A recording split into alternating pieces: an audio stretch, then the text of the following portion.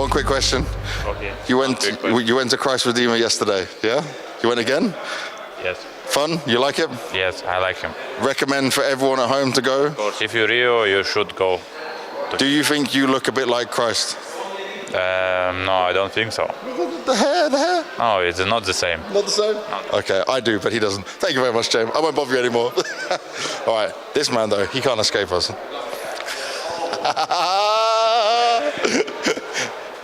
Hello. How are you doing? I'm very good, and you're always smiling, even when I know you don't want to speak to me.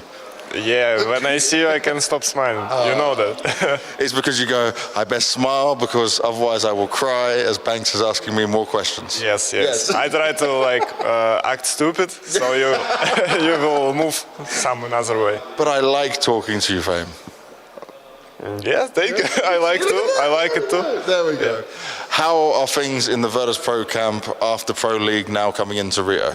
I think we're feeling great. We had a lot of time to practice before this tournament, and I think we all have big expectations. And this city is very important for us, and the country is beautiful. We just saw some statue of Jesus Christ and all this stuff. Yeah, it was perfect, and I think we have good energy, and looking forward to play our first match.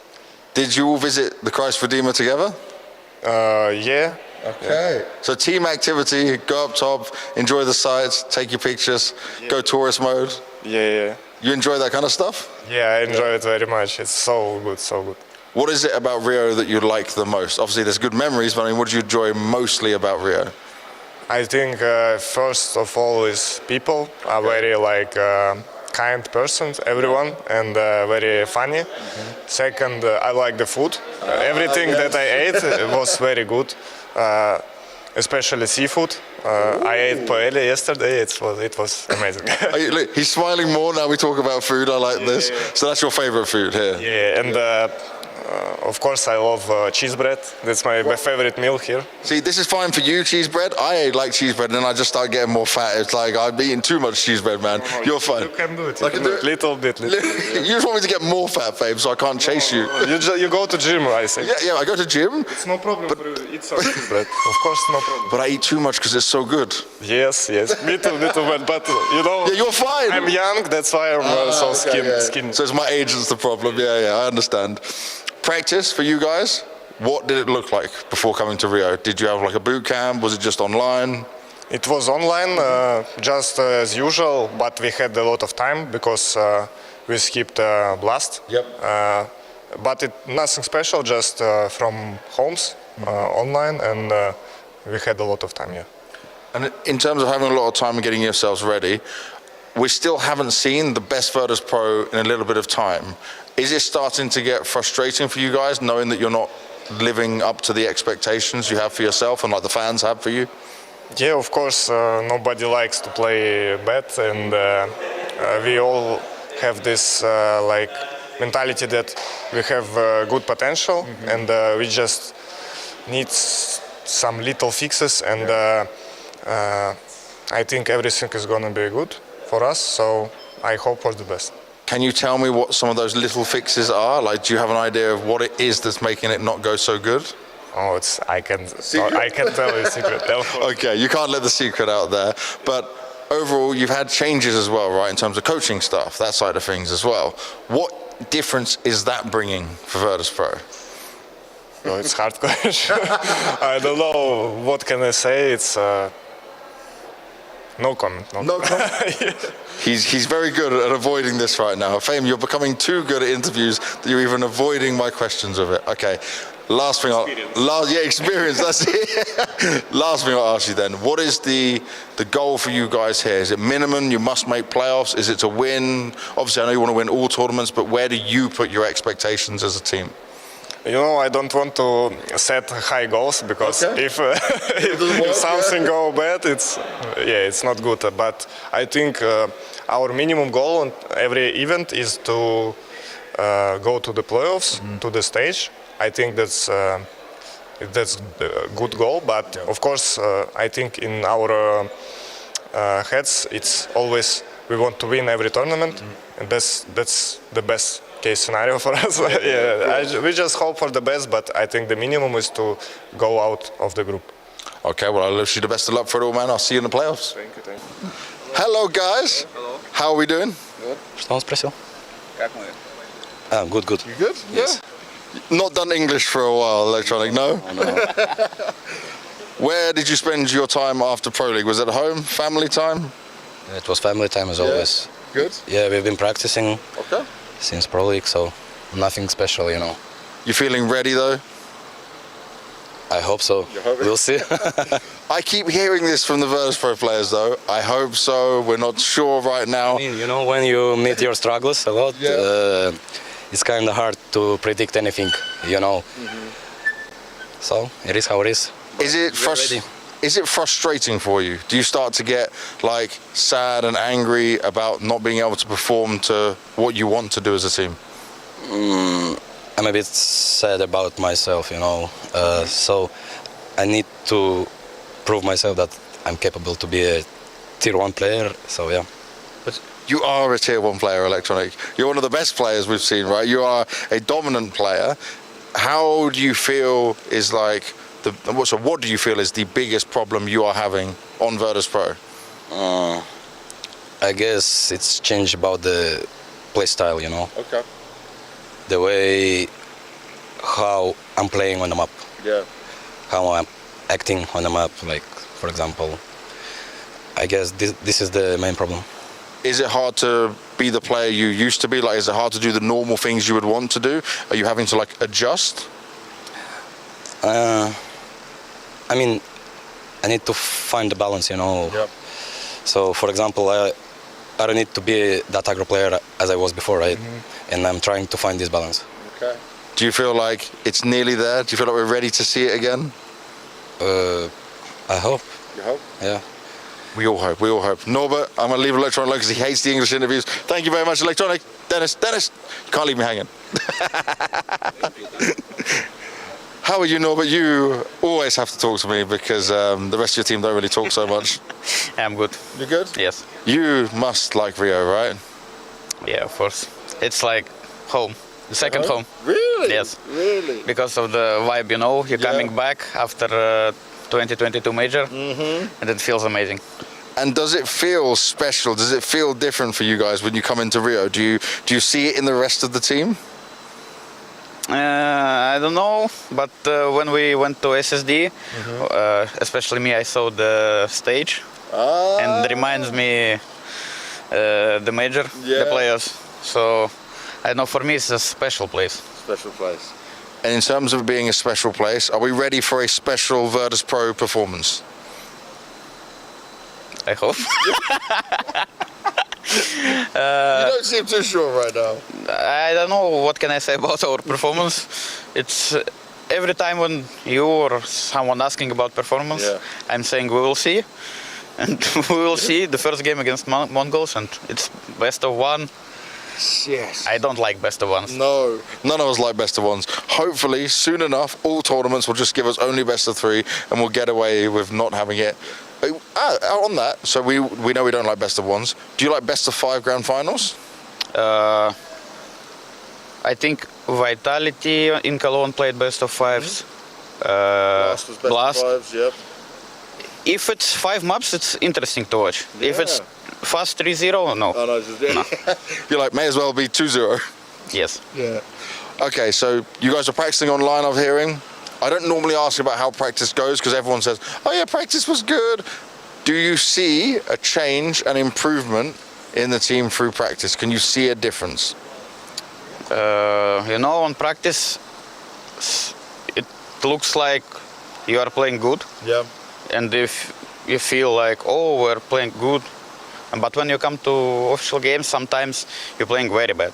Okay. So I don't know what to answer, but I hope we will play better than on Pro League.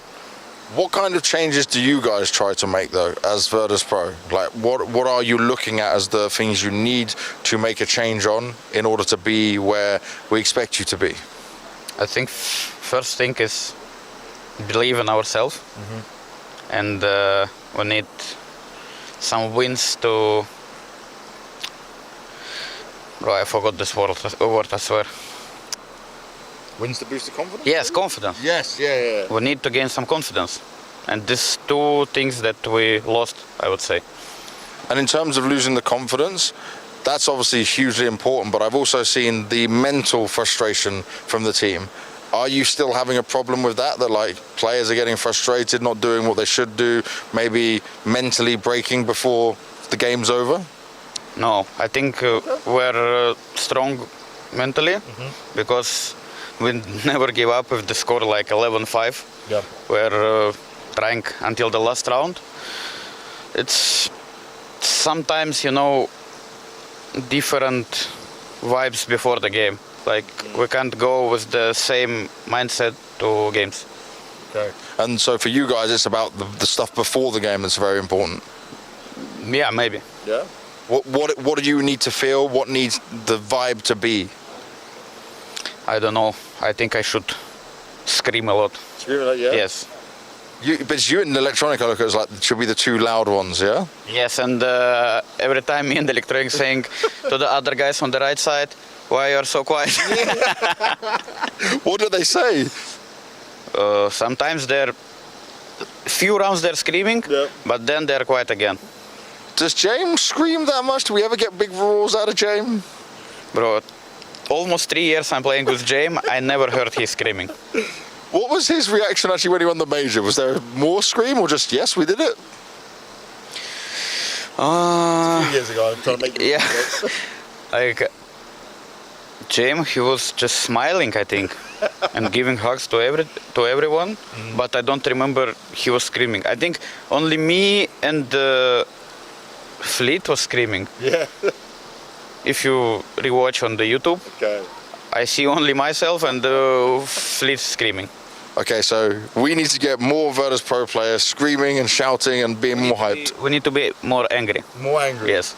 And control the anger, take it into the game and take it into wins. Yes. Okay. So anger is key to the wins for VP. Let's see if they get angry in their opening games. Thank you very much, mate. How's it going, guys? How are you guys? You just have some lunch? Yeah, it was really nice actually. Do you guys like all the meats that they have? Just basically all meat and rice? Yes, it was really good. We had chicken and beef, and it was really good. Chicken and beef, a little bit of a combo platter. So at this event, are you guys going to get first place or second place? I mean, judging by our past results, this should be a first place. Okay, so it just alternates every event, first, second, first, so now it's first. Okay. Now, people say that it's blade system that Alexi B is calling. How much individual freedom do you guys feel like you have within that for your own personalities to come through? A lot. A lot, yeah. We for sure can do whatever we want. But we have to implement it into the so-called system. So if you have an individual play you want to do, we'll create a round or a default to accompany our play. When I was watching you guys play the last finals, it seemed like you were really good throughout the entire tournament at staying to like the system and playing together, and your teamwork with the flashes, the utility looked great, but then sometimes you look like you've never played together on the same team. Do you know what I'm talking about? That's why you have the smile. What causes that, and how are you gonna fix that? It's a great question. I don't think we know what causes that. I mean, the best of five, usually in the best of five, you always play worse than you're used to. I don't know the reason. Maybe it's because a lot of pressure, it's a grand final. But we're for sure working on the solution, but we don't know what's the problem. We have to find it. I think 2 tournaments in a row, you have a little bit tired, of playing 2 in a row without any off days. It's for sure like, how to say it in English? You can feel it when you're playing. Fatigue is the word. Yeah, fatigue. That makes sense. You pull off some really incredible clutches, and like for example, the 1-on-2 on Anubis there, where you flick shot the last guy at Donut. Ancient. Yeah, where you flick shot the guy at Donut. How do you get so good with those types of clutches and intuition, knowing these people where they are? Is it just something you just know, like, oh, I know what I'm gonna do, or is it like, oh, he's gonna be here, and you're thinking to yourself? I don't know, just understand this clutch were away, and it was easy because I know one guy in Temple, he did, wait, it's not Temple. He was there, and I heard him, and I just know that second guy for sure in Donut, so it was easy. Well, and there you go. It was just easy.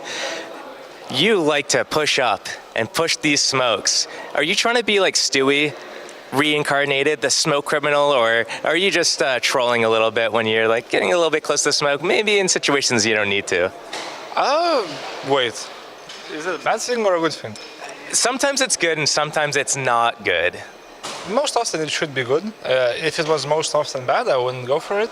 But sometimes your opponent is just playing a little dumb. Maybe he uses all of his bullets into the smoke, and then he's reloading, so you'll push and kill him. And then he's probably going to feel really stupid afterwards. Also a mental game. But if I die, I tried to go for it. It didn't work out. And yeah, next time I'll be more cautious. Do you like pushing through the smokes or getting close to them in this game, or CSGO more? Good question. CS2 more. CS2, even though like when the smoke starts to fade, if you're in it, it's not good for you? Pushing the smoke, I feel like it's better in CS2, but fading the smoke is for sure worse than in CSGO. In CSGO it was better to push into the smoke. Pushing the smoke was not good because your model is already out, but you cannot see the player. But in CS2, it's way less of that. It's almost like the cloud follows you out. Yeah, it's better to push. Worse to stay. So look, are you guys having a discussion about who's going in first? Or? No, that's always me. Always you? Is that is that because you're the prettiest? Or? No, because these guys are full of baiters, all of them. So it's a bait ranking. Exactly. Who's number 2? Who is entering number 2? Yeah? Shui, for sure. Shui number 2. Okay, interesting. Glasses on? We got to stick together, people with glasses, you can't just take them on all the time. Shui currently getting his picture taking, and there's a few different poses we always do. This one, classic. Then in a second he'll ask, stand to the side. We're imitating. MOUZ is one of the, dare I say, favorites to go far away in this tournament. So while they're currently having a bit of fun, I'll go interrupt them and I'll have a conversation with my Danish friend over here. It's called Cyclone. So we'll just move in. I'm sorry, Cyclone. I'm gonna take your time a little bit away from your teammates. I just said that you're one of the dark horses maybe to win the tournament. Would you agree with that sentiment? Yeah, I think we're a little bit under the radar right now. Why's that? Because we went out of groups last tournament, and usually we do pretty well. Why did you go out of the groups last tournament? Yeah, it's a good question. It's also something we really try to work on coming into this tournament. Yeah. So I saw during Cologne that you've been practicing. You had this facility, in Hamburg, I believe it is, somewhere in Germany. Is that a facility you guys are still using coming into a tournament like this, where the crowd can be very loud in Rio? Not specifically this tournament, but it is something we'll use quite frequently when we have a big tournament coming up. Hey guys, any of you want to talk to me? Because I have a question. Marty has good English. No, you have good English. I hear that. Yeah, good English. You can't point towards a teammate and then come in. Okay. Hey bro, I have a question. I'm in Brazil. Obviously, I'm from Europe. How close is being right here to be at home for you? Does it feel like home when you're here? Yeah, I think so, because I love Brazil. There is the best beach on the world, so I like to be here. Now, what's good about the beaches, huh? Yeah, I like it. I like the beach so hard. Yeah. Now, why is the Brazilian beach one of the best in the world? And the sand is very good. It's like white, and I love that. And the waves of the ocean are very big, so I like that. All right, so it feels like home, you got the sun, you got the beaches. How confident are you coming into this tournament that you can do a good job once again?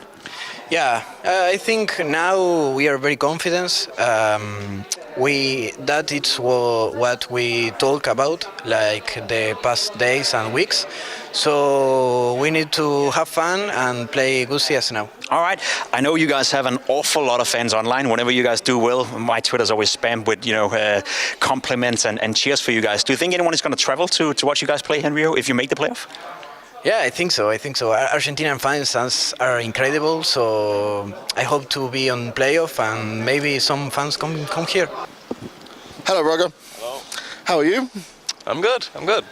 Nice change of weather compared to Denmark, right?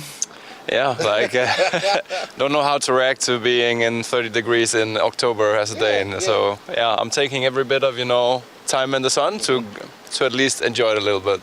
And for coaches, normally on media day, not too much to do with it, right? So this is a good day for you to prepare for the event. But how have you guys been getting on as this new Astralis, and just so much change you guys are going through? Because obviously we had the full finals, but now Rio, you've had a little bit more time.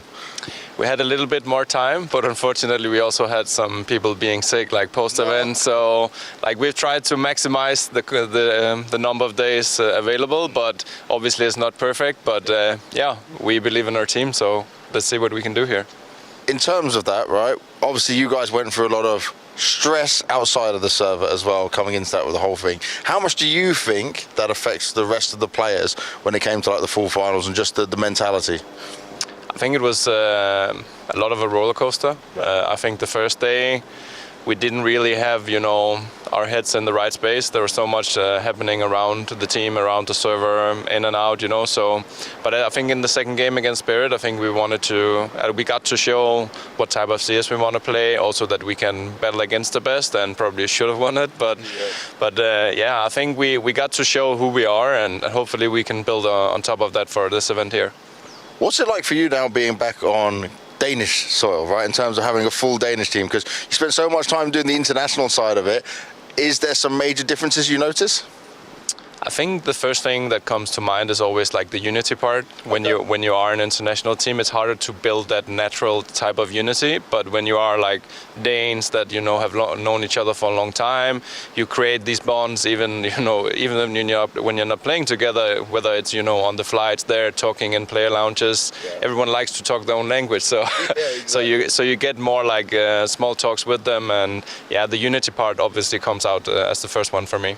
I'm glad you spoke about unity, because there is that elephant in the room of the past, maybe not so much unity between Yavi, Stown and Cadian. You guys obviously said in like the press release and stuff that it was something you could get past and everyone was willing to do it. They're on the team, so they've made some sort of agreement. But was it strange for you to be, because you were not in this drama, then you're now the coach of it all and you're just around it. Was it a weird scenario?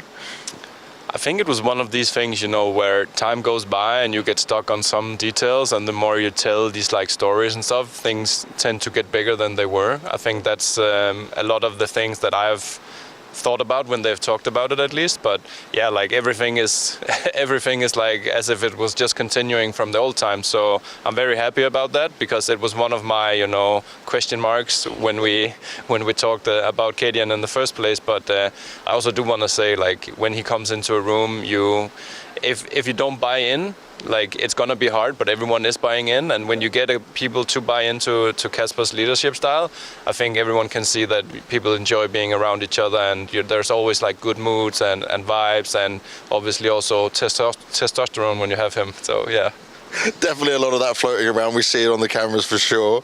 I want to also just ask around the fact that you've come into this role now and you are a bit more of like, I'm not going to say the father figure, but you're older. Do you think that helps with what this team needs? Because they're not the youngest players, right? You've not got a bunch of young players fresh coming in. You've got a pretty mature set of players overall. So do you think your experience and your age also helps you with navigating all of this in the team? I think so. I think if you put a young upcoming coach into this one, like it's either it's make or break. Either you hit it home in the first time, or you're gonna have a hard time, navigating through all the different things that comes along being around a young team. So obviously, I think my profile fits the team pretty good. I have the experience. I also know when to give room. I think with Device as the game leader, I had to take a little bit more charge, also to help him develop into the role, talk expectations.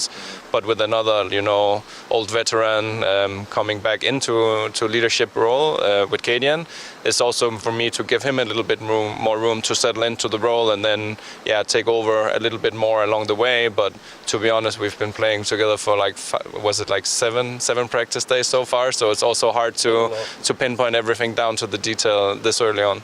How hard has this whole journey been for you though? Because you were stable on OG for so long, and already it seems like, obviously OG went through a flux of players, right? But on Astralis in your just few months, it's been a crazy experience, right? I think it's the classic Danish thing, you know. I thought I escaped it back leaving for international team, but there is like.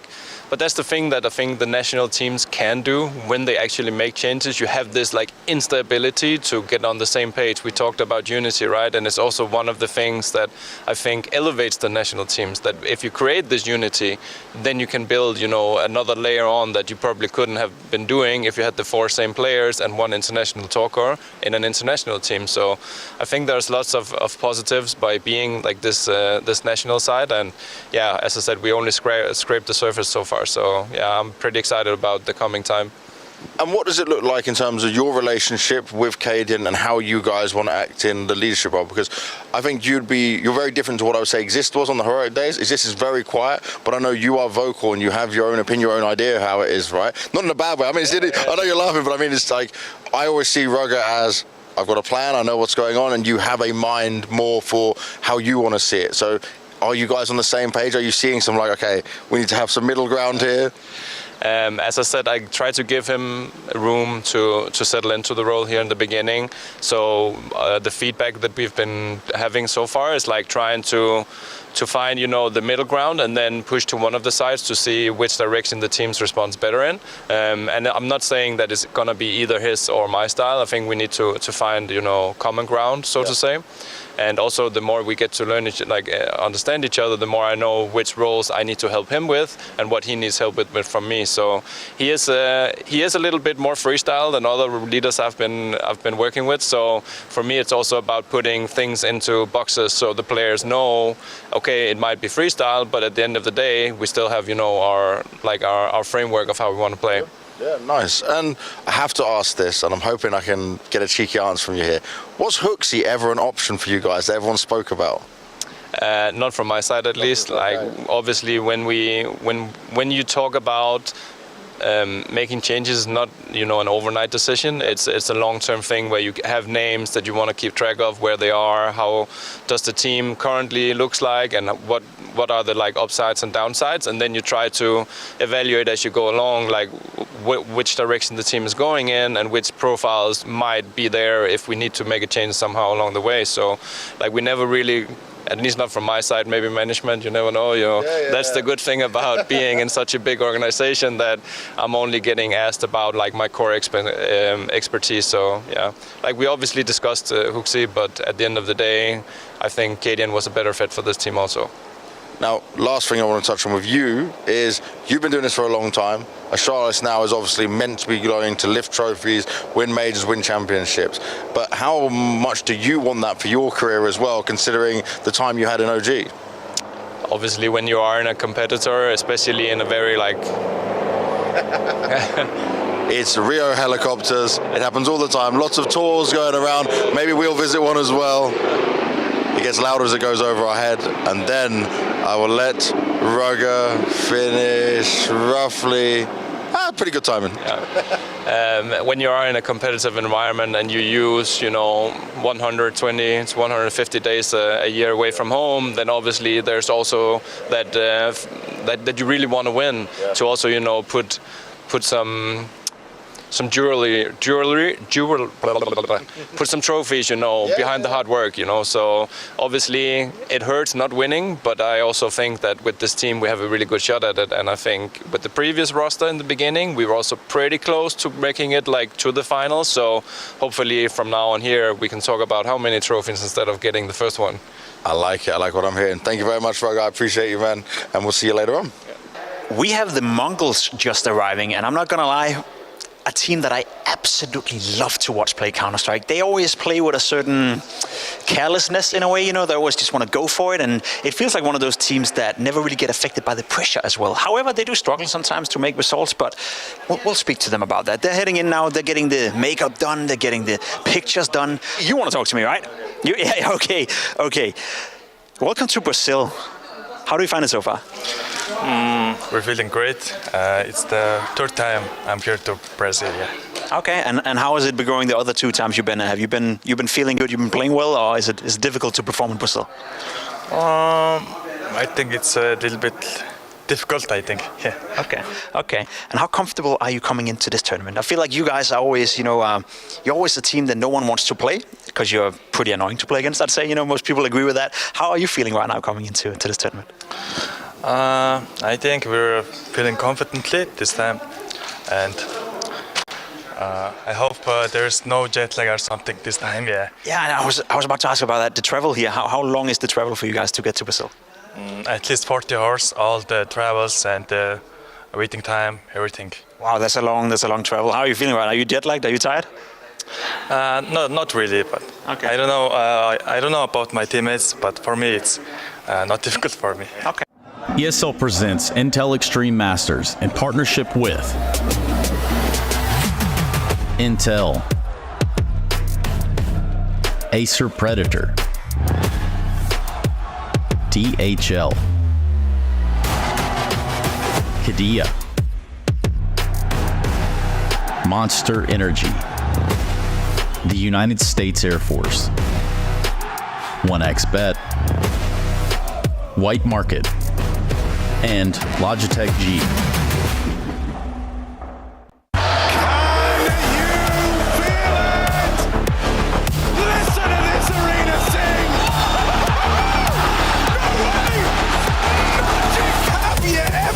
Something like that.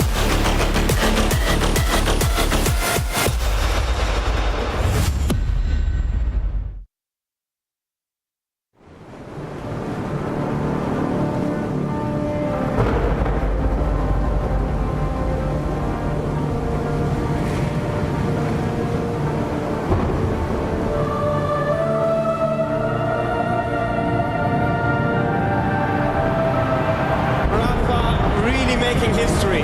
Absolutely phenomenal. And Ace is the champion of the Intel Extreme Masters World Finals. Storm's still not quite done. MC is going to take this fight, though. 3 seconds left. Last 2 rounds of action's got to start it well for ESC. And this is a massive move for Zez, but he's not content with just a Nexus kill. He wants to win. And it's all done. Astralis winning. Unbelievable Rogue with a 4-0 victory over Classic. And they did it again in the grand finals. It's MOUZ! Give it up for your Intel Extreme Masters World Champion!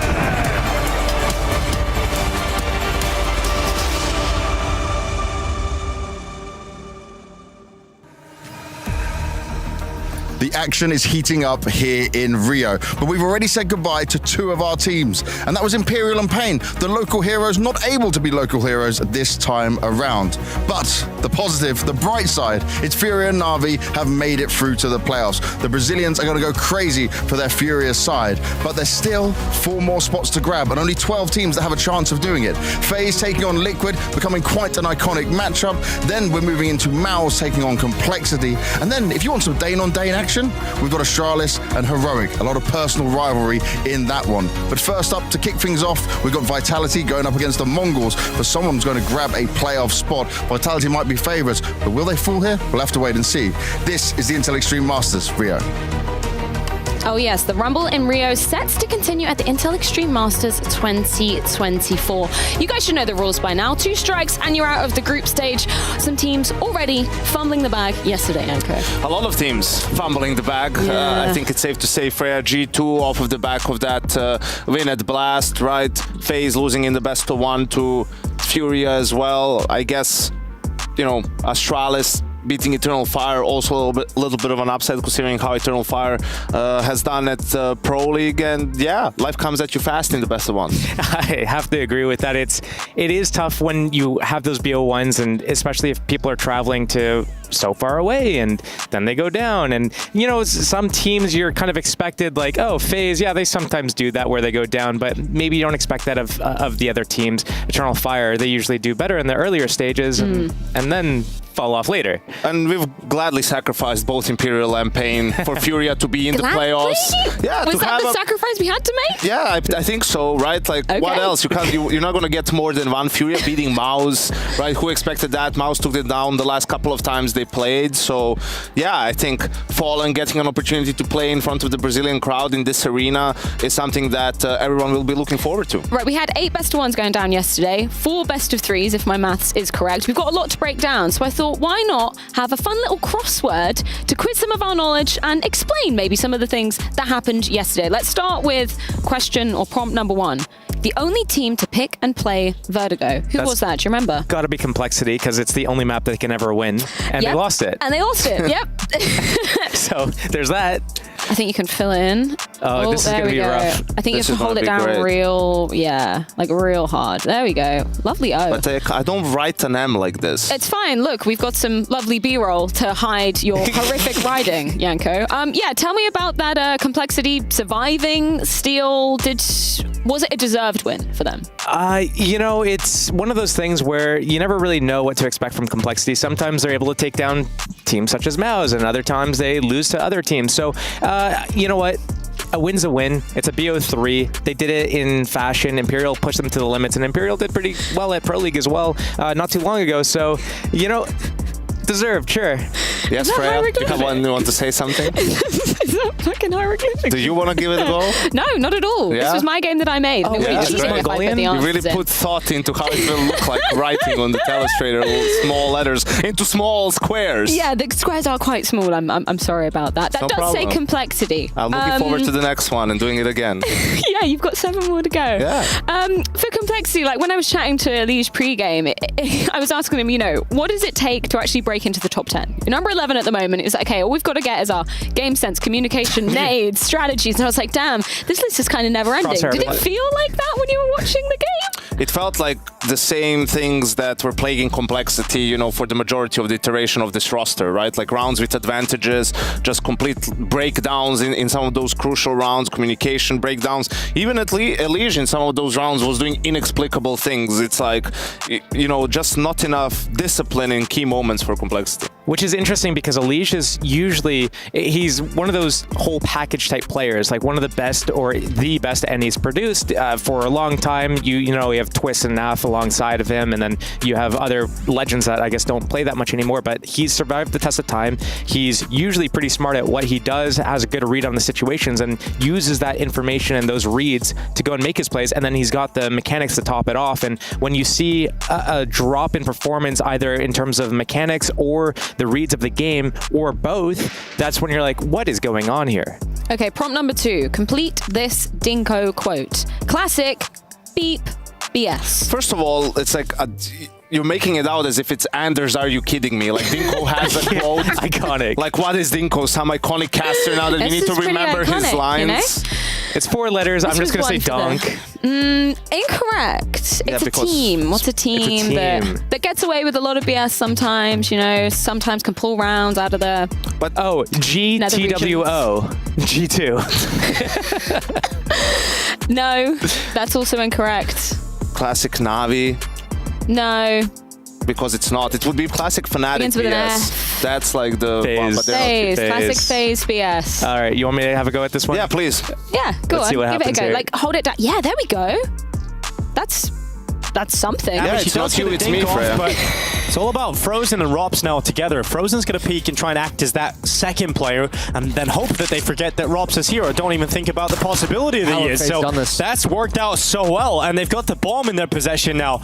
Lux and NQZ have to pull this back. And they're going to spot it. Robs just checks down lower, and this is a classic phase BS round.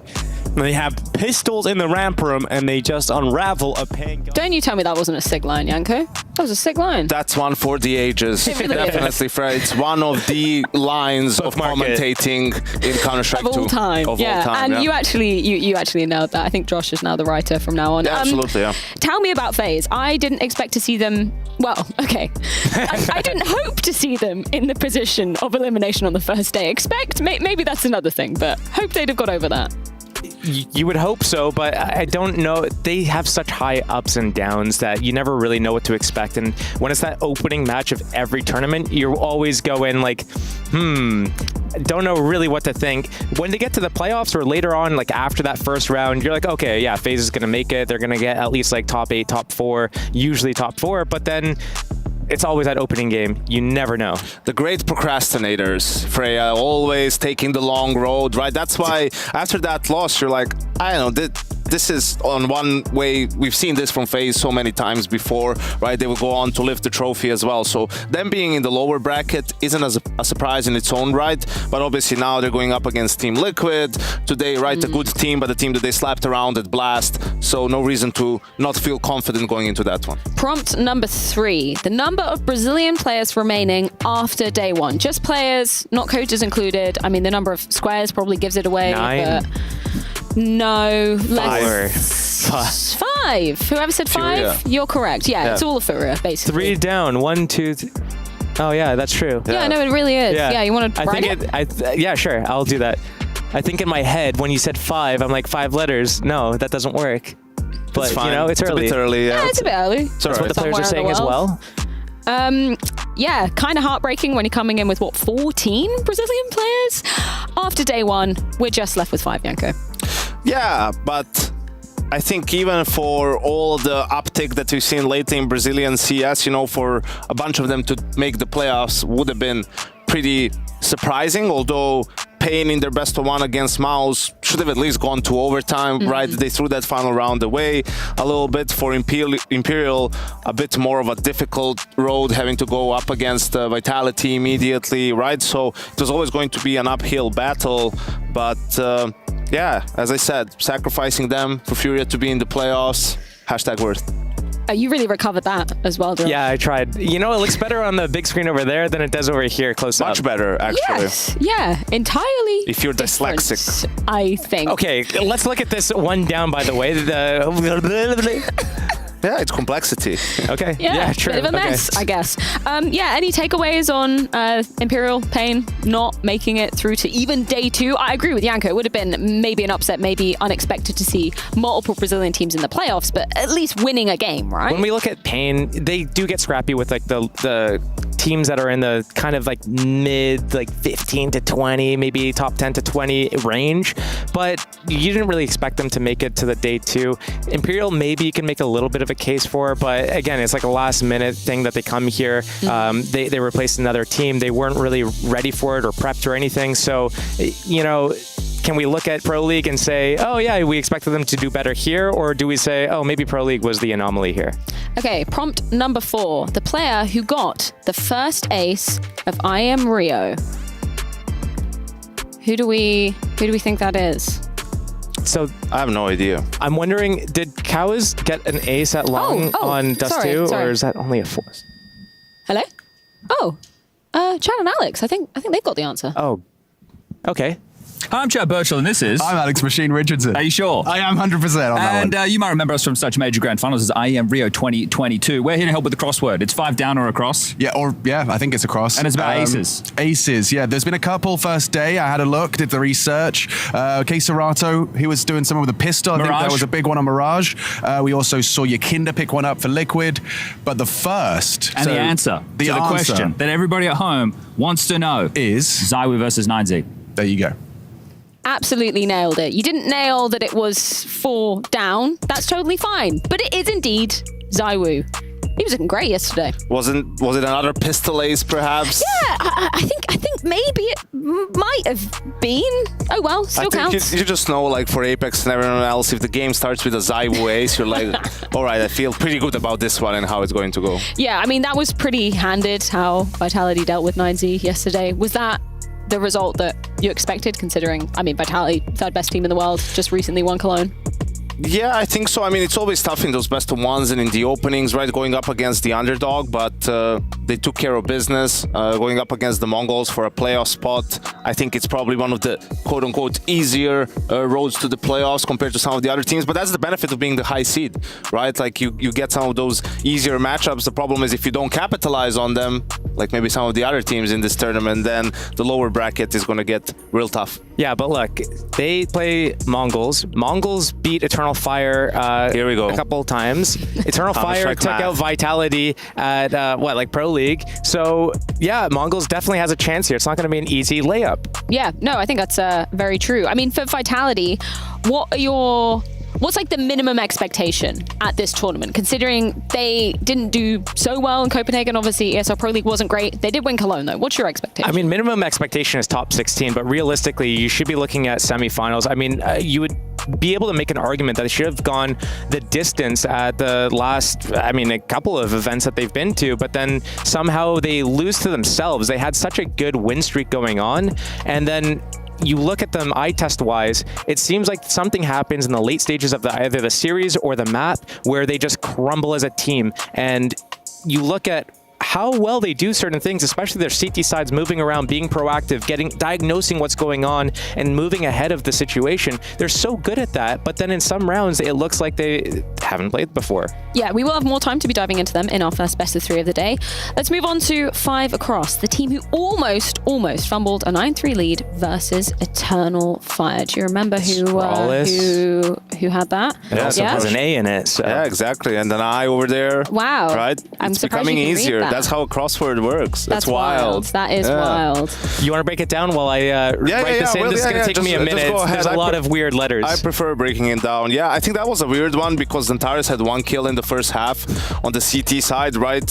He's been absolutely on fire pretty much the entirety of CS2, more or less. So a really slow start for him, which hurt Eternal Fire, only getting 3 rounds on the T side. Usually they're a really good T-sided team. Then they start coming back on the CT side, right? Astralis starts struggling on their T side, not really finding any solutions. It was a freeze time call that really sort of bailed them out, getting them to match point, and then in the final round of regulation, just managing to grind out a win for Astralis. Are you more satisfied with this version of Astralis compared to what we saw back in Copenhagen? Admittedly, wasn't very much, right? No. I'm not really impressed at all, and I think they're going to be struggling to put all the pieces together. This is their best opportunity to make playoffs by beating Heroic in the winners game, right? But they don't have a lot of time to practice. I mean, it's this tournament and it's World Finals and it's RMR, and that's pretty much it. So they're going to have to be doing a lot of stuff on the fly. Yeah, very stacked indeed. Prompt number 7, the team Furia beat to qualify for playoffs. Janko, you already mentioned this team. Who is it? MOUZ. Yeah. That's it. MOUZ. Yeah. You see, there's an M and there's a Z. That's pretty easy for you. Sorry, that was throwing me off for a second because this is an M here. Yeah. Okay, let me give it like the middle section. Okay. Oh yeah. Okay. Sorry, yours is way better. Thank you. Either way, MOUZ being beaten by Furia. That's kind of crazy. I think for MOUZ, it's we will learn a lot about them this tournament. We heard a little bit from Torshin, some interviews, they've been working on changing a little bit how they play or how they approach and view the game and all that stuff, because Pro League was abysmal, couldn't make it out of the group stages, really losing to Complexity twice in that one. So here they're looking to bounce back really and sort of try to find themselves again. They were a team that was #1 for a little while in the first half of the year, so definitely need to bounce back considering the tournaments that are coming ahead. Okay, we got 2 more prompts. Question 7, the player who had a couple of unfortunate team kills on that map of Ancient. Wonderful. Oh, oopsie. God. These guys. What do they want? I'm on air. Hello? Oh, it's Banks and Rush. I got our brilliant observer Rush with me here right now. How you doing, my friend? I'm doing good. It's a pleasure to be here, man. A pleasure to be here as always. How tired are you? How jet-lagged are you? Fine, good? To be honest, I landed pretty late, so I just went to sleep insta and not really been jet-lagged at all. That's why your observing is so damn good. But I got a fun question for you right now. I don't think you were observing this game, but in the Na'Vi game, there was a player who had some unfortunate team kills go on. Who was it? I believe the player was wonderful. It does happen. There's cases where sometimes you have to shoot the person in front of you just to make sure you kill the person who's behind that person. It's a part of the game. You have to do it, though.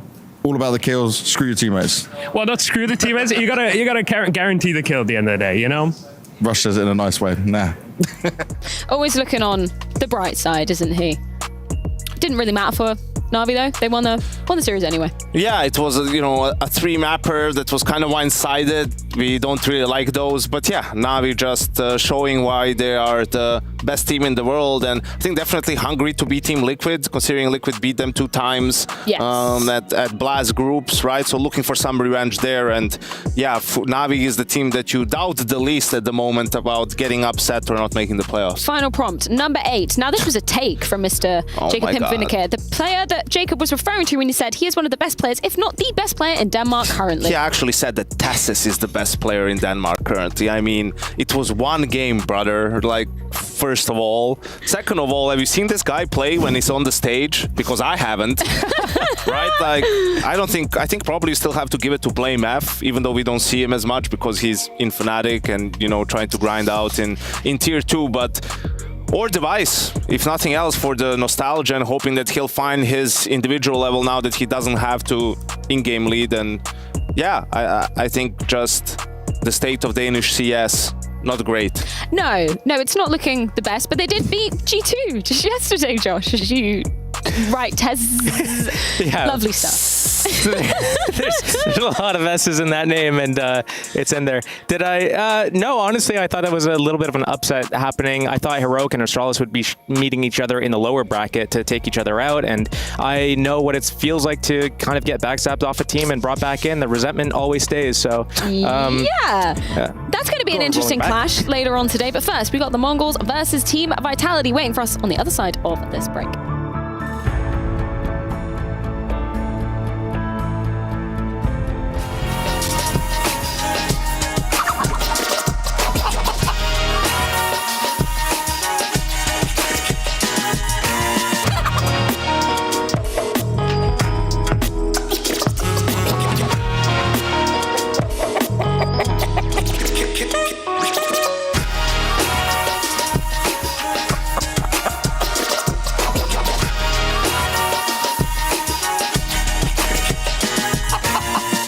Smokes. You see a double smokes in the same place there. Simple just jumping casually into the side. Wait, what was that? Never miss a play again. Simple, that's not allowed. This is not FPL. This is a major. Finally. With Face It Watch, you're in control. Switch between player POVs live and see the game through the eyes of any pro. Never miss a moment with replays. Relive each highlight on demand from all angles. Watch it, control it, face it.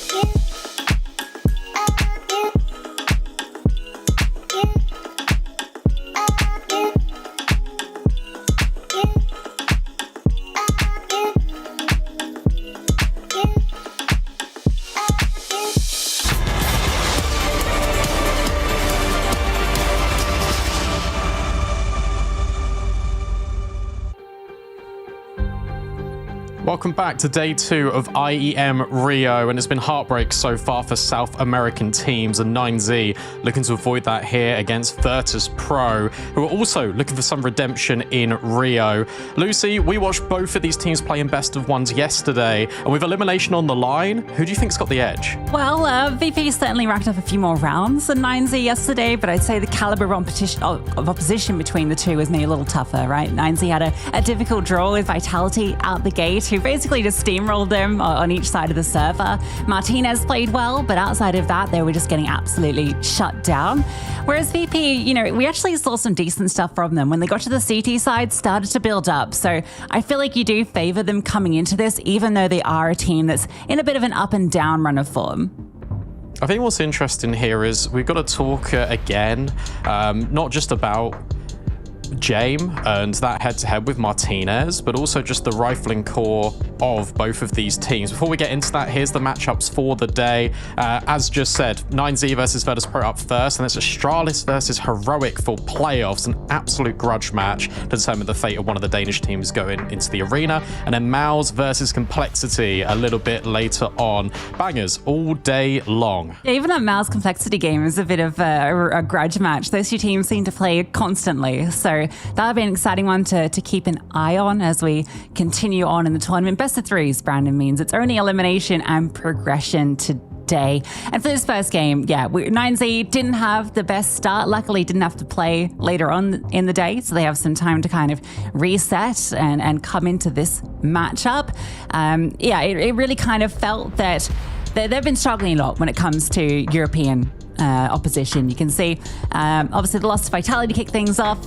2 losses to the 3D Max recently. They tried to qualify for ESL Challenger Katowice in Europe, which didn't go quite so well for them. A couple of wins over some tier 2 teams, but if you even look deeper back into the list for 9Z, it's a lot of struggles against European oppositions. We're talking Falcons, we're talking Astralis, we're talking Monty. You can kind of just go through the list of tier 2 in Europe, and 9Z have been really struggling. So VP, definitely an easier opposition than Vitality, but it does feel like this team, since Dallas, has struggled when it comes to European teams.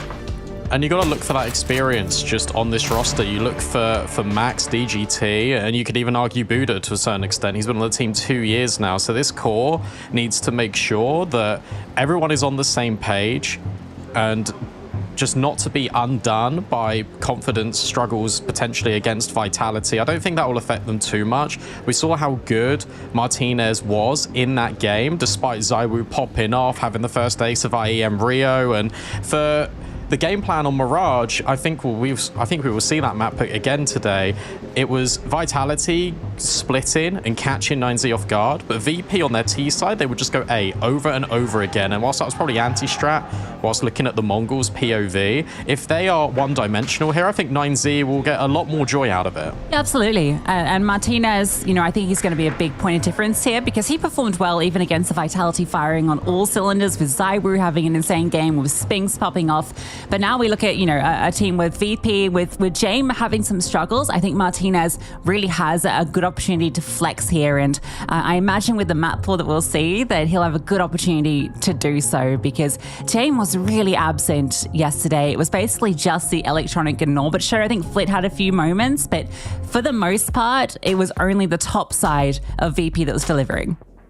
I'll tell you what, though, it's very good that Electronic is showing signs of form. We get all this pre-match interview, pre-event interviews with Banks and the rest of the gang that go through and interview all these teams. And Electronic said, I've got to prove to everyone that I am a tier 1 player. And I thought that was staggering, considering he is one of the best we've had in terms of riflers in the game, and has achieved so much in his tenure across various different teams, and he was certainly showing it against the Mongols. But for him to be consistent, for Virtus.pro to be consistent across an entire event, that's really yet to come to fruition ever since his blockbuster sign-in. So we look for him to step up. You did mention Jame. I feel like that's a really interesting one with Martinez, but for me, it's the guy on your screen right here as well. It's Flit stepping up and making sure that, because Electronic is playing well, that isn't a detriment to Flit and the way that he can perform and the influence he can have on the server. Yeah, because we look at the riflers on this team, and it's a very solid rifle core. I mean, Norbert's not meant to be at the top of the board, so it's great when he does, but you look at players like Flit and Fame, and if they're firing alongside Electronic,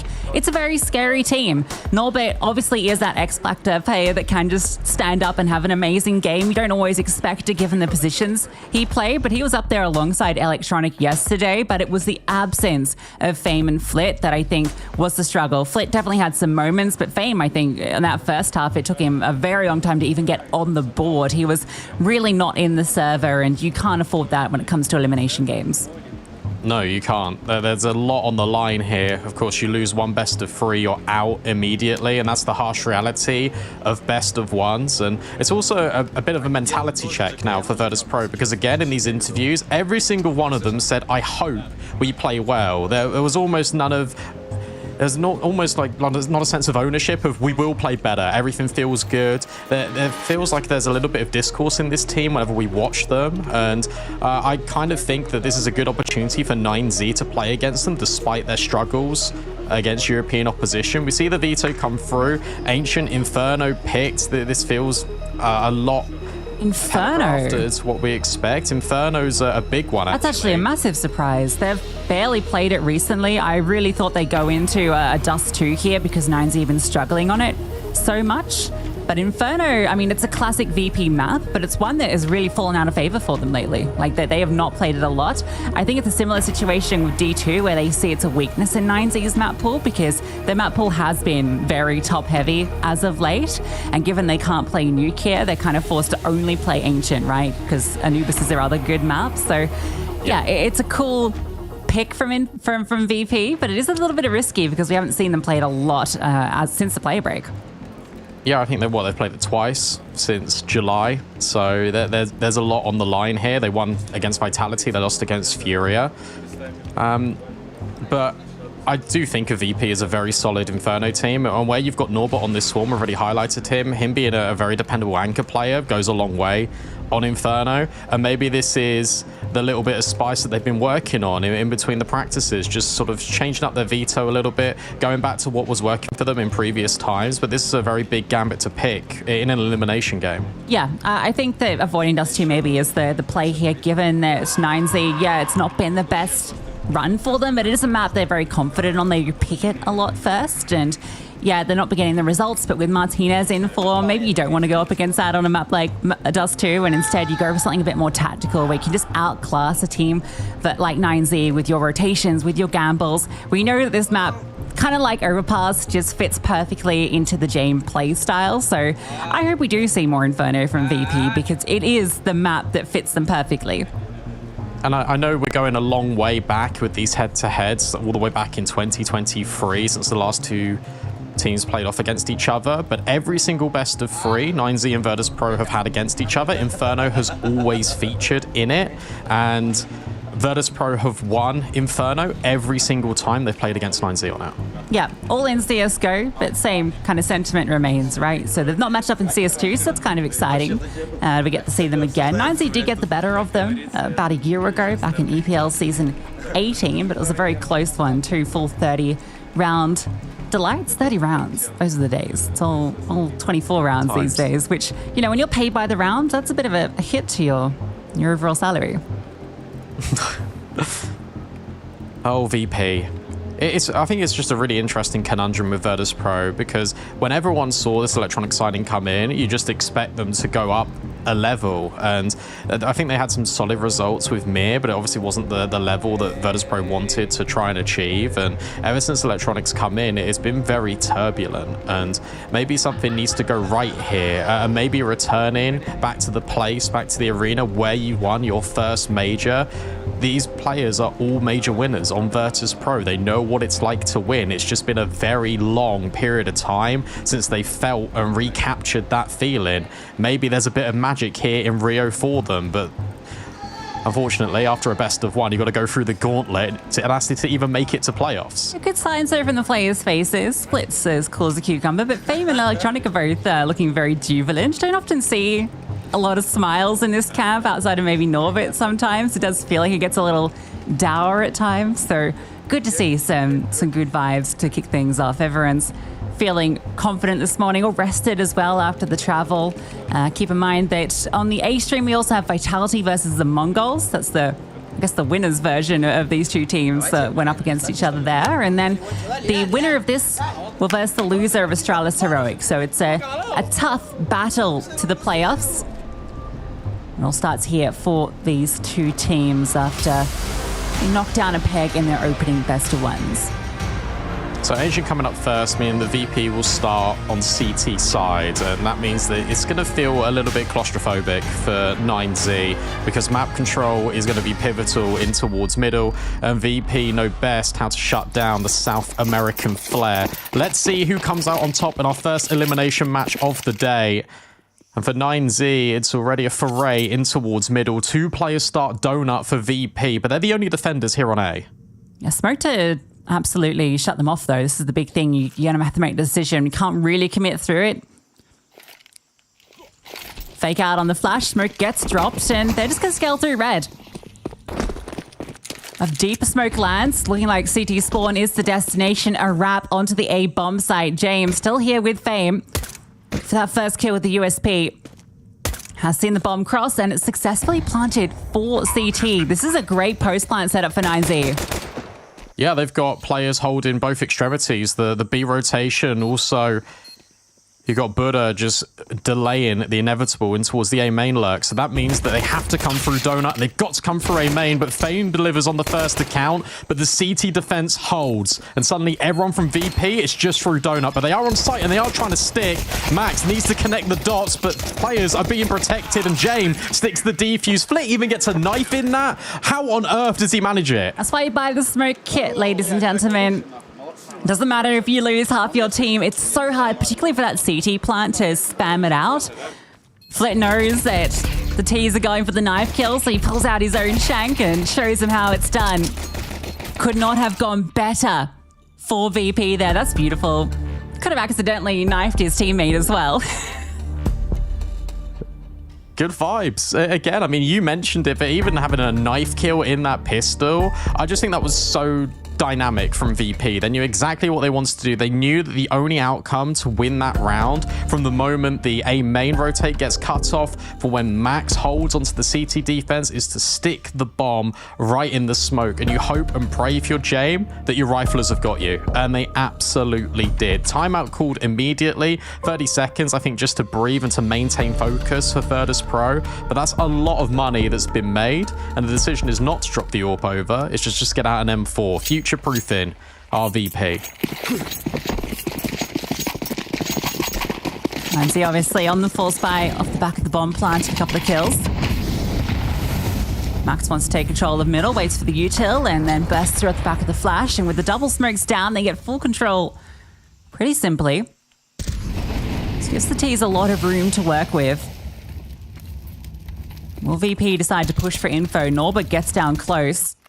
Flashbang over the top to set him up to clear, but can't get past the Tech 9. He's just on his own. And now Wasso Peak in towards Red Room is being held by Electronic. You got to be a little bit careful here if you're VP, because you don't want to peek these Deagles, because they can be quite prolific. Flip, flash around the corner, but the cave is the main priority and concern. And now James needs help. Did they not realize that cave was open there? That was just completely disregarded, and they're able to exploit it successfully. Back turned, he was going for the flash play down ramp, but 2 players were already basically in the bomb site. Fame's given the chance of that first kill. There is a kit on long. You can see that there. Smoke line out for cave will isolate a player. Hopefully commed over that kit's there because he will need it. Flames forward, doesn't quite see that play across, but given that first kill and now the information. DGT down to ramp. Fame swaps to the M4. DGT's not giving him an inch.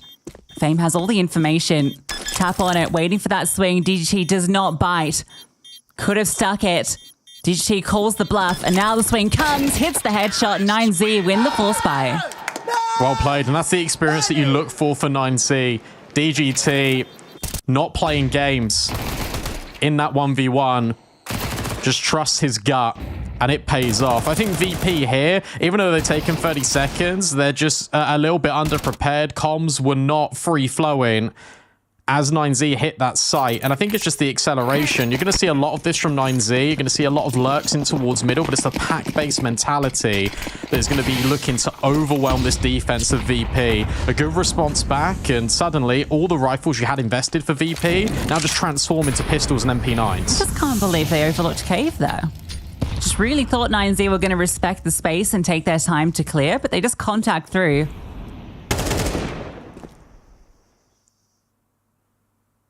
VP with the limited weaponry will push forward and take A main control. And he should expect the force buy here.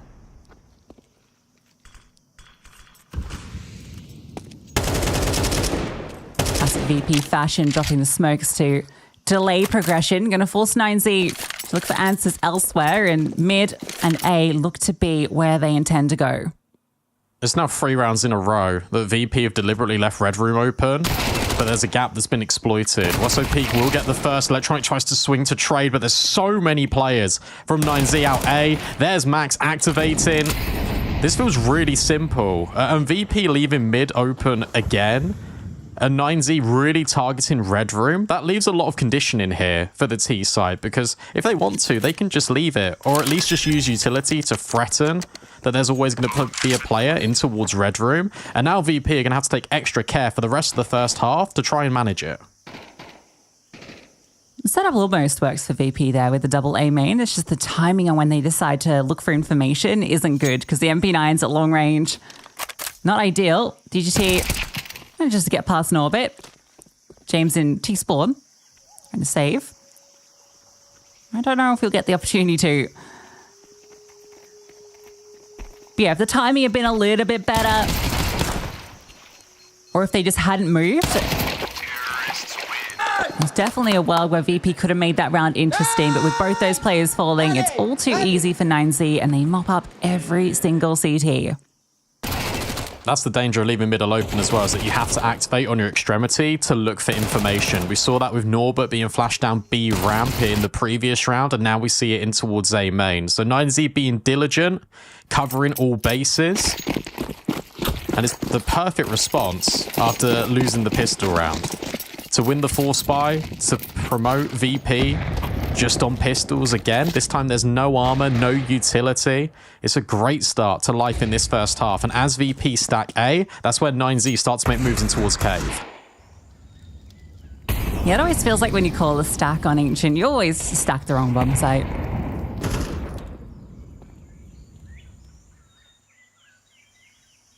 A 50-50 that never really feels like a 50-50. Because I think A feels like an easier site to stack. A lot more tricky nooks and crannies. You can hide players in, different angles you can go from. And once a player's committed an A main, if you swing on them, it's very hard for them to disengage if they're already kind of close to the lip. Donut's the same. Max on cleanup duty. You love a two-way so peak, but maybe this will be some nice confidence builders. He's on 9-2 right now. So Martinez with the Mac 10 will find one in the end. Are they going to play a bit more of a bonus here, 9Z, or are they going to drop the Mac 10s, get Martinez on a instantly because you know the buy's coming out for VP? I think it'd be really interesting for 9Z to go for just one of these executes, maybe just hit A main now after VP has stacked it, and you know the consideration will need to be there in towards middle. Mind games start to form. VP with their first proper gun round. And James got the AWP. Martinez did drop that Mac 10, and he's got a sniper of his own.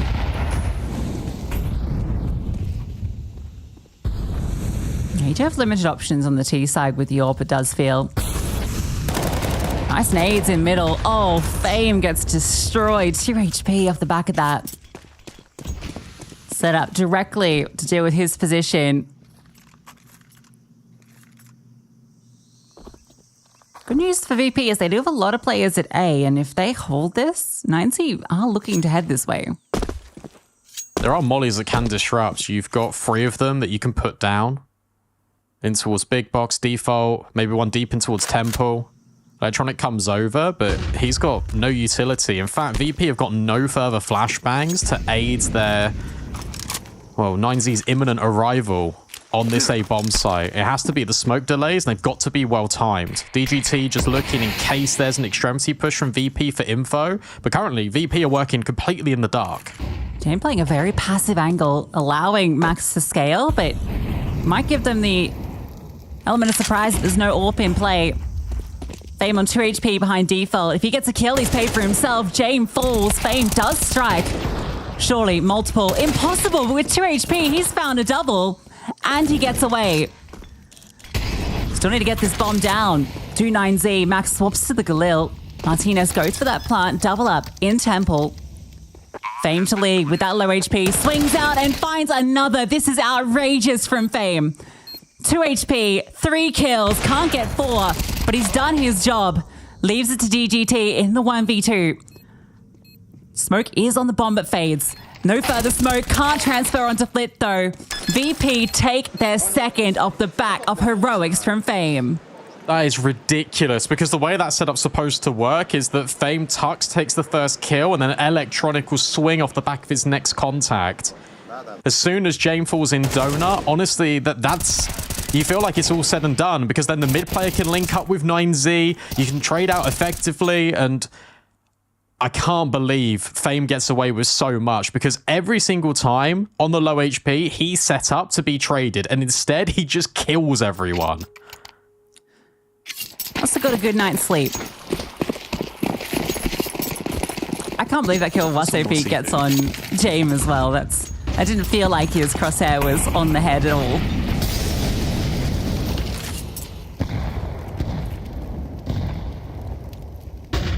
Straight in B. Jame, has he got the angle to peek this? Not quite, and Wasop just clears Norbert. Like it's nothing. Flit isolated in Cave, and DGT eliminates Jame. This is much better out of 9Z, and Fame is alive, but he can't repeat the same heroics. And they just burst in, and VP have nothing in response. Nothing at all. Wasop with a 3K on the entry. Looking for redemption after yesterday. His teammates hyping him up. He deserves it. VP cannot deal with the pace up B.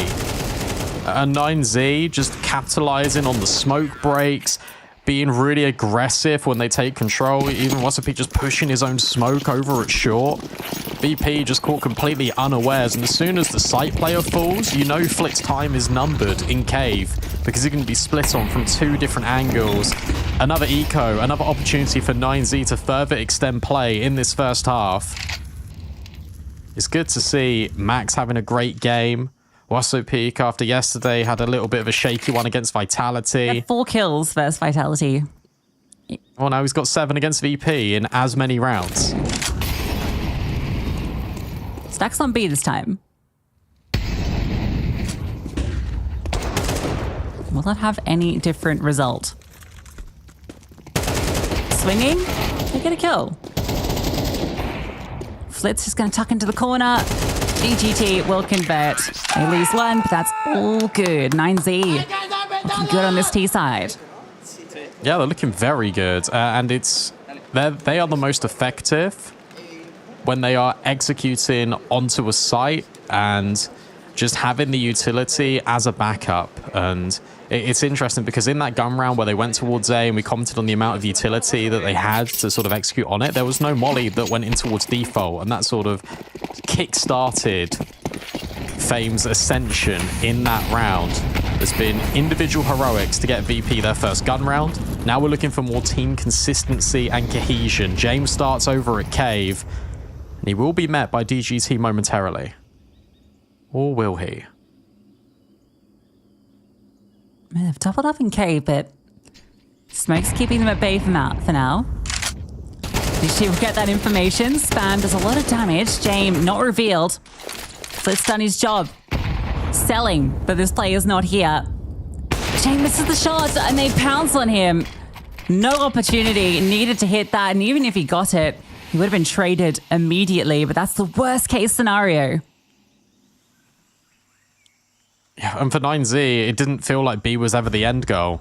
with players starting towards middle. Again, it's this red room space. Fame is here, and he needs a multi-kill. Otherwise, VP will just be subjected to this save. Buddha selling with utility. And also about to peak Fame. It all comes down to this. And as Fame skirts back across spawn, Martinez actually legs his teammate. It's just Fame here. And see crawl out onto A, knowing that Fame's going to be rooted in spawn. Well, Buddha goes for an exploration. Fame does get that kill. And with Norbert finding the lurk on Buddha, this round is on for VP. 2 kills delivered. DGT's low. Fame taking space in Temple. Bomb planted. No utility at all for either team. This is going to be a pure brawl. Martinez is ready for the Temple player. Finds Fame easily. You do have this push from Electronic through main. But I think with Fame falling, Norbert's already leaving. Good catch from DGT, because even though he didn't get the kill, he set Martinez up. Because on the fadeaway, as he walked back in towards A main, he spotted the shoulder. Just post the AWP on the line. VP, they work well when they're being given the opportunities to succeed. For example, 9Z pressuring into their space one by one. So that's how Norbert and Fame are able to isolate those kills. But I think 9Z do a really good job when they execute onto the site initially, because they just create difficult scenarios for VP. And also, it's another consideration of where VP are making this compromise of utility and weaponry. For example, getting Jame on the AWP, which finds nothing in this round. It comes at a consequence of there's been moments in this first half where VP on the retake, they have to go in contact. They have to make sure that their trades are perfect, because there's no smokes, there's no flashbangs whatsoever. And it just makes it infinitely harder to retake. First time out for VP. So you decide not going well thus far. They've been slow starters, to be fair to them. Had 4 rounds in that first half versus Moncol, so that was the T side.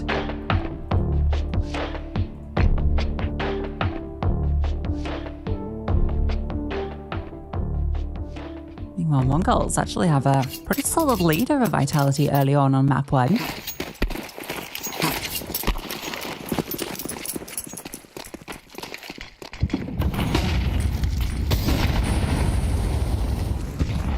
The lower bracket even more stacked with FaZe, Liquid, potentially Vitality. Crazy. Long way to go in both these games. Mid control has been taken, but for 9Z, a reboost on top of the boost to see over the smoke from Martinez. Pressured off. All falls on Electronic, but he's already been peaked by DGT. And you know that they aren't going to go it alone, 9Z. There's always going to be a second player there. Really cool molly, so even though Electronic drops that smoke, he can't stick around, and they hear him falling off, so they can freely take that space. Smoke gets expended for nothing.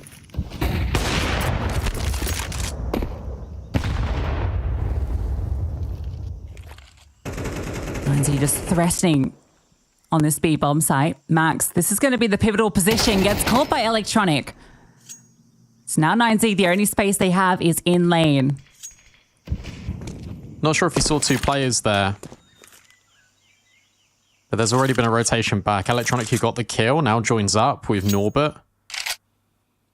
There's no smokes again for VP. No flashbangs, no nothing. So this play on towards long, joined in tandem with Flit on the UMP, has to hold against the full exec. 3 players here. Norbert's waiting for the moment to swing, finds it, but doesn't get a kill. Electronic does find one, but that's all he's given. Flit force backed by the Flames. There is a fast flank from Fame. James locking off CT. Can still get out of hand if Martinez goes down here, and Fame's heard the jump. Not expecting him this close. DGT, does he spot out James? He does. Leg scene. Now they can focus on Fame. Flit get to exit that cave. Waiting for the time, but time is ticking. Buddha, first kill's free, second, easy.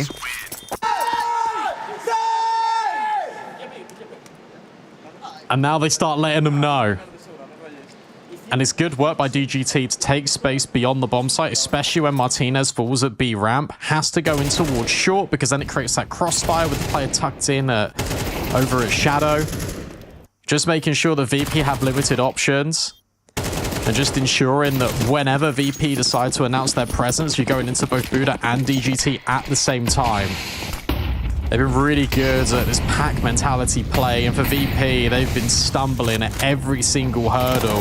They continues just to get worse and worse. This gun round has to be a success story, but it's Martinez to set up Max for the opener, and they want even more. James finally gets a trade, a piece of the pie, but Flick comes in to try and alleviate pressure, but Martinez is holding. There's always someone holding for 9Z. It's getting eaten alive. You think VP be ready for this type of play style after versing Mongols yesterday, but it feels like they're even less prepared. 9Z is so explosive. They just stack onto middle from each elevation. VP have 3 players there and cannot hold on. 8-2, James gets 1 kill and forced to try and save again.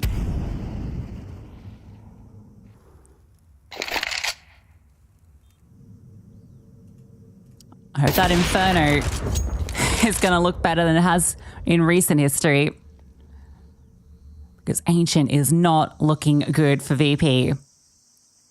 They've had 2 opening kills all first half as well, which has been a really big detriment to them. I just think it looks sluggish as well from VP. And where you've had that hero moment from Fame, and he's continued up his pacing, it just feels like everyone else on VP feels like they also need to be that guy. Pushing through the smoke, trying to trade in towards Cave, then immediately re-peek it in towards Red Room, but it's still all solo. You just take a look at every single one of these replays. I mean, it's sharp shooting, but it's also a cohort of 9Z in towards middle versus VP just peeking one by one, and that's how it's felt all half long.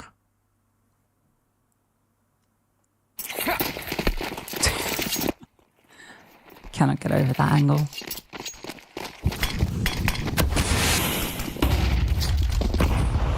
You'll try middle again. James gets the boost, but smoke in front. Fails vision. Doesn't blow deep enough to see anything. Second attempt. Still not deep enough. And look at this. 9Z here, the AWP firing off towards ledge. They realize there's nothing guarding A, no AWP they have to worry about, so they just contact in. Fame, you're in for a world of hurt. MP9 does good damage, but cleaned up by Waso Peak. Full control established. Buddha's even on the lurk. And Flit overwhelmed. Great decision from 9Z to go contact in towards A again, while still applying the pressure in towards mid. And this is still the built-up contention of pressure in Red Room so much. VP feel like they need to hang around, and it's James misinfo in towards ledge. And sure, there were a couple of players there. There was utility over there. But he was so tunnel visioned on getting this space and denying that it just created a big loophole for 9Z. Usually telegraphing their executes with utility. This time, it's the element of surprise that gets them the round, and they're in complete control. There's not really been any proactive plays from VP either.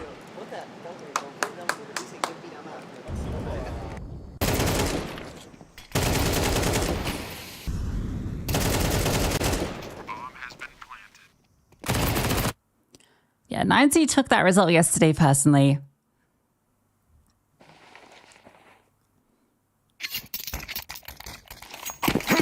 Looking to change that record of European teams that they've lost to.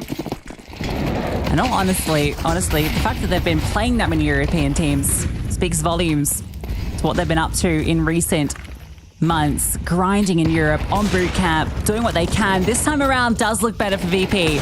Might find that third round. 2 openers, Buddha low. Surely they can't let this one slip. No, they're trying to, I was going to say deep CT to punish Waso Peak just walking out. But not to be the case. They're always dangerous, 9Z. You don't want to give them a chance. They've been struggling in the individual head-to-heads here, VP. And that is sharp.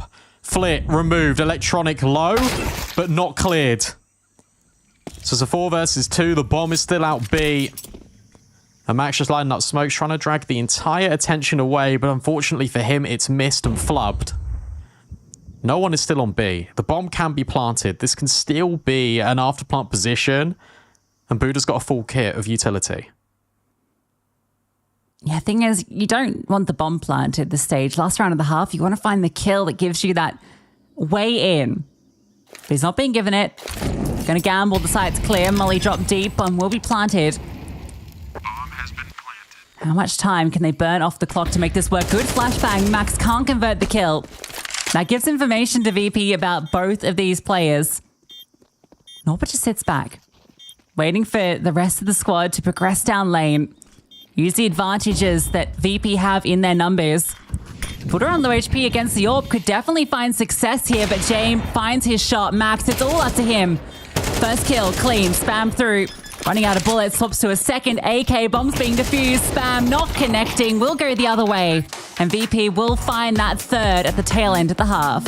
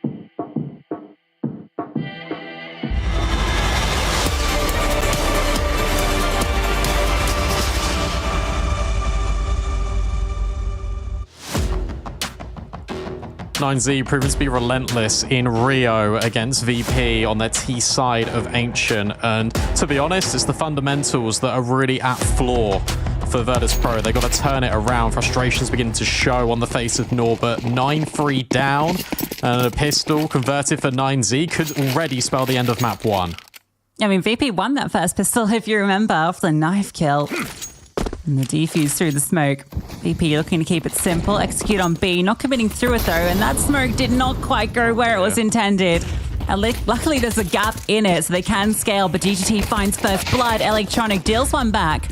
Fame needs to scale to take this space, does successfully. Bomb planted, man advantage for VP. Wasso Peak's got a really quick flank right now. And that smoke has just faded, the one that VP flubbed initially.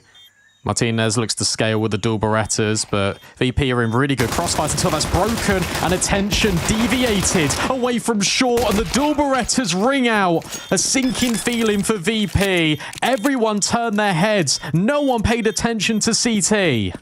Cowboy duo, Waso Peak and Martinez find a double kill each, and 9Z get their pistol. Felt like they'd earned that first one. This one they take in a clean retake. Martinez happy with that lane. Spamming those dual Berettas. First kill took a moment to connect. That was the freebie, it looked like. But the second, he just kept on firing. That one's crushing for VP, who at least get the bomb down, so we'll invest into it. And it's not too bad. 3 Galils. Lose this one, it's over. Yeah, but for a team that play the style that they do for VP, where it's unorthodox, but you feel like they're always in control of everything, it just hasn't looked the same. This looks worse than the best of one yesterday against the Mongols.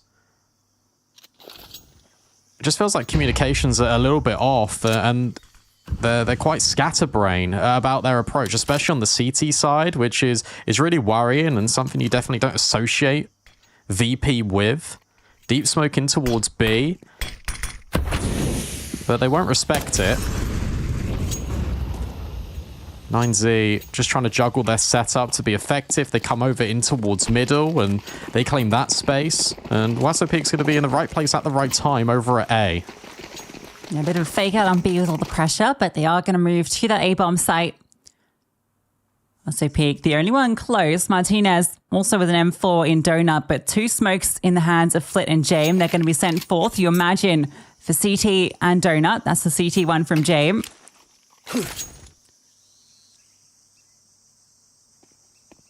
Also gets the warning signal. Martinez called over to support. Between the two of them, they have the rifles, they have the position, but do they have the kill? Scaling through, the flashbang over the top actually helps out Wasso Peak.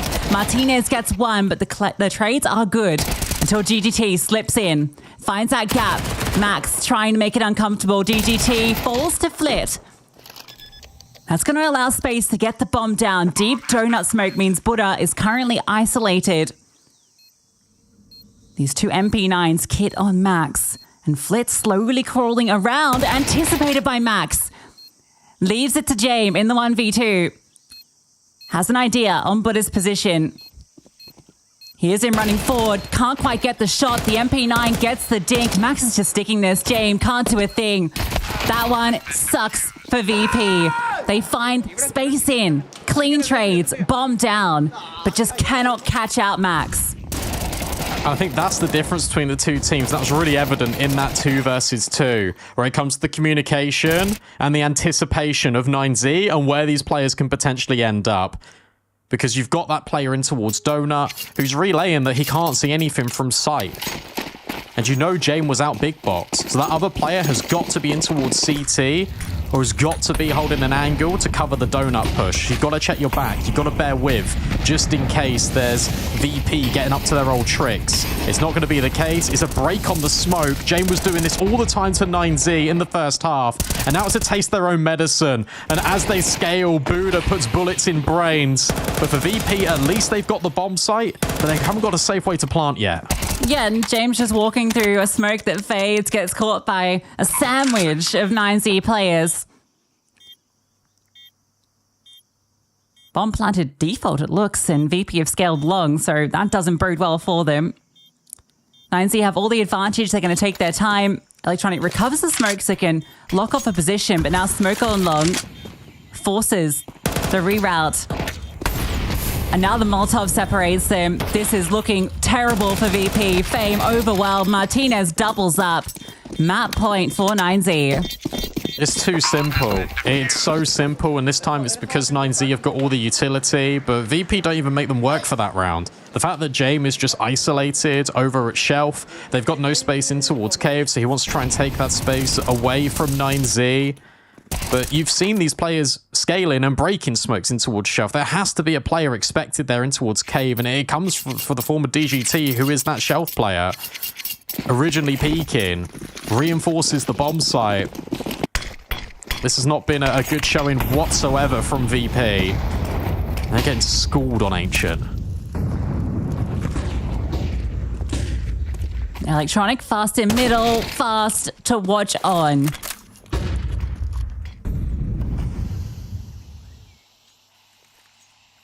Fame wants to give it a shot of his own. You don't fancy his chances too much either, as now we've got a double up in Donut. Anticipating Fame's position. It's just going to be the A hit from VP. Masterpick focuses on the angle. Max is rotating again to Temple. And DGT watches behind. So everything covered from 9Z. But Norbert finds that first kill. DGT will swing, trade it out immediately. And now they have that space in Donut.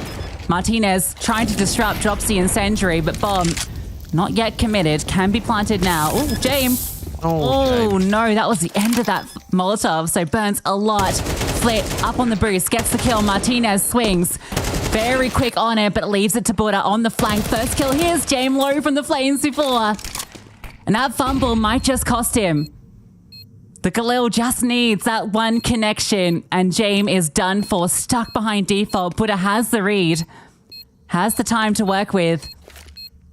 Smoke deployed, that actually gives James something to work with here. And he starts to move out, catches Buddha. James keeps VP in it. Yeah, he plays it well right at the very end, but for 9Z, that was so close. And the flank, it was coming the entire time, but it was so slow to move off the back of the contact from the second Donut player, from the player over at Temple as well. And you feel like if that play was accelerated in that flank, that round's over. And that would be 9Z collecting the map. They've still got chances with Martinez on the AWP, but it's surrounded by MP9s at a 5-7. VP stay alive. They've gained the reputation for being a team difficult to try and put away, but with 8 map points, it feels like it's only a matter of time before 9Z find the answer.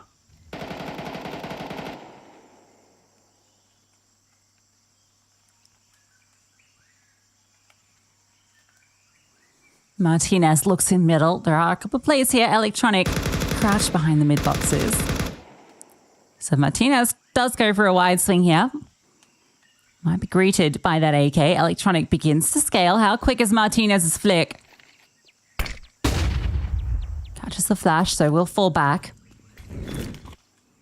Really wants to go for this fight, though. Flick down, doesn't quite connect. Electronic low, though. Now, Siorp sighted. Norbert feels emboldened to peek up ramp, but smoked off immediately. Yeah, they've done well, though. Electronic in towards mid, forces the space back, and allows these players to go in towards Cave, and he even finds the kill out A. That's the acceleration point. DGT just on the edge, but Fame will trade. One more player left on B for 9Z, and Max trying to catch a timing. There's players in the smokes, and there's players in default. That's all handcrafted by Electronic, and the space he generates in towards middle, it keeps 9Z guessing. He even walks back and deals with the A main play. Excellent work from Electronic. Gives VP a little bit of grace in this first map. And for Martinez, the new objective, the side quest on Ancient, is to hold on to the AWP. VP know he's saving it, so they're going to attempt to hunt.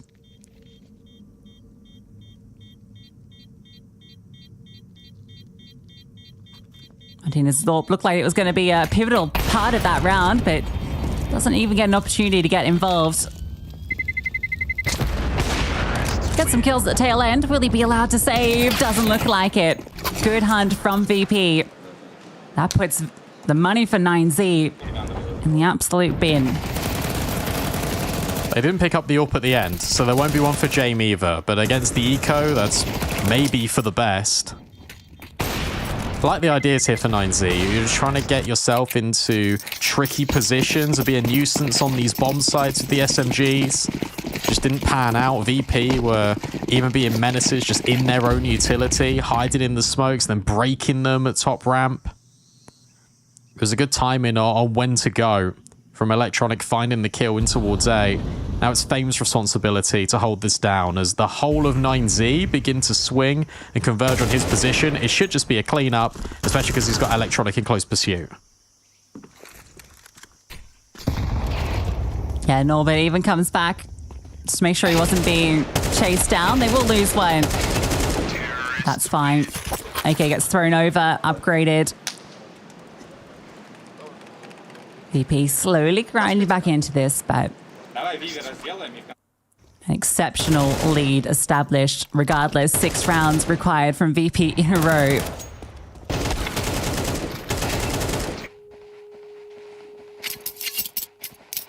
No ult for Martinez, though.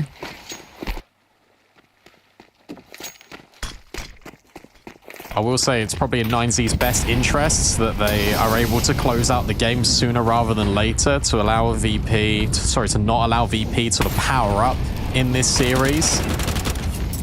That's one way to do it. The Norbert will trade on Buddha. At least you still got the cave presence. DGT's got all of middle as well. VP need to look elsewhere. And Norbert's feeling the pressure too in this position. Let VP want to crunch back onto middle.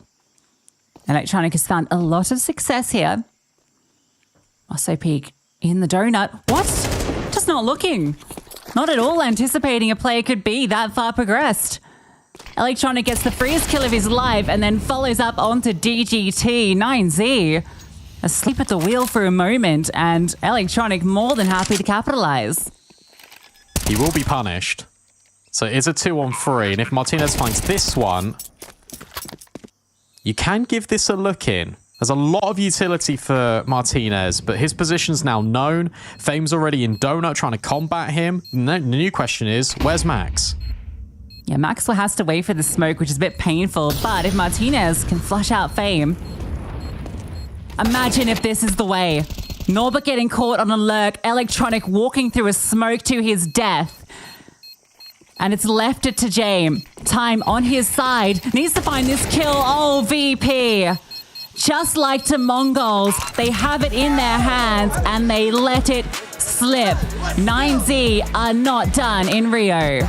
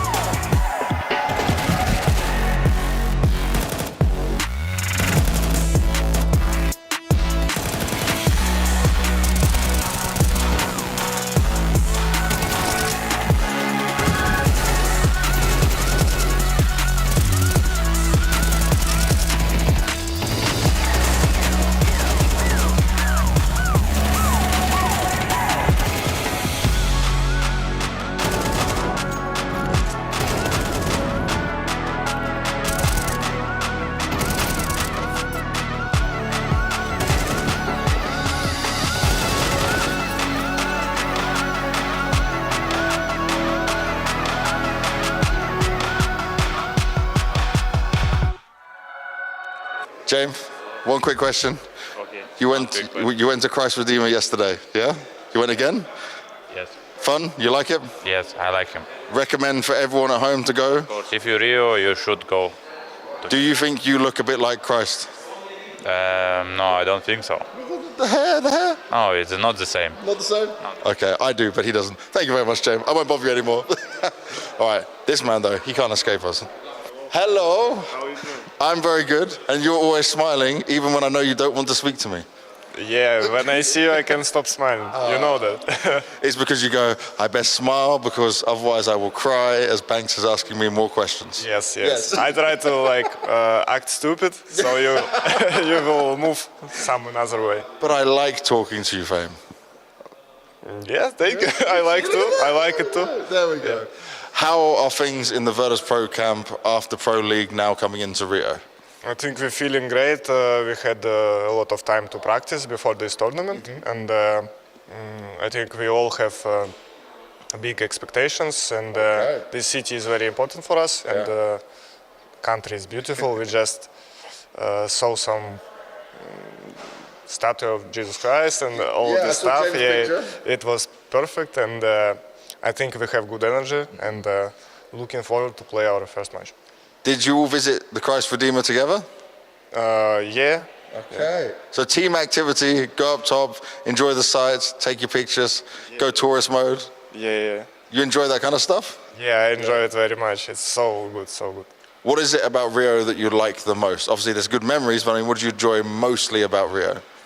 I think first of all is people are very kind persons, everyone, and very funny. Second, I like the food. Everything that I ate was very good, especially seafood. I ate paella yesterday. It was amazing. Look, he's smiling more now we talk about food. I like this. So that's your favorite food here? Yeah, and of course I love cheese bread. That's my favorite meal here. See, this is fine for you, cheese bread. I like cheese bread, and then I just start getting more fat. It's like I'm eating too much cheese bread, man. You're fine. You can do it. You can do it. Little bit. You just want me to get more fat, babe, so I can't chase you. You go to gym, I think. Yeah, I go to gym. It's no problem for you to eat some cheese bread. Of course, no problem. But I eat too much because it's so good. Yes. Me too, but you know. Yeah, you're fine. I'm young, that's why I'm so skinny. So it's my age that's the problem. Yeah, I understand. Practice for you guys, what did it look like before coming to Rio? Did you have like a boot camp? Was it just online? It was online, just as usual, but we had a lot of time because we skipped Blast. Yep. But nothing special, just from homes, online, and we had a lot of time, yeah.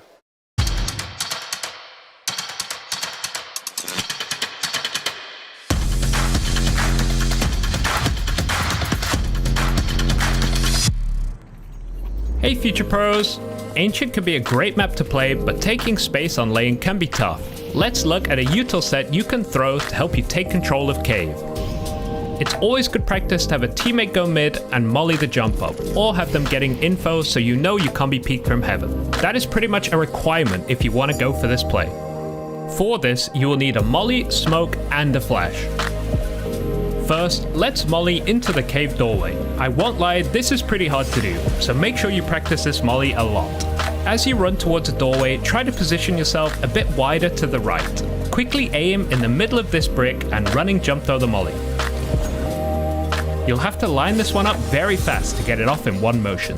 Then, if the enemy team knows what they're doing, they will likely molly into lane as you are scaling. So use your smoke to extinguish this. Finally, throw a flash off this section of the wall to land inside the doorway. It will take you a few attempts to get all this in one smooth motion, but at the end of the day, practice makes perfect.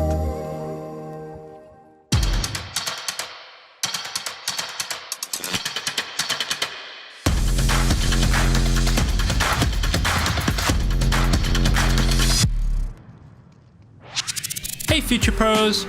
Getting control on either side can be pivotal, so let's look at a deep banana incendiary you can throw. To throw this, get in line with the left doorknob. Aim to the left of this pole in the middle of the lower brick. Then jump throw the incendiary. This util will cover both hidey spots the T's might seek to play, unless you are just unlucky with the spread. Pair this up with a close molly and banana will be yours. The Tech Nines, there's pace to this. Blitz throws out an incendiary to slow their crawl. Arch smoke limits his options, pushes through on the flash. He's blinded himself, spams away 20 bullets with nothing to report. 9-10 overrun after the one. Mazzinho getting peppered. It's falling apart for Mongols. They've lost the sight. Potentially a 12th for Vitality found with just this Tech 9 Mac 10 buy. Brutal. Nice nade onto Mezzi. Still so hard to get back into this. You do have a smoke and a kit. Apex.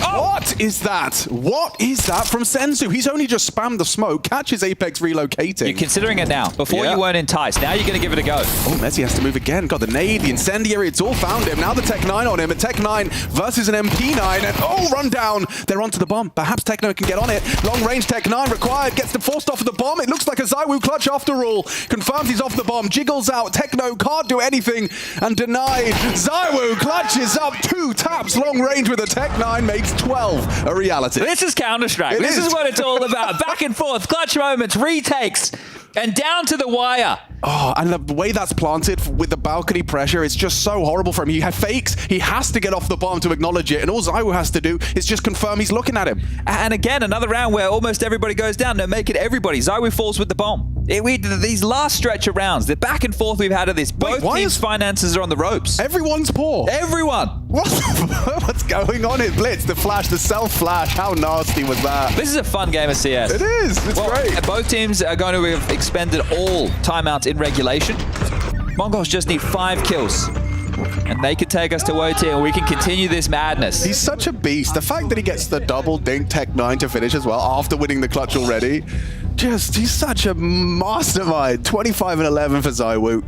I've lifted it up large here in Rio. You see there from the Mongols, if you don't laugh, you'll cry, right? The smiles on the faces. This is a close game. Look, losing sucks, but this is one of those games that's been fun, I would imagine, to play. Oh gosh, it has to be. No idea what's coming next. Bloody hell, 1M4 up against a bunch of Galils, a MAC-10, an AK-47, very light on utility. The individuals from Mongols need to make some magic happen. They're testing apartments. Spinks gets one, Flames finds the other. Their aggressive app setup destroyed. And now already nightmare fuel for Mongols. Just putted in now, Vitality. You think so, but Blitz could clear out Bedroom. He's staying active, he's staying ahead of the play. I say that, he does actually receive to try and get some answers middle. Techno could flash him. Nah, this has got to be it. All Vitality need to do right now is group up in Banana and execute. Unless there is a literally 3-man gamble stack from Mongols towards B. How about losing the bomb? In Chicken Pit. In Chicken Pit. And Spinks being low on HP. Oh, you know, Blitz hasn't had a Blitz round. No, you're right, he hasn't. Oh. He tends to have at least one like crazy impactful round per game, per map. Now would be the perfect time to do so. Might have to be. He hasn't left A. And so it will come down to Senzu and Techno's pistol. Techno still has a smoke. Oh, smoke at 30 seconds. Yeah. Yo, we know that's a potent recipe for success. They have a nade, they can break. Break and go. Break and go. Better be perfect. Senzu can flash and push. This would have to be good. Techno will push with it. Second flash, go on the second, he says. Flash and push. Blitz is dead. Flames' luck finds him, and it's too good, too easy. Techno has to do the impossible. A 1 versus 4. As he isolates the 2, they are running A, but he's ahead of the curve. Wait, what? Indecision. Flames, he hadn't gotten A. It's going to be awkward now. 10 seconds, still short, 8 seconds. Techno, if he could just stop the plant, 1 bullet could do it. They are planting with a second to spare.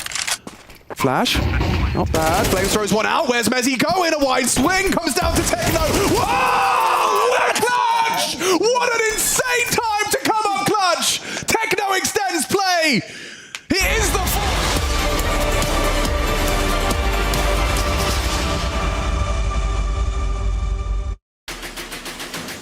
Holy. Right, okay.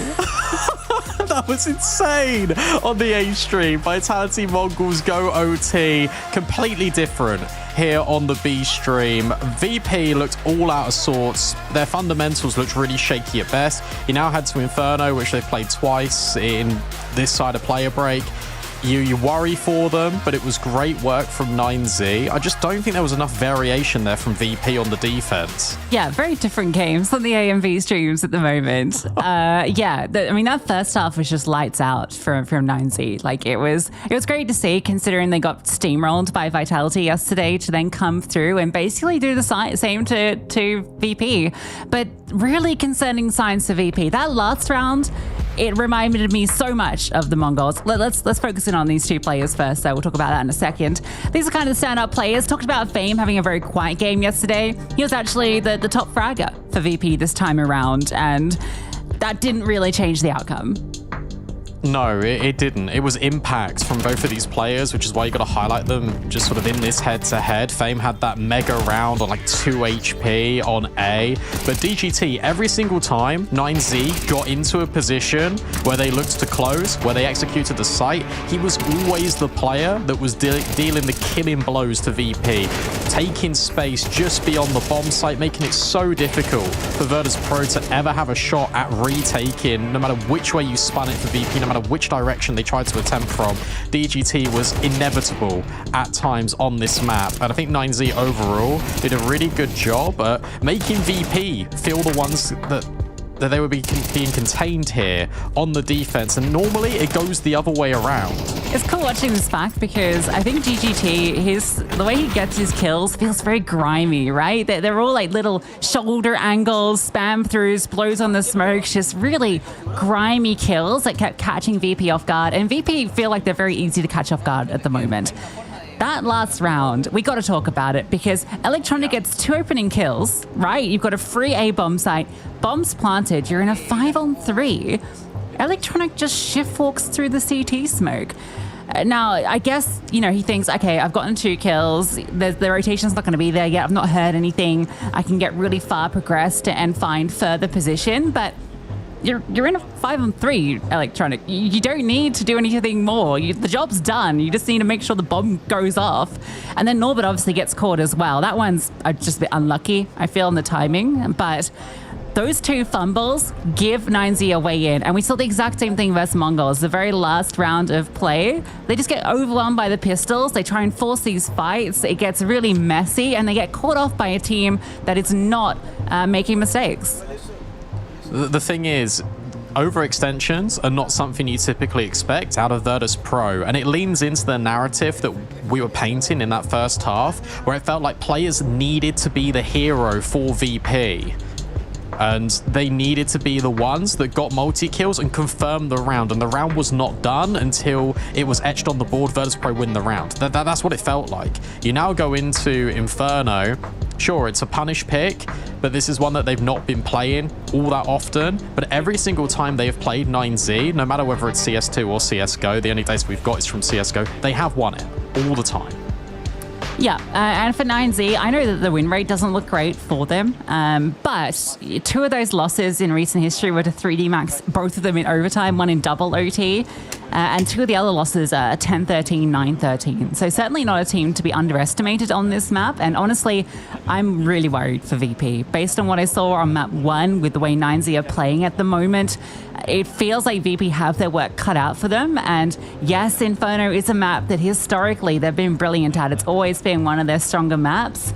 We have not seen a lot from them lately. Their most recent map on it back in August, they got demolished by Furia. So I'm very, very concerned. I think the issue is on Ancient from VP on that CT side, we didn't see much mid-round aggression, looking for information. They were playing in the dark quite a lot. When you're on Inferno, your fundamentals are going to be tested to their absolute limit. Sure, we're not speaking about the CT side right now because it's their map pick. They're going to start on the T side, but they need to set the tempo. They need to be the ones that take the initiative. They started to do that on Ancient right towards the tail end, but they can't let these mistakes creep in. Otherwise, as the ticker says at the bottom of the screen, they are one step closer to leaving IEM Rio, and that's a brutal sentence, but it's just the reality. If they keep playing like this, they will be eliminated from the tournament. Yeah, this is the last chance. This map, if it goes sour, VP go home. And it'd be kind of fitting at the hands of the South Americans. VP, though, I mean, the last time they were here in Rio, they lifted the major trophy, so it'd be bittersweet for it to end like this. Considering this lineup, considering the expectations, I don't know what's going wrong. But there's clearly, I think we could really see it in that 9Z match. Communication, decision-making seems to be off. I think confidence is off. I'll reiterate the point again from all these interviews. They haven't come here and said to Banks, oh, we are playing better. Our practice has looked a lot sharper. We feel a lot more confident. It is more a laissez-faire of, oh, I hope we play better. Well, hope's half of it, but at the end of the day, you got to show what your hard work is looking like. These events and these results histories for VP aren't good enough for a team of this caliber. And that performance on Ancient is a stark contrast to what you normally associate Virtus.pro with. And they'll be knowing that. They'll be feeling that. It's just whether the own expectations of this team and then the pressure of the moment of being one map away from an elimination game affects them. Yeah, I think especially, you know, considering that they've had some time off since their last event, right? Fame spoke about that in the interview with Banks. They've been spending a lot of time practicing. Yes, it's not been on boot camp, it's been online, but it's still a lot of time spent in the server trying to iron things out, trying to improve and make this super team work. But we're clearly not seeing the results of that. Yes, they could have beat Mongols yesterday, but even that was very tentative. It was a terrible start. This time they had the bad start and they couldn't get the comeback going. They can't afford to start slow here on Inferno because everything has been a slow start for them. And now that they can't close, they need to get off to that fire. Yeah, they do. On their map pick, in the hells of Inferno, VP need a solution, and they need one fast. Talk about utility. Look at all of it being lined up between Jame and Fame. 3 players start out B for 9Z. It's OT on Inferno between Vitality and the Mongols, and our journey here is just beginning. Yeah, 3 players invest into utility into this round. Only Norbert and Flit with armor. And a nice setup on B for 9Z. DGT's tucked, Max jiggling. Looking for that first contact. Well, get it, and staying alive, staying present. Flash over, they start to scale. Counter flash should be coming through at any moment, and it's perfection, but it doesn't matter. Crosshairs of Norbert and Fame in the right place. Fully blind, they get both. And now VP can put that utility to good use. Yeah, that flashbang was half a second too late from Buddha. And now he's been isolated by the util. Start looks much better for VP. Martinez and Wasopik looking to change the narrative. But with one smoke, with no kit, unless there's one on the site, it feels unlikely they're going to have any further say in this pistol. Yeah, the resmoke confirms. Save the armor. Might not even be allowed. You can see Electronics already looking to pincer in and make sure they don't save anything into this next round. VP known to min-max. It'd be brutal if Electronic could take down 2 here. Can't take down 1. And if both these players live without any damage done, that's actually huge. Further commitment. They really, really want to remove. Even the smoke deploy just to make sure they stay alive. So Operation Save successful, but pistol round is VP's. It was VP's on Ancient as well. I will say that. So they're not out of the woods yet, but that looked a lot better. Just grouping up, pack mentality, give 9Z a taste of their own medicine. And it's a shame that Buddha's flashbang was half a second too late because the play and the idea for 9Z was sound. It was just the execution a little bit topsy-turvy. It will be a force off the back of that save. Martinez with the scout and Flit already beyond the utility on top banana. Yeah, Dubretters get dropped over. Masopik gets the FAMAS. We know what Martinez's scout can do. We did see that yesterday. Versus Vitality did some good damage with it.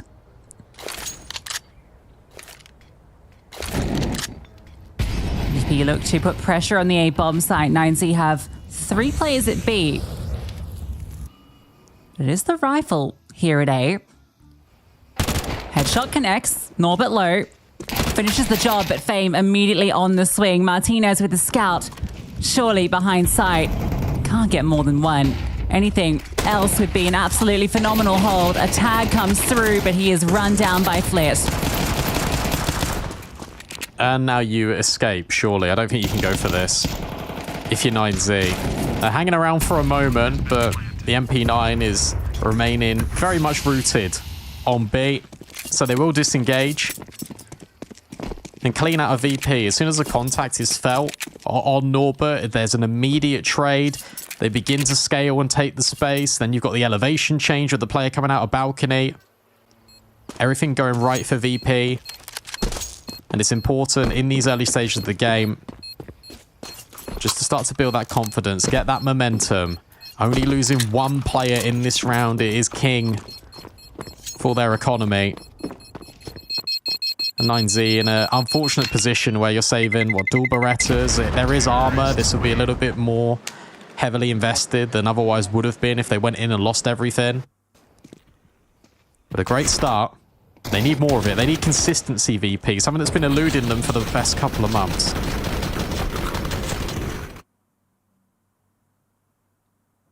We asked for the strong start, and we do get it.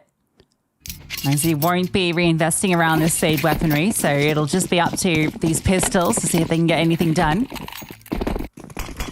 They've smoke deployed, just to keep VP at bay. This Chi softens up Flip, but he's not afraid to take this control, knows that 9Z are going to be lacking when it comes to utility. In fact, they're just going to try and bully Max. He's alone here. Finally forced to drop that smoke. Has a whole cache of them. So the idea here is keep dropping smokes, try and get VP to go to A where you've got the stack. Will they bite on that, though? That's the question. No. No. I think it's too obvious. Him shooting. Yeah. The thing is, him shooting at the top of the smoke, just trying to blow away the wisps to see if anyone's boosting there for VP. Now he's been tagged. Here comes his other smoke. He has got one more left, and to be fair to Max, they have temporarily left again, or at least threatened to. Electronic has a HE, so at any point, if he's with them, they can go, but he's not with them. So the smoke actually becomes very deadly, and that's what I think is keeping VP afraid. Because Max is going to drop this last one. Thing is, they're still going to leave VP with a lot of time left, and because they've been blocked off, they've just decided, let's wrap long, let's take this space. Long range, it's an easy cleanup for Electronic. Even against the stacked players, they take the right route and they remove everybody. 9Z get what they want, they send VP to the stack, but it does not give them the outcome they hope for. No, the bomb even walks back around and plants. Because you know the banana player is the last player alive.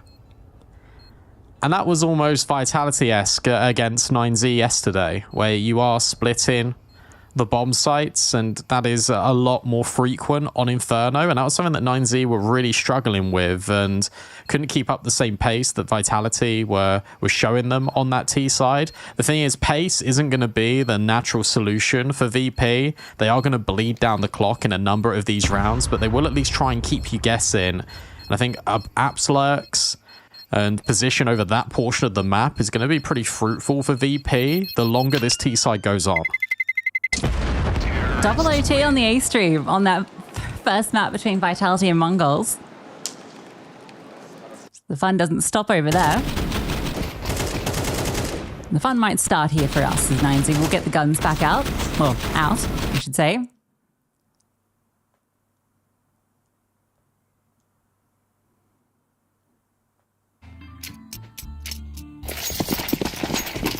Martinez, Orp, and James in play.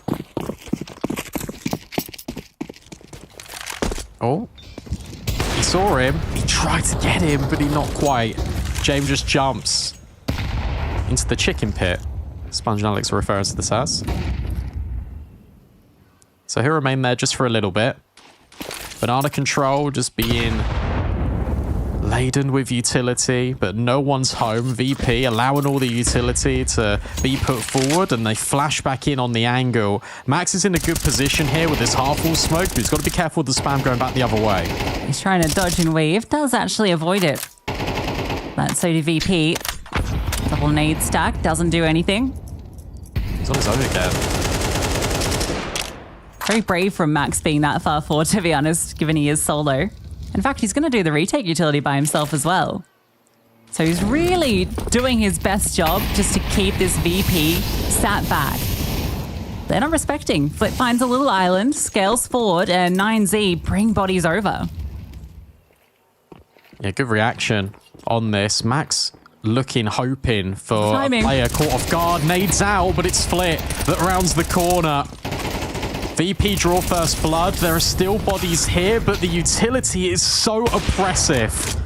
The molly burning out DGT, keeping Buddha back. They have found a way onto the site. The bomb's not yet planted. That'll be confirmed, but Buddha still making noise and still doing damage. A lot of VP are low. Game's holding the line from Coffin though, so if Buddha peeks any further, he is in trouble. Also, Peak has 2 players in pool to deal with. This flashbang needs to be perfect, and it blinds everybody. Buddha comes around, doubles up. Electronic now swings and takes 2 of his own. Martinez, smoked off, cannot get involved. A valiant effort off the back of a flash that takes all 4 of VP blind. But it's not enough to deliver the round. They played that so well. The fact that you've got Buddha clearing out the pool players at the same time as the CT swing comes in on Banana. You're trying to catch them. And they did, but unfortunately for 9Z, Electronic and Jame have got just enough leeway to background the corner and then for the rifle to go first. Jame always set up to be the closer, but this time it's 9Z that get clotheslined by Electronic. That one comes very close, all things considered. VP's timing on that push in Banana, you could see Max was literally coming around the corner, and that was the go signal from VP. If he'd been there half a second faster, that's a double kill every single day. Those players are lining up util, they're not quite ready to go. But the timing is terrible for 9Z. Martinez's AWP is saved, but it's going to have SMGs around it. That's such a shame as well, because the audio cues were given over by 9Z deliberately to try and prevent VP from initially going in or like pulling out their nades at that point. They're really trying to set up that contact play by making noise on Speedway. Now they're down to the bare minimum, but MP9s on Banana could prove to be a little bit tricky. Martinez starts A with the AWP, so he won't be involved in any of the action. We're seeing a very similar T-side out of VP as we did on Mirage against the Mongols, where it feels a little bit one-dimensional. They've recognized that they can go B, and they keep doing it over and over and over again. Well, if it's not broke.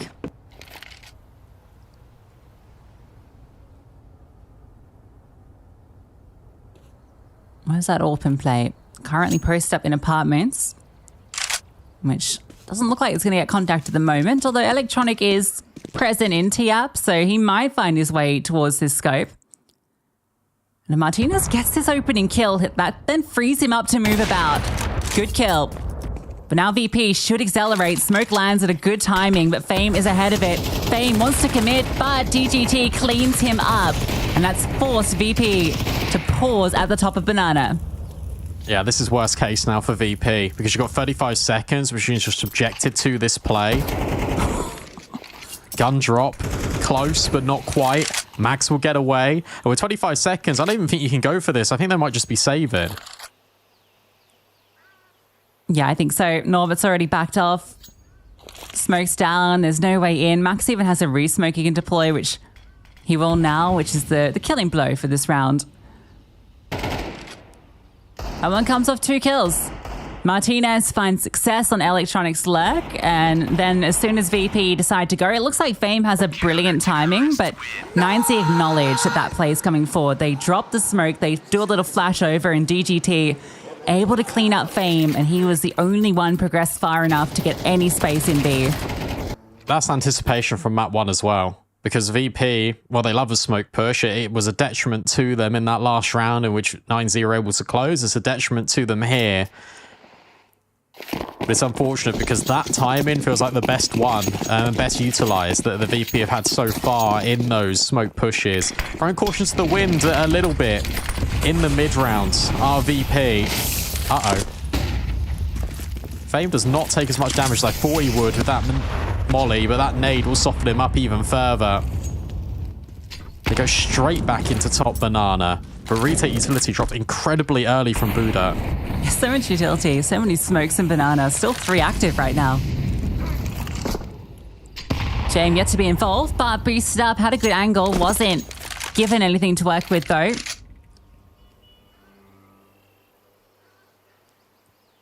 Feels like this fight on B is inevitable. VP, as you mentioned, this is where they really want to dig their heels in.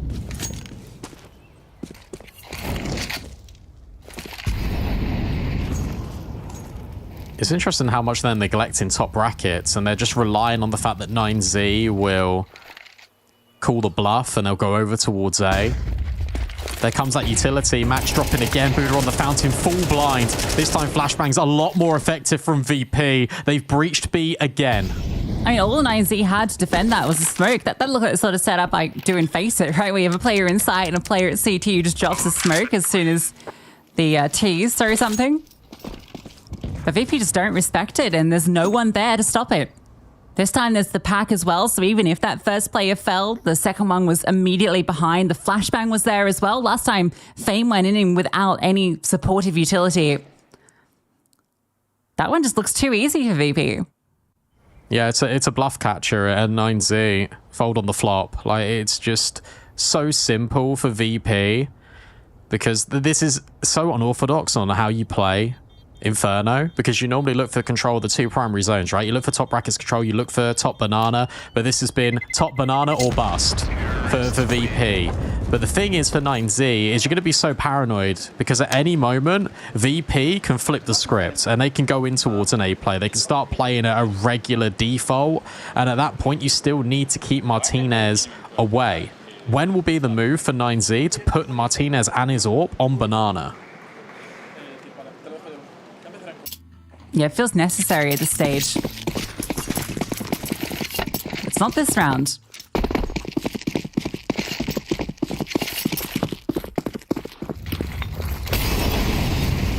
It's kind of like with Mongols yesterday where they kept running the 2B setup. You're just anticipating that they will eventually go to the other bomb site. They can't just keep going B.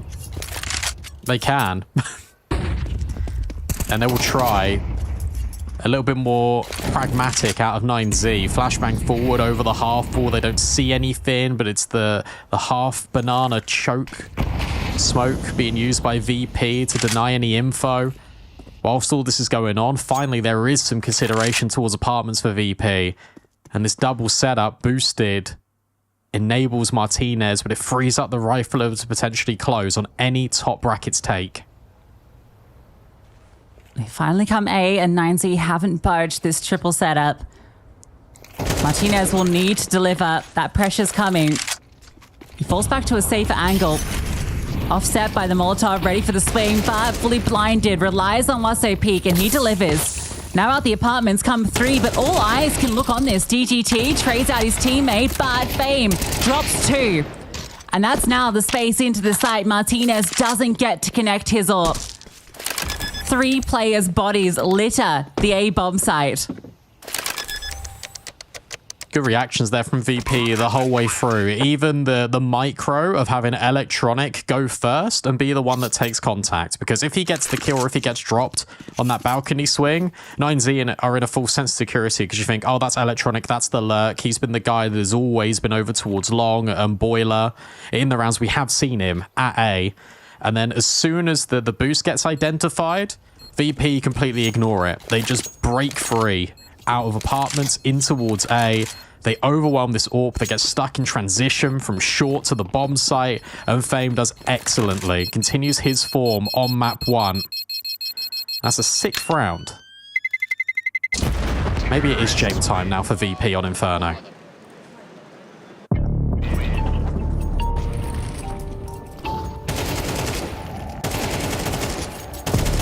Martinez just doesn't get an opportunity. Misses his 2 shots that he had the chance at. Map 1 has wrapped up on the A stream. Vitality were able to close that in double OT 1917. 41 kills for Zaiwu.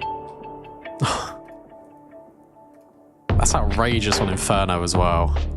Next highest. That was the 31. Mongols' map pick. And Nuke comes up next.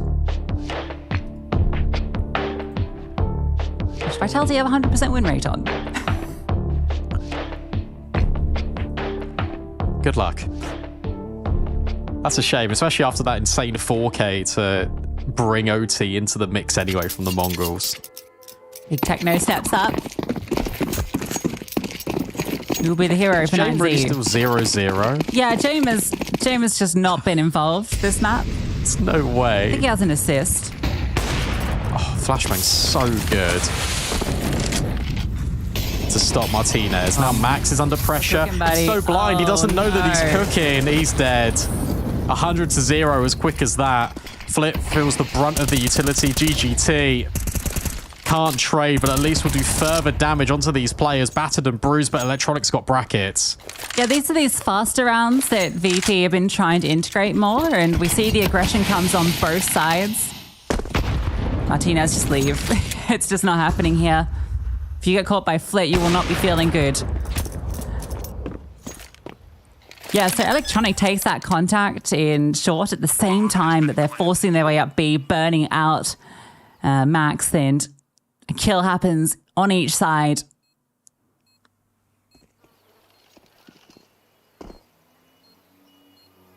Now they set up. Maybe Jane will get his first kill here. 12 ADR as the 8th round concludes.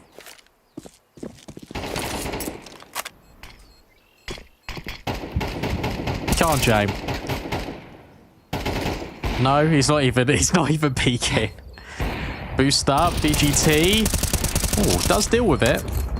But the walls look like they are closing in. So important that 9Z hold on to their weaponry. Another boost up. Hey. Jame will get his kill. First kill. They are 7-1 up, and he gets his first kill.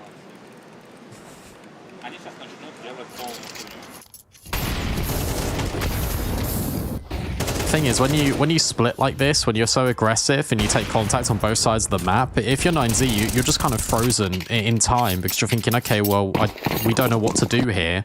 We don't know where the rotation's going to be. And again, it's Electronic being that lurk player, that feature piece for VP that is creating a lot of space, and even just the threat of his presence on towards top brackets. He's done enough now where 9Z will have to commit to these players holding because you never know if he's going to be there or not.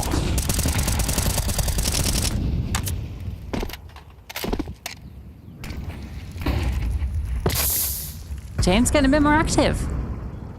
Flash forward, gets on the angle. Martinez is there.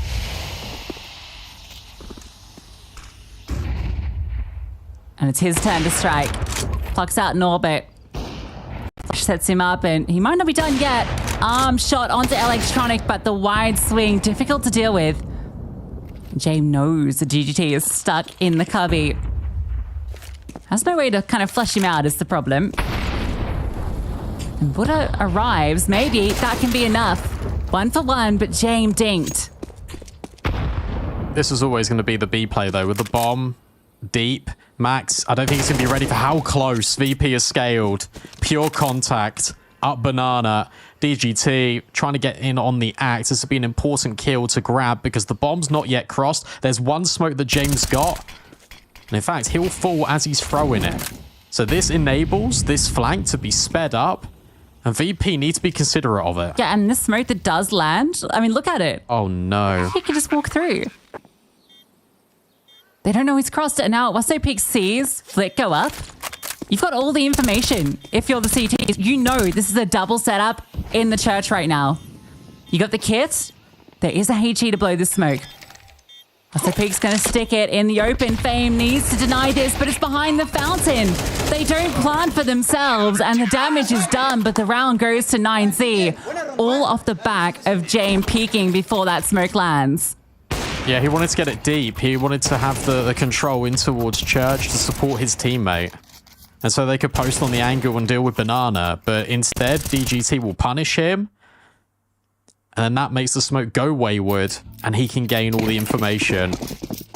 Well worked from 9Z. And a massive faux pas from VP. That's a blemish on the record that has otherwise been pretty spotless. Their gun rounds have looked pretty pristine here. And a vast improvement on Ancient. You don't want to let 9Z back into the game, though, because whilst this has looked very good, whilst it's still 7-2, 7-5, and MR12 can escape you quickly. And also, if you lose this map, if you drop the ball, if you start making some of the same mistakes as you've been doing all event, you could be out of the tournament. Yeah, that round just then is kind of emblematic of what a lot of these rounds have looked like from VP in previous matches. For the most part, it's looked a lot better. So don't want to go too hard on them just yet. This Inferno, certainly their strongest showing in some time. A retake on Banana. Flit pushes forward past the flame, so they extend a little far forward. Buddha waits for this swing. Fame goes for the clear, and he's been good on it. And Flit, good on the spray. Max banged out the server. B open once more. Yeah, and this time they're not sort of overcomplicating things, VP. It's just a retake on Banana. They get the 2 kills. They're like, okay, we've got the site. We know we've got it. Electronic is now holding down mid in case there's going to be a lurk time in. 9Z, they've got to give this round a go, you would think, because they need to put rounds back on the board. And sure, there's no money for Buddha, but Martinez can reinvest potentially. DGT could also buy follow-up, but I decide against it. So we'll be an 8th round for VP. And Martinez will just about get away, but the walls are closing in. Yeah, Electronics already in the back lines hunting. Oh, Norbit. Just flies around the corner.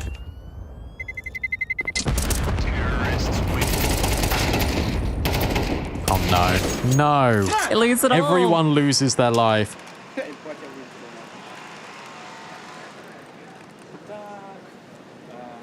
That's devastating. Getting Norb done.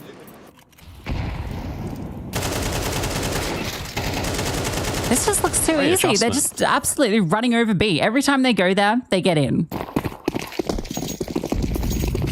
It feels really reminiscent. Like if you remove the HUD and you told me that this was obviously the 2 same teams playing, I'd be like, oh, okay, well, it's 9Z doing this work on T side.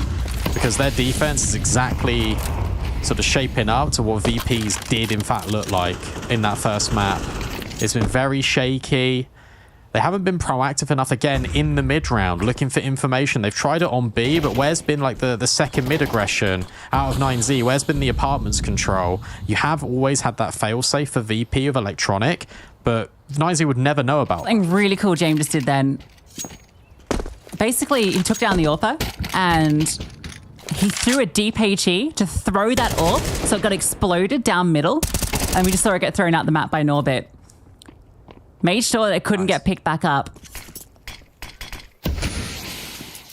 All right, gamble stack over towards B. But you imagine at this stage, with Electronic's position, a VP can just go back, and when Electronic calls this clear, which he will right now, VP can just disengage. Janitor Jame. That's horrendous as well for 9Z because, again, going A is also going to just mean for them that they can't go and recover this AWP. But at what point do you give this a look in? Because there's only so many rounds you can save on Inferno. And again, I know the money isn't great here, but they were never committed to even going for this play and this retake in the first place. Just Wasso Peak just dropping a couple of nades. But this could be the 9th for VP with the potential to scale it in towards 10. You're putting a lot of stock in your T side now if you're 9Z. And considering how good the retake looked, the retakes have looked, you know, when they have gone for them, I'm surprised they haven't gone for a few more here. VP have really been squeezing them dry. Because even if you don't go for the retake, they're just going to hunt you down and make sure you don't bring anything into the next round anyway. Here comes the swing. And there falls all of 9Z. VP looking for double digits. What a complete reversal on map 1. And this is what I'm kind of saying, look, you should probably go for some of these rounds because VP are going to hunt you anyway. In the last 2 rounds, 9Z have tried to save, and it's been 0 out of 2 successful attempts. VP have got so much money, it doesn't matter how many bodies they throw at it, they know that each kill produces serious ramifications on the fragile economy of 9Z. And now you go into the last timeout being used for 9Z in this first half.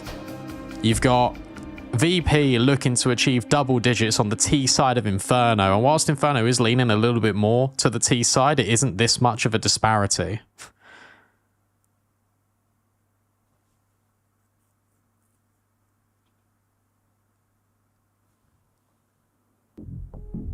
Naturally, pause just before the final round of the half. Maybe 9Z need this little reset for a moment because this one has slipped right out of their hands. I wonder if they expected this Inferno. I think they probably game planned a little bit more for the D2 and Mirage. Yeah, I suppose so to a certain extent, but at the same time, you take a look at the maps for the pools of both of these teams. Maybe you anticipate a Mirage pick coming out of VP. I can't imagine you expect a Dust 2 pick because, as you said before we went live here, this was the 9Z. They do like to pick it, even if they don't win it as much. And I can't see VP leaning towards Anubis because it is a 50-50 map in terms of a similar win rate. So maybe it is going to be that curveball, and it was. And it's certainly paying off. You got to give a lot of credit to VP for actually pulling this out because it's been a few events since we've seen it. Yeah, like we mentioned, it's been, what, 2 months, I think, since the last time, and that was a loss to Furia.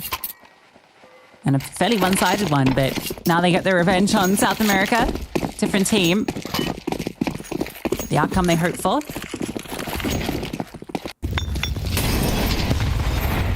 Hey, it's not quite done yet. VP have got a habit of struggling to close some of these games. But, I mean, 10-2 potentially. It's getting dicier and dicier. The swing out B, this all but confirms it. Banana once again belonging to Virtus.pro. And for 9Z, this is a retake you have to go for, even if it doesn't feel winnable. Yeah, Bomb's going to take a while to get down. Had to be scooped up. They weren't expecting to get that space so quickly, but Fame has been lights out on this map. Between him on B and Electronic on A, it feels like nowhere is free. Destruction caused by VP against 9Z. DGT and Jose Peak are not winning this. Sorry to spoil it for you. VP have thrown some rounds here in Rio, but this one is impossible to throw. It just can't happen. It's just a matter of time. Also, Peak will get that kill on Electronic. He has to scale because the clock is ticking. Flashbang good. Norbert cleans up. DGT lights out. Norbert with the double and double digits for VP.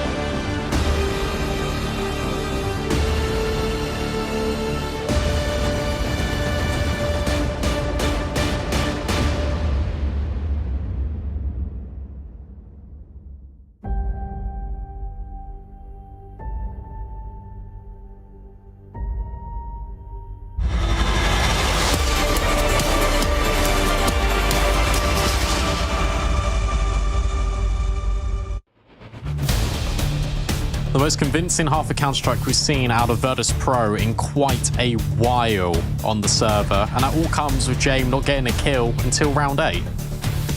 Yeah, it took him a moment, but he wasn't needed. His brain did all the heavy lifting, didn't need his aim. And you imagine VP will be looking to close this one quickly. 10-2 is one of those halves that feels almost impossible to come back from. But anything can happen, especially here in Rio. However, VP stacking B and 9Z going here does not bode well for the South Americans. Yeah, I mean, Electronic's got the flash. Norbert can just swing. You've even got the smoke to delay. They are going to try and commit through this. Fame just on the edge of it, but the utility is just too disruptive.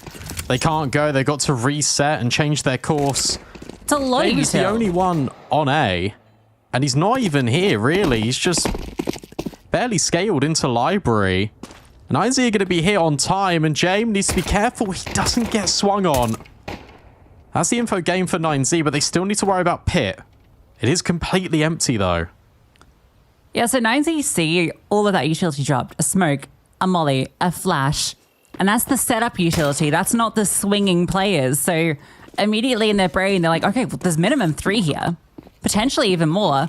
Oh, no. Oh, no way. No. The third player clears? Come on. Unfair. And a player advantage for VP. They have the kit on Electronic. Don't have the smoke, but they have the player advantage. A double up in the pit. Buddha wants to try and bait in Max. He's taking contact, so successfully doing so. In fact, just getting the kills. Maybe that'll do the trick. And it finally looks like 9Z will break through in this pistol. Need to find these 2 more. Clock's ticking, but the kit is in short. And Max staying alive, baited in, has done enough. There is no time for the defuse. 9Z get their third, get the pistol. They have a long road ahead of them. Great post plants from 9Z. DGT in towards the bedroom. Can hear this entire rotation of Virtus.pro, which is why that double pit setup holds and it stays alive for so long. And you've even got the bait. I mean, Electronic is able to do this, which is ridiculous. Get the second kill onto DGT. You feel like he's the closer of the round, but ultimately time is the biggest burden for VP. Which is kind of ironic because they love the clock. Force back. M4 on Flit. Yeah, Electronic donates the rifle to Flit to set him up. A very VP-esque thing to do. We don't always expect Electronic to be the one doing it.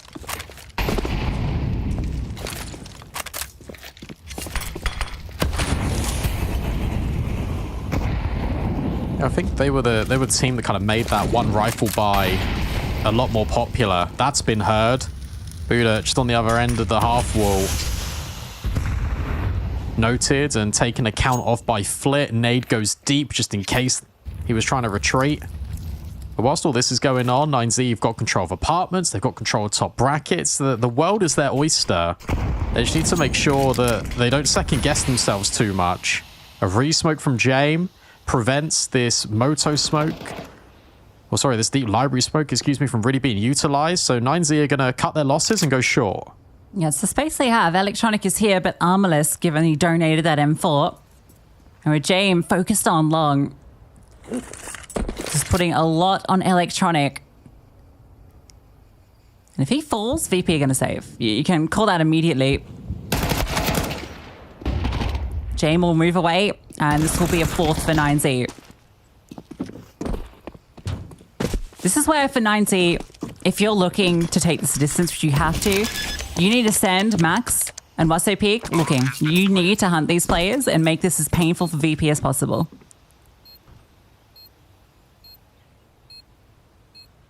At the same time, VP are one of those teams that do fall into the cycle of they lose 1 or 2 kills and they will save. Remember, they love a save.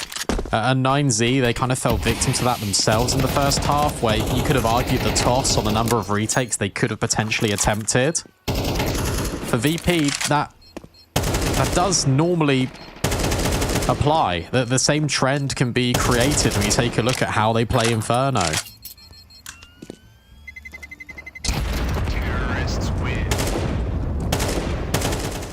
The thing is, by saving, every round becomes increasingly more difficult for 9Z. They're going to have to do things the hard way.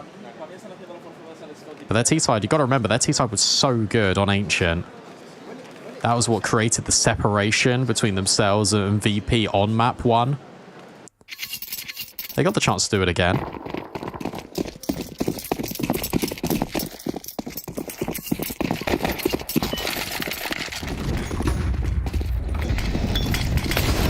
And Banana, Flit wanting to get that M4 involved early and does to great success. Max brought down incredibly low. Fame allowed to scale deep.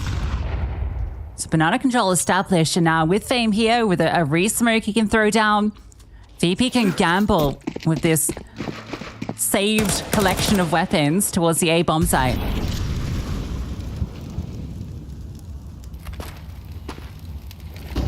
The trick is for VP is, are you going to swing? Because you haven't got any flashbangs.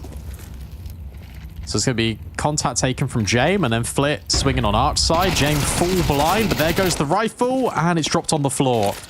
9Z used their utility to really good effect. Electronic trying to create a little bit of a diversion. Norbert needed this kill on DGT. And the round crumbles quite quickly for VP.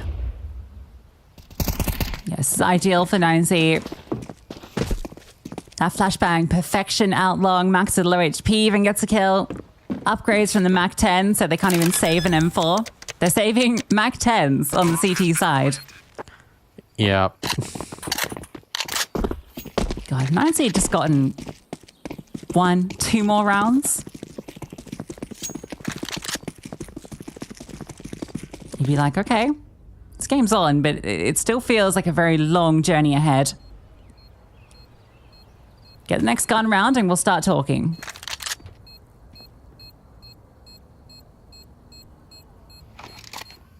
I think it's still achievable. Even at 10-5.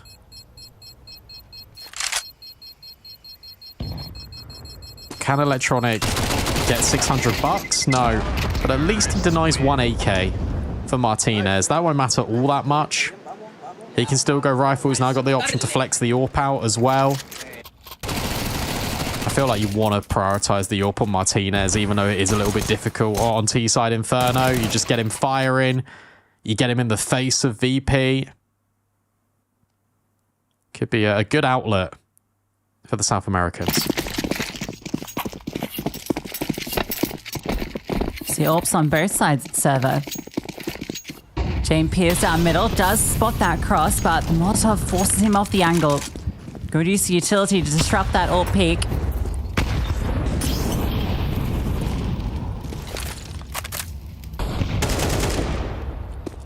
Now say you imagine they're going to be a little bit different in their game plan compared to VP. Imagine it'd be a bit more conventional with space being established in brackets to keep VP guessing. Whereas VP were very one-minded in their approach. Flit's on this off angle, just holding the edge of the smoke, and he has got the support from Fame. But again, no flashbangs for VP. And on the opposite end of things, a flashbang sets 9Z up for the control on top Banana. VP will disengage. Now all eyes on long. Jame needs to hit this shot on Wasso Peak, and he does.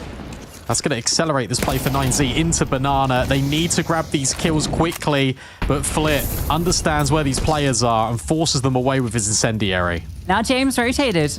Drops his smoke so that they can deploy another one. Although this edge means that Flit has to be careful about crossing over to pick up that piece of util. I think he might not even... he will get over. So he can pick that up and throw it in, but 9Z begin to progress. Fame spams and does so much damage, but kills aren't being found. And Max has walked in the back lines. DGT catches off Norbit. Max tries to go further, but Jame and Fame on the bomb site still delivering. And with 10 seconds left, Martinez needed to go for the plant there.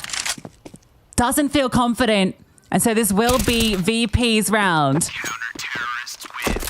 That's such a VP round to win. And it's all because 9Z aren't aware that James is in church.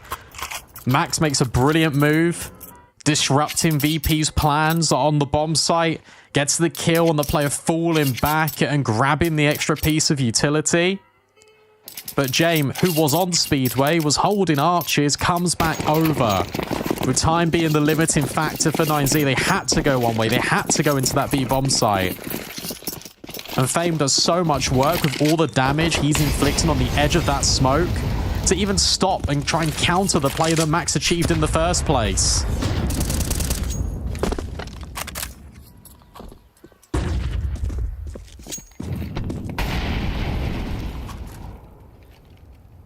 Again, we get to see the AWPs tested. James on the line. Martinez, does he want to just dry swing this? It's dangerous. No utility, nothing to set him up. James, all too easy to find him. Max will catch off Flit, but it comes at a cost of HP. Fame in the open, stands, and somehow still alive. Max's low HP meant he didn't want to swing. James gets dinked through the edge of the wall for 10 damage. Maybe if Electronic gets caught here. There's still a way back into this for 9Z. James hears the reload.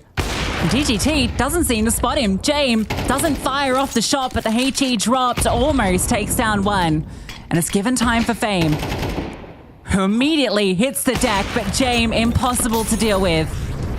Back and forth he goes, quiet in that first half, didn't get his first kill till the 8th round, but in this one he is loud and clear. Inferno is James' domain. Yeah, he plays that so well.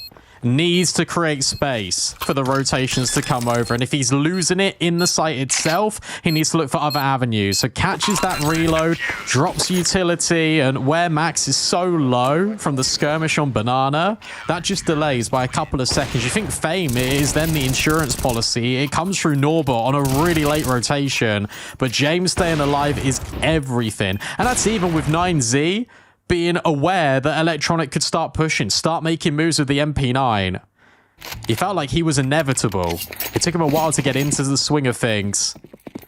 But now with 7 map points, VP are looking to force the decider.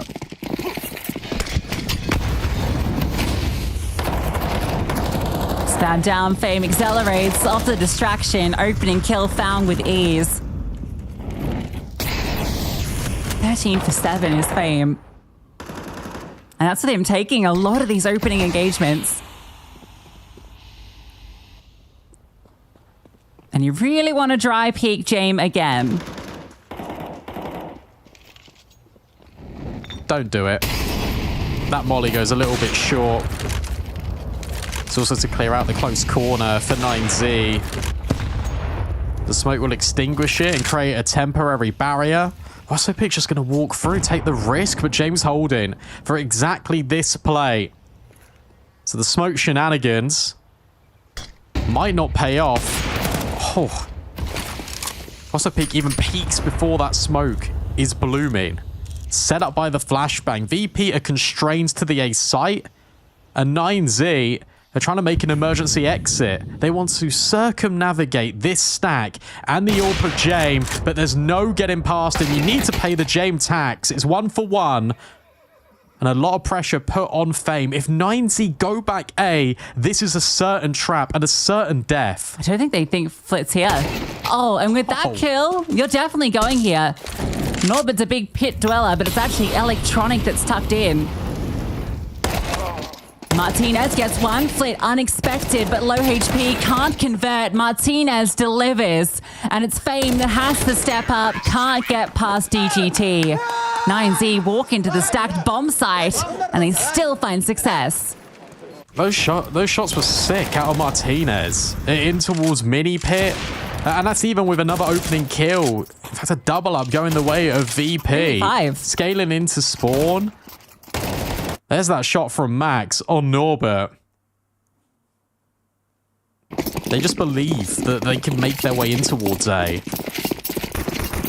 They get rid of the players just deep on the extremity, and the player with insight in Flit feels like he needs to do something. He needs to fight back. Buy time for the rotate. That's your money gone for VP. This is another round that 9Z can look to build in. But it was this type of investment, this type of buy, that they were able to convert on their own to give them the map win. VP could do exactly the same.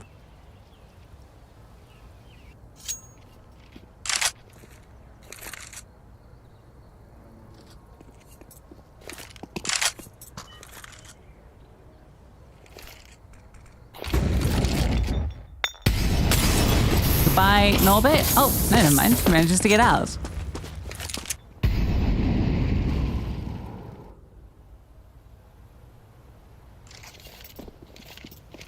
This one should be a formality. Norbit walks back in. The corner. Oh, the timing on it's great too.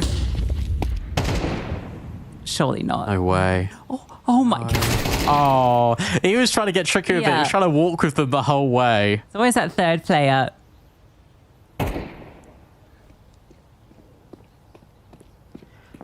Well, I rate it. Yeah, you got to do something in that position. You know, if he gets a knife kill there, that's really good money, considering he's on 1800. I'm not saying he is a clown, but it just reminded me of that meme, you know, where like all the soldiers are walking in a line and the clown behind them. That was Norbert trying to play a practical joke on 9Z. It didn't quite pan out. So as expected, this will be the 7th. They are closing the gap. The money will be here for Fame to drop Jame and AWP if Virtus.pro seem fit. And they deem it necessary. We haven't seen anything incredibly quick out of 9Z as well. The tempo to these defaults has been quite regulated. They're doing a really good job at catching VP, who are now trying to blend in some of this mid-round aggression. You're seeing it with the AWP of Jame. You've seen it with Electronic in towards apartments. And it's the progressive control of Banana that 9Z really need to worry about, because VP are knocking on the door down there.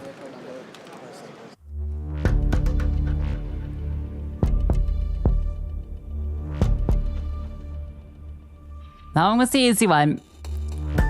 Still 5 more required. Can already see the AWP in James' hands. Gifted over by Fame.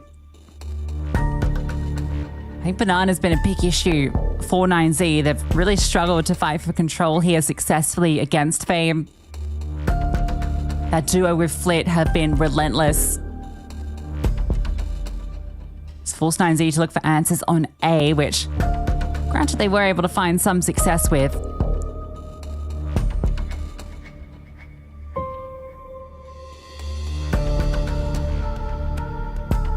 It feels a little bit dangerous, doesn't it? Calling for that faster Banana control out of 9Z, but maybe the acceleration could be enough to disturb the defense of VP, knock them out of rhythm. Jame has got that AWP. Fame did drop him it. He's the one that actually boosts up Electronic as Jame looks to wreak more havoc in apartments. This time Banana has been conceded. VP have allowed the luxury of 9Z to take this. It feels a little bit eerie for the T side. Why have they allowed this? Through the retake utility. So Flit will get that control anyway. And now 9Z to scale. Flit in the open, not expecting them, and Fame falls too. Max opens up the can. The smoke is down, but 9Z is surely just going to burst through. You know, most one is here. You've heard no loud rotations, and nobody's here. VP are already preparing to save. Yeah, they rolled out the red carpet for 9Z on Banana, and I don't know if it's an element of them trying to fake out 9Z, and maybe it's their thinking of, oh, this is too free. Maybe there's a stack. Maybe there's an extra player. You walk into the AWP on top Banana with no utility, but 9Z do their due diligence. The molly over towards the top wall to prevent and isolate those players in and amongst the sandbags. The flashbang was just so simple. And that's a mood lifter if you're the T side, because that round was so deceptively easy. That's just another one added to the tally. And the comeback feels a lot more tangible. especially with these kills. If you take away a second gun here, that already feels fantastic. Electronic not able to hold on. Jame will keep his orb. That comes at a significant cost. A very good hunt denies VP's reinvestment. Gives 9Z's chances to make this comeback happen a lot easier. That one really was simple for Max. Yeah. That was a nice double, but it didn't feel like he really had to do anything too flashy for it. No, he didn't. That's the first time we've seen VP out of Banana, or not even progress beyond the half wall. Nades do about half his HP this time. But 9Z are not interested. They've been conditioning top Banana for the last 3 rounds, and that means that Jame is posted with the AWP. There is a stack forming on this A bomb site.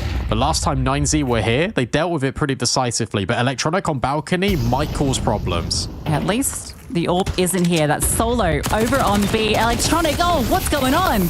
Swaps to his knife and just falls to his death. Fame still in the pit, able to take one more down. Norbert chimes in with the CZ. He needs to be dealt with, and if he had more bullets, if he had a 5.7, perhaps, maybe there was a chance. But with that damage done, it gives Jame an idea. 1 versus 2, scopes up. That's certainly been heard by Martinez. Oh, sorry, DGT in the backside. He'll be expecting this AWP on the crawl. Spotted out. And not finding that kill means you know what Jame's going to do. Really like the entry path in there for 9Z. First player, Mac 10, head down, jumping in towards mini pit. Causing commotion, makes Electronics crosshair get dragged completely off the screen. And then the second player is just there for the immediate follow-up once you get the confirmed information. There's a player on balcony. Norbert tries his very best. And now 9Z again, getting loud, letting them know, trying to rattle Virtus.pro. They had so many chances to try and I think the scoreline was, and suddenly it's 12-9. Electronic, did he accidentally hit Q? I don't know what happened there, but I don't know. Actuation too low on his knife key.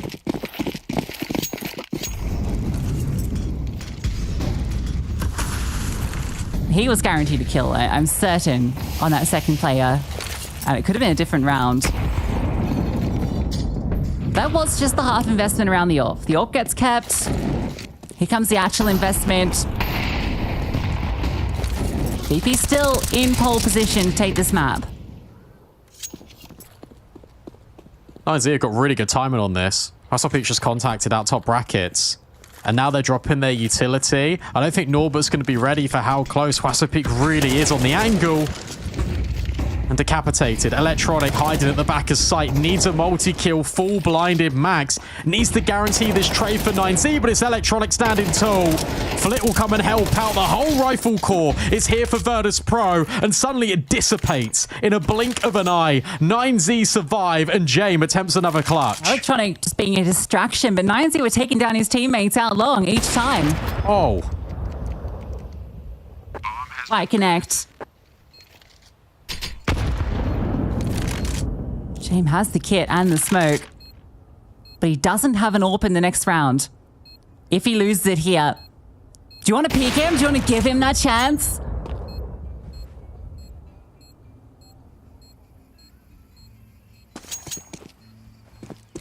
Not to be.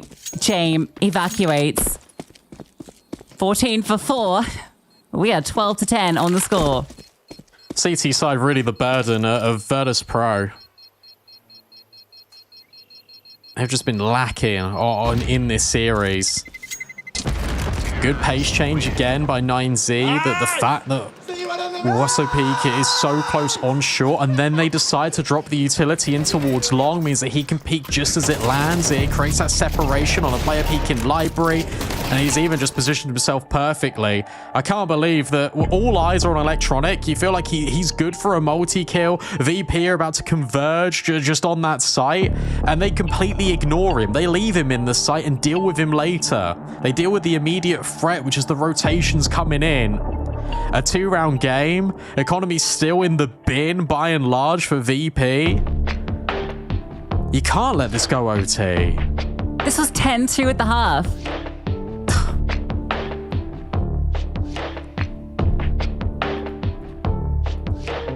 Yeah, that was scary for 9Z. They didn't throw a moto smoke, they threw a library smoke instead. So they left that angle open intentionally, which gave Fame and Flit the lines to fight on the rotates.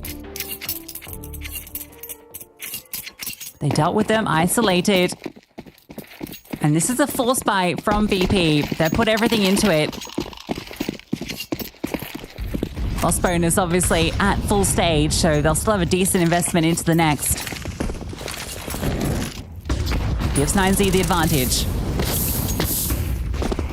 Remember, this is still survival for VP. They need to convert this map, otherwise their journey ends in Rio.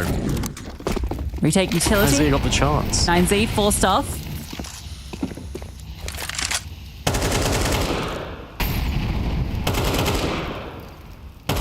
Martinez boosted over.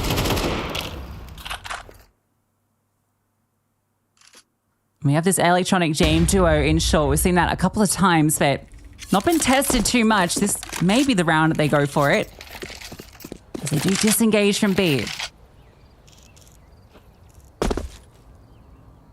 There's only 2 flashbangs here for 9Z. They have got mollies, but that's it.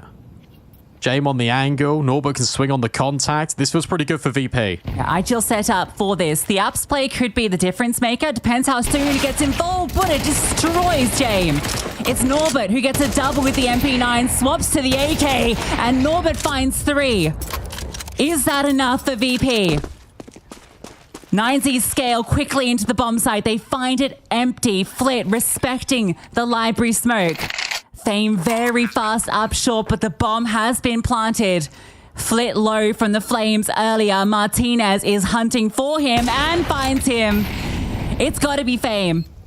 He has a good timing on this push. Sees the barrel, but DGT slings through from pit. We go every single round. And they deserve it. They absolutely deserve it, 9Z. Norbert is not enough. He's the last player you expect to get all of these kills. The fact he can transition onto the AK and find another headshot. He does everything. When Jame falls, when the boosted player falls. And it's still not enough. 9Z, they let the AWP search in that after plant. And then DGT can just be the unknown element. The insurance policy for 9Z, and look at the money that VP are working with in round 24. 2 SMGs. Sure, it's the staple AWP. Surely this goes to overtime now. How heartbreaking it would be for 9Z to come all the way back, for VP to take it right at the very end. There's an opening kill. The util, the shrapnel deals with Buddha. 3 players start B to isolate and find that first kill. 9Z puts so much work into this comeback from a 10-2 scoreline. They fight back to round 24, lose the opening kill. 4v5 for OT. 3 players stack the A-bomb site. Flit is not far away. Electronic up on high. Needs to chime in, but Fame has found the double. Fame's the only one fragging. And Max is trying to hold this play along. Martinez wins it out. Martinez needs everything. A 1v3. Smoke down on long. Means he can focus forward into short, but Flit looks like he wants to push, and from the back lines, Flit will convert. Paid by the round indeed. VP almost squander it, but come through in the final moment to take map 2.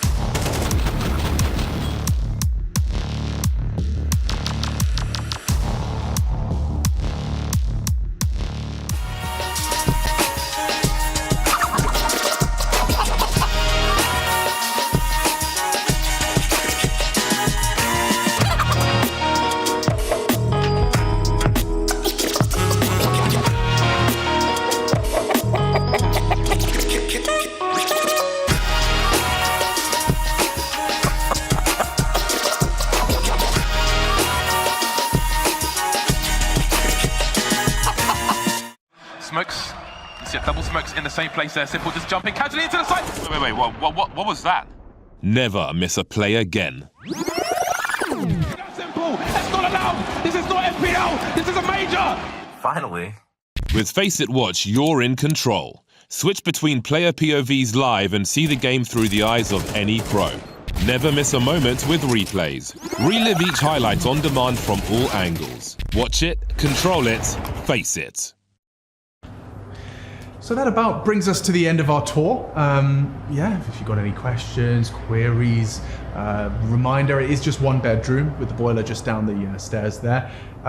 Very busy at times, and it's quite a public footpath. There'll be a lot of people walking around. It's a walkable area, walkable town. There is a chapel just down the road, recently undergone some renovations. But yeah, if you've got any questions, the art does come with the place. I think you can keep these, but not fully furnished, obviously missing the bed, but it is a bedroom. Any questions? I mean, I love it. I love it. I really do. I could see us having a family here, running around. It's such a lovely little area. It's quaint. It's exactly what we were looking for. Now, darling, I know you're excited, but we do have to think this is slightly outside of our budget right now. Are you sure this is the place you want? This is the one. This has to be. This is what I've dreamed of. Now, I can't help but notice there are a few disturbances and noises in the local area. Is that something that's going to be frequenting our home often? Beer banging, yeah. At times you may hear something like that. There is a little construction work that goes on relatively frequently at the moment. The area is kind of on the come up, as it were. A little gentrification, as it were. But yeah, we've got a lovely little bagel shop opening up. It's close by. There's some good discount carbonaras. It's a lovely spot.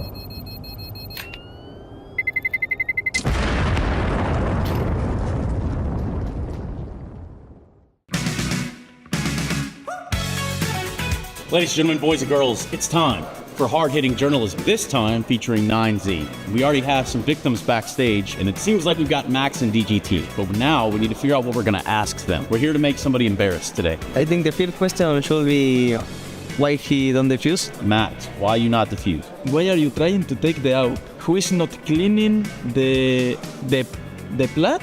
After we...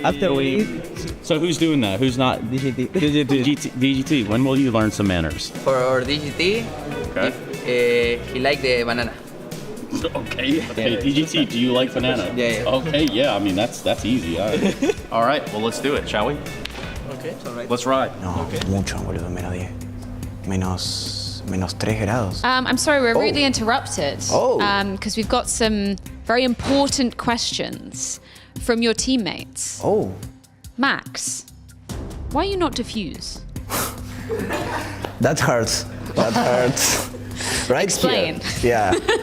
So when we were playing the bedroom dacha, I killed Dupree on the side, and the AVP was far on the large, and I tried to pick up, and when I go back to the fuse, there is no time. No time. No time. Did you have a kit? Did you not have a kit? I have a kit, but...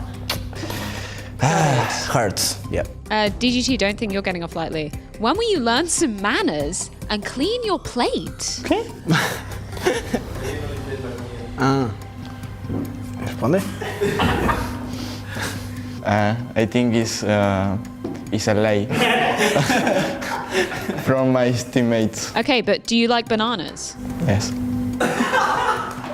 Yeah, me too. It's good to health. Yeah? Yeah. Do they not like bananas?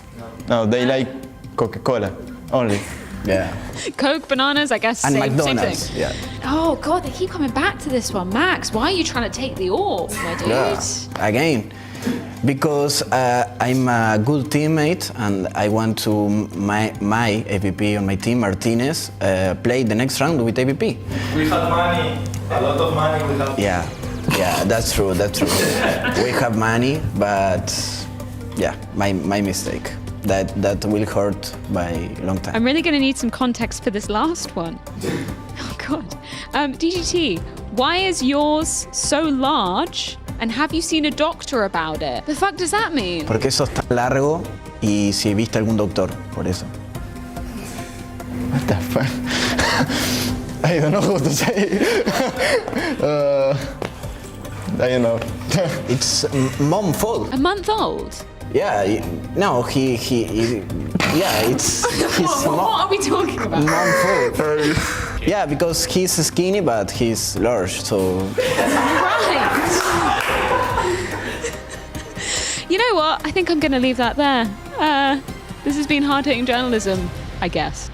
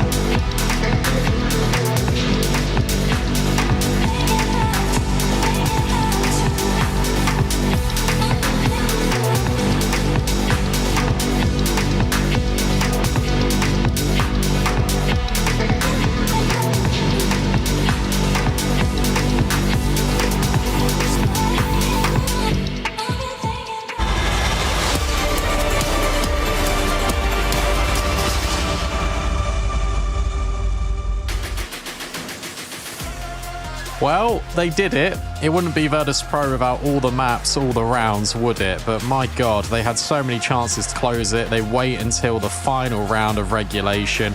Glaring mistakes here on their CT side. Yeah, obviously some big issues going on in the VP camp. You're 10-2 up on Inferno. You just need those last couple of rounds. They get to 12. I think it's what, 12-5, 12-6 at one stage? Yeah, 12-5. And it takes them all of the rounds to finally close. Of course, it's in the final one that they get it done. But even that comes down to a 1v2 that is won because of a push through the smoke, right? Like, that one also could have got out of hand. We probably should have been sitting in OT. So props to 9Z for bringing it back, to be honest. But both these teams really struggled when it comes to the CT side. Yeah, they did, but I think 9Z in general winning out just a lot of these just heads-up gunfights. I think they were taking a lot of initiative. I liked what they were doing a lot on the T side. I think that the big issue on Inferno is it can feel a little bit gamble stack dependent, but there wasn't enough information going both ways for these teams in the mid-round to sort of set things up. And then we started to get it towards the tail end for VP. These advanced setups in towards top brackets, taking banana control and then cheating a player over. It was classic Inferno, and it was good that they were able to close it. You felt like they deserved it just on the basis of, well, the good T side in the first instance, but also the adjustment right at the very end. We've got a head-to-head, the AWPers on Inferno, because James, whilst he wasn't that influential on the T side, still ended with a 1.26. On the defense, he came out with that important quad kill, and Martinez towards the very end of the game, he was coming alive with multis as well. I'm sorry, it's just so hilarious that he has a, what, 1.26 rating with 46 ADR. It took him 8 rounds before he got his first kill. Like, he was 4 for 2 on the T side. But yeah, you're right. I mean, the CT side is ultimately where VP struggled, and that's where James was able to come alive and got them those instrumental rounds. But by God, this was the most James game of Counter-Strike I've seen in a minute. Yeah, this was the most Virtus.pro game at Counter-Strike. And in a weird way, this is just a fun question. But now VP have had this, because they always seem to have one of these games. Does this feel more comforting to them that they're able to do a classic VP? I'd say no, because they were up 12-5. If it was the other way, if they'd made this comeback, sure, we sat here saying, look, this feels a lot more comfortable. On Mirage, their CT side against the Mongols was way better. And it was the T side that fell a little bit short. And for 9Z, they can never really get involved whatsoever in that game against Vitality. But I feel like you've given 9Z a lot of confidence now heading into this one, if you're VP. But let's be real, who knows where this is going to end up? Yeah, honestly, for 9Z, yeah, it's a bit heartbreaking they couldn't force OT, but the fact that they were able to bring it back from that 10-2 scoreline, that's got to be a massive mood builder for the team, because getting wiped out would have felt pretty rough, considering map 1 was very one-sided, right? That was a 13-6 victory from 9Z. Now, they didn't have a great outing on Mirage yesterday, and they'll be starting on the T side, it looks like, as VP win the knife round. But I kind of favor 9Z still going into this final map, but particularly what Martinez has been showing this series and what he showed yesterday. I would normally agree, but it's VP. And VP, they found their way to win eventually. Like, they let it get out of hand, but they didn't let it get that out of hand, I suppose, by letting it go to OT. I think that the fact that they win the knife round to start CT side will be a big boost for them. I think both teams have actually got the favored side that they would have wanted coming into this deciding map.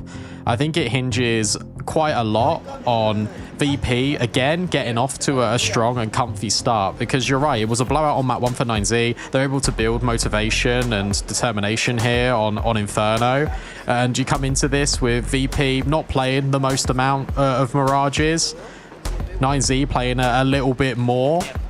But it all comes also down to these opening kills, because you feel like whenever VP were finding an opening kill throughout the series, they were always converting the round. Whenever they went a man down, especially on Inferno, they were just saving instantly. They gave no opportunity to even give themselves a chance and looking for the retake. Yeah, I think this is a map where 9Z will be able to be a little bit more disruptive as well, just because a lot more opportunities to do it on Mirage, whereas Inferno kind of felt like they were getting just locked out of B constantly, which forced them into VP's setups.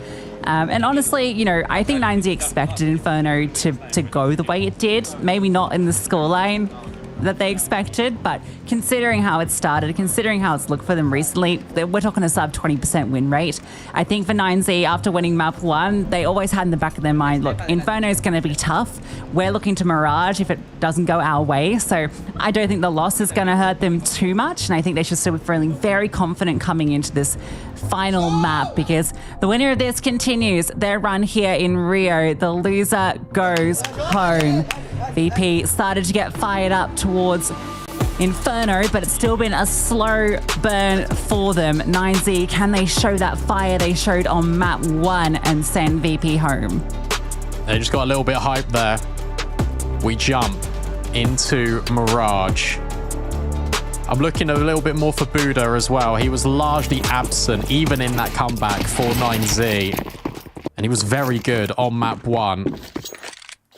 Everyone needs to be on the same page. And VP actually start T side after winning the knife.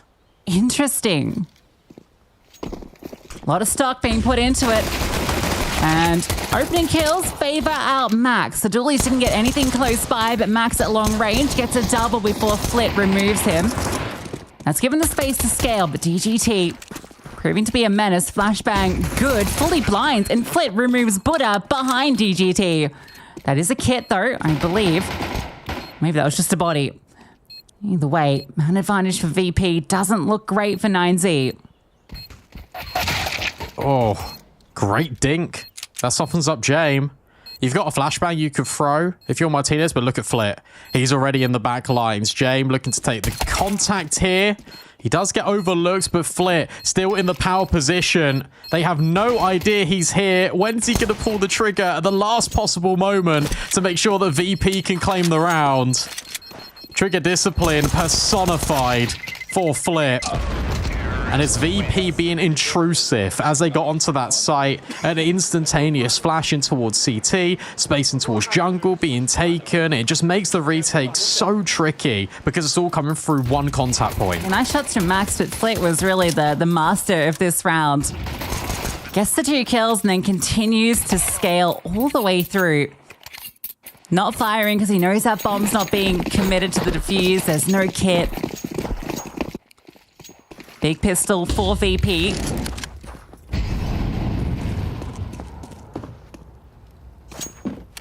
And he off for the save. Flashbangs to set up a mid-crunch. Could work. There are just a sheer vast number of players here, and the counter flash is brilliant from Electronic. Fame gets on the angle. Now the SMGs and the combination of the rifles should clean up in tandem. Simple stuff. Only losing 1 player feels brilliant for VP, as James will look to make it so. No, not quite. Nearly there. We're just sort of waiting for the conclusion. Who is going to kill Max and his USP? It's Norbert. No knife kill for Norbert. That's like the best opportunity to go for one. That one goes as expected. There was maybe a chance of something exciting, but the flash from Electronic really negates this mid-crunch.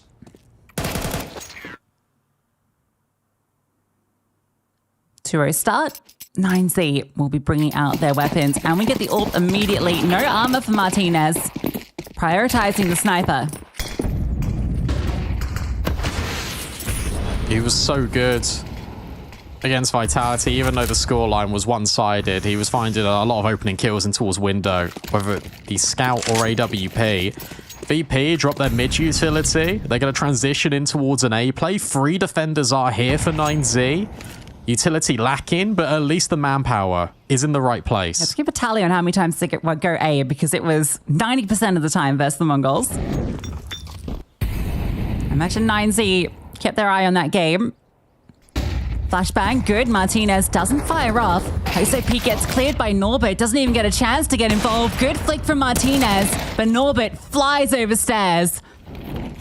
Martinez not given more opportunities. Flashed off the line. VP can scale and take the site. And that's the important thing. That's what VP have done differently immediately to yesterday, is that they're really proactive in the space that they're taking. The fact that Norbert gets the opening kill, continues his entry path in towards top stairs, prevents 9Z from going through the smokes and trying to disrupt that bomb plant and that site take. It forces them, that 1 kill in towards saving. Of course, when you've got no armor and the AWP, it's always going to be a tricky retake to even try and consider the attempt on. So clean exec. Good routing from VP on the way in. The flashbangs were timed as well to the point where Martinez couldn't get involved. Very simple play, but one that is executed to great effect. Only got 4 rounds on the T side versus Mongols yesterday. So already going to be feeling good about how this one has started. It's why that decision to start the T side is so interesting. I got sick of playing the CT side after Inferno. At least with 3 players surviving, 9Z can reinvest, and Martinez gets armor, kit, util. He feels a lot happier. It's also one of those as well where you're playing a South American team. You want to set the tempo on them rather than the other way around. It could be brutal if you have one of these slow starts. Break on the smoke. DGT falls off the angle, but he does spot Flit. Meanwhile, on A, Norbert can't get up to his usual tricks. SOP is there with DGT and Electronic. Oh, he does find a couple of openers, but it would need to be the full house from Electronic. And now they're converging on his position. One in stairs, one in jungle, but it's the connector player through the smoke. 9Z, they earn their first round. That one felt a bit like the VP that gets a little silly sometimes, right? They're not expecting a player to be down towards the underpass, and James just walks close, reveals himself. SOP gets a few open players to shoot at.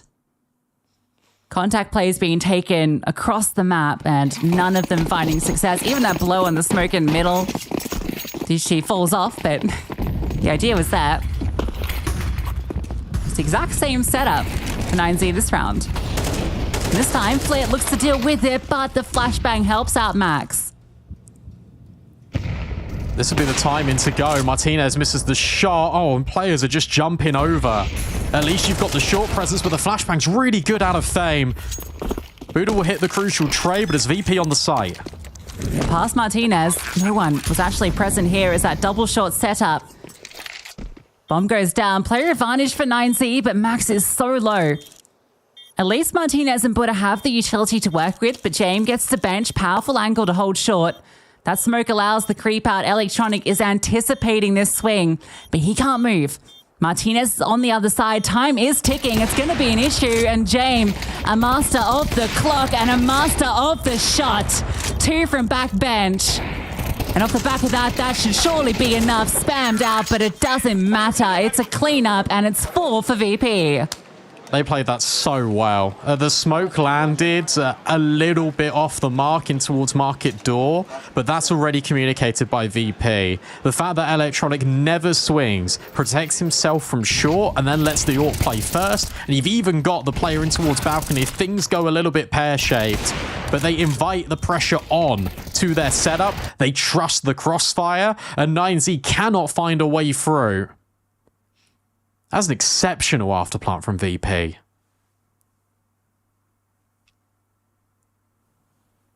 Yeah, very disciplined from Electronic not to swing it all. Knows that James has his contact down short, so even though he's exposed to that angle, full trust in James.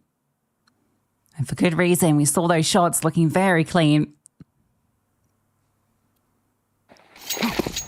Martinez, if he'd hit one of those shots on the entry in, that was definitely a 9Z round as well, so he'll be a little unhappy with how that played out. Had the ult for 2 rounds, but didn't get to find the impact with it.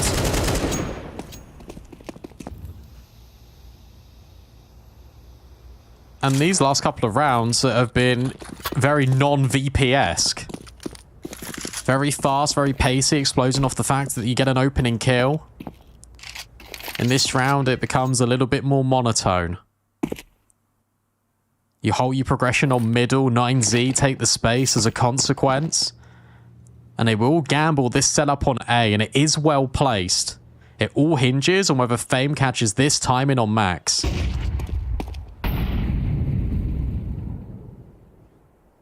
Plenty of players here. Molotov's going to be a pain, but is spotted. Electronic can't really wide swing to deal with him. It would expose his position, so he has to wait for the team. Now, between him and Norbert, they can clean up, and Norbert continues. Still another player, but not for long. In fact, there's no other players. Max on one of his trademark flanks, but it means nothing when the rest of the team have hit the deck. Again, the patience are on the entry path in. You mentioned Electronic not swinging, and then it's the contact that comes through from Norbert, and between them they create this pincer that covers all bases and angles on that site. And sure, it wasn't a massive investment for 9Z, but you've got 4 players all in close proximity to try and deal with VP. They could have gotten out of hand. But you got to really credit the calm and the composure in these situations for VP. When they're leaving no stone unturned, they're being thorough and diligent. And that's more the Virtus.pro that we come to expect when we watch them in every single series. And it has not looked like that over the past couple of events, over the past couple of months.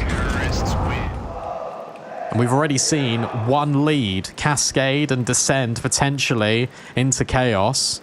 So for 5-1, whilst the T side is looking a hell of a lot better than it did against the Mongols yesterday, you want to ensure that you're not letting anything go.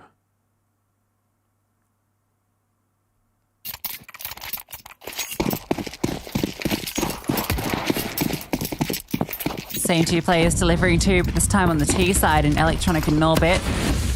It's Mirage Specialist. Nice little nade stack, but DGT avoids it for the most part. We'll throw one back, and that does even less. VP look to retake Back to middle. middle for VP. Yeah, just after the consistent A plays, this is why you've got this reaction out of 9Z with a double push in towards Palace. Max kind of gets the info. Okay, no one's here.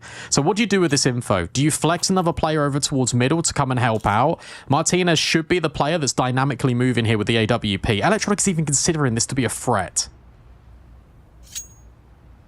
Max doesn't move any further. He's going to wait till some sort of contact comes elsewhere, gives him some sort of sign that VP are making moves, and that he has this opening. But it means Martinez is going to be in an uncomfortable position. Electronic is kind of looking for something there, and they are going to slip back on. As they feel aware of this, Martinez is going to feel very cramped. Tucked behind default, they're scaling from every single angle. He's been spotted. Max, all good on your push, but again, it's left your team out to dry. At least SOP catches Fame, who was caught slipping, but Electronic knows Max has to have gotten somewhere. James deals with a short play. Norbert takes another.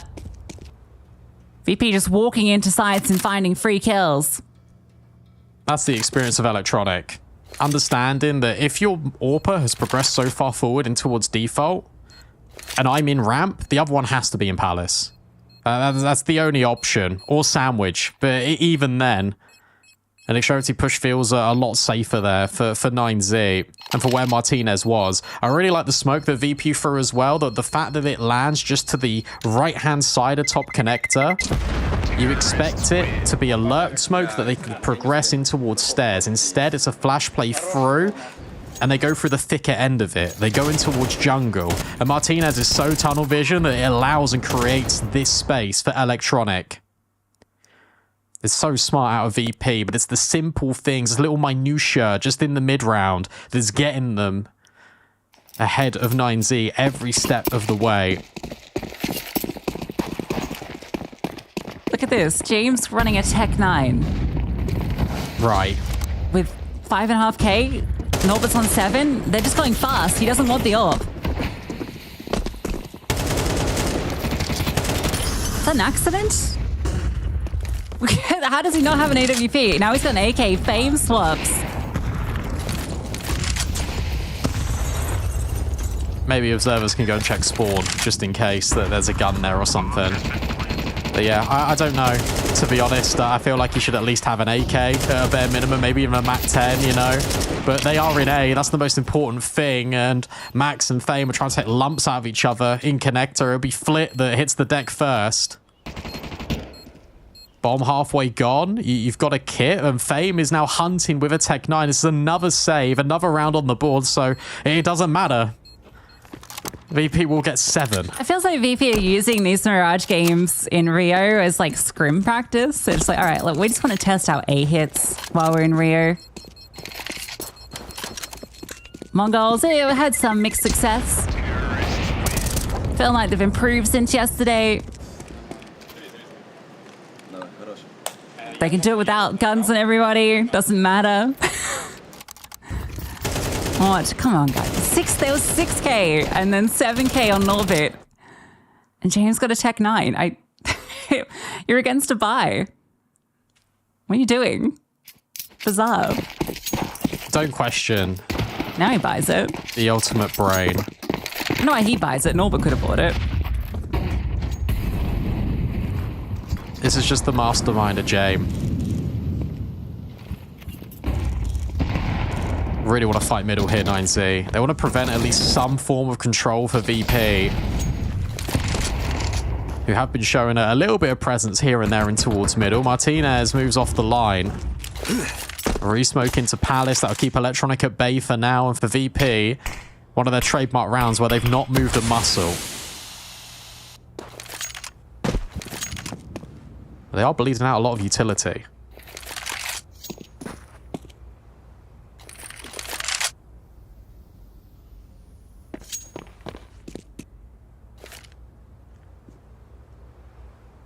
Martinez just hoping they come B. Give him another chance. Chance for redemption. He's had this AWP in so many of these recent rounds, but hasn't had a chance to even see anyone since that B hit. And Electronic has plucked another from Palace. Now the pressure comes through. Max is getting spammed. They're not coming B. But Martinez is in CT. Maybe, just maybe. No. All right, so VP are going to get their 8th, Brandon. And, you know, 10 was enough on Inferno. Is 8 going to be good? Do they need 10 again? No, I think they're fine. To be completely honest, like they are looking worlds apart from what they did on Inferno. It feels like Inferno, they were leveling up, and now this is final form VP on Mirage. That round's really clever because they've been trying to lead a lot of sort of entry frags through the lurk of Electronic. They did it to really good success on Inferno with him on Boiler, and now here he is again, standing tall and delivering on Palace, and all the contact comes through middle. They vary it as well by having players on towards Catwalk, so they've got different elevations on the connector players. It's almost just to guarantee that Electronic can try and find a kill, or at least create space on that A site, and keep 9Z rooted for at least 5 extra seconds. It's so brutal that Martinez, he just feels like he's always in the wrong place at the wrong time, and the one moment he comes over towards A, he gets flashed and then double swung. I'm surprised he's not been more prevalent on the A-bomb site, given that's where VP have gone 8 out of 9 times.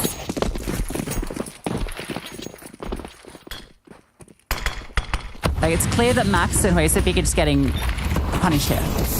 There's no other way to put it.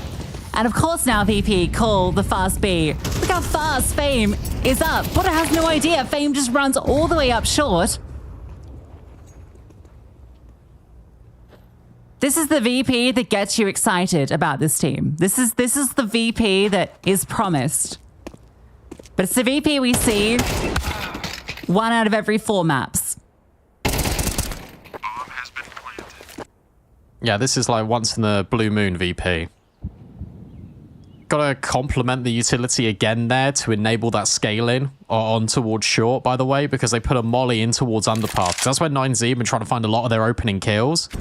And that one molly prevents, and where it's ticking, it's making so much noise. You've also got the smoke in towards window. You know they're coming to an extent, but you can't really do anything about it. And VP also get the audio confirmation that a player is in under. So they can set up their post plant to account for it. Norbert was holding the apartments the entire time. It's so clear and direct from VP. And it's funny because when they've gone fast, they've gone B. And when they've gone slow, it's always A.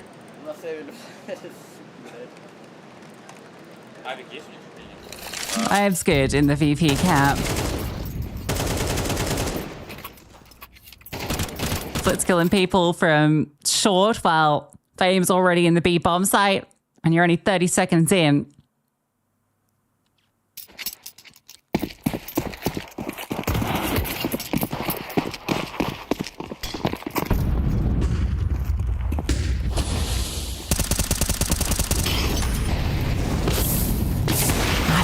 Finally, Martinez gets a chance to get involved. But look at what it takes for him to get an opening kill. He has to go through a Molotov to try and fight forward. Electronic has been in Palace all the damn time. 3 players are needed just to deal with him. And DGT, it's just a wide swing out middle. Norbert will trade, but it's a 4-on-2. The bomb is so far away. I think we're finally seeing the defense hold here for 9Z. Yeah, it's too little too late. Unfortunately, that is not supported by physics. Valve, please fix.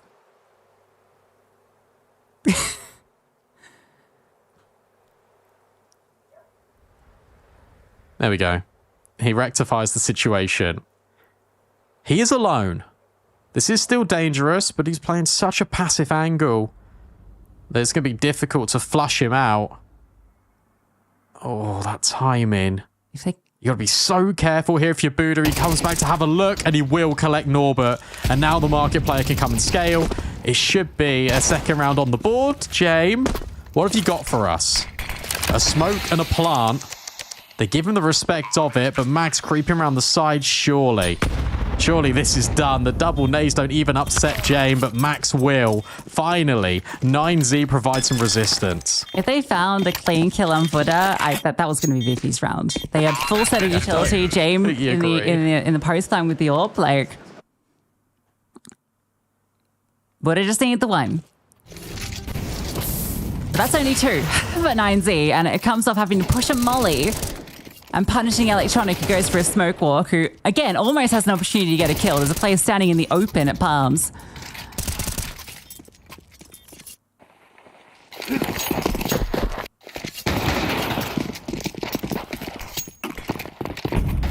And 9Z have some dignity in this half and leave with 3. They lose the opening pick to Norbit.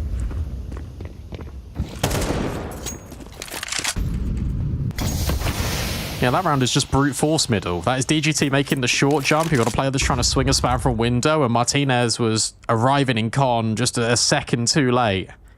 And in that time, Norbit's able to just get the kill on DGT. A lot of contact play, no flashes. Again, we're seeing this out of 9Z. Every now and then, sprinkled in, every couple of rounds, pushing in extremity to try and find success or at least clues to where VP are lying in wait. This was like the best of the bunch, with Wasso Peak dealing with Fame, but they expect it, of course. VP expect it. Ooh, great nade. Fame dodges it, luckily for him, but Wasso Peak not going to dodge these 4 players. Maybe he will. He'll move away. Got a 2-2 setup for the CT, so we need these defenders on A to stand, and they can't. Martinez, this needs to be a masterclass. Gets one, but spammed out from Sandwich. Now the Molotov looks to end his life or force him into Fame, who on low HP is always good for a kill, it would seem. Max swings through. Low HP on a lot of these Ts. The problem is they don't have the position smoked off in each angle. Buddha and Max. Surely this is done for. Another 10-2 half looking to be served up by VP. Buddha pushes through. Electronic not quite ready for it. Maybe there is still something to say here with Fame and James so low, and Max removing 1. James holds the stair peak, misses the shot, but Norbit's tucked under. Planted for him, they don't clear. Max hits the shot. Needs to hit the next. And James jiggles, sees the bombs not being stuck. And of course, James will win it to time. A 10-2 half for VP.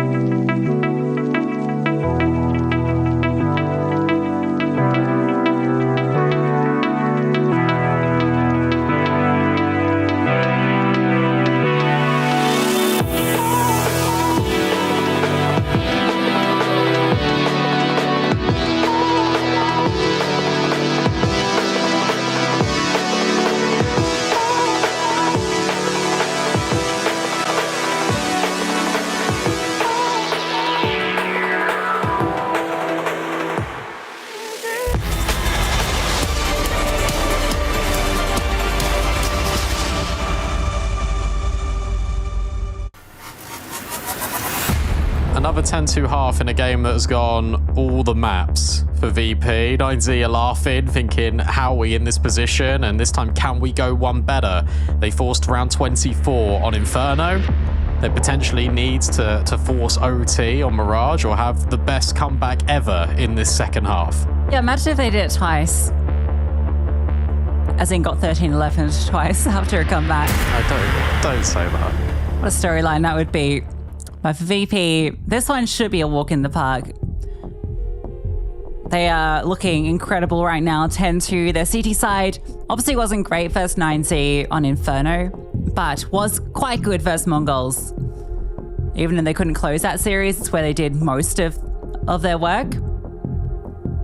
I think they're feeling good too. They're not feeling the pressure now they've got an 8-round lead. They're just laughing. They're just giggling about absolutely everything and anything. And you got to really praise the call in there for VP on that T side. And sure, it was on the surface level of it pretty one-dimensional when it comes to where they ended, because by and large, the majority of it was over towards A. But there was an awful lot of variance in there. The fast plays that they did pull out on towards B always caught 9Z really underprepared. And they were never really ready to sort of feel the full force of Virtus.pro. Martinez was avoided round in, round out, and that's going to be so frustrating for an AWPer of his caliber, and his impact on the server so far in this series has been second to none. So for him not to be involved, that's a really big miss. Shouldn't have banned us too, 9Z. Maybe that would have been the better decider to go to. Hard to say. Matt Paul is feeling like a limiting factor for the South Americans. No real clear way to go. It's just a shame because Ancient was such a cakewalk for them. 13-6 result propelled off that 9-3 first half on the T side. To be fair to them, they've managed to get, what, 9 T rounds in each map. What are we waiting on here? Not sure what the official confirmation is, but I don't know. Players are sat back, relaxed, rather than nose pressed into the monitor. It's a sound issue. So as soon as that gets resolved and we get audio back, we'll jump straight in and begin this second half. What's going on in the A stream right now, Lucy? Because I know you just told me that m0NESY won this ridiculous clutch. Yeah, so it's Anubis Eternal Fire's map pick, and currently they are in the lead 5-1. That one round that G2 got was a m0NESY 1v4. So that's often, I think, maybe the storyline with this GT roster with their T sides. It's very heroics dependent. A lot of clutch factor in the squad, that's certainly for sure, but you want to get a bit more on your T side on Anubis, one thinks. m0NESY even got 2 openers in the most recent round, and they did not get any further kills that round. Tess says, just having a little glance over to see what the score is, because obviously they're getting ready to play next on the B stream against Astralis. I mean, that's an incredible derby match for playoffs in the arena. I mean, what a storyline that is. Everyone present on the server for the first time since Heroic sort of parted ways with the trio of aliens, Stabby and Yawn. Yeah, it's a polite way of framing it. Yeah, for Lightweight. We all know what happened. But the bridges have been rebuilt. Somehow. Well, some of the bridges. I imagine that Tessus and Shush probably have a little bit of a grudge to bear. And we're looking for the win over Astralis. But we get those 5 against each other in the server. Obviously, last time, maybe not last time, but they were in Rio Grand Finals, the Major 2022. The closest Cadian has got to lifting that Major trophy.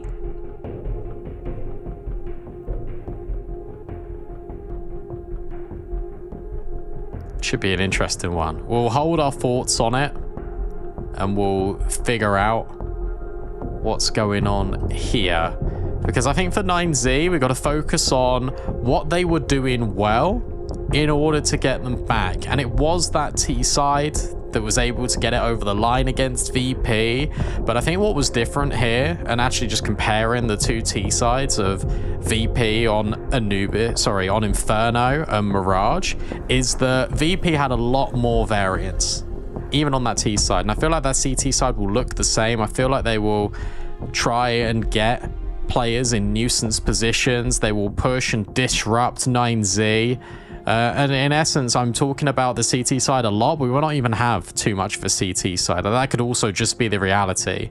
It all begins with the pistol for 9Z. If they're not able to convert that, then you're definitely struggling. It's going to be tough. It's going to be really tough. And it's a shame, because considering how 9Z started, as you were saying, Ancient looking really good, Inferno nearly but not quite, to bow out and end your chapter at IEM Rio 2024 with potentially a blowout on Mirage, when you suffered a blowout on the first day on Mirage to Vitality, that's got to sting a bit. Yeah, 9Z get to milk a little bit longer in Rio with this tech pause.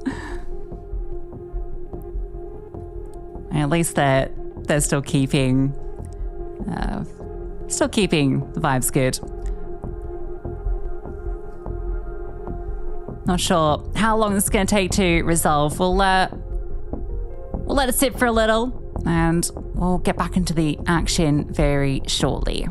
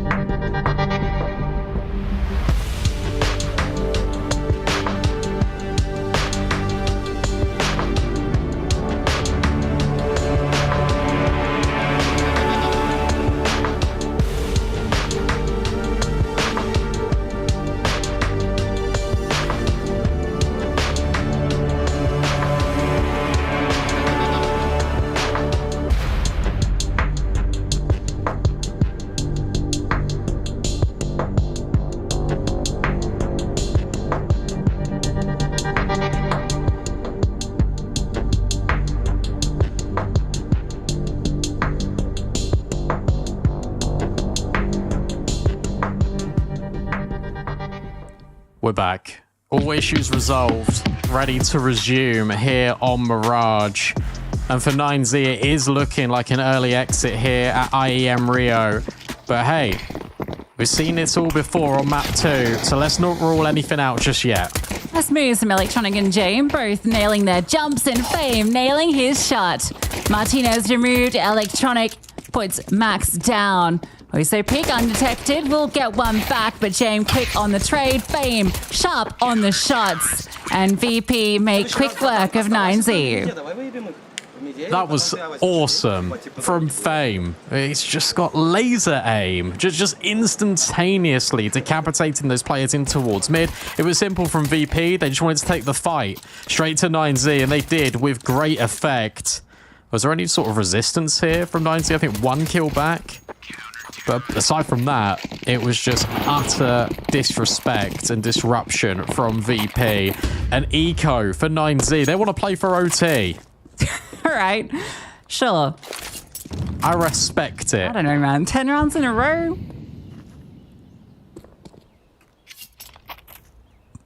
That's crazy.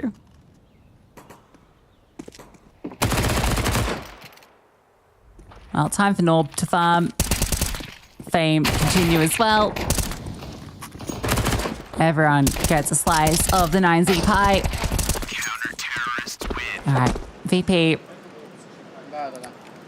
How clean can you make this? Because you've been in this commanding position before and you took us to 24 rounds. So let's leave everyone at home feeling content that VP are here to stay. Make this one nice and clean.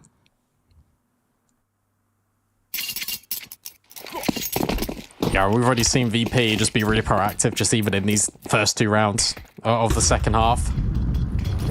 Looking to engage in fights very early. And that's, again, accentuated by Flit going through the smoke, but Max will catch him.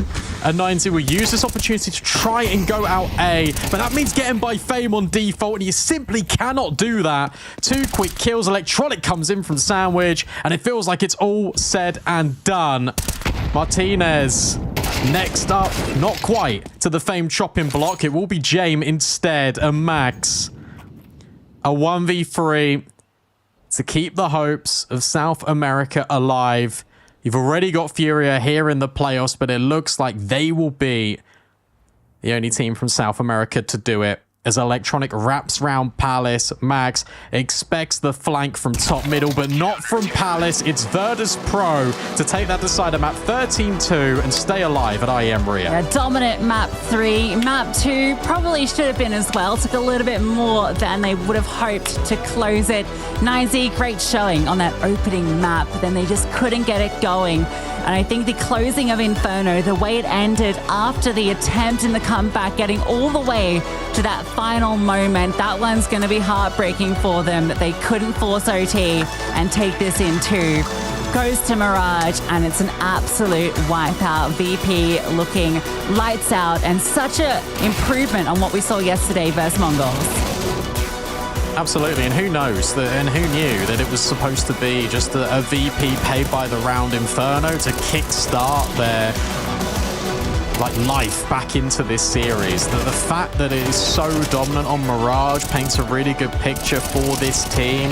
The fact that it has been 2 games on Mirage where they just go towards A, but they trust themselves and they trust the process. And for 9Z, it's such a shame because they've shown really good things at previous IEMs. It feels like IEM Dallas is their home turf, but when it came to Rio, such a shame they weren't able to force Inferno into overtime. What could have been instead falls a little bit short. Full credit to Jame and his calling in T-sides in particular in this series.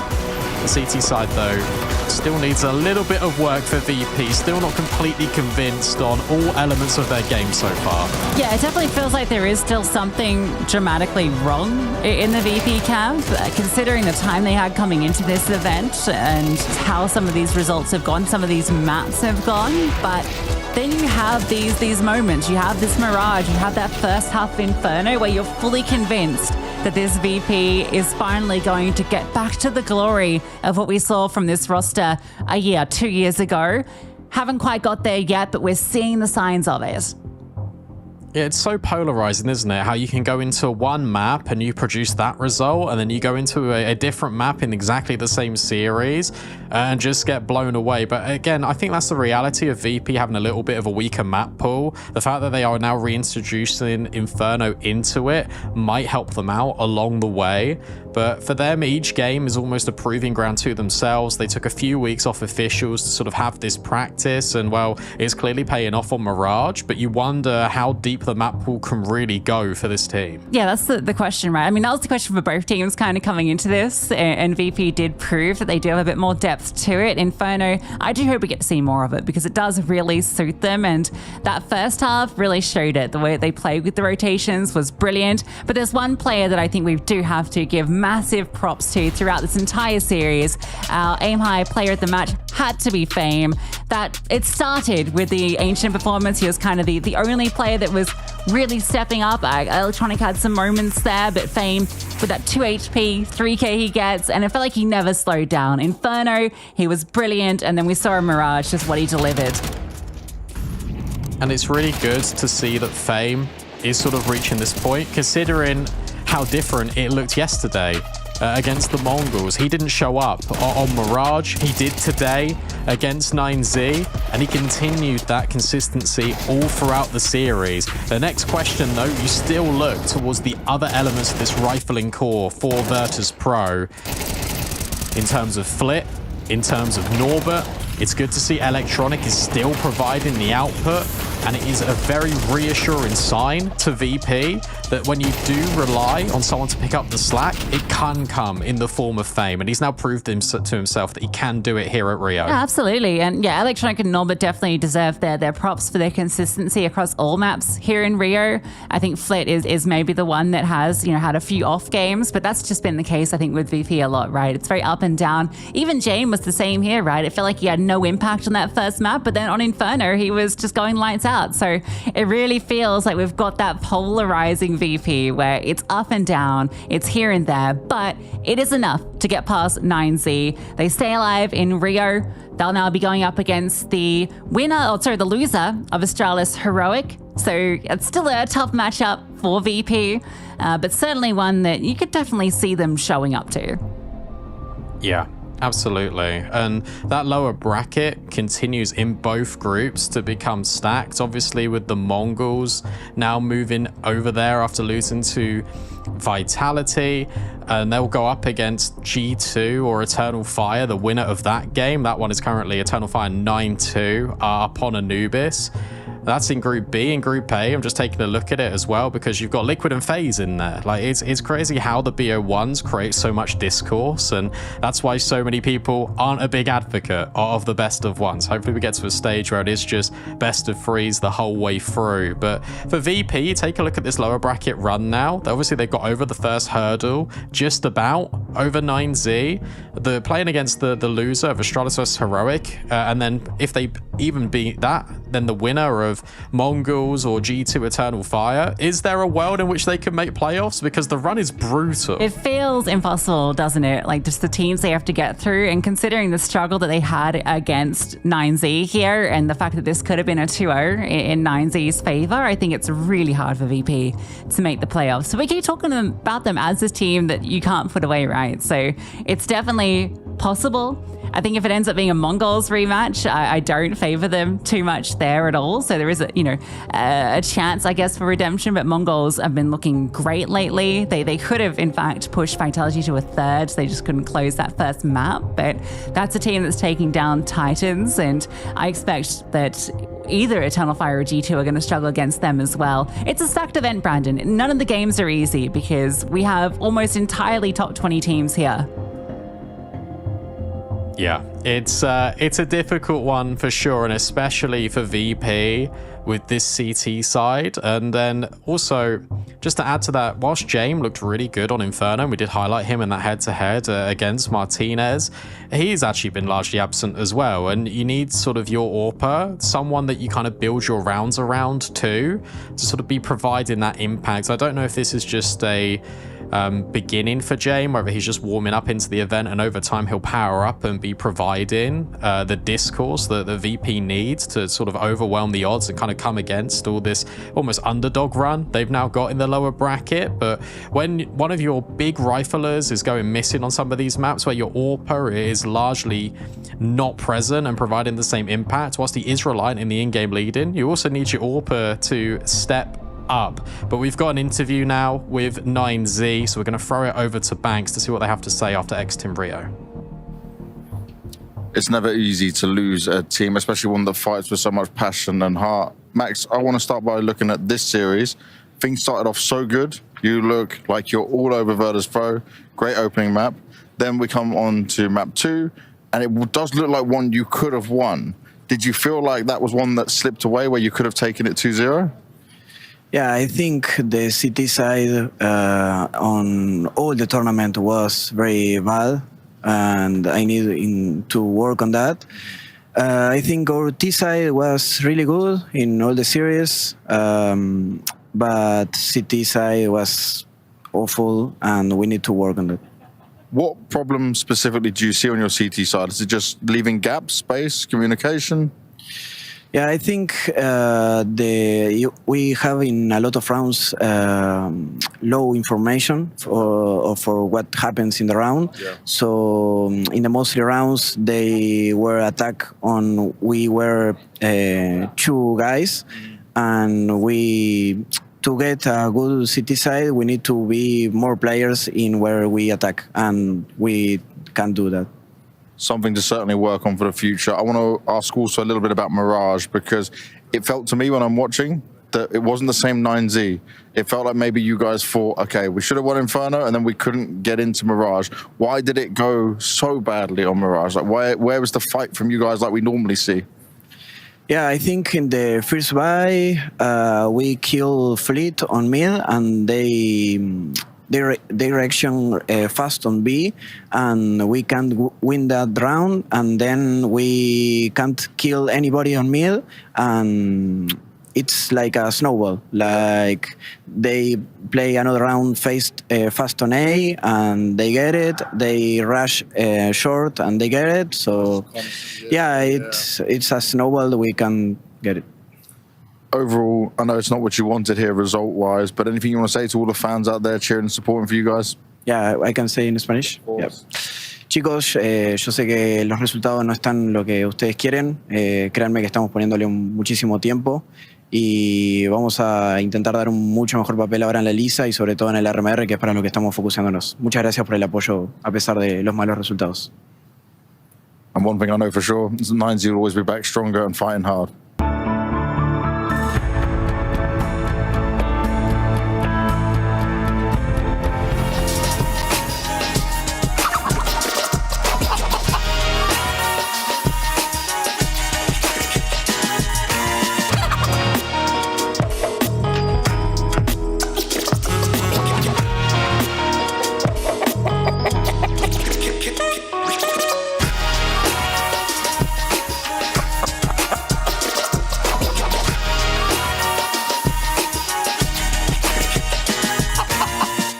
Smokes. You see double smokes in the same place there. Simple just jumping casually into the side. Wait, what was that? Never miss a play again. Simple. That's not allowed. This is not FPL. This is a major. Finally. With Faceit Watch, you're in control. Switch between player POVs live and see the game through the eyes of any pro. Never miss a moment with replays. Relive each highlight on demand from all angles. Watch it, control it, face it. What does it look like in terms of your relationship with Caden and how you guys want to act in the leadership role? Because I think you're very different to what I would say Exist was on the heroic days. Exist is very quiet, but I know you are vocal and you have your own opinion, your own idea of how it is, right? Not in a bad way. I mean, I know you're laughing, but I mean, it's like, I always see Rugger as, I've got a plan, I know what's going on, and you have a mind more for how you want to see it. So are you guys on the same page? Are you seeing some like, okay, we need to have some middle ground here? As I said, I try to give him room to settle into the role here in the beginning.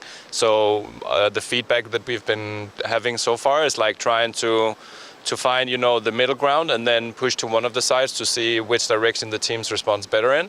And I'm not saying that it's gonna be either his or my style. I think we need to find, common ground, so to say. And also, the more we get to learn, understand each other, the more I know which roles I need to help him with and what he needs help with from me. So he is a little bit more freestyle than other leaders I've been working with. So for me, it's also about putting things into boxes so the players know, okay, it might be freestyle, but at the end of the day, we still have our framework of how we want to play. Yeah, nice. And I have to ask this, and I'm hoping I can get a cheeky answer from you here. Was Hooksy ever an option for you guys that everyone spoke about? Not from my side, at least. Obviously, when you talk about making changes, not an overnight decision. It's a long-term thing where you have names that you want to keep track of, where they are, how does the team currently looks like, and what what are the like upsides and downsides, and then you try to evaluate as you go along, like which direction the team is going in and which profiles might be there if we need to make a change somehow along the way. So like we never really, at least not from my side, maybe management, you never know, that's the good thing about being in such a big organization, that I'm only getting asked about like my core expertise. So yeah, like we obviously discussed Huxi, but at the end of the day, I think Kadian was a better fit for this team also. ESL presents Intel Extreme Masters in partnership with Intel, Acer Predator, DHL, Kadia, Monster Energy, the United States Air Force, 1xBet, White Market, and Logitech G.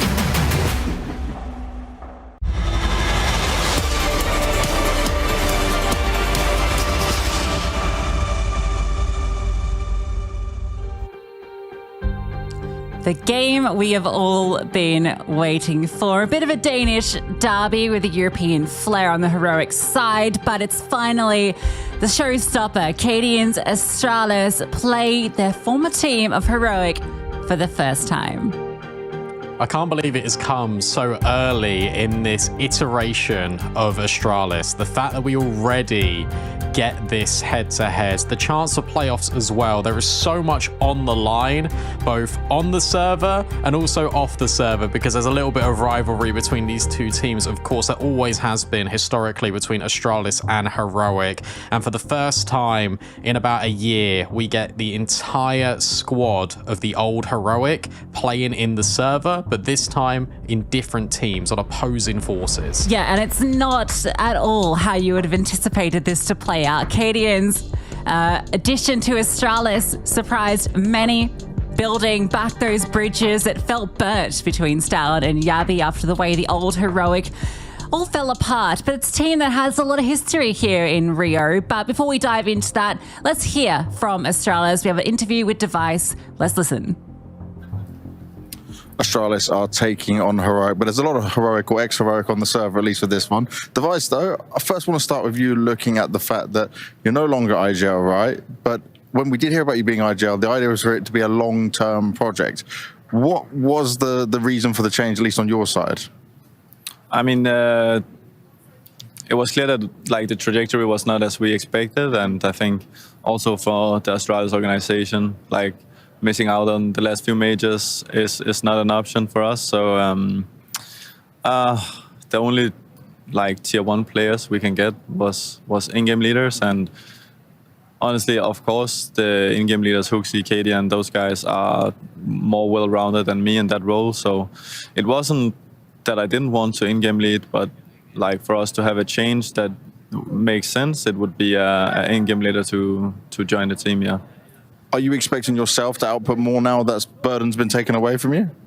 Oh yeah, definitely. I think, yeah, it would be silly to say otherwise. It's been only like 3 games now. It's not been the best for me. No, I am for sure. I'm a perfectionist, and I know that I can do better. So it's just about learning to play in the system we're playing in right now, and yeah, I still believe in myself that I can do really well against the other top overs and stuff. So yeah, of course, higher output. I think also just in general, just like becoming a winning team. That's what we want to create, and we have such an amazing team, and we have all that we need to. Yeah. So yeah, just excited for the future.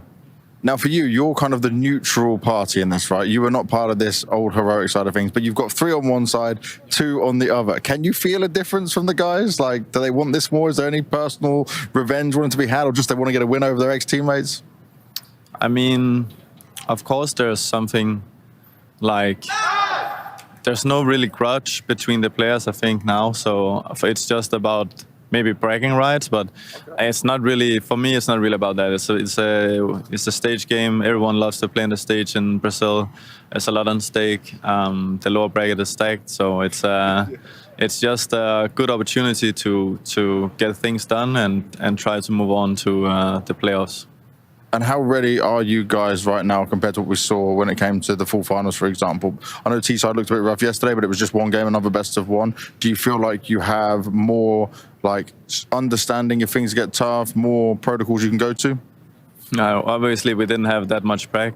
I was sick in the fall finals. I got sick from a vaccine, and I had like blisters all over my hands and feet, and I was at the hospital for a day and stuff like that. So from a vaccine that's supposed to help you? Yeah, from the one you need to get to go here. So we have been a little bit struggling with practice. That's just how it is. Luckily, I think that the way Cadian does things is also, it's about finding the flow as a team, and it doesn't have to be so set and everything, and that's also what everyone in the team thrives in. So, I mean, we're ready for sure. We haven't had the best prep, and some other people on the team have been sick as well afterwards. So sometimes you're just unlucky with timing, but yeah, I think that we got everything that we need right now, and we just have to be confident on the server. Awesome, thank you very much, Device. Let's see how it goes down when Heroic and Astralis get on the server. A lot of interesting stuff there that Device has been saying, but I want to pick up on the point of practice, because Yanko very much at the start of this pre-show today said, look, Astralis are going from event to event to event. How much time do they have to work and mold into Cadian's style of play? We know Cadian can be pretty micromanagey at the best of times. That's going to probably influence Device and what he can output as well, right? Yeah, I know Raga was saying that when everyone buys into Cadian's leadership style, like everyone feels good and it is the right approach to them, but they're definitely having some struggles. We can see against Eternal Fire, it was a dominant first half. 9-3 scoreline, but closing it proved to be a problem. And, you know, we looked at for instance, back at Blast, I know there's some caveats to it. A lot was going on around the team, but even versus Vitality, they got 0 T side rounds. There was an entire Inferno where they didn't get a T round, right? So there's obviously some things that need to be adjusted to and take time. I know Device's form has come at a bit of a detriment, but obviously there is that sickness that you spoke about. So there's multiple things going on. They did a lot better against Spirit at Blast, so they're certainly, you know, on the right trajectory, but it's such early stages. So expectations to some degree have to be tempered here, but you know Cadian's style of calling, you know what they aim for. You know, they want to really try and manipulate those rotations and get everyone comfortable in that style of calling. And Cadian has the players in Stan and Yabi that are already immediately going to dive into that. And I think that is why the CT side has been so successful, because they are able to get those gamble calls correct. It's just adjusting on the T side.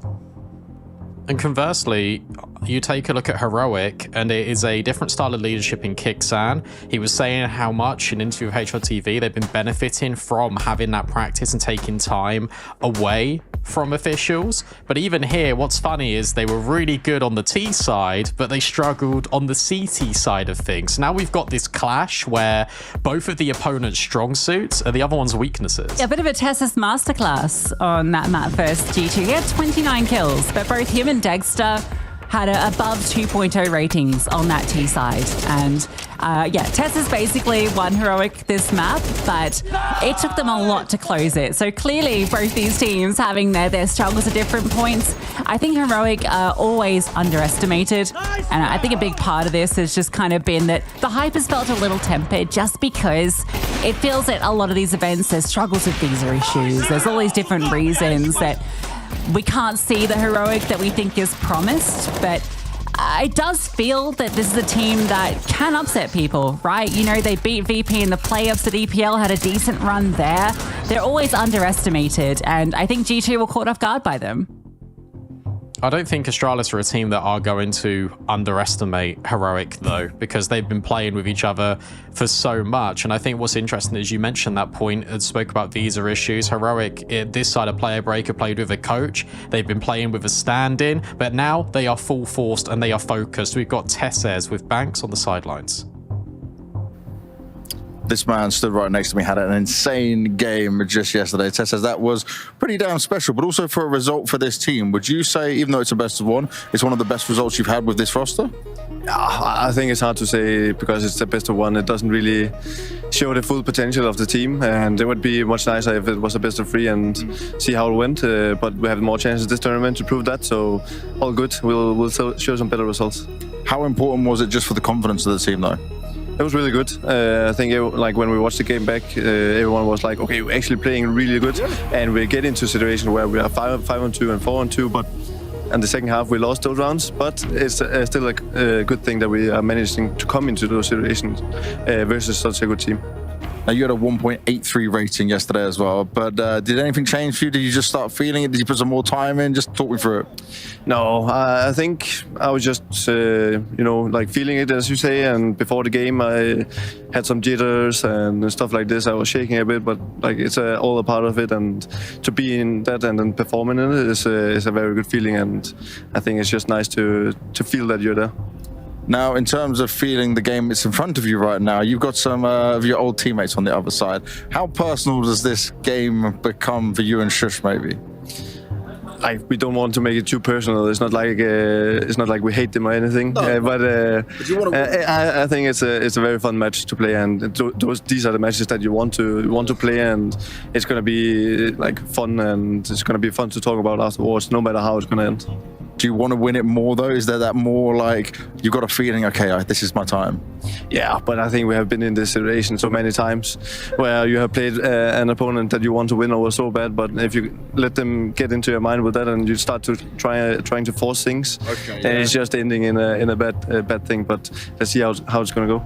I like that mentality, yeah, because sometimes you can maybe overdo it, right? You don't want to cook too much overall, but you do want to cook yourselves into the playoffs, I think, right? Because it's been a long time since you've been there. How much is that on the minds for you guys, though? Because I remember even all the way back at Katowice, you guys were saying, we want playoffs, we can make playoffs, you believed in it. How much would it mean to you if you got there today? No, it means everything. Like, we need that step in the right direction. I think that like internally, we know that we have taken a few steps in the right direction in the past month, but to get it also result-wise is something that would boost the confidence a lot for us, and like we just want to get there. And you got a smile on your face while saying it as well. Let's see if Heroic and Teslas can get through to the playoffs. Both teams hungry for that playoff spot, but only one will prevail. Cadian's Astralis take on Heroic. We also saw the veto pop up there as that interview went by. I think the big surprise to me there, Brandon, was that I thought Heroic might pick into Nuke here, given that Astralis is so fresh out and we haven't got to really see them flex their map pool in depth, but instead they go for a bit more neutral territory in Mirage. Yeah, I thought it was either going to be Nuke or even Dust 2, because Astralis has looked very shaky on Dust 2 recently. Heroic had looked very good, especially after that win yesterday against G2. But Mirage, I think, opens the door a little bit for Astralis, but it's Heroic also picking and proves themselves that they can do it on any map against Astralis. And they're playing to their strengths. So you've got to remember that this is Heroic fresh off of not playing in official competitions for quite a while. They've got a chance to make the playoffs and the stage of IEM Rio if they win this best of 3 against Astralis. Let's kick things off. There's a lot of utility here for Heroic and a gaggle of players outside B. Lot on the line for both teams. Yavi takes first contact, forced off, sees a lot. Stair will drop utility in response. Not going to slow down Heroic, but Yavi's bullets do. First kill is clean. Stair chimes in for the second. Cadian with another, and this defense looks strong. Nerds will answer back. But now he's getting pinched in from 4 different angles, still managing to fight and somehow take another. Shush has made this into a 1v1.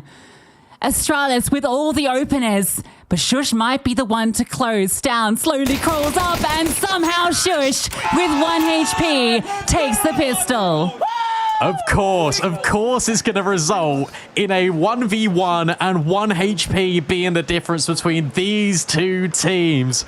Oh, it's going to be a blockbuster best of 3 if it starts like that. Astralis looks so comfortable. Jabby and Stair were getting all these kills in the site, and then immediately Nertz just weaves his way in towards bench. He provides a nuisance and a distraction for him and Shush to find multi-kills. Heroic have stolen that pistol out of Astralis' hands. That's outrageous. Basically a 2-on-5. Nertz had nowhere to go. Full spy back from Astralis. We got rifles in spades out for the T's. They're playing the long game. And this is where we might see a bit of that Cadian flair with the calling. He's solo on B, looking to delay while the team stacks A. There's also an interesting dynamic of you've played under Cadian's leadership for so long, Shush and Tessez. You might know how he likes to call these style of rounds. But how much does Kixan want to rely on that rather than just feeling the tempo of the game and going with the gut feeling? Shush trying to extend out of Palace. Yabi tucked in towards Sandwich Stare. Oh, gives it a jiggle. And Yabi's still not revealed himself. They are walking into this stack, but the bomb's heading the other direction. Tessa surely knows that Stare was there and could have just cleared him and got the kill. Instead, walks into Yabi. But it's all fine because the rest of Heroic enter into B. Cadian delivers a lot of damage onto Nerds. That gives Astralis a good chance in this round. And they're just going to flood through. Stown looking to deny. Bomb can't get planted, but a lot of damage inflicted. Dexter gets one back, gets two back. And that might give them the space. Although, Astralis keep pushing and Device hits the headshot. Look at the time. Shush can't do it. Astralis on the force. Take it back. And again, it feels like it's Heroic's round to lose at that point. And Astralis just pushed the issue. They know that time's a burden. If they can just get into the bomb site and just delay the plant, that's enough. And it is. Dexter with 2 kills. Nerds is in the power position again at bench, and it doesn't matter. Overwhelmed by Stare and Device. Astralis battle back. And that is gifted to them as well by Cadian, who gets a kill on basically the second dink. Onto Heroic trying to creep in, encroach onto the bomb site. This time the defense holds, and it has to be a force back from Heroic. Still shocked about Tess's play there. It really felt like he had a free kill on the Stare.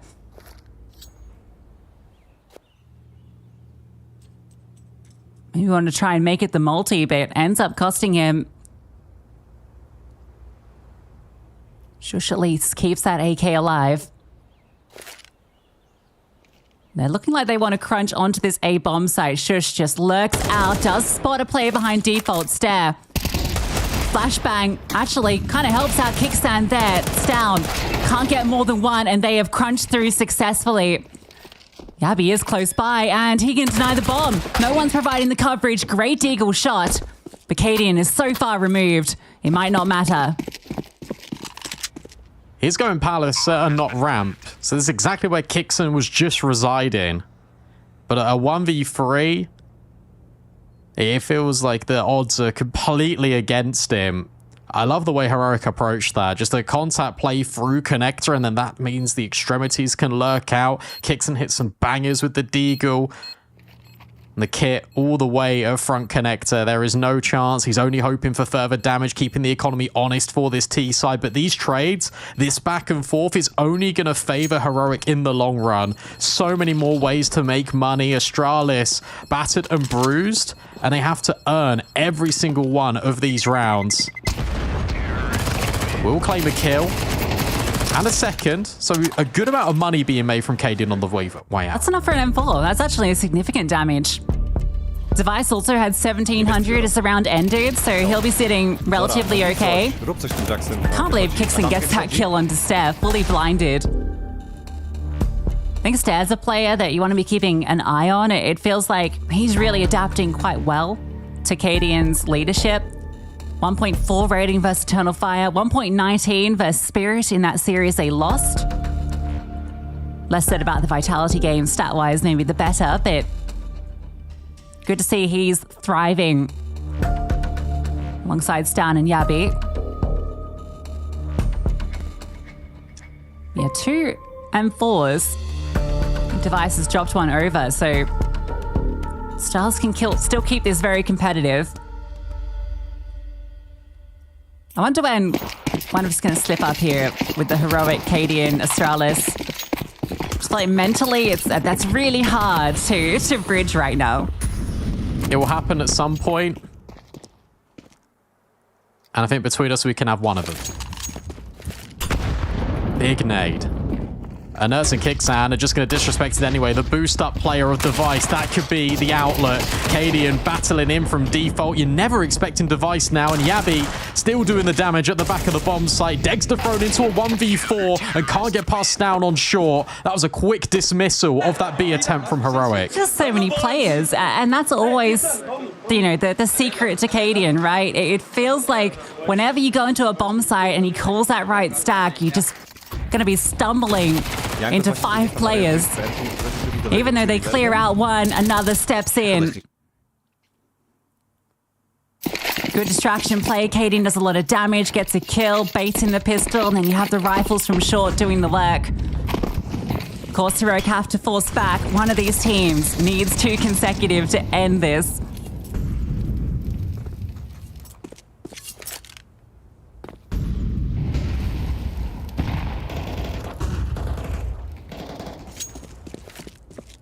It's been a blistering start to Mirage.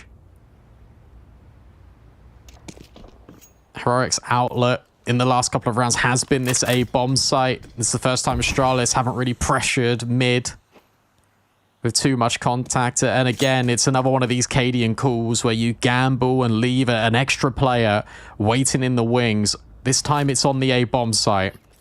Stair creeps close towards ramp. He can't go around this corner because Shush will deal with him. Nerds just crawls forward. This AK, the strongest piece of weaponry. Begging for this first kill. Flash forward is good. Sets up Stair and Stown drops Nerds. Takes a second too. Kixan will punish by running through, and that is a nice shot. M4 collected, but Stair immediately quells the bleeding, and then Device is there to finish the job. Kixan's Deagle hits diff, but the rest of Heroic don't find anything. I think that is all of Kixan's kills coming in 2 rounds, and they've all been on Deagles. Astralis' team play off each other on the CT side is fantastic. And if they can start to translate that into T-sided rounds, then they're going to start to cook. Because as soon as Stown gets this kill, you've already got the movement of him going in towards jungle, creating the gap, and having another opportunity in towards short. They are so tightly entwined with each other, Astralis, that Heroic have got no safe capacity for a trade. Tess says in under, dealt with by Stown. He's 7-4.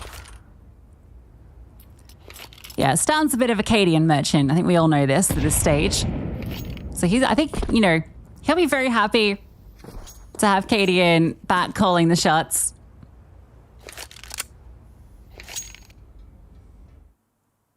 Cadian is the only one over here, but it is just the Glock, so ideally for him, he can clean up a few kills. And takes them all clean from Cadian. Nice 4K. He's got AK in the bank. And Astralis break away from Heroic. I think this game's also interesting. Like, Cadian comes into this Astralis roster with a lot of question marks around it, but also with a big point to prove.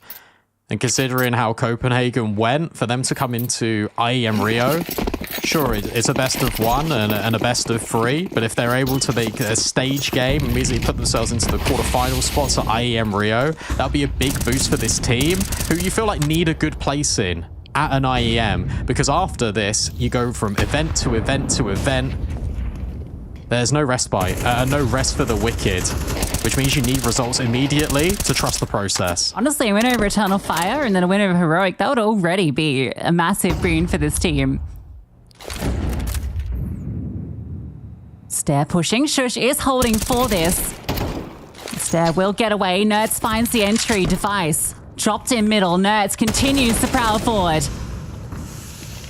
He's cut open the middle of the bomb sites. Splits the Heroic defense, and Yabi feels the need to fight forward. Cadian actually removes Nerds with the HE. So all of that room that he enabled suddenly starts to slip away. Yabi spots out the player on Stairs. Shush is slowly edging forward, but Stair is repositioned, and he has no idea, but Shush still takes Yabi. Stair needs to do everything here, and he is delivering. Dexter puts it into the one-on-one. 40 seconds, some time to work with. Knows Cadian was last seen towards window. Cadian's read it. Cadian's already cutting him off at underpass. He will be here in time, and Dexter needs to clear, needs to consider underpass being a possibility, but Cadian swings up at the perfect moment. And when he is locked in, when he is in flow state, it feels impossible to outbrain the IGL. Cadian's the clutch master. We know he's always good for it. Not quite the 1vx's that you often see, but nice and simple. Outreads Dexter. Even gets glocked in the head there, so it could have got a little scary. Big round from Stair, more than anything. Pushes deep, gets spotted, stays alive, disengages, and then resets under dark. I mean, they're just not expecting him to be in that position at Shadow. A double up from that position gives Astralis the chance, allows Cadian to set up in the 1v1.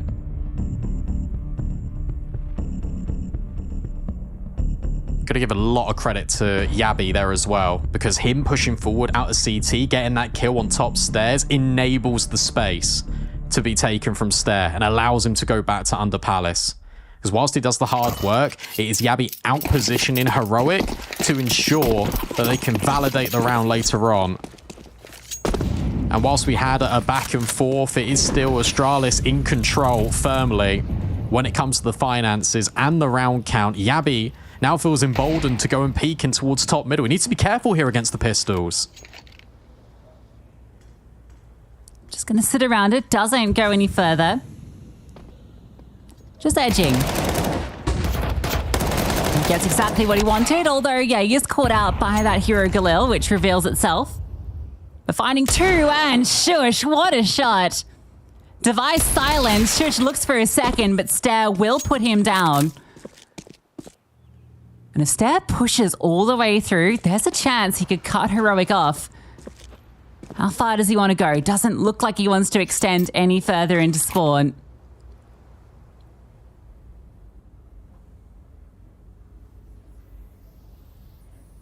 They are piecing this together. They are eliminating angles now because Stown's re-pushed in towards middle. He's got all of Connector. Stairs cleared out all of Palace. And with Cadian holding over towards B apps, you feel like they've got to be top mid or B. So that's the call from Cadian. But this all could be misdirection.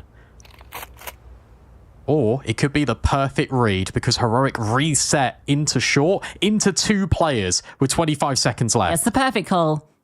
Stair's position in Palace means that even if they go A, you know, in the post plant, in the retake, you've got a really good positional advantage.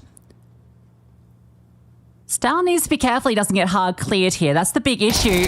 Oh, the spray does convert, leaves it to Nerds. A wide swing, but time's going to be a problem. Cadian doesn't reveal himself, and oh, Cadian, naughty boy, gets the kill.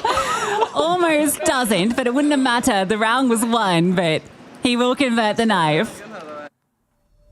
Yeah, just. He got it. He got it. That's the most important thing. Another good read. And again, it's all because there's so much flexibility in this mid-round from Astralis. And Stair, I think, is the correct call for him to go and clear ramp. And then he goes into Palace. And that allows Stown the room to clear top middle. Looking towards underpass, going towards connector. You eliminate so many angles there. For Astralis, there has to be this B finish. Another timeout being used by Heroic. It's starting to escape them this first half and this game. First moments, we get to see Dexter on the AWP, though.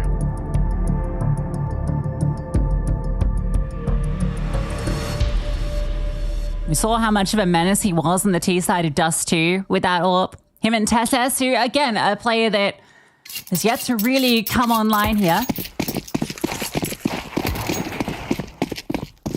At all. Yeah, that's true. Yeah. Needs to kind of get off that goose egg ASAP.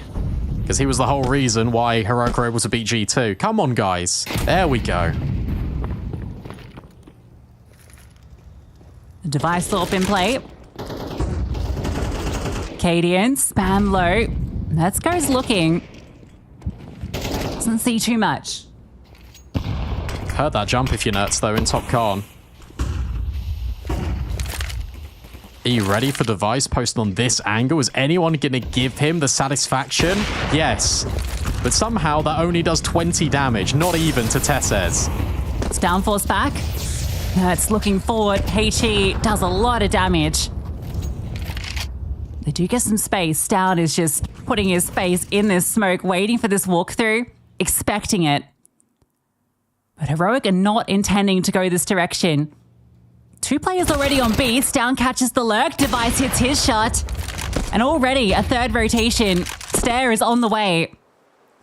Bomb looks to commit out of B. And Astralis have everybody here. Even Stown's on the way. Read like a book. He needs to be mindful of short, though. Oh. Oh!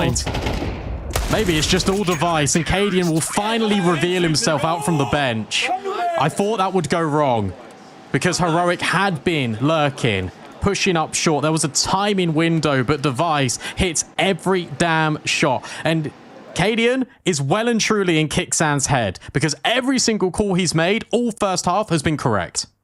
Yeah, CT side looks phenomenal. After some iffy opening rounds, back and forth. Cadian 13 frags. And with all the correct reads, Device now gets a chance to maybe get some more AWP shots smoked off. Tessus gets his 2nd off the Tech 9. It's an M4 for Shush. That's 2 HP off that spam.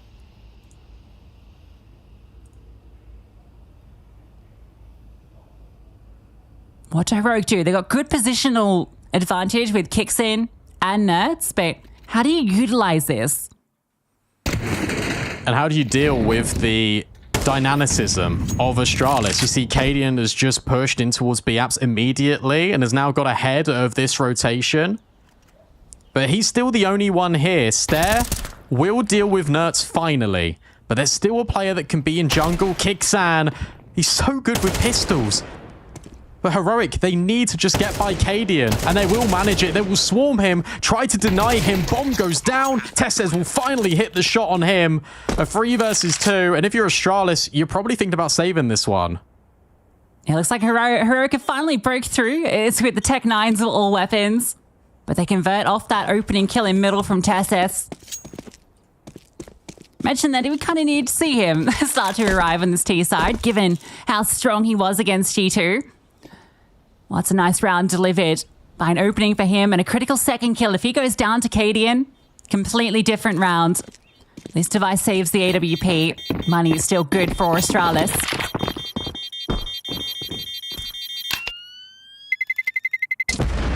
Do utilize that advantage they get with Kicksin getting into window. Yeah, it feels like that kill was absolutely necessary. Especially when players are coming in from connector. Stare finding Nerds here. And Cadian, you see him get 1. You see the initial jiggle being missed out by Tesses. You think, oh no. Because the form Cadian is currently on, the confidence he's feeling, getting every single one of these calls right, you'd expect him to nail a 2nd. And another feature piece for Astralis is that they can always bring out a secondary AWP. Window smoke missed as well from Heroic. So Device has got free real estate. Astralis can bring out 3 AWPs if they want. We know Stalin is a hot hand with it. Stare under pressure. Fast they come. Even half blind, he still gets the kill onto Nerds. Flames come forward, but the support is here. Only for a moment. Kicksin delivering a lot. Stalin needs to find this kill. Everyone is wide, and Kicksin will be the one that prevails. And now you've got 2 AWPs. Bomb's not committed. There's actually a lot of time for Heroic to work with, but you don't want to play yourself. You've got a really nice spot with Tessus in connector. Cadian can shut down the bomb. If he looks back at ramp as Dexter's crossing, the round can still be on. Instead, he holds the close peek. Device will make that jump, and then Tesses should be confirming the kill. Now, this feels improbable for Cadian. You can hear them converging on towards the site. Dexter throws the bomb over to Kicksan as well because he's low HP. They even use a smoke. But yeah, can't break it. Can't even wipe the smoke with the grenade. Heroic, if they get 5 out of this, considering how one-sided it was looking at stages for Astralis in this first half, I think they'll be very content with that. It looked good initially here on the Hog with Stan and Stair getting a couple, but kicks in, really delivering. Removes Yabi, and then gets that belabored follow-up onto Stan. Big investment for Astralis into that one with the double AWP means no AWP into this one. Life comes at you fast.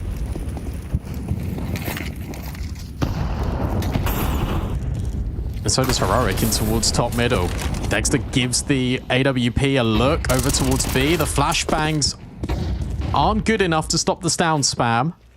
So even blows exchange. Heroic coming out a little bit worse for wear, but at least they've got the mid control. But keep your eyes on ramp because Yabi's already pushing. Again, it's so dynamic. As soon as they lose one area of the map, Astralis are looking for more. 3 players grouped up towards the ramp to lock in that control. The thing is, it means B is incredibly weak. Cadian's taken a forward position, so at least they have that going. But Short is exposed. Oh, and Device, flush forward. Nothing he could do there. Tesses now scales. Cadian might catch him. Oh, there it is.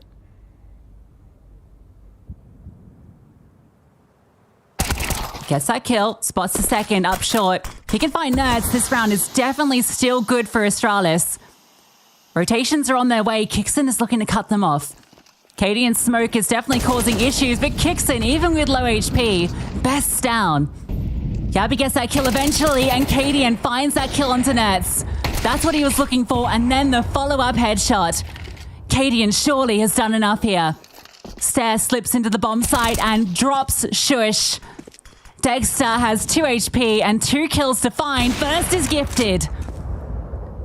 No Stair was present, but time is the big issue. And Stair hits the shot, and 8-4 half for Astralis.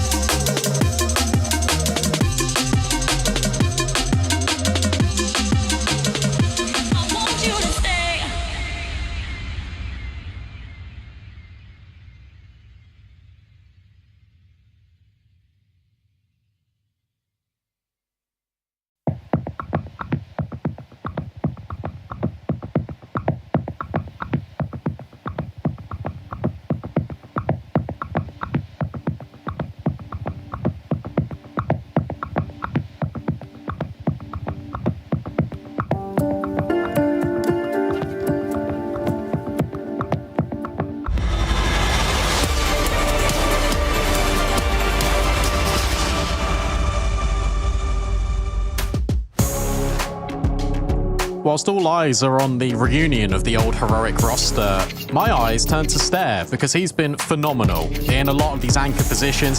Cadian leading the charge with over 120 ADR. Everything seems to be going right for Astralis so far as they double the score lead over Heroic. Yeah, masterclass of a CT side. All the calls look good from Cadian.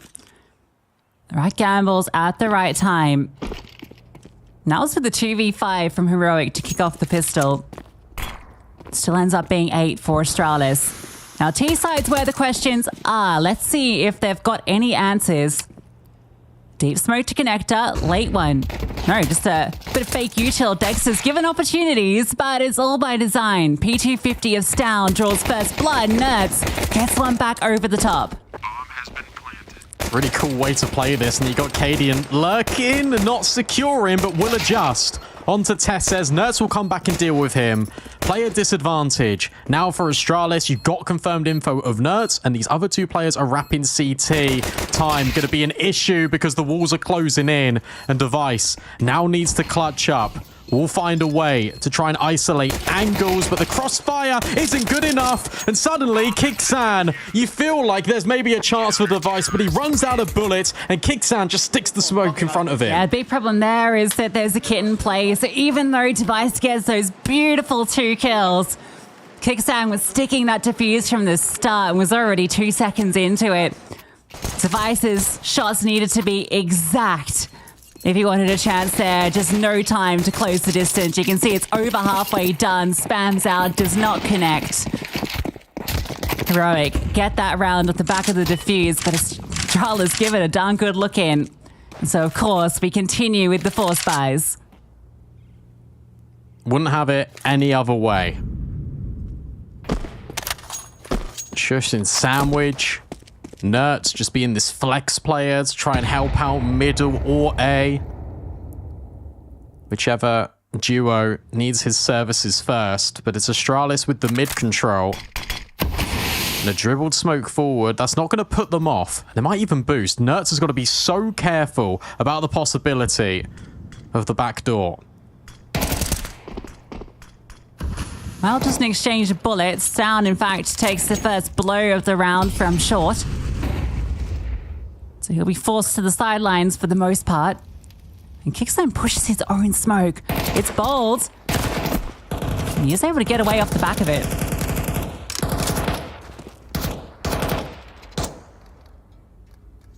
I think Cadian might have heard that reload. It's all a ruse. You're just trying to see what you can try and achieve here. Bench player bails out Kixan. But as that contact was being taken by Kixan, you also had Shush pushing in towards ramp. This will be the final commitment here. Nice shot out of Yabi. But that will be the only shot out of Astralis. Only one casualty, Heroic. They're secure. Yeah, we get to see a rare 99 in 1 deagle headshot there onto Degster. He was up on ticket, got hit by the dig, but didn't take him down. Good timing for Tessis on that swing. Kickstang was about to get hard cleared. And Yabi also was about to get that kill onto Dexter too. So a lot of bailing out going on from the Heroic side.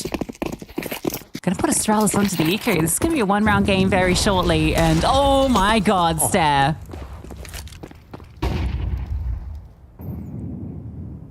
Never want to rule out these deagles, especially when you're giving them chances. But with Cadian being boosted in the window, Tesses is keeping account of it. Should be a 1-round game, but any economic damage is really good here for this T side to keep Heroic's economy in check. It's interesting how Heroic are still willing just to continuously fight all of these angles, just even up against the low buy. They want to exert some authority on the server. They want to get a bit of respect out of Cadian and Astralis. Dexter's in such a powerful angle that if they come out ramp, he should have them all dead to rights. Yeah, it is a powerful angle, but it's also one without any cover, so he could be in danger. Oh, maybe the danger is Dexter. Oh, yeah. The danger man indeed. A quad kill mop up from Dexter. 1 round between Heroic and Astralis. Let's see this gun round then, because again, you got to remember that it was back and forth on that first half. And sure, it's not really panned out in the same manner here. between Astralis and Heroic. It's Heroic being on the bounce, but when the gun rounds came in, that's where Astralis did their best work. So I have to see how it takes shape and unfolds here. On this T side, no AWP for Device, but there is one for Dexter. Definitely earned it. Oh, and seen that play across. Device actually bailed out by the flash, avoids all the util. Gideon does fall underpass from Nertz's aggression. Heroic really crunch on middle and they find success off it. They'll be happy just to hold this control as well. Astralis will begin to look elsewhere. The bomb withdrawn from TV room by Stare. Be interesting to kind of see what Yabi gets up to. And Astralis, they keep changing their mind about where they want to go. Originally, everyone was grouped up in towards ramp, but instead it's going to be this mid-split based off Yabi's positioning. And you hope that the smokes from Stown will at least give a little bit of coverage or a little bit of a delay here. Just a wide swing out of Tesses. That's valuable info, especially with 45 seconds left. Going A though, you're going into a stack. Heroic have made the right call. Kicksan now in the heads. Tesses swings out, drops one, is traded immediately, but that gives up the ghost. You know exactly what's coming through, but Yabi removes Dexter. Nertz is ready to push through. Yabi's taken another. When will Nertz activate? He's looking for the timing. He can't see them. Oh, he doesn't need to. A spray through the box removes Device. And Nertz is destroying Astralis. Yabi would need everything, but it's Nertz who takes them all. Unbelievable. Unbelievable from Nertz. Tries to deny the bomb, does it successfully, and that sends Astralis just scrambling. And they're already looking pretty scrambled, to be honest, in that mid round because they changed their mind. They go back in towards middle. It feels like they're a little bit underprepared. Yabi with the crucial kills to unlock this A bomb site, but then Nertz is the locksmith, comes back in and rebolts the locks. Not even a bomb plant. Insanity from Nertz. Yeah, we had done so much work. It felt like Astralis had found a way despite walking into the stacked bomb site. Nertz finds the perfect timing to strike. I can't believe he denies that bomb going down like that. No, they did get it. My bad. But yeah, the first instance, that's ridiculous. I thought that was just they didn't have any extra money, but they did. And that's why they can scramble together these AKs. That lost bonus on full. Heroic 4 rounds in a row.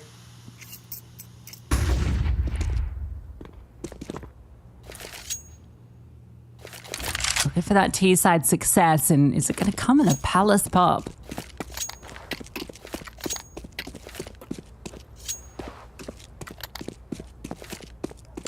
Maybe not. Look at Nertz. He's already top middle.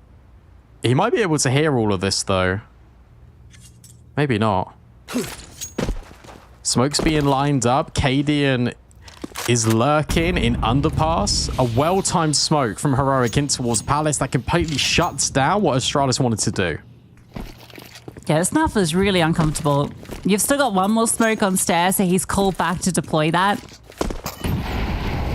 This just has to be a deep connector smoke or something of the like to give you the space.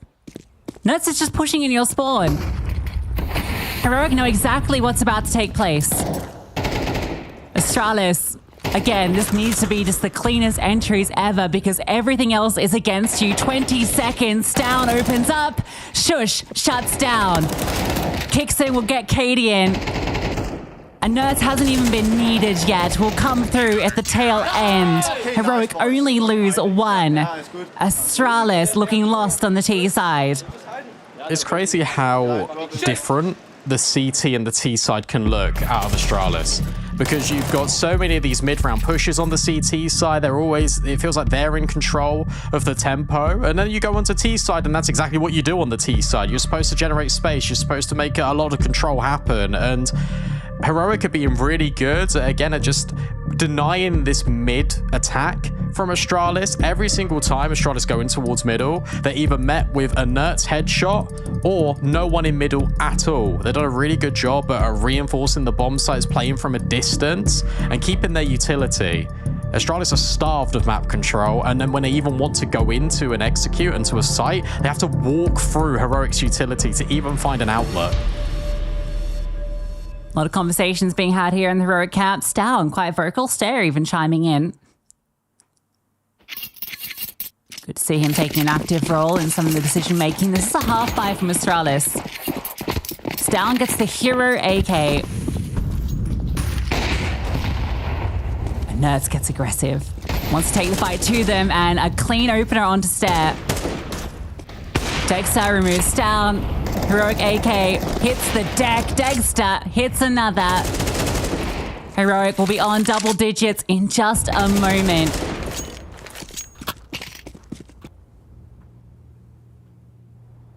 Boom.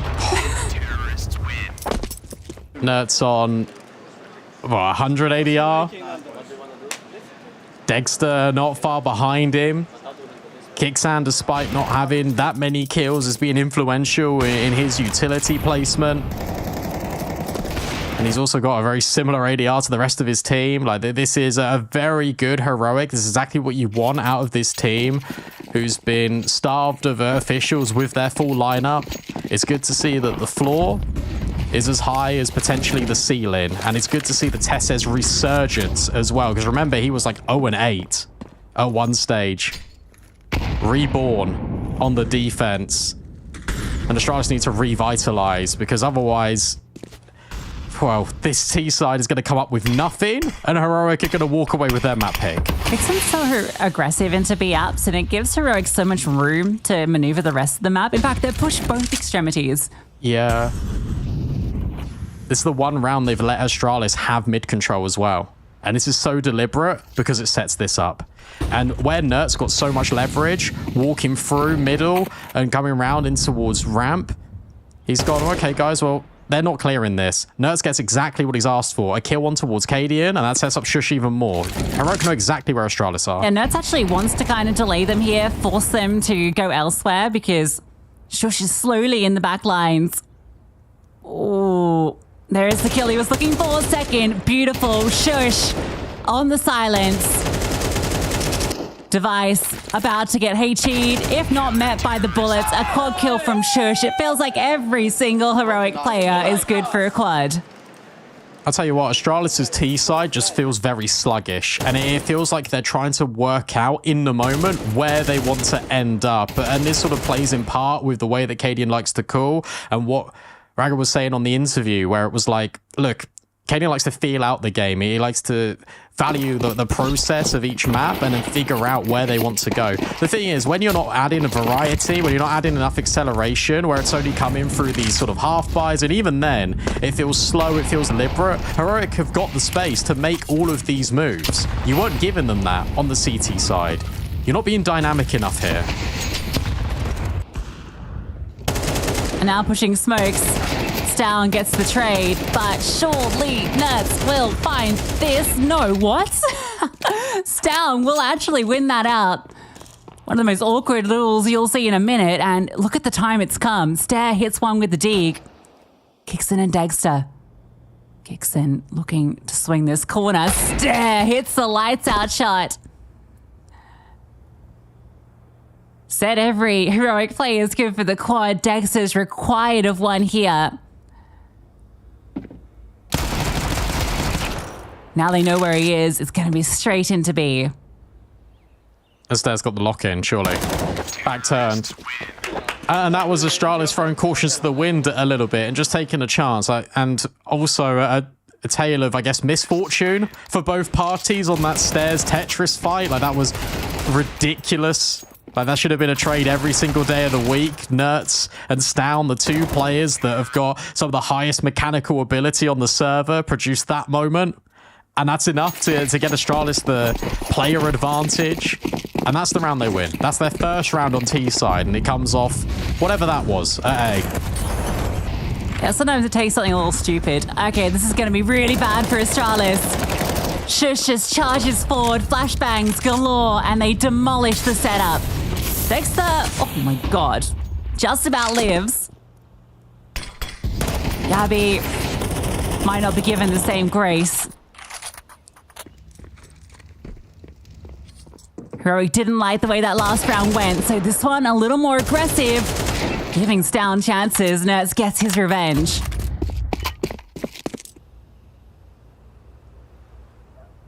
If I'm not mistaken as well, I think Cadian has had 1 kill this whole half. So now all eyes are on him. We'll find Shush. Drops the smoke forward in towards top connector, but Heroic have already repositioned. And again, it falls to these players getting active.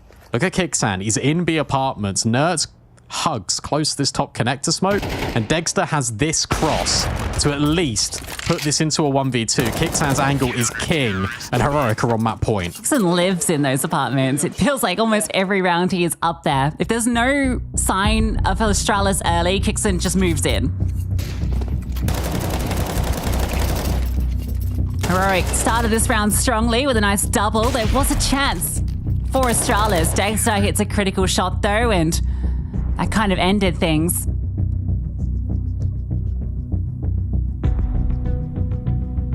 Last timeout called for Astralis. 3 chances for Heroic to close. Only 1 posted on this T side. The flashbangs layered in towards mid there was sublime from Heroic because it masks all the audio on the first one, and then the second one is set up to completely blind and deal with the players that were top middle. Boosted or not, all of Astralis would have been completely caught unawares. So the outcome would have still been the same. What a shame. Analyzed pre-game the woes of the T side for Astralis.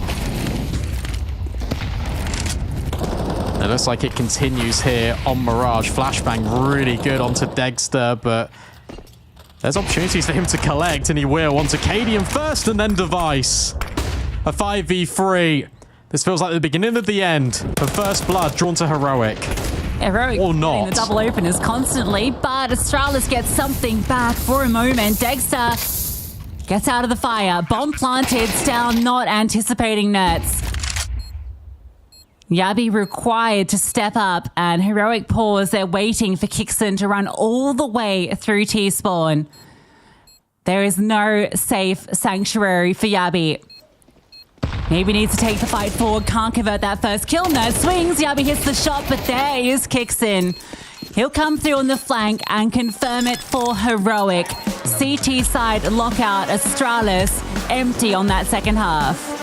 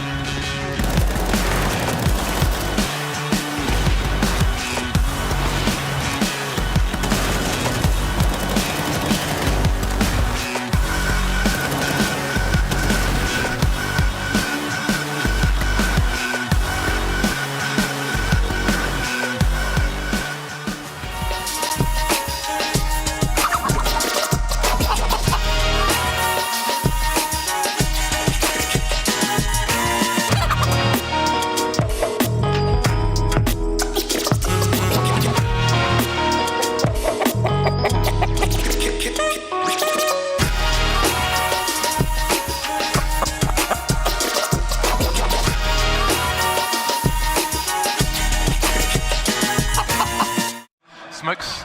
You see a double smokes in the same place there. Simple just jumping casually into the side. Wait, what was that? Never miss a play again. That's simple. That's not allowed. This is not FPL. This is a major. Finally. With Face It Watch, you're in control. Switch between player POVs live and see the game through the eyes of any pro. Never miss a moment with replays. Relive each highlight on demand from all angles. Watch it, control it, face it. I think he's a really talented and smart guy. He thinks in multiple layers and depths of being an in-game leader. Joining Astralis, some people might see it as a bit of a redemption arc, but I kind of think that that's how majority of my career has been for the past few years, is kind of bouncing back from some difficulties, but also hitting a new ceiling and a new level. And my goal with Astralis is to win.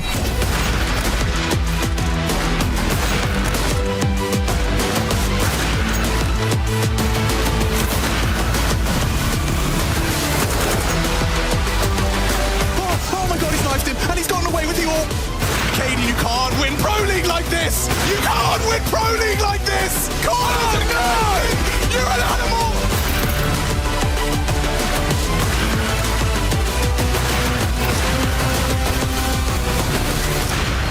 The dynamics that he brings is a lot of energy, of course. He brings a different perception of the game from maybe what I have, but I think that me and him work really closely together and have a lot of talks about how we think about CS, what we want to do in the server on the different maps and all of that. So I think that he is a very reflective guy, as I am myself, and we try to develop both team and as individuals all the time. Joining Astralis, of course, there was a history with Stavn and Yabi, but prior to coming to the team, we already had many talks about how things were in the past, and I think maybe there was a 5% where we had some disagreements regarding to things, but there was also 95 things where we saw things the same way, and we know that we can elevate each other in game, and we're also having a lot of fun.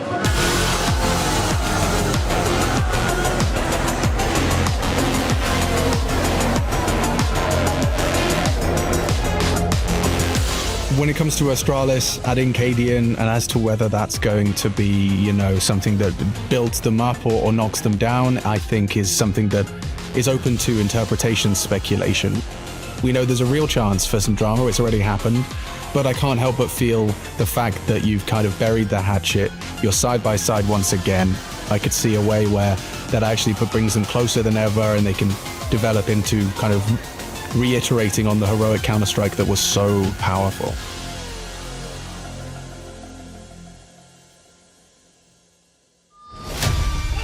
I definitely think they could benefit from some of the more emotional style of calling that Cadian has had. I think it's very feeling-based, and I think it led to some incredibly potent highs. I think it's more about feeling the game and intuition, whereas I think the original old Astralis, we were mostly about playing the percentages and trying to manipulate the map. With how many years Device has been playing, like, of course his work ethic is up there. Everyone who's been around him knew that already. For me, also focusing on the AWPing is going to be fine. I'm not too worried about that. I've done that for half my life, so it's going to be all good. I think turning into a rifler is definitely a new chapter of my career. Becoming a top 20 player last year, you know, that's not just with the AWP, so I am not concerned, and my teammates is not either, so.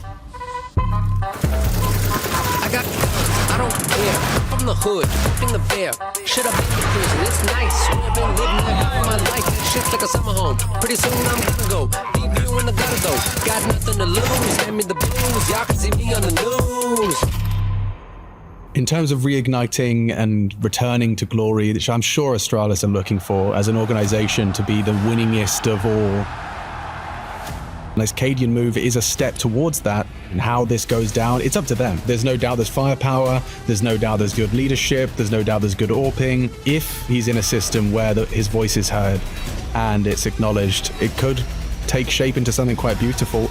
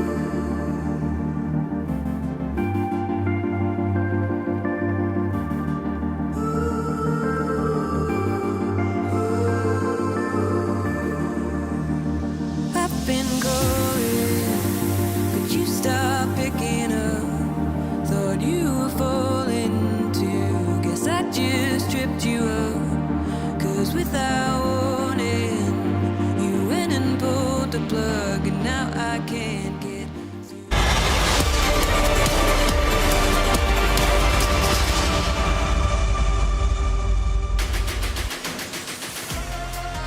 A shaky T side for Astralis gives Heroic their map pick on Mirage, and where there's so many players to watch and take note of in this series, please make sure that you're watching and go and check out Face It Watch as well. Because if you watch it on that platform, you can see multiple POVs all at the same time, which means you keep your eye on Cadian, on Tessez, all of the old Heroic core. If you watch as well, there's a map view on the website that gives a bigger mini map than the one we've got on the feed. And if you keep watching as well, there's a chance to win skins every single match. Yeah, you guys love skins, you love Face It, makes sense, get on it. But here, Brandon, we're going to be jumping into map 2. That was an interesting display between Heroic and Astralis on map 1.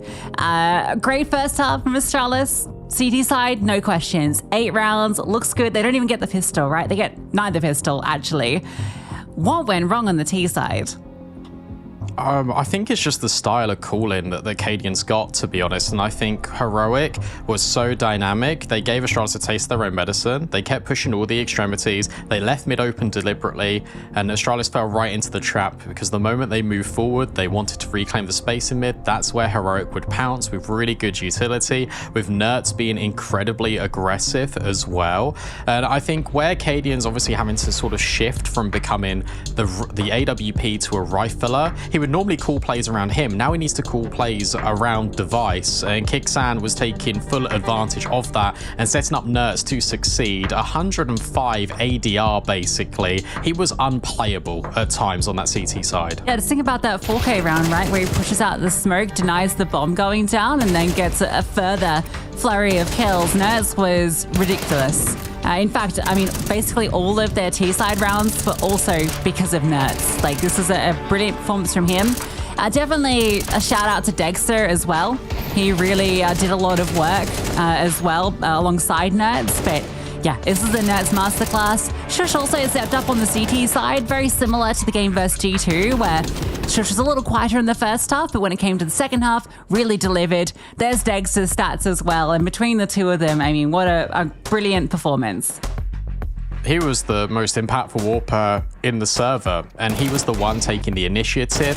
He was the one pushing forward and sort of gaining those entry kills against Astralis, denying them in towards middle, and just being that safe pair of hands. We know Dexter can be an incredibly aggressive player, but here in this system on Heroic, I think he's got a really good blend.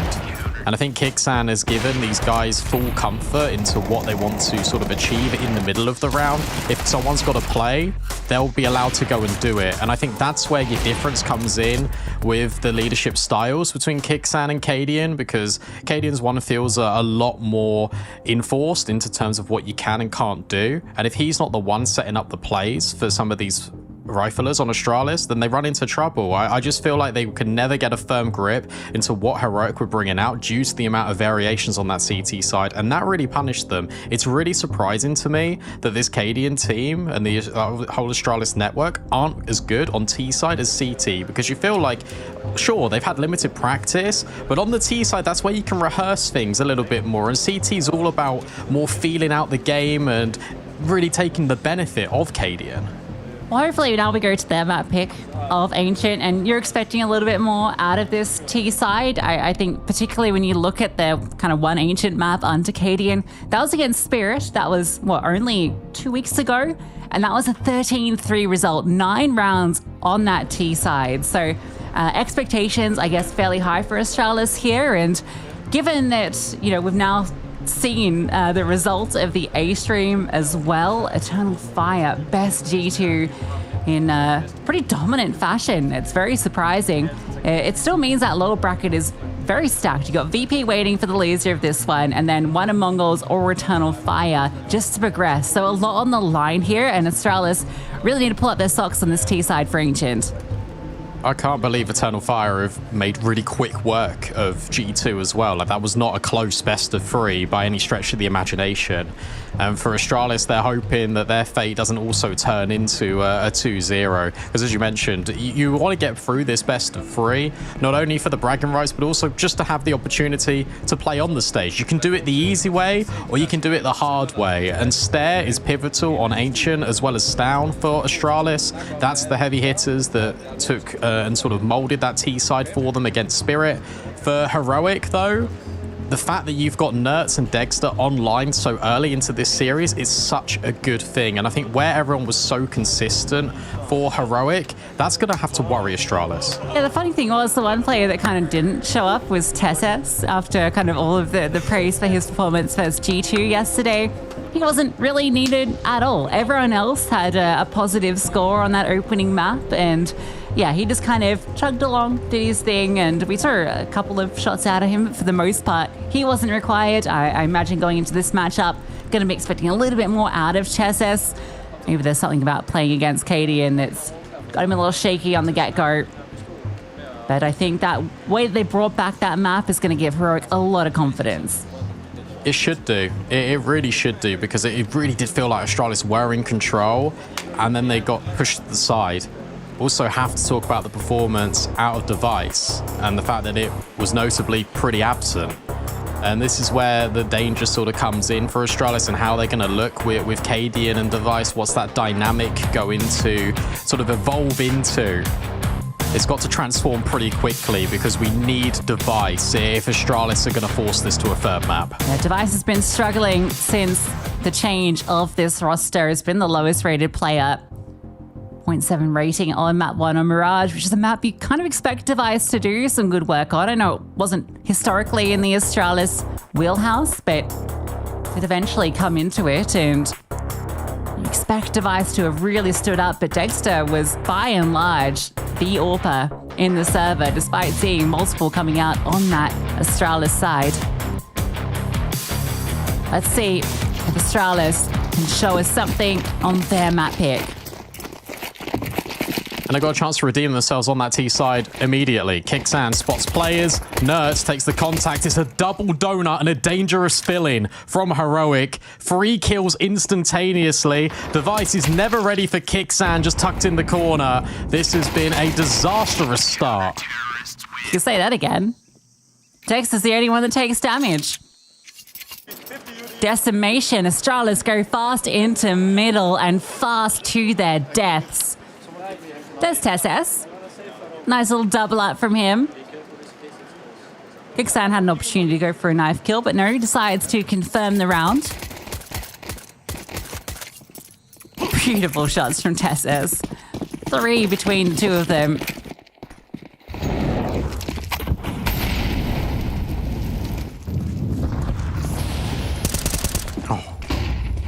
The thing is, if you want to go aggressive, Astralis, you are walking into Nertz, Tesses, who love to get up in your face.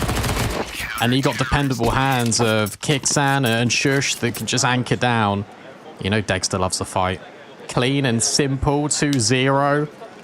Are we keeping tally of the total number of T rounds that Astralis are going to achieve here in this series? Because currently it's 1. Well, they got none versus Vitality in their first game. So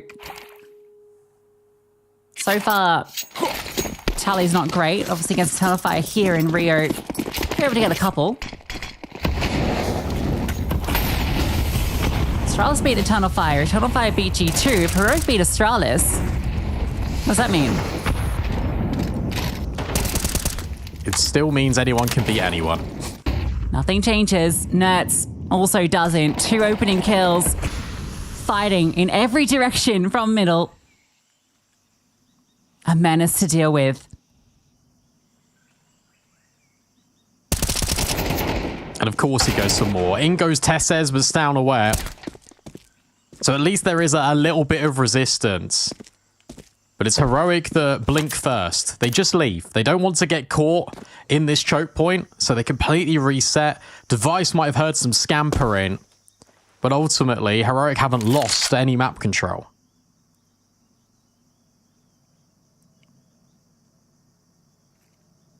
What's the call here from Astralis? They go to B. It's dangerous territory. If they drop into mid and go A, Shush is the closest defender, and he's just tucked into red. Waiting to see if he can hear a sound cue. Nertz takes control, and with Shush hearing that utility rain out, Heroic know what's going on.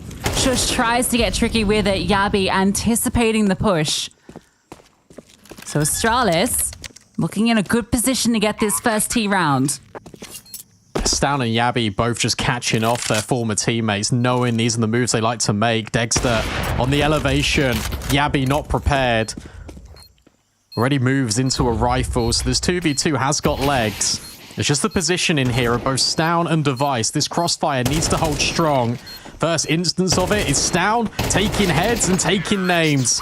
Device not even needed.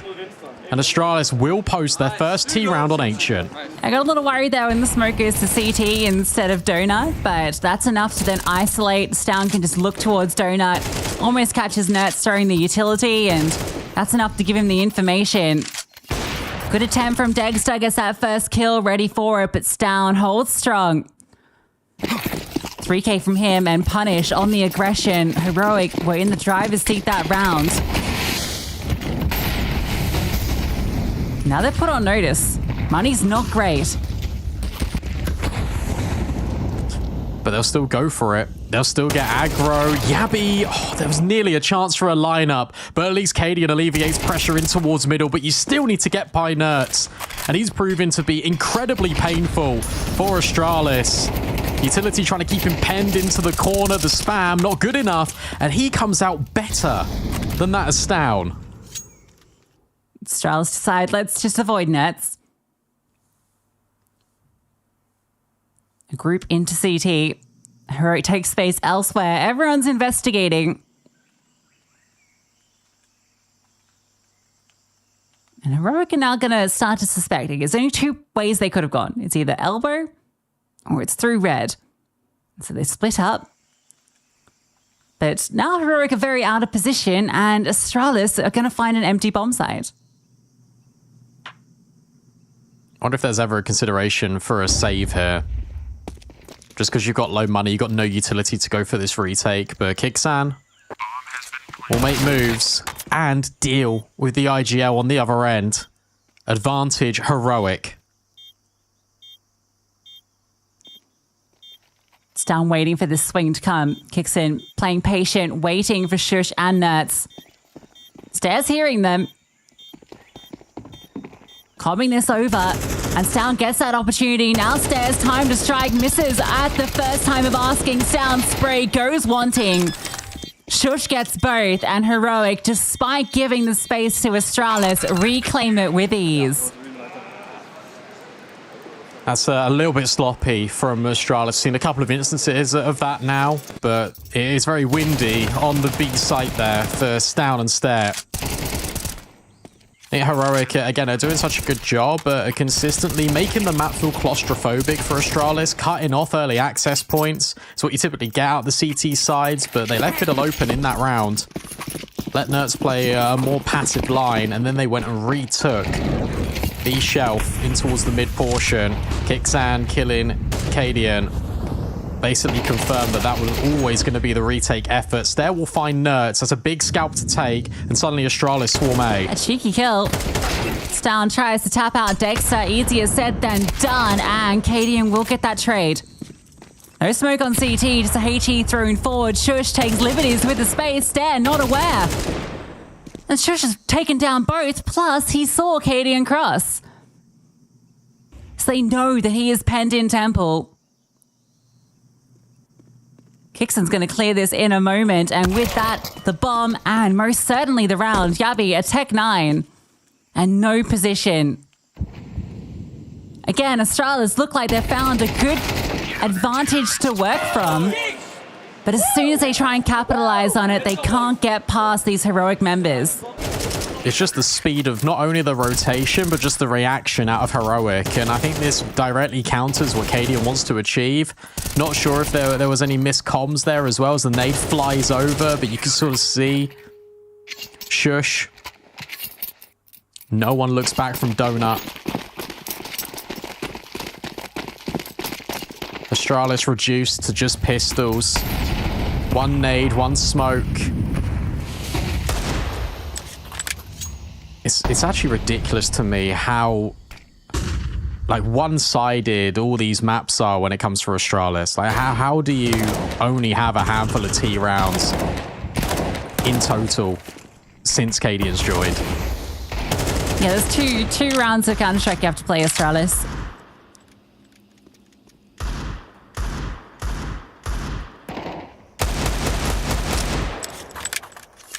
So the question is, what was the result for Spirit? Just a one-off? Is that Spirit being weak at the moment and having their struggles? Good shot from Stown.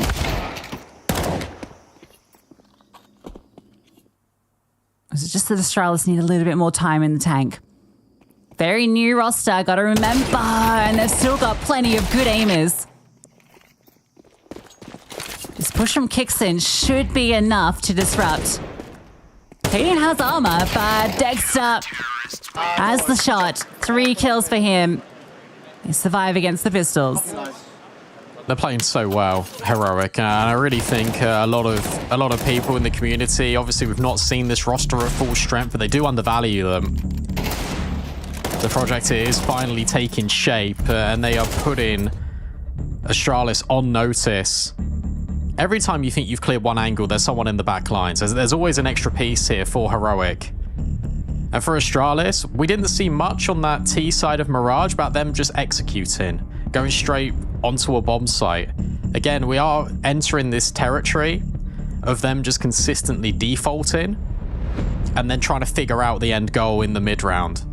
I wonder how much of this could be elevated if they go for some executes early. They try and maybe go towards A. That's becoming meta at the moment, where the CTs, you see how Heroic are consistently pushing in towards mid and B. Like an A pop, they did try to do that on contact, but maybe with just smokes could be a lot more beneficial, because the minute you keep giving Heroic all of these fights and the space to work, you're already losing the round before you can even get it going. Yeah, it feels like on some level they're just trying to get their default working. They really want to try and perfect it, or at least get something reasonable.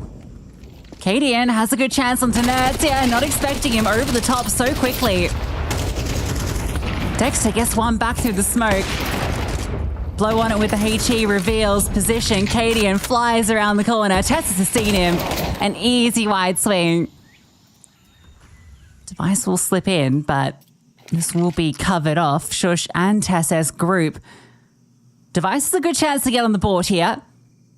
Sees the shadows, knows that they're coming. How does Tessus win that? Kixan should be dead to rights. They should be clearing him here. Oh no, they've overlooked him. And Tessus swung early. So Kixan now set up to succeed. Yabby would need a clutch of a lifetime. Can scoop up the bomb and get it planted. Shush waits for Dexter as he crosses over towards long. Yabby needs to have this fight, and he spins.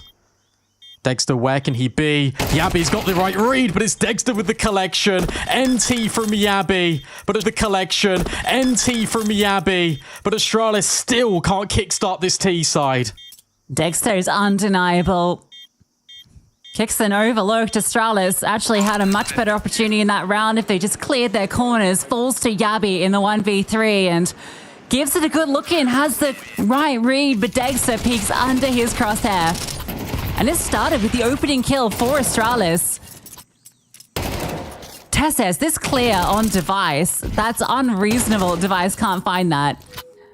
When you see from Tess's POV, it does actually look quite easy for him, which is kind of surprising given the angle and the shadow and everything else. He was everywhere. He was absolutely everywhere in that round. He even went back to B and got that kill that set Kixan up. And yeah, I hear what you're saying about this default, and sure, they're now starting to get a little bit more leverage in towards middle, but time's running out. You're already 6-1 down. Stair will creep in towards red room.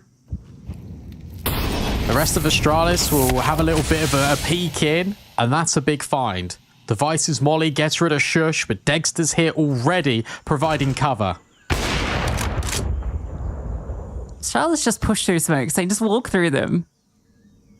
Stair was low HP, so you can kind of forgive him for that one. Cadian's just out A. Yeah, they're going that way. Walk through the A main smoke. Waiting for Stown to get that kill in middle, and now they have the open runway. Dexter is not going to be ready for this temple play if he does push out into CT. This has to be the second. Surely, Cadian will confirm it with this kill. But think about how much of that round is based on just a smoke push. Because, of course, it is the setup in towards Red Room. You're putting attention onto it. You've got the device molly that gets the kill initially.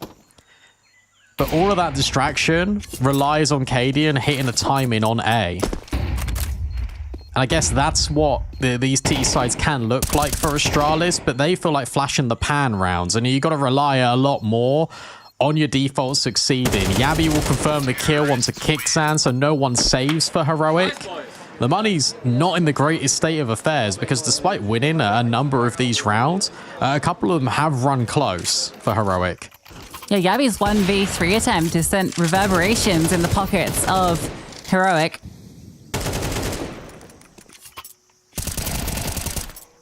See what they have to work with, but it's not going to be a lot this hunt. Massive. Yeah, the force buy-in is not pretty. Astralis, they can catapult themselves here to a reasonable T-half for all the criticisms of it.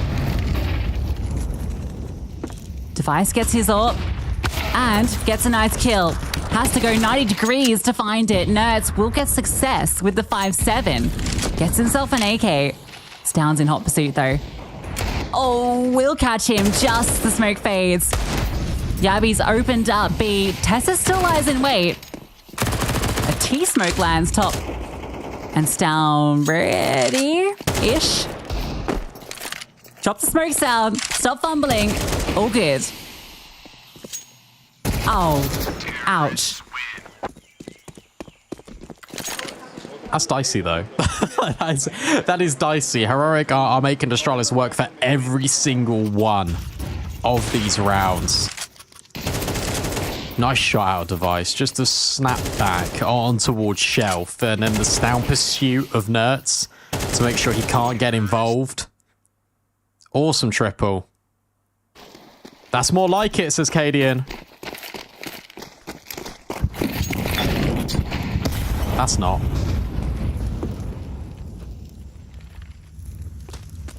Heroic are going to push out A main step. Who's been struggling to get off the board. A lot of assists, but not finding the frags. Might get a few ecos here. Boost some confidence. Nice little spray. Ah, and the Glock to finish the job. Well handled against the Glocks. 4 for Astralis. All right. They're doing it. For all the criticism, they have survived. And they have broken the economy. So that was one full gun round that they've now got. And that's now elevated and forced a timeout out of Heroic. Saw can be put in the spotlight for 30 seconds. To remind Heroic of what was going right. The aggression, the disruption of this default. To not let Cadian get a clear picture as to the state of play and where the positions of these Heroic players are. No AWP for Dexter, but he's been pretty proficient on the rifle, to be fair to him. Device uncontested, though, is always a scary prospect. Yeah, Heroic have been pretty relentless in middle. We've seen that Stair is keen for that fight consistently, so I imagine Nerds will want to try and get the best of him again here. But without any support, feels a little worried about it. Device took the spawn to try and get that pick as well, so Nerds does well to avoid that fate. 3 players started B. Flashbang. Oh, was brilliant from Heroic, but Cadian will still get the best of Kicksan. A drive-by dink from Tesses. But it looks like Astralis want to scale in towards B. Put off initially by the utility, and Device will find Shush. So a lot of control. A 2-player advantage here for Astralis. The 2 players still on B, and Nerds isn't far off on the rotation. There's still a real chance this could be fumbled by Astralis. Tesses swings. And an absolute hit through the back lines of Astralis. 2 fall. And he still stands tall. Stair's got A, so you can reposition. And you can move away, but Nert's in red room. Oh, was ahead of it. But it's Device that takes his head off. Dexter's got to be aware now that surely there's a player deeply nestled in towards his spawn. Otherwise, why would they rotate? Stair hits the shot anyway. Tess says 1v3.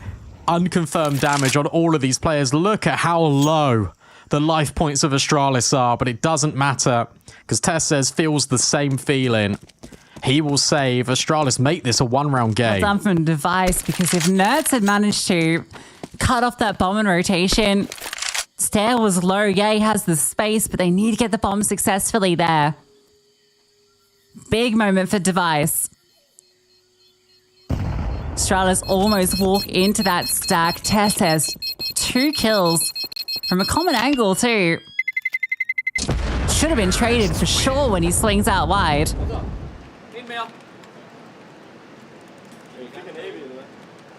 This is now a T side that's respectable. 5. Chance for 6.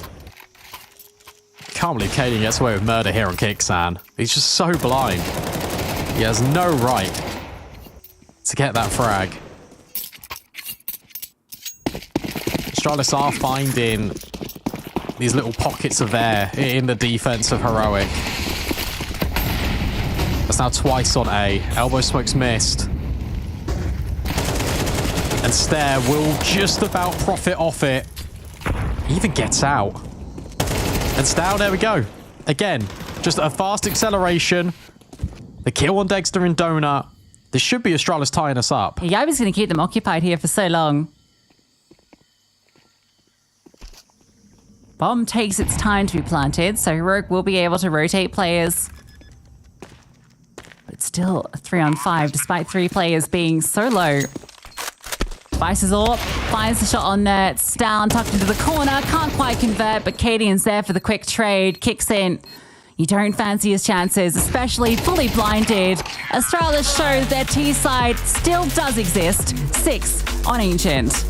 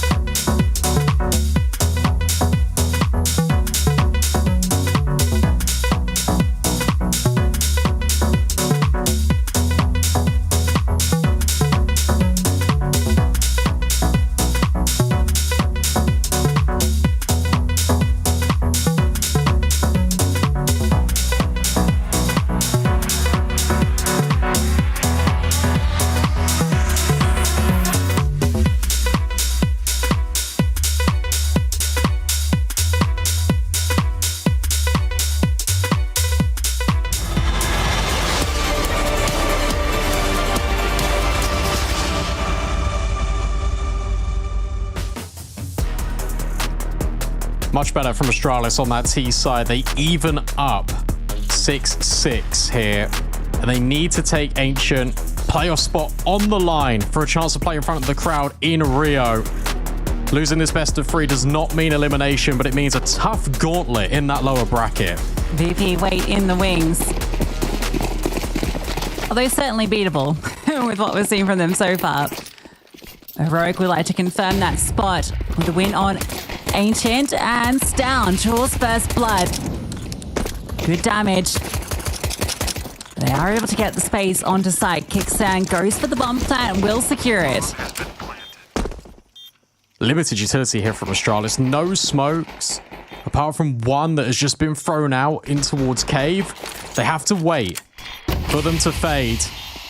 No flash. It has to be pure contact. Dexter on the boost. Kickstand tucked in, and you've still got this molly play. Shush is going to wait until the time elapses, until everyone from Heroic is taken down, and then he can drop the flames. There comes the molly. Look at that. No kit either.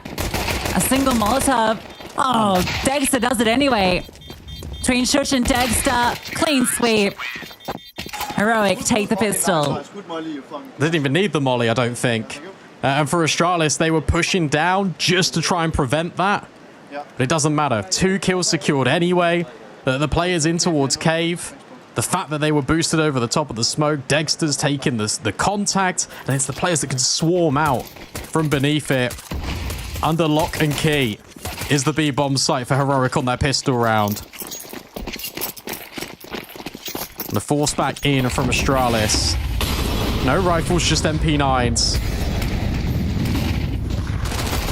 And a brilliant flash to set up Tessers for the opener. Instantly traded, and Astralis have got B. A flying kill. Cadian's going to need some help. But Heroic are really slow.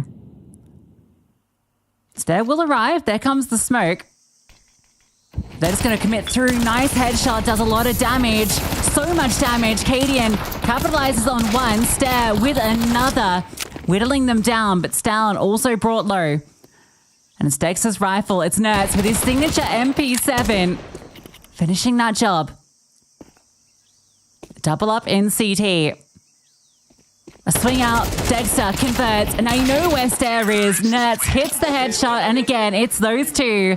Dexter and Nerds. Yeah, Astralis feel like they've got to force the issue there, especially with the MP7, getting the kill in towards Temple. They think if we can isolate a fight, if we can make this a 2v1 between us, we'll be able to trade out effectively. But instead, it goes the other way. It's the weaponry advantage here for Heroic, and it's that dynamic duo, as you said.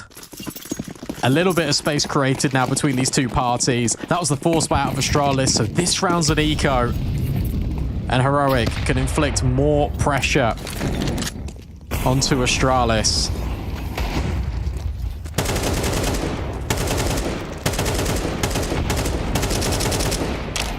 FaZe vs Liquid kicking off shortly on the A stream as well. That's going to be a really exciting match. That's an elimination match.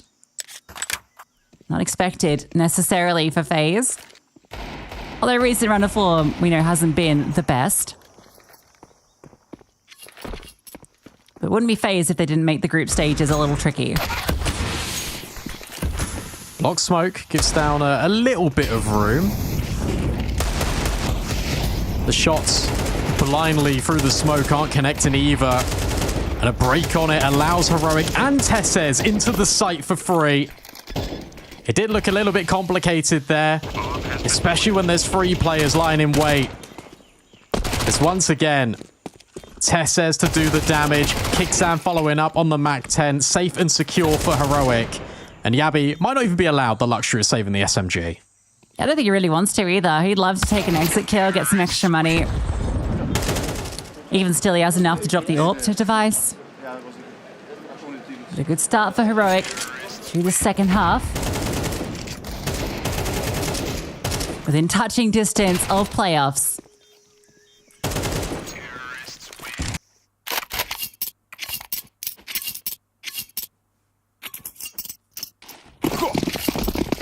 No warp is a big miss as well for Astralis in this round. Dexter doesn't have his. And for Heroic, there's one destination in mind. It is fast A. And where Astralis had 3 players over towards B to start with, I don't think they'll get here in time. Device will at least find Tesses, and there's rotates on the way from Donut. Surprised he didn't buy the AWP, but he makes the M4 work, and Yabi catches Kickstand. Just enough room on that smoke. Device is punished on the reswing. But Astralis have the advantage. They have them locked in. Well, they realize that there is a possible exit through A main, so I think a flank is looking like it's on the cards. Smoke lands in Donut, and they know that's not going to be the destination. How do those bullets not connect? Somehow Heroic get the bomb down. But with this double flank in A main, it feels like this is short-lived. Stown walks through the temple. Shush on a good angle for it, and then you have the swing possible. Dexter out wide does win his fight. The second player now pushing, but through the smoke comes Stare and gets nothing for it. Nert's known. Yabi, no way, he doesn't stick that. Sees Nert's on the jiggle, and he's just playing with him. Teasing him, but it's Yabi. That's the true tease. Will get Astralis their first CT round with a quad kill and a push through main. And it needs to be that individual effort from Yabi because that round was falling apart from Astralis. There was a failed CT smoke in the mix there that prevents them from scaling out towards default. They had to wait for that one to fade. But it's the second element. It's the second player out of Donut. And then reback into A main. Well worked from Yabi. Nertz just couldn't play his time around the box. But that is Heroic threatening early. They will be aggressive. They will get up in your face. And they won't mind that it comes so close. Because the buy is still going to be brittle here for the CT side. Definitely no AWP afforded to Device. That's crazy because that round looks so good for Heroic until Yabi happened. Now it's the virtue of the double push. Yeah, Dexter wins out that first fight, which felt a little unreasonable considering his HP. But then you're not expecting Yabi, who doubles down. No, it's out middle. Nice kill. Smoke actually eliminates the flames and he gets out. But look at Stown. All these players are grouping here for Heroic. And Stown has the chance to line them up, but he gets knocked down by Dexter. Scaling now are Heroic on towards B. Wants to utilize the space and Stare can't find anything. How has that happened? The bomb will at least get disrupted temporarily, but it won't matter because Heroic find all the kills. Betrayed by the MP9. If Stare has an M4, you know that's guaranteed and maybe more. That's fast from Heroic. Nerds gets an opening in middle. And then Stown feels the pressure to push down, gets his first kill, almost a second, but didn't know that player was low through the smoke. Then Dexter just opens up the bomb site. Heroic collapse on Astralis, and it has broken their backs. Has to be the eco.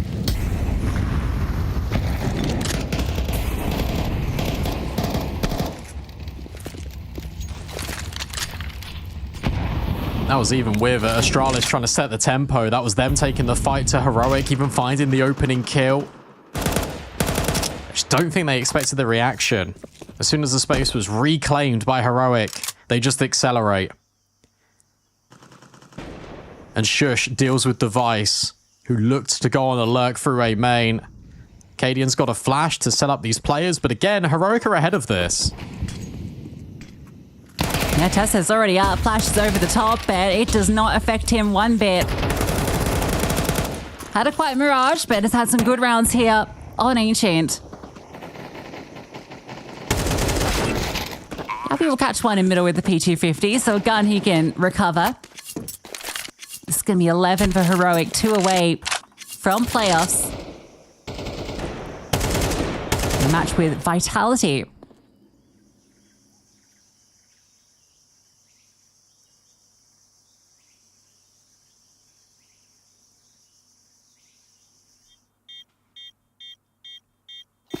What a journey that would be for Heroic. Making it to the playoffs, playing in front of a crowd. At full strength with their roster. And for Astralis, They've still got opportunities in this game. Do not count them out by a long shot. But it feels like it's this gun round or bust. And they can't deal currently with the pace changes of Heroic. And how consistent they've been at re-executing onto space that Astralis have previously taken. And it's not the fact that it is them doing that, it's the speed of which they do that. So tough for Astralis to react and respond.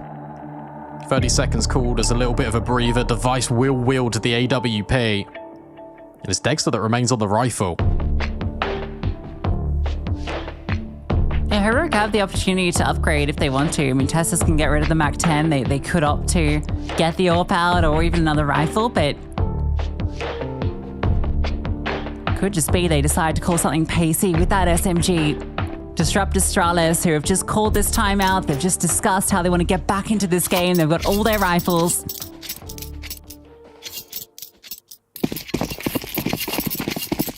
Heroic lean heavy towards B. All 5 members going this direction. They want this shelf control. They're going to completely just ignore mid for the time being. Device in the right place at the right time. Heroic look to scale again, and it doesn't even matter if they're flashed. Stown tries to trade out shelf, but he can't do it. It's Kicksan, the IGL for Heroic, at the helm of all of it. And just like that, Heroic are going to find series point. Yeah, you can just see the inevitability of that hit with the space that Astralis had. All of those X's disjointed from each other. Cadian, will he get a chance to save?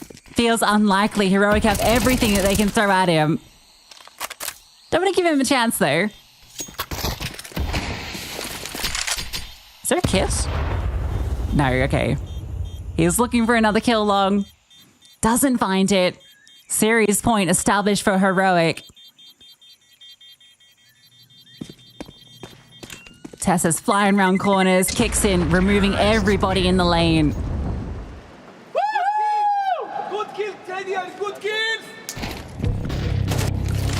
Thought the T side was going to be the struggle for this iteration of Astralis. Has been more often than not, but it's the CT side that's not delivering right now. It's all because of the call-in of Kicksan. You've got to give a lot of credit here to Heroic's in-game leader, because he's making it impossible for Astralis to even have a say into what's happening into the round. It's so intrusive. It's so in your face. And they don't even care about the utility. There's good counter flashes thrown in place by Heroic. So if someone's blind on the site, well, guess what? You're all blind. And then by the end of it, Heroic, they're already right in your face. It's too much to handle. Something's got to change. You either fight fire with fire, or you go incredibly passive, and you just sit back. No option feels like the right one. But 5 chances for Heroic to close. And 5 chances for Astralis to feel a lot more competitive. Ooh. They've gone past each other in the smoke. And whilst Nertz will start to ascend, it'll be what Kicksan to get the kill? Really? Really? Device at least will remove Tessas. Now you know where that AWP is. Although it's not felt like the biggest threat, to be fair. Stown gets a good push. Even gets the headshot onto Dexter, so a lot of damage done. Scary position for Device to play around. This smoke shot is anticipating. Saw the edge of it and thought, yeah, someone's going to try and take advantage of this. And meanwhile, Kicksan just walks into B. In Cadian's head. Good night. Yabi, 1v3 required, and Heroic can go anywhere right now. And Yabi sees that they're going to be. Harsh reality setting in for Astralis, that Heroic have been 1 step ahead. His entire T side on Ancient. The HP is low. This is potentially workable, but with no utility and no clue of where these players are, this just gets tougher and tougher. Molly lands in his face. Wants the element of surprise for this first kill. Swaps the AK at least. A little bit of something to work with, but Dexter doesn't miss his shot. Heroic take down Cadian's Astralis. Tesses and Shush get a little bit of a sweet revenge over that former squad. Said that there wasn't bad blood, but it's bragging rights for the duo. Yeah, and that is Heroic qualify through to the playoffs as well. Astralis have got to do it the hard way.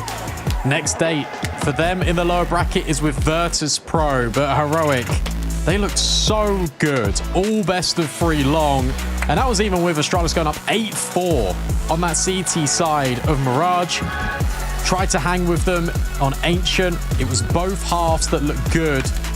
And then suddenly, it just all collapses in the second. The job and the journey not quite at the potential that Astralis and Cadian wanted to be at. Big stage for Heroic, a big moment for them, something that they've been missing a lot.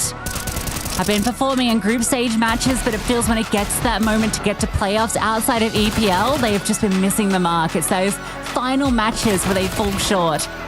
This time around, they deliver a win over G2 and a win over Astralis. So you can't call it a fluke run. Some good results for this team that is always underestimated.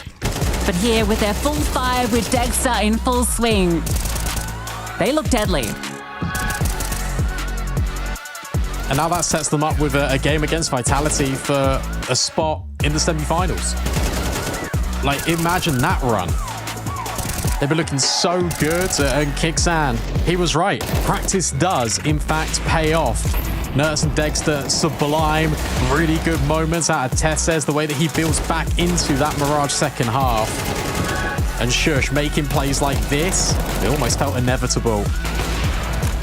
Yeah, Shush on these CT sides, so strong. It feels like everyone on Heroic can step up, which is kind of what you expect from the Astralis side, right? When you look at these players, you feel like that's the possibility, but you know, you got to, remember they are adjusting to this new system, right? Yes, Down and Yabi are used to it, but there's clearly some kinks that need to be ironed out, and you got to do it on the fly because there's not a lot of time between events. And Astralis still have chances. VP certainly didn't look indefeatable. They definitely have their weaknesses themselves, and that's something that Astralis certainly can punish.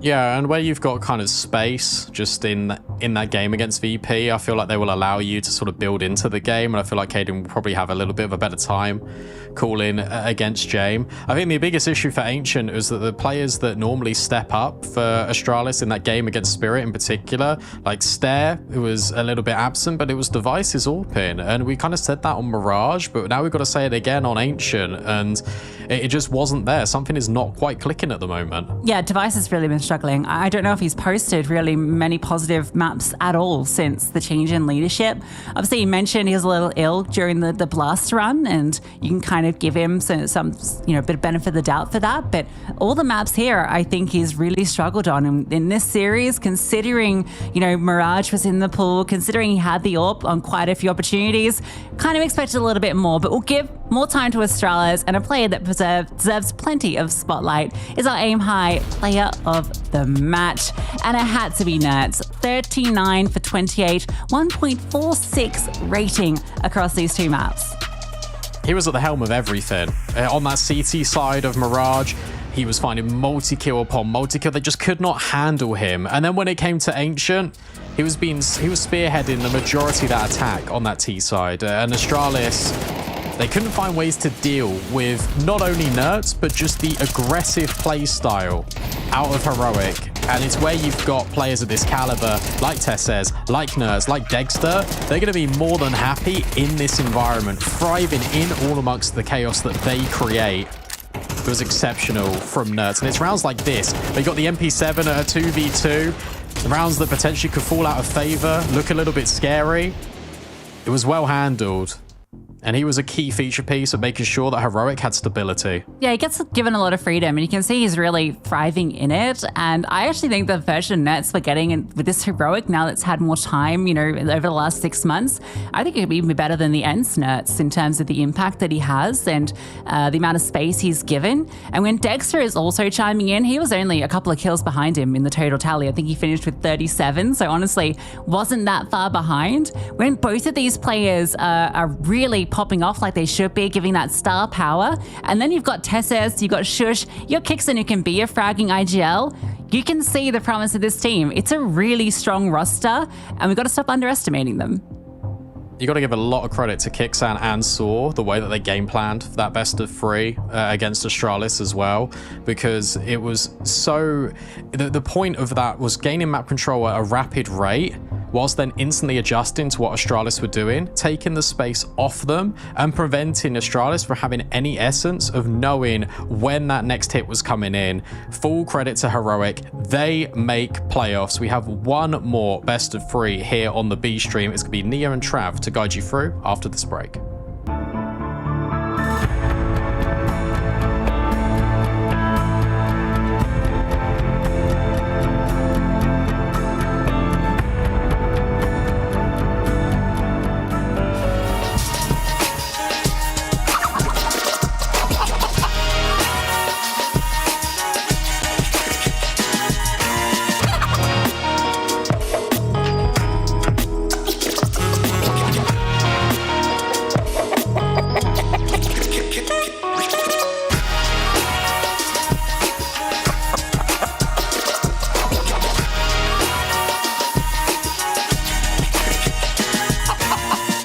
Smokes. You see double smokes in the same place there. Simple just jumping casually into the side. Wait, what was that?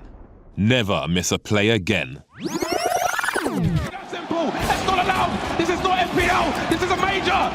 Finally. With Face It Watch, you're in control. Switch between player POVs live and see the game through the eyes of any pro. Never miss a moment with replays. Relive each highlight on demand from all angles. Watch it, control it, face it.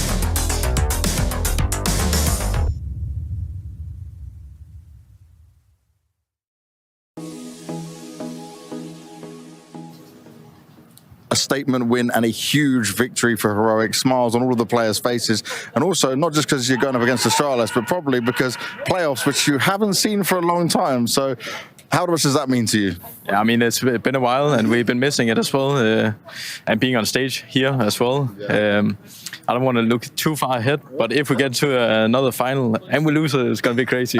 Then we lose the final 3 times, like me and Tess at least.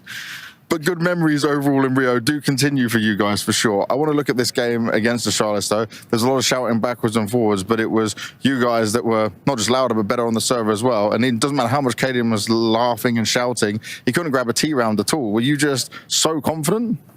Yeah, I mean, you could definitely feel they haven't practiced that much. It was kind of like...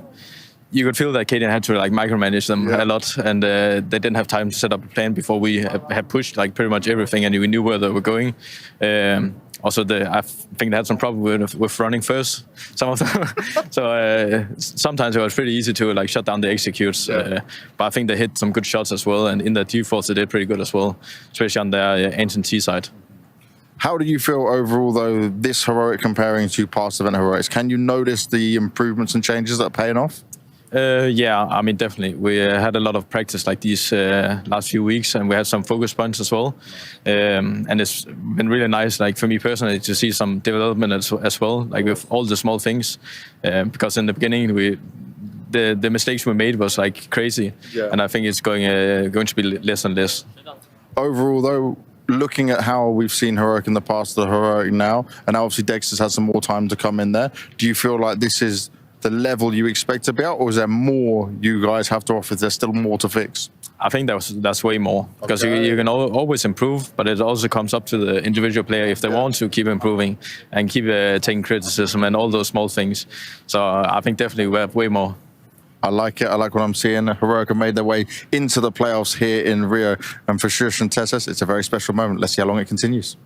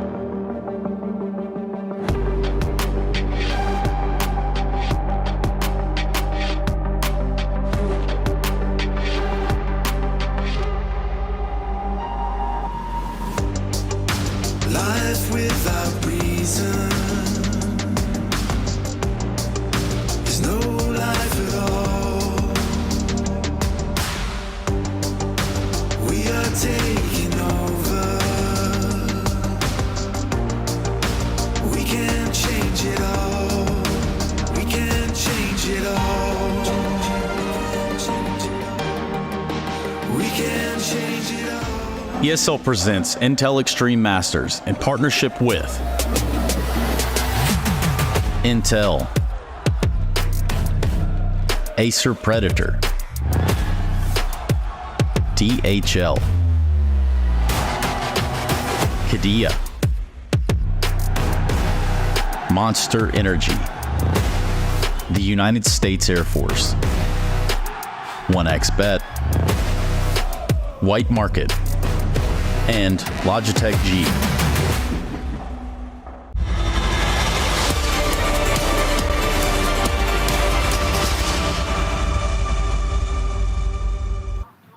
Backs against the wall here for the MOUZ team. I've got Cyclone with me, and the first thing I want to look at is the Fury game. Were you guys caught off guard by anything they were doing? Caught off guard by anything they were doing? We knew Fury kind of like to play this chaotic style, a little bit unorthodox, super fast at times as well. And even if you prepare for it, I think you need a few rounds to really settle in and know that this is going to be the pacing and tempo of the game. I wouldn't say we were caught surprised. I think we also knew that they were going to come in really prepared and wanting to win here, especially in Rio.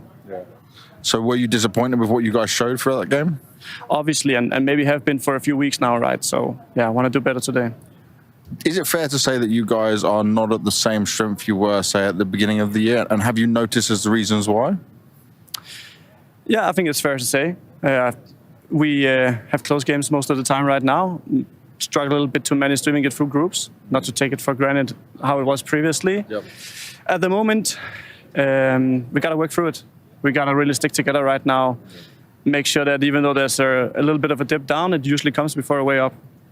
Okay, I like the mentality with it. But from what you're saying, have you noticed some of the reasons why? Is there something you've been able to pinpoint? You don't have to tell me, but just do you have an understanding of it so we know there's maybe hope at the end of it all?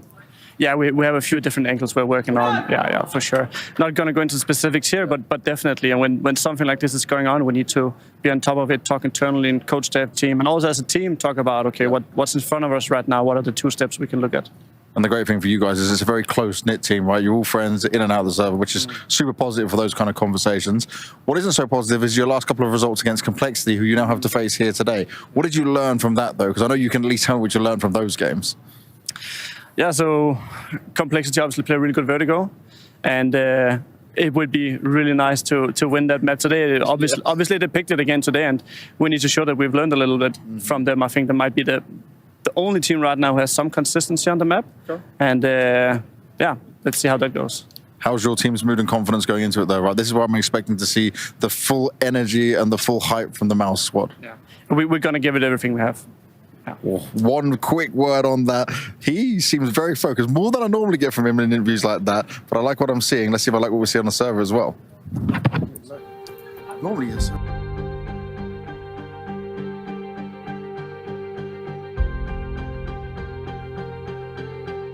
Welcome back, one and all. We're ready for our 3rd game of the day with a couple of fresh faces to bring you through. My name's Kai, joined by Trav for this one as we got some banging Counter-Strike action on your screens. And well, Trav, there's a little bit of ramifications behind this game. Elimination on the line here. Both of these sides now fighting for survival. It's what to play for.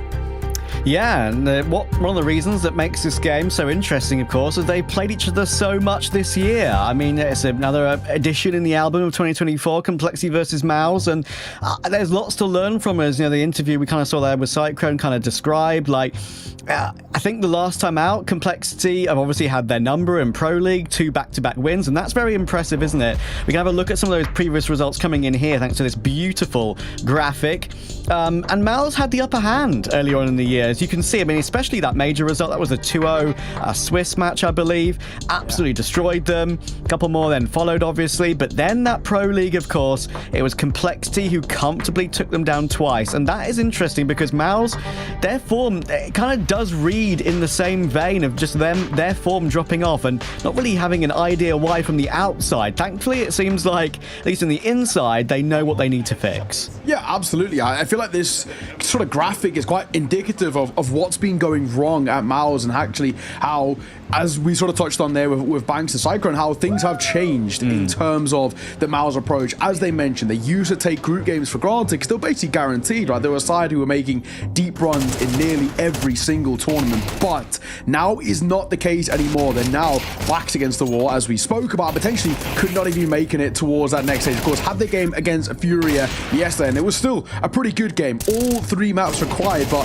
the maps themselves, Trav, were actually quite one-sided, and of course, Furia walking away with a pretty solid dust to all things considered to close out that series.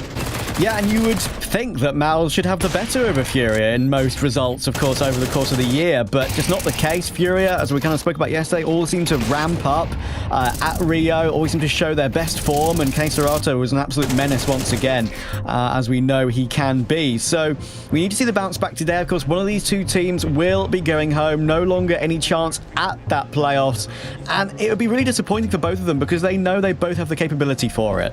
Yes, I mean, exactly that, right? I think both of these sides, more often than not, are seen as not guarantees, but at least in MOUZ's case, definitely are considered one of the teams that should be going deep in towards the playoffs, especially just because of how the start of the year went. But things are different now, and I think for MOUZ it's about reclaiming that form, but I think a lot of it comes down to kind of mental confidence, maybe a little bit of a block there as well for them to rekindle the flame just a tad. Complexity on the other side as well, they've had their ups and downs. They were a side who, you know, coming in towards CS2 were considered one of the most marked improvements from go in towards CS2, and yesterday it was these two who absolutely stepped up to the play. I mean, incredible series from both Elige and Holzerk, who looked stunning all the way throughout. So these are without a doubt the win factors, which kind of goes as an oversight and kind of a standard coming in towards a game like this. But I mean, genuinely, the way they played yesterday, if we can get that level of impact out, MOUZ might actually struggle in terms of this just raw firepower.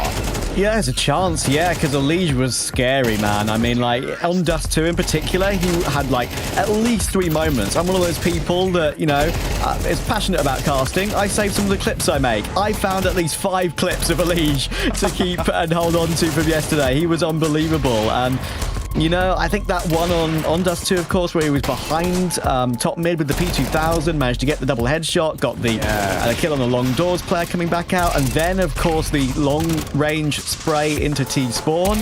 That one was incredible. And, you know, as you say, when it's not just Elige, when it's Elige and Holzerk, when it's also Grim, I have to mention Grim because he was 17-4, I believe, at one point on CT Anubis in that decider. He was unbelievable as well. When it's the whole unit for Complexity, they can really go up against any team in the world, it feels like. Yeah, exactly that. I mean, map 3 Grim was incredible. So if we do get that level of Grim joining already what was kind of a stellar showing out from both Holzerk and Elige, it does really open up this series in quite a massive way. Just considering where we did see quite distinct pitfalls in a way out from MOUZ, and you know, we have to come back to that point about firepower, right? I mean, you know, Yimfat had his moments, he looked great, but even still, Xerxes not playing to levels we expect out of him. Torzi definitely had his woes too as well. So we'll see what happens in the server. But let's run through this Vita. Mirage and Anubis getting banned out as sort of expected in towards this. We're going to start things off with that Vertigo. Cyclone already gave us a little teaser that was going to be coming in towards the Veto, but expected.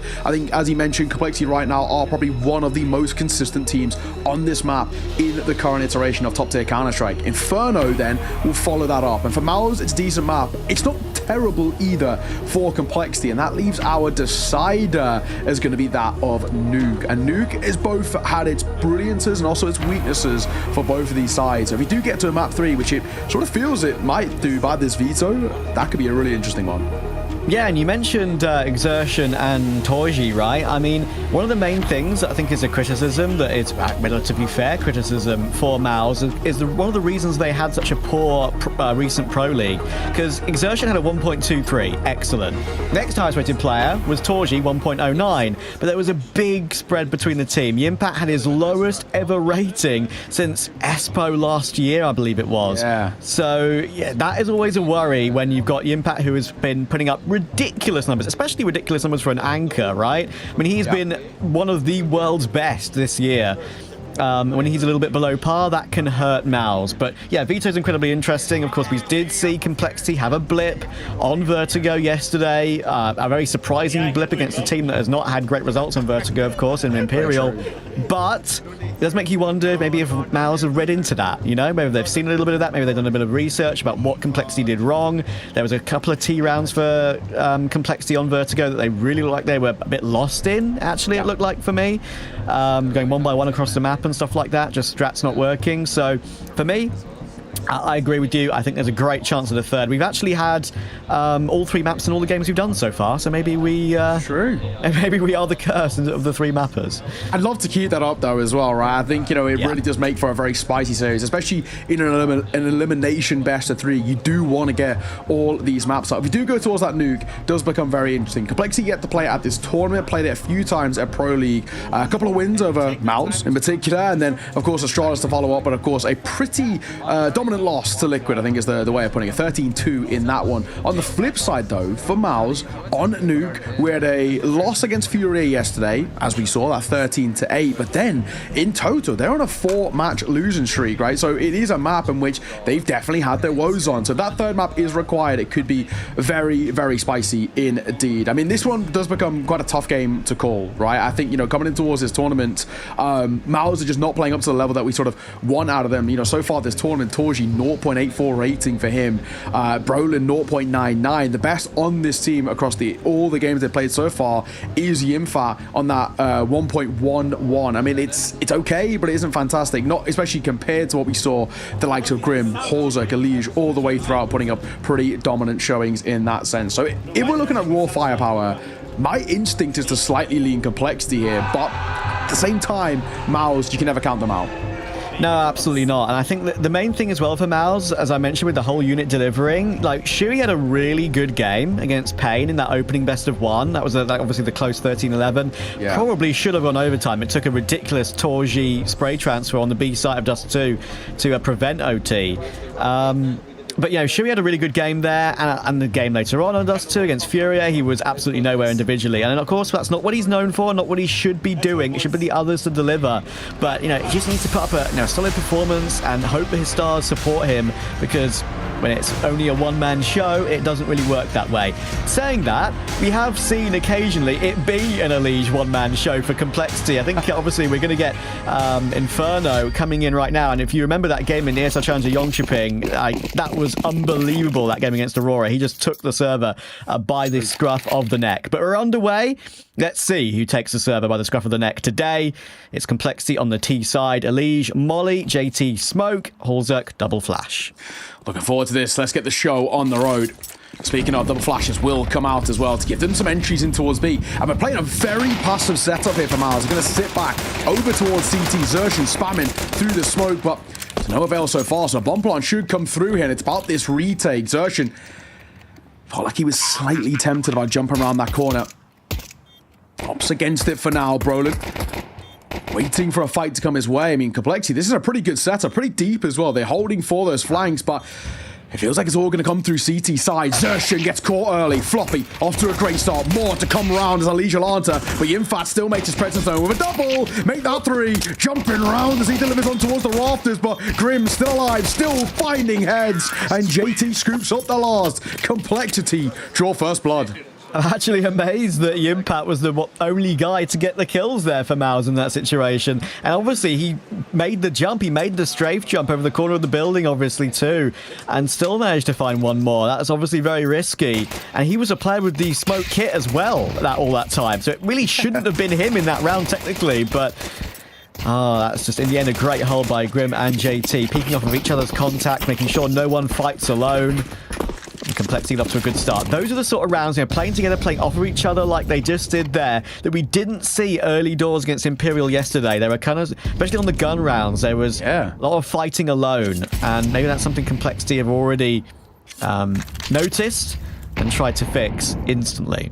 It's true, the spacing did look pretty woeful, didn't it? I think that was something that they got really exposed in, so it's good to see in this situation, it's slightly cleaned up. But it's going to be a little bit of a tentative start for Complexity here, just because they want to avoid a gamble stack, of course. They don't want to walk in towards all 5, and unfortunately, that's sort of the direction they're heading in. They do have the firepower to overcome, though. MOUZ haven't gone for an investment, so a pop in towards his A site. I'm going to go forward, does go in towards a team Molly, but net is first. Horza, UMP for 1, running low on ammo, could be in a bit of trouble. Down he goes, but Grim there to bail him out, and the Mac 10 will find the last again. So 2-0 start for Complexity, only the 1 casualty. We can't complain, Trav. Comfort on the start. And of course, you know what's most interesting about Complexity, of course, having the opportunity to go again, of course, this has been played, Vertigo, in every single series but the major this year between these two teams. And of course, both games in the recent Pro League, and both of them Complexity won 13-8. So it seems to be something that MOUZ can't find the answer on. Of course, if you do a back-to-back, that really proves you're the better team on the map. And it's true. I wonder if we're going to see something similar today. They're going to try and fight for ramp early, though. Great catch from Brolin, using the crane angle to stop Elige from making his way up, and maybe being a bit more assertive on that CT side is something MOUZ will try and put into practice. Yeah, I think Elige, unfortunately for him there, he does get slightly caught by that flash, and also as he's turning, so he's full committed to the back turn, and I think that's an easy one for Brolin to peek into. Floppy, looks like he wants to be the first, he's blind, and he will get it! And Horzuk, I can't believe he stays alive there, 4 points of HP, 1 foot in the grave, but he gets his. Grim will pounce. This is something you've got to keep an eye out throughout this map. Grim on these mid-lurks on T side is so effective. The amount of mileage he gets and impact is incredible. And MOUZ already left down to 2, and in this 2 versus 4, Trav, they might even be tempted by a save. You're right about Grim, and he was even doing that in a losing effort yesterday, of course, wasn't he? Against Imperial, like, even in tough rounds where it was they were at disadvantages, he was always popping up with that mid-lurk kill. And obviously, you know, as a CT side, in any game of professional Vertigo, you know that's a possibility. It's one of the most tried and tested spots and plays you can make as a T player to get these lurk kills. Just mid-lurk every round. You can flank the B window player, you can flank A. It can happen, and it nearly happens every single round almost, in defaults at least. But sometimes, when it's all down to the timings, it just can't be stopped. And Grim gets another one. He's got a 5-0 start. Grim on form in Rio is a massive plus for Complexity. This is looking very solid. You know, pistol, force, and now full buy all converted for Carl. And there is real good foundations to be worked with on the C side. This is exactly what we want to see. Just in comparison to what was yesterday, I mean, that's obviously our immediate thing we're going to look at, which was a pretty tough showing. 6-0 down, then went 6-1, then went 7-1 down. I mean, they really felt that pressure. So the fact that we're already out the gates, completely rectifying these issues, is exactly what we want to be seeing here. MOUZ, they've got a slight investment around those 2 save them 4s. A 5-7 double deagle. Small bit of Utah, but already 1 wire rifle drop. The second will swing in, and Zurchin will make his presence known. So, Harlis, Comrade falls, he at least gets something with it.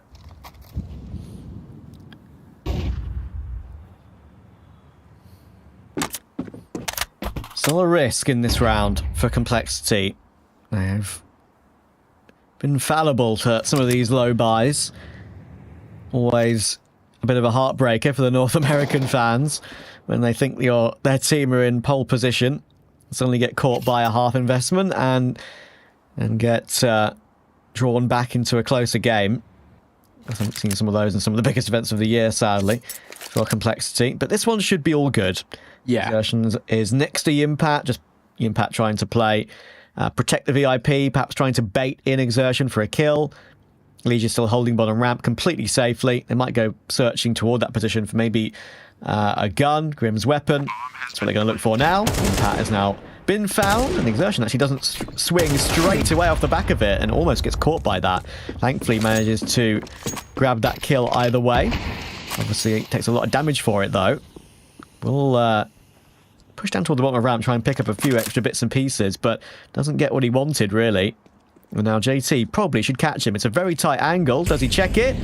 Oh, him being so low was the main issue. JT will find it. Nothing to save for MOUZ. This is the start Complexity would have wanted.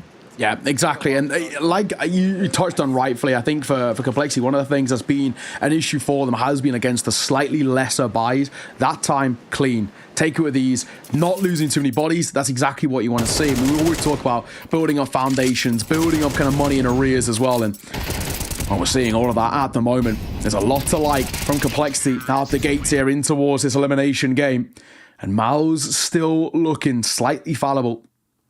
Looks like there might be a slight tech issue. I'm looking, seeing young Jimmy over there. He's got headphones off, so it looks like maybe a little in-ears, if I had to guess. But a moment for us to have a little conversation, and I guess a respite as well for MOUZ.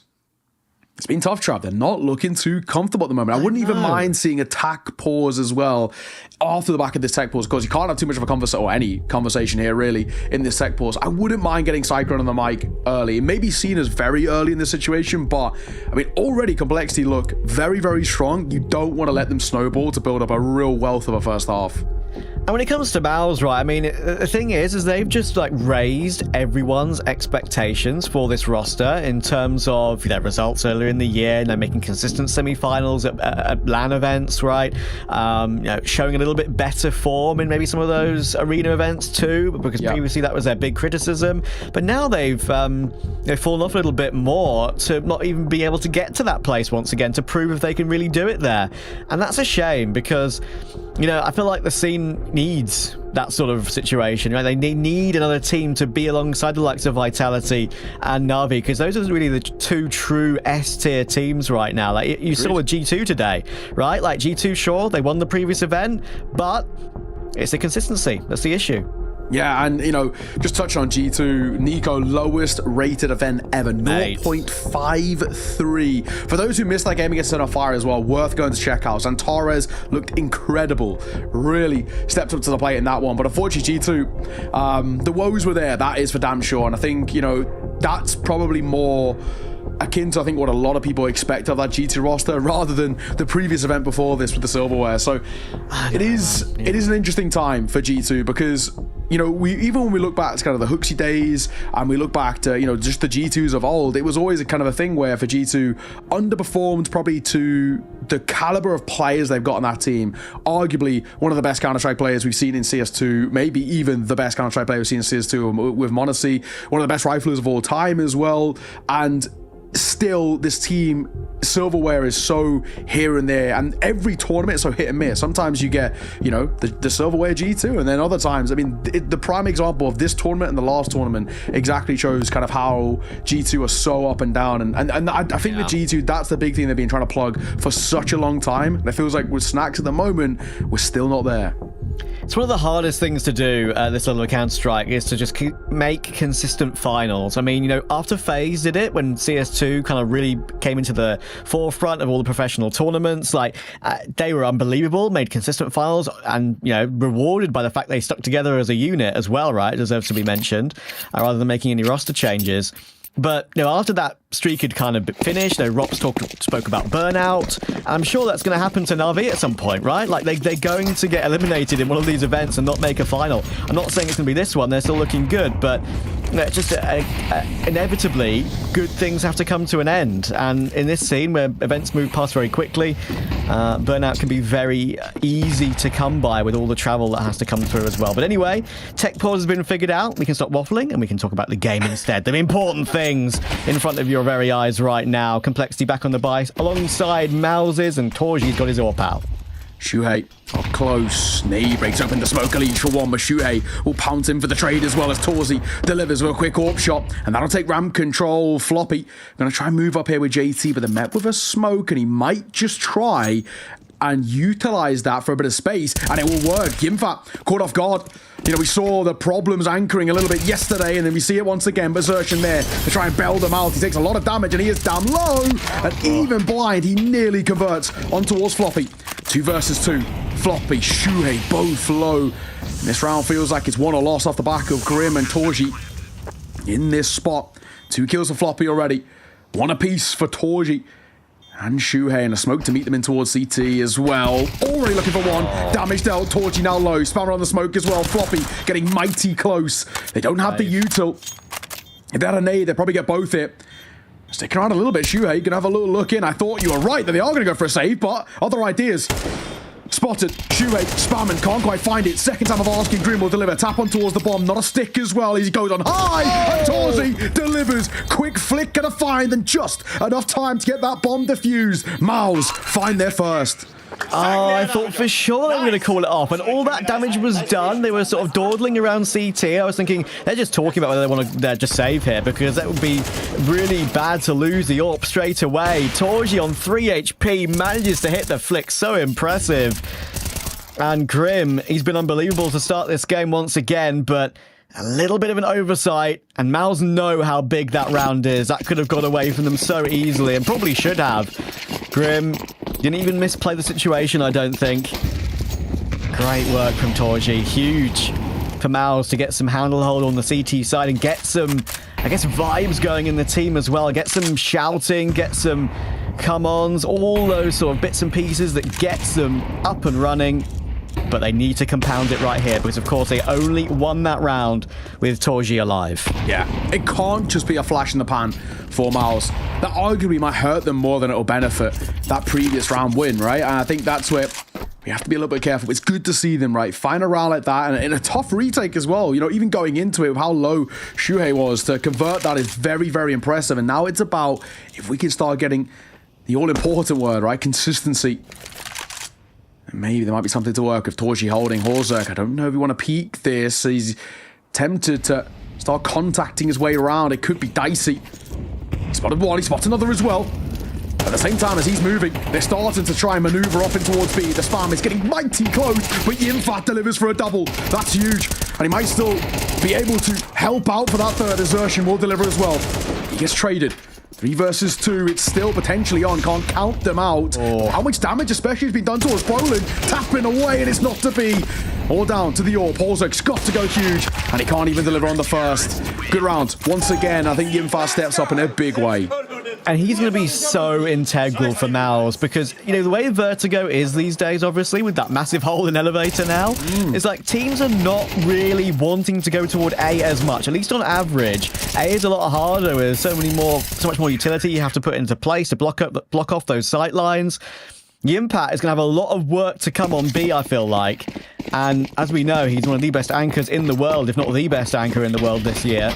So yeah, it's important for him to deliver for MOUZ's sake on Vertigo. Complexity turning up the pace though in the following round, and JT will take down his counterpart. Elige deals with Brolin too. Takes a lot of damage, but he could easily find the AWP of Torji. And he gets caught out in somewhat no man's land. 4v2 straight away. Complexity's pace change works brilliantly. Yeah, I love the dynamic tempo coming through. Yimfat on high. Molotov waiting. He spots him, but no, Elige isn't aware. He's slightly tunnel vision in towards that lower angle.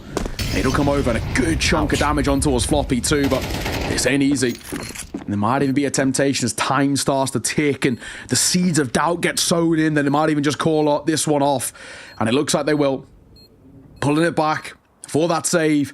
And it will be Complexity putting another round on the board. Really great work. JT and Elige combine brilliantly in that spot just to give them so much early ramp control. And they just don't give MOUZ a moment of respite. That's exactly what we want to see.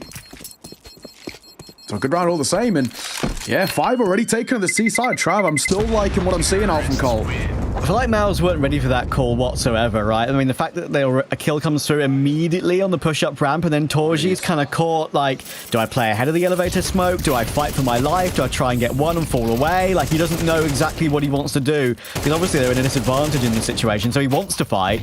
And then Elige finds him comfortably, and Yimpat, of course, they know he's the B player. Rotating in is always going to be Heaven or CT, and if the big flank's covered, then there's no risk. That's a really important fifth for Complexity, and MOUZ, they've got some money to work with thanks to that save, but Floppy, that's a great shot on Shui above that B stairs smoke. Good catch, but at least Yimpat was there once again. I've watched Yimpat do some devious things on the B side of Vertigo, even dating back to his MOUZ NXT days on the Academy roster.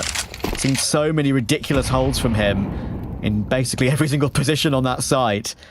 So that's what I want to see more of. The Shadow might pop out. Oh, it's laboured from Elige.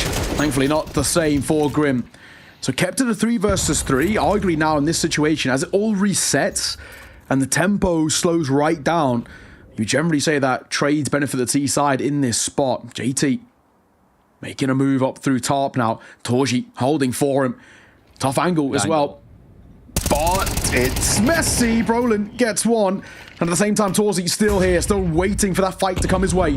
Torzi's so low. JT isn't exactly healthy, but you would assume the advantage goes in favor of JT here. There's one. Will he expect Yimfat as well just around this corner is the question. Yimfat holding for him. He's tapping away to try and bait in an engagement, but it's Brolin who also steps up to the plate. Grim gets caught and MOUZ onto right back. That's really big from Brolin there, making sure he just takes the attention away. Yimpat, and then when Yimpat does that, Brolin realizes he can peek safely. So good catch. Especially a good recovery after they lost the opening kill in the round as well. I actually saw that a number of times the other day. MOUZ, I think, had 7 opening kills or something like that, and only managed to get 3 rounds in the half. It's been rough for these conversions sometimes for them. And now, Complexity are the ones on low economy. Look at what Hulzerk's brought up in this one. He's got a Deagle, no armor, and just some nades. And that is a dirty... Goodness me. Yeah. That double nade is just... Has that ruined their plans? 20 seconds into the round already? It might. JT, how's the mid-round adjustment looking now, right? I mean, this is definitely going to throw a spanner in the works. And they even make, like Torzi on that MP9 just so scary now, especially the fact that he's going up close. Oh, man. That's so painful for Floppy and JT. Especially on this, what is last buy before they'd have to eco. Using all the utility they have. Now they've only got 1 smoke left on Elige. He's going to have to take point.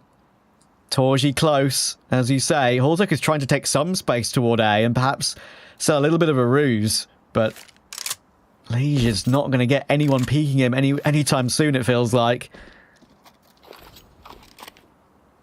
What is happening? It's all down to what Torzi can get here. To be perfectly honest, he still hasn't shown any presence. The longer he stays here, the more he might get overlooked, like that, for example. There's one, looking for 2, 3, might be on the cards as well. He's getting hungry, maybe a little bit greedy for it, as Grim also pounds. He makes that move through mid. We highlighted this. Keep an eye out for Grim on these mid lurks. And somehow, this round has flipped.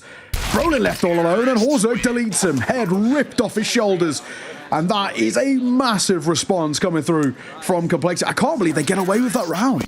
You called out JT's, what's his mid-round, but I think the mid-round is just pause. Yeah. And you know what? It works brilliantly because it sells us, it sows the seed of doubt in the brains of MOUZ. And then as soon as they get Grim into a position where he can do something on the flank, that's when they burst. And even though Torji gets a couple, I've got to give huge props to JT. He was low HP from the very first 15 seconds of the round. He doesn't just get 2, he gets the trade through the plywood as well onto Torji. All the kills really thanks to JT, but it's Grim who puts a little cherry on top of it. The eco is going to be a little bit messy. Yimpat's got 2 with the P250. I thought the trades were going their way, but then Yimpat pops up.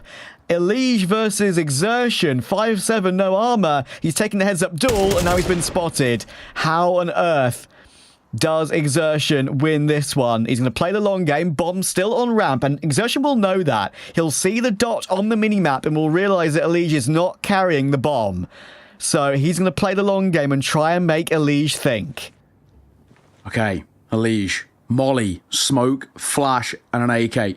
1 versus 1. Xertion, 5-7, no armor, and Elige playing the patience game. He's playing quiet. He doesn't want to give away the ruse. He's stuck around towards A. It's all about timing on this peak. Xertion, he's not quite holding for this, but he might just get the job. Oh no, it's an oversight. He's not going to look that way. Xertion should get the kill. How have MOUZ taken that round head in hands for Elige? But that is the feeling across the board for Complexity. They have just been ecoed, and Yimfa, that double with the P250 is absolutely monumental. What did we say about Complexity against the ecos, man? Like, so far we've been a bit lucky with our predictions, but you know what? It comes from past experience, I'm afraid. Oh no, Complexity. I gotta give huge props to Exertion because look at that position he puts himself in. That's a corner that is probably the most unchecked corner on this version of Vertigo. Since they added the catwalk on the outside skirts of the A-bomb site, that's a position you can put yourself in Heaven where, you know, if someone does walk through the catwalk, when are you ever going to check that cubby next to Heaven? You're going to look at Heaven and the CT position first. Exactly. That's such a smart position from Exertion to put himself there, and it really pays off. That could be huge because look what it's done to the money. The opposite way round. We mentioned MOUZ's economy was low. Complexity had built up no money at all, of course. Now they're the ones down to pistols. Can you believe it? Nice reposition, nice spam from Xertion to back white, goes towards double stack, doesn't spot anything, so just gives a little brief check over towards Rafters and gets his Brolin. He should be fine here, at range, got the advantage with the M4, and himself and Shuhei can tap down for one apiece. Holzerk, you say no chance, and that'll be the case. Flawless round going to come through. 5 to 6, Trav. We're on the brink for an even half here, which most definitely didn't feel like the case off the back of how well Complexity started. I know. It should have been a T lead, I feel like, for Complexity. It could still be, but we need this final gun round. I think Complexity might have nightmares about that corner now toward Heaven. They might be checking it every single time they play Vertigo from here on in, I feel like. That stops them from getting a decent lead on the half, which it pretty much has. Painful. And in the following gun round, Utility is all right. They have enough. 2 mollies, 2 smokes, actually 3 in total, but only 1 flash. That's going to be such an important flash for Holzerk, and now it's on the ground already, and look at the MOUZ pinch. Brolin, Exertion, and Torji all grab 1, and Floppy and Grim are left wandering back to the opposite side of the map. MOUZ, what a recovery. What a recovery from them. Smoke going to come down over towards Elevator 2, just to completely nullify any sort of A presence. They'll go towards B, and actually there is nobody here. I mean, Yinfat's doubling back, but he's going to lose this foot race. So he might actually just wait for numbers. Even if they get a bomb plant, it is the ultimate thing of who cares. Yeah, there'll be a clock above the head of MOUZ, but they've just got the numbers. Play for the trades. Play. It's 2v4 and it should be fine. Yinfat gets the first as Grim just walks straight into his demise. And Fluffy will also fall as well. What a recovery out from MOUZ. They looked like they were potentially dead on arrival heading in towards Vertigo, but they've responded well. An eco round taken. And Trav, we've got a game on our hands here. Absolutely. I'm delighted, really, for MOUZ, because I wanted to see a close game between these two. I think we absolutely deserved it. And there's so many rounds you can look back at for MOUZ here. I mean, that little no-scope there, little quick-scope from Torji to retake on 3 HP, that was an unlikely round. Sure, Complexity had some unlikely ones too, with JT spam through the plywood, but I think the eco will be the most painful one for Complexity. MOUZ are back in it. See you in a moment.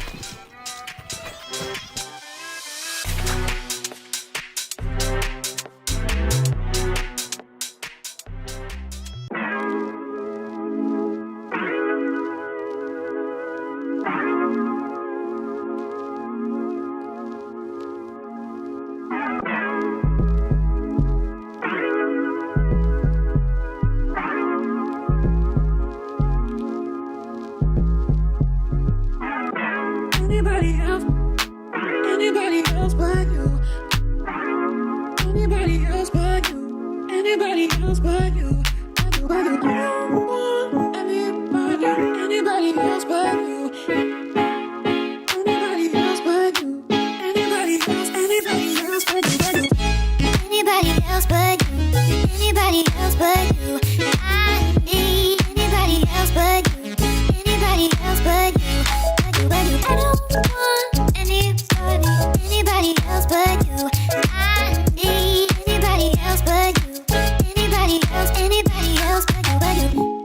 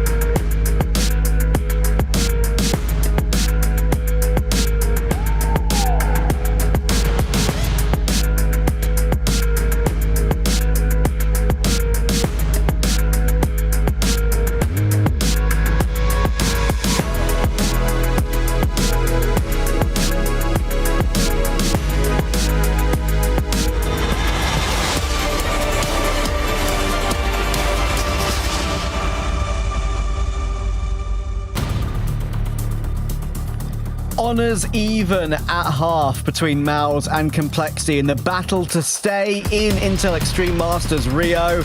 And MOUZ will be delighted in that end of that first half because they look nowhere to begin.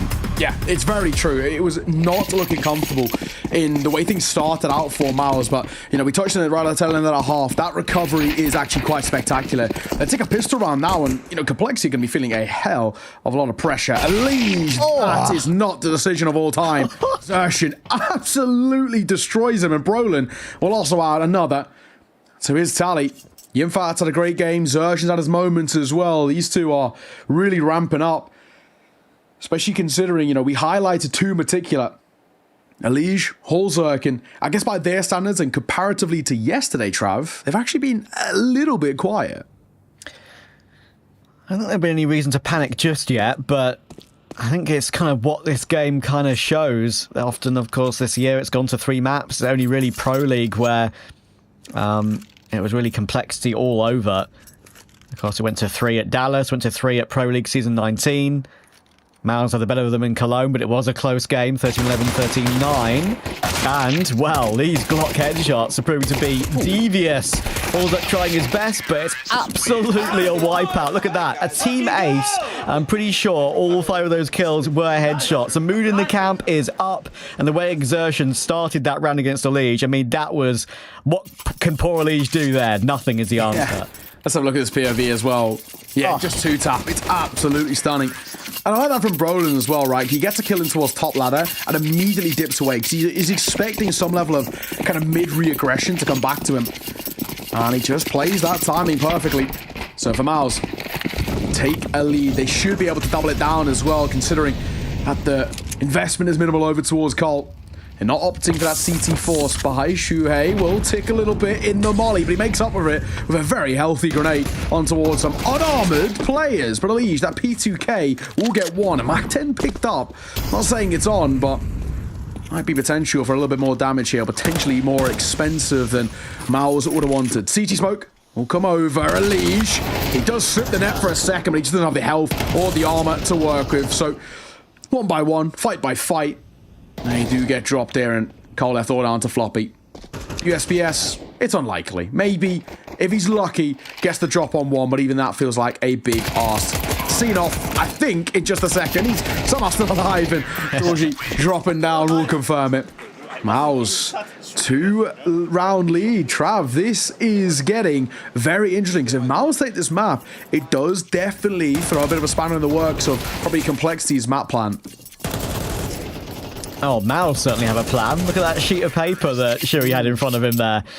Sometimes it's just an extra layer of how impressive professional players can be. You can look at a massive long document like that and be like, ah, yes, this is the round we do this is the round we do that. I mean, my brain would just be a bit fried in general. It's like being an IGL in Counter-Strike is a bit like being a Formula 1 driver. You got so many buttons to press on your steering wheel to know what's next in certain scenarios, and yeah, it's that MOUZ plan is looking good right now. Here's his first gunman. We're going quicker in toward B.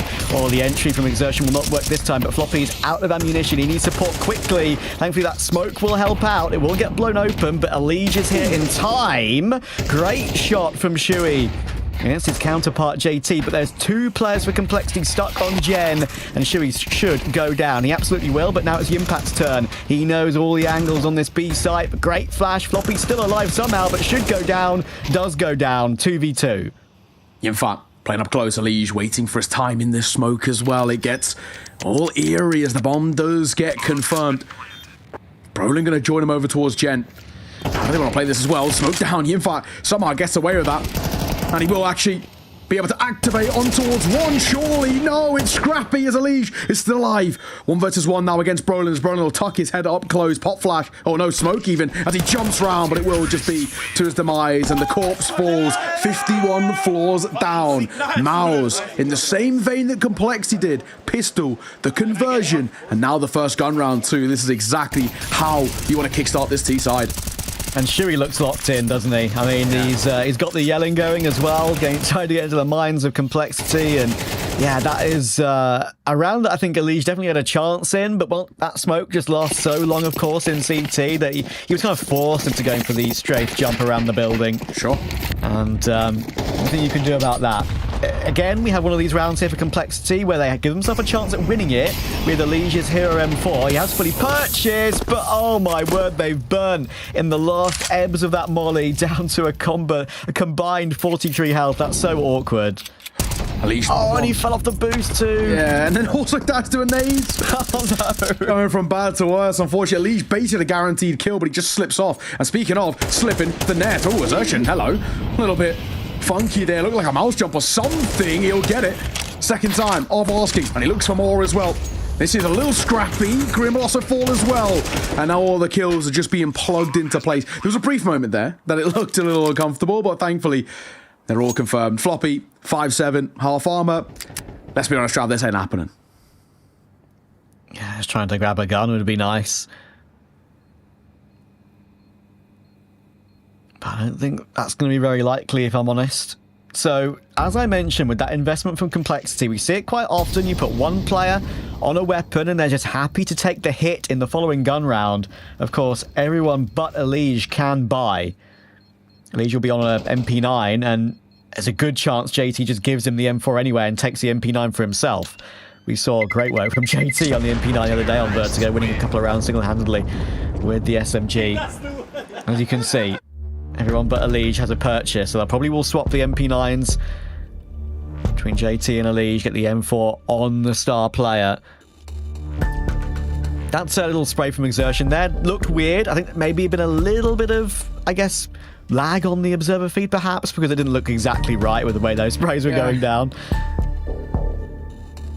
Big moment for TC here, right? He has to rally the troops, and you can sort of see it's a very muted Complexity over there that you can maybe argue locked in, but it does look like potentially quite concerned too.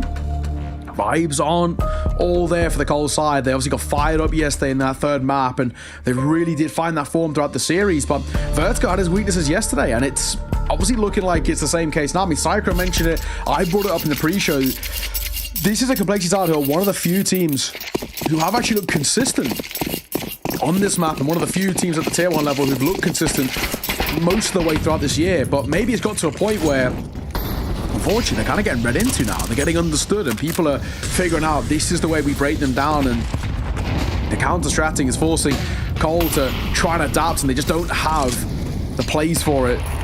Not at the moment. Exertion, already up close. Horzek trained on the angle as well. He's looking to the lower position, but a quick flick will find Exertion with the first to fall. That's the opener that Cole needed, and there's no trade behind it too, so that's perfect.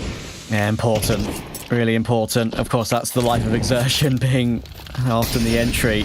Little boost for Elige. It works this time. He gets his one and drops away, and that's Torji to drop as well. Complexity changing up their setups. It's very risky to have that AWP on the double stack position, on the elevated position. Yeah. You miss one, you're doomed, whatever you do. Even if you drop toward the catwalk now, you should get caught before you manage to do that. So Complexity have something to work with here. Again, leaving B somewhat as a site to retake. Floppy will now go back to check, as he obviously has to and so often does. He needs at least a 1-for-1 Floppy if they decide to burst now MOUZ, and it looks like that's exactly what they're going to do. But his sitemate JT has been removed. It's a wonderful entry from Bron, and he's looking for more. Oh, almost a transfer onto Elige as well. Imagine if that came through. Great nade onto default. The impact down to 38 HP, but a return damage on Elige and Grim. Elige's actually going to pick up the AWP now instead to at least make it maybe a bit easier for him. Get Holzak on the rifle. They're up close as well. MOUZ with Shui and Yimpat. Grim waiting to pounce from window. They can now go in together. Elige will take first point on low HP. They need to trade it, but they're going to line up. And then Shui peeks off of Yimpat's contact. It's perfect from MOUZ. A 3v5. Complexity will be ruining these mistakes. Yeah, what a setup as well. Just that close contact position. They know with that CT smoke that they can just sit in and behind it and kind of bait those spikes in towards their favor, and they do excellently. I mean, it has to be said, just Shuhei waiting for the time on the trade there is excellent, but it's Yimfat for the 2, right? That's what nails that round in his favor. Elige, fair enough, he's low, but it's got to be an instant trade there from Horzek, and unfortunately, it's not. 11-6. MOUZ now just 2 rounds away from stealing Complexity's map pick away in their favor and opening up this series. Cole then go 1 map away from elimination here in Rio. The buy is, it's haphazardly is the way I'll put it. Triple MP9, FAMAS, 1 premium rifle. Not exactly the sort of investment you want, and it's sort of the all-in call, if I'm being honest here, Trav. Oh, spam gonna come through, Floppy gonna get caught. If we lose this, Cole, surely we're dead here. Yeah, maybe some of those, mistakes and maybe just poor rounds in general we saw against Imperial yesterday was actually an indictment of what we'd see today. It's a surprise, don't get me wrong. You mentioned how Complexity is so comfortable to go toward Vertigo, even though it's a map most pros hate. If you're good on it, you've got to play it. And it's just not looked that good today, I'm afraid. It's that 5v3, which I think is the backbreaker, honestly, that they've let slip. They're going to be working their way up toward A here, MOUZ, at least with a couple of players. They're going to now team up together. The FAMAS of Halls are stuck on sandbags, and there are multiple mollies to remove that position. Torji will use one of them. When does Brolin use his? Surely Halls doesn't go unchecked on sandbags at this stage of the round. 25 seconds. It is very late to be here, but they're not using that molly in this position right now. I am nervous for MOUZ, but how many can Halls get with only a FAMAS? He reacts for 1, needs 2, gets 2, even 3 and 4. Holzerk from sandbags. How have MOUZ overlooked it? It's Shui 1 versus 4. He'll get caught by JT's MP9. I can't believe that. Oh, heroics from Holzerk there. That is beautiful, and just a complete oversight in that round. They gift him 4. He never really should have even got away with the second, never mind the third and the fourth behind it, but brilliant. The first, fair enough, but then Broden late to react. Zershin poor on the trade, and Yinfa just absolutely zoned out, caught pants around his ankles and left scratching his head. Oh, that is a great round from Holzerk, but a bad one for MOUZ to lose. So still showing there is a couple of gaps left in the armor. Nice nades early too. Yinfa takes an early tag, but Shuhei really dealt a fair chunk of damage. He'll still sit up close in that smoke and hasn't fully been cleared yet as well. His presence starting to be shown over towards that B side. JT, what have you got for us? We're going to lead by example here. The IGL gets clipped early. Torzi, great find as more. Surely to follow is Floppy. He'll sit up close as well. He gets his. Looking for a second. Can't quite deliver as Yinfa will get caught, but Grim and Holzerk are combining and the trades are looking favourable towards Cole. Hello. Shui. Oh, that's so awkward though. Holzerk didn't show his entire body. That's so frustrating for Shuri, man. He's got the perfect flank to maybe make this round winnable, and it still somewhat is. He's got control toward A. The bomber's rotating in on the back of Brolin. This is still doable. Shuri can play close to that smoke as well. This is a decent off angle, and he can call Brolin forward to peek with him. Grim is 2 HP.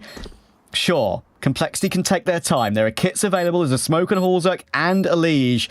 And now Brolin, he's going to make his move. He should find Grim, but whether he finds more is the question. It's Shui to get that kill, and that's going to take the attention away. Brolin, trigger discipline, great first tap, but he tries to play time. He tries to strafe away, and he won't be allowed to. Elige will get the defuse. Complexity are back in this game. Yeah, they're staying alive. They're fighting tooth and nail to chip away at this deficit, and my God, are they doing a decent job of it.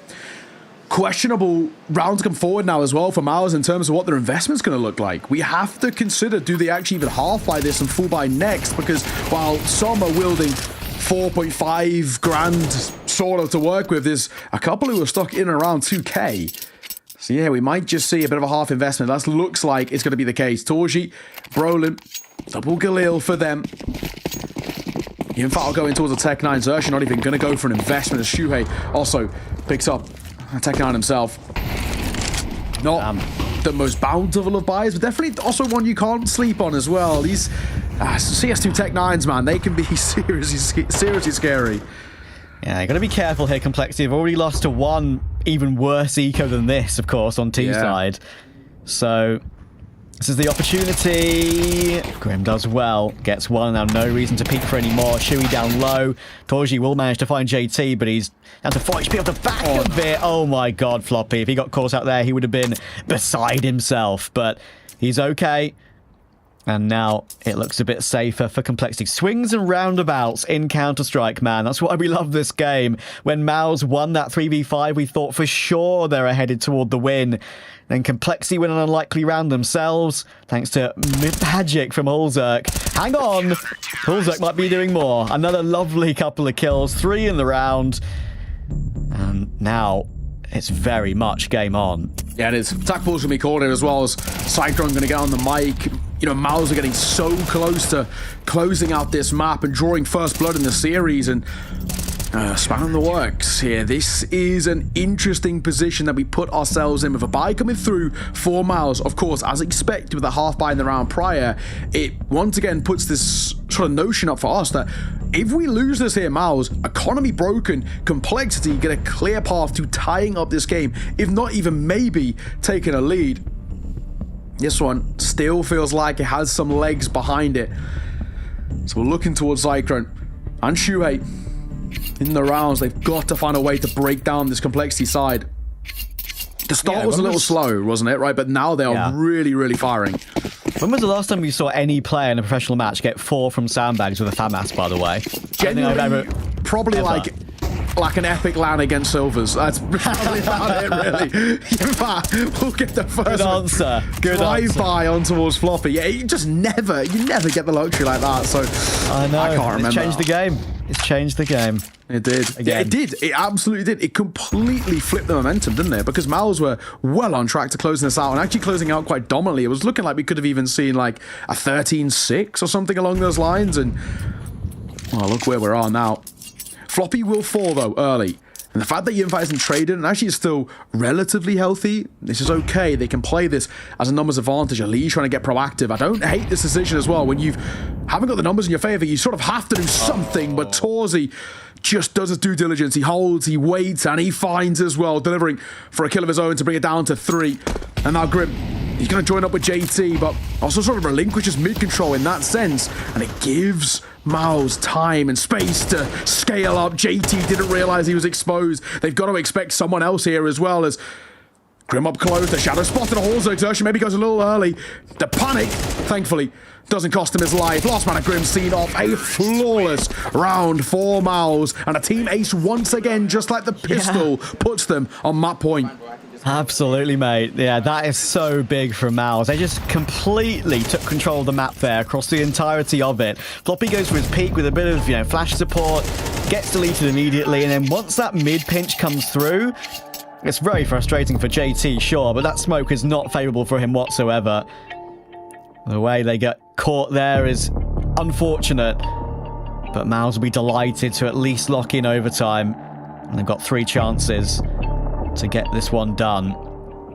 And as soon as you say, when Elige had to go searching toward the bottom of ramp for a kill back, that's when you know you're up against it. It's true. I like the idea. I don't think the idea around it's bad, right? I just think the execution, unfortunately, didn't work in their favor. I think when you're down to 4 like that, you have to do something. You can't just sit by idly because, as we always say, the numbers game will win out, and it always comes true. So that's the way you bring it back in your favor, but it just wasn't to be in that instance. So after what potentially could be the final attack pause, that TC gets the call. He gets a moment to converse. JT Floppy wielding MP9s and forced to support as well. And Xerxin looking like he's going to be first contact here. Swing and a near find as well. Elige has a lot of damage towards Xerxin. Takes a bit of a chunk of a nade himself, but it's Xerxin who comes worse for wear. Shui has crept up through gap as well, silently. There's a chance this could be the key to this map. Great positioning from Hulzerk though. Corner of the site, makes himself as hard to headshot as possible, and Shu was not expecting that one. Big opening kill.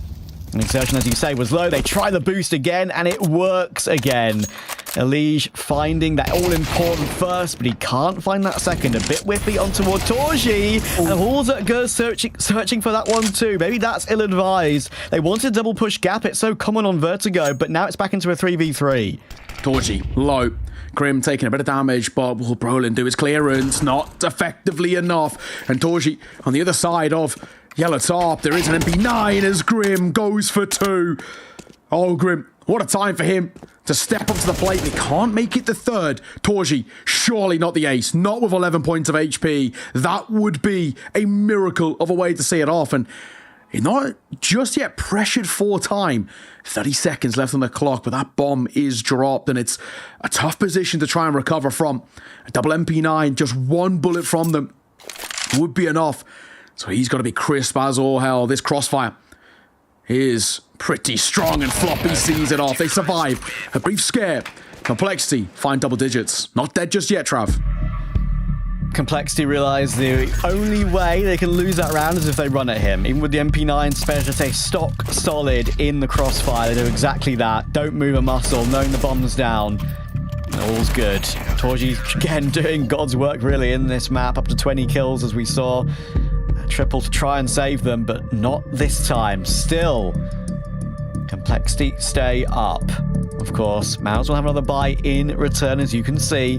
The impact maybe will have to deal with the Galil going by that money. 3.3.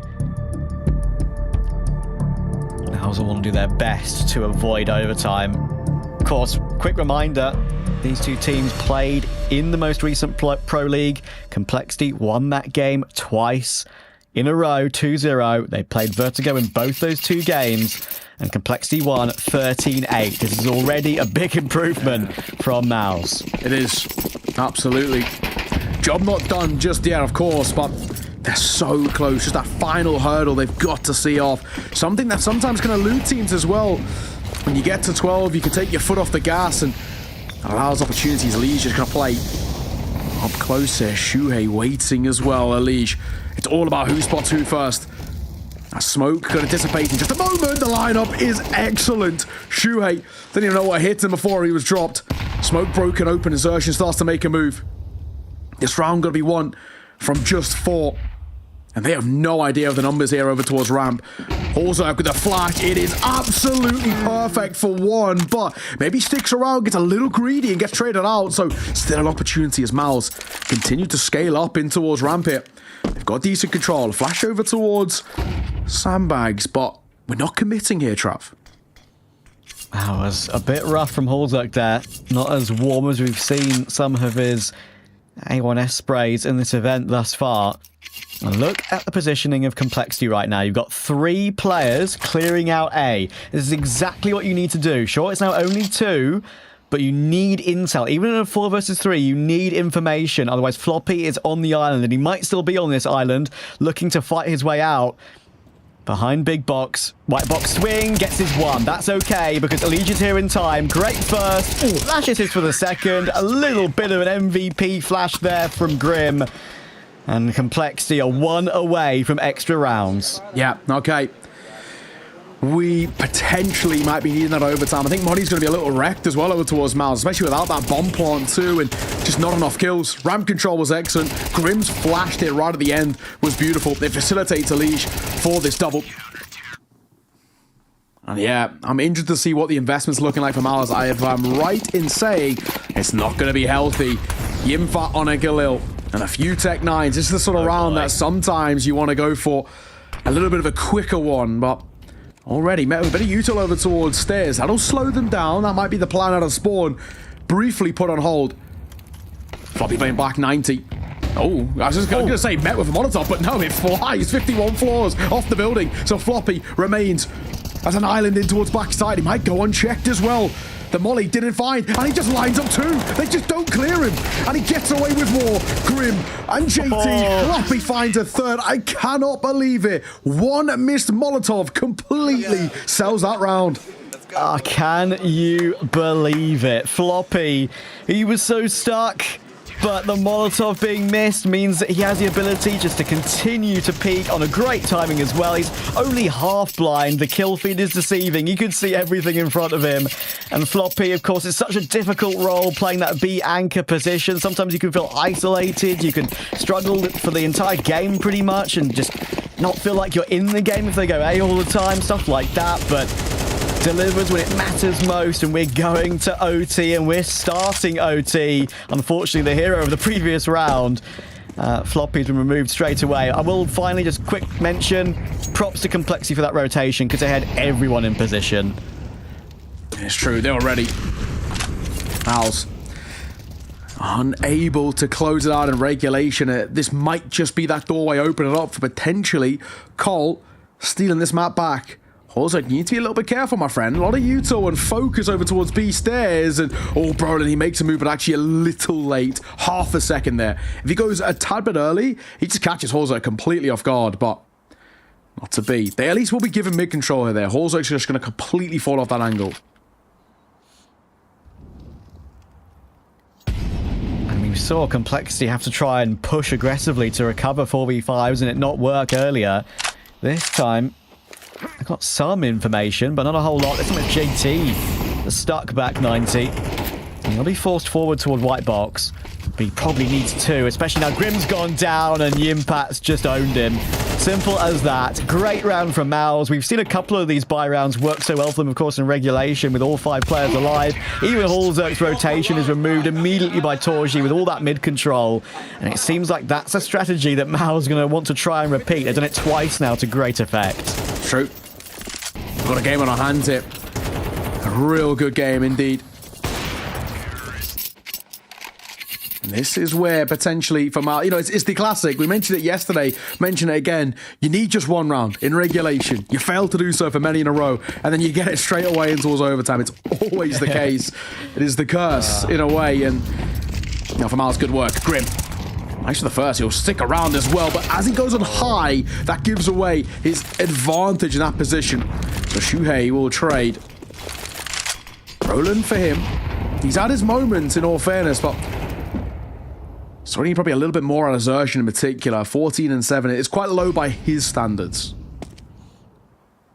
Yeah, frustrating for Grim to get caught as he wanted to jump back up again, of course. It's a position where you don't really want to dance behind those sandbags for too long because pre-aim is so easy, kind of, in that position. Easy for these players, at least. And gets caught trying to maneuver out. 4v4. Minute to go. Once again, Shui back in mid. Exertion around ramp, and Holzerk is actually around B this time. He'll drop his smoke. So Floppy can use another one. We'll see him collect it in a moment. Torji caught. Down to 7 HP. As MOUZ work their way up, another boost. This time it's the one on the corner of Gap instead. Can Elige adjust? Should see a play on his left in a moment, but he doesn't see the tip of Yimpat, and he takes him down. Huge kill. Holzerk trying to respond, does get one, and there's JT popping up with a huge kill. This is the Shui mid look that I mentioned though. 25 seconds. He needs to do it all here. They're not looking at this whatsoever. 1 kill, 2 kills. Floppy suddenly last alive, but they need that bomb plant. He now knows that Shui's in this position. He's going to choose to fight him straight up, but he still goes straight in for it. And Shui takes out 1-2. Massive quad kill from the leader. Yeah, talk about leading by example too from Shuhei. That is so well played. They needed him to go huge, and he does. He steps up in a big way, and oh my, MOUZ has the potential of going now 3 for 3 on this T side, and surely confirming off, you know, this map in their favor. I have to say as well, great reaction just from Yimfat on that kill. The one thing he does well, Elige has been getting a hell of a lot of, you know, just space with those boosts. I mean, he's getting a couple of kills off the back of it, and even if he hasn't got kills, he gets information. That time they punish him. That's what they need to do. They react off the back of previous rounds so well. Cole, you've got to get at least one round in the CT side. You cannot afford to go 0 for 3. Grim gets deleted. Brolin, what a swing, what a find. And they could be pretty healthy here too, but it just goes a tad too shallow. Oh, what a round from Shui, man. I'm still thinking about it. You know, we spoke about it earlier about just if he has his rounds where he pops up, that's all he needs to do. One impact round in overtime is enough to push you over the line. Plays that brilliantly in exertion. He will get caught by the Holzerk AWP. And MOUZ have enough utility to do whatever they want still. With complexity, it's actually interesting. They've only got a couple of smokes left. That's all they have. Floppy, great peek on Shui, but he goes for more against Brolin and gets removed immediately. Jump, throw, flash over the left side of the building. JT caught. Now it's all Elige on the side. He'll get cleared as well. MOUZ 3 in a row on T overtime. Surely not. It's all Holzerk, and Torji will remove him too. MOUZ are here to play. My God, especially after how just uncomfortable they looked at the tail end of regulation. They have got that fire kind of reignited inside them, and oh, unfortunate for Complexity. There's so many gaps that open up in towards this CT side. So many opportunities for the rifling core of MOUZ to find so much form. Brolin had a great round there. Yimfad also with his double. Stunning stuff. And surely 3 map points in overtime to close this out. They can't fail to do so again, as they did in regulation. Not a second time you would expect. Torji, that's a healthy nade, but it's an even healthier shot on towards Horzerk, who gets clipped immediately. Floppy, 1 point of HP, as you mentioned. He's barely alive, 1 foot in the grave, and that might be the case for Complexity. Oh no. Get those one spammed in chat. That's so painful for Floppy. Just takes a duel toward B stairs straight away, and he's out on the round pretty much already. What he can really do is use his utility to the best of his effects. MOUZ. Again, Torji taking initiative, being assertive toward Gap. So important for this team. Shuri has got teammate support toward B as well. They're all going to pounce. 3 toward B stairs. JT gets overwhelmed, and now Torji's on a great angle to deal with the swing. He removes Elige as well. Complexity, one of their best maps. A map they've taken twice recently over MOUZ at Pro League. Both times 13-8. Seems like they found the formula finally, MOUZ. Yeah, no one beats MOUZ 3 times on Vertigo.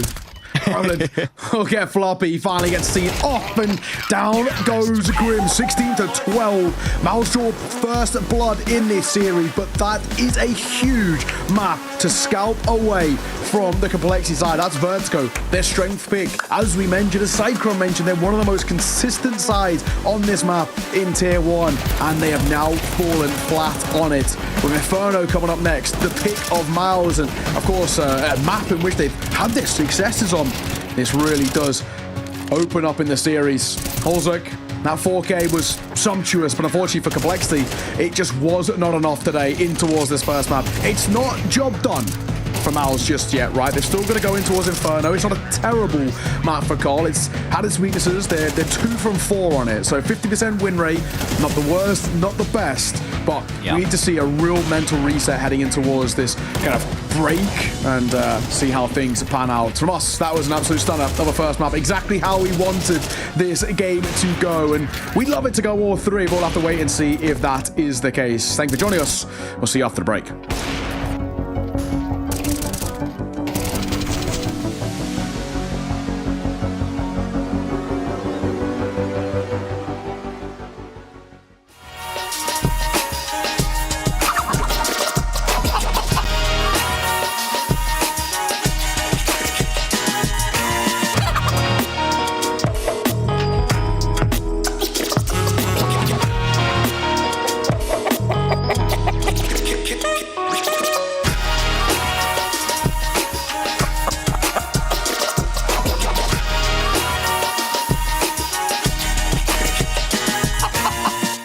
Smokes.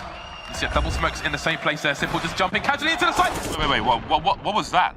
Never miss a play again. That's simple. That's not allowed. This is not FPL. This is a major.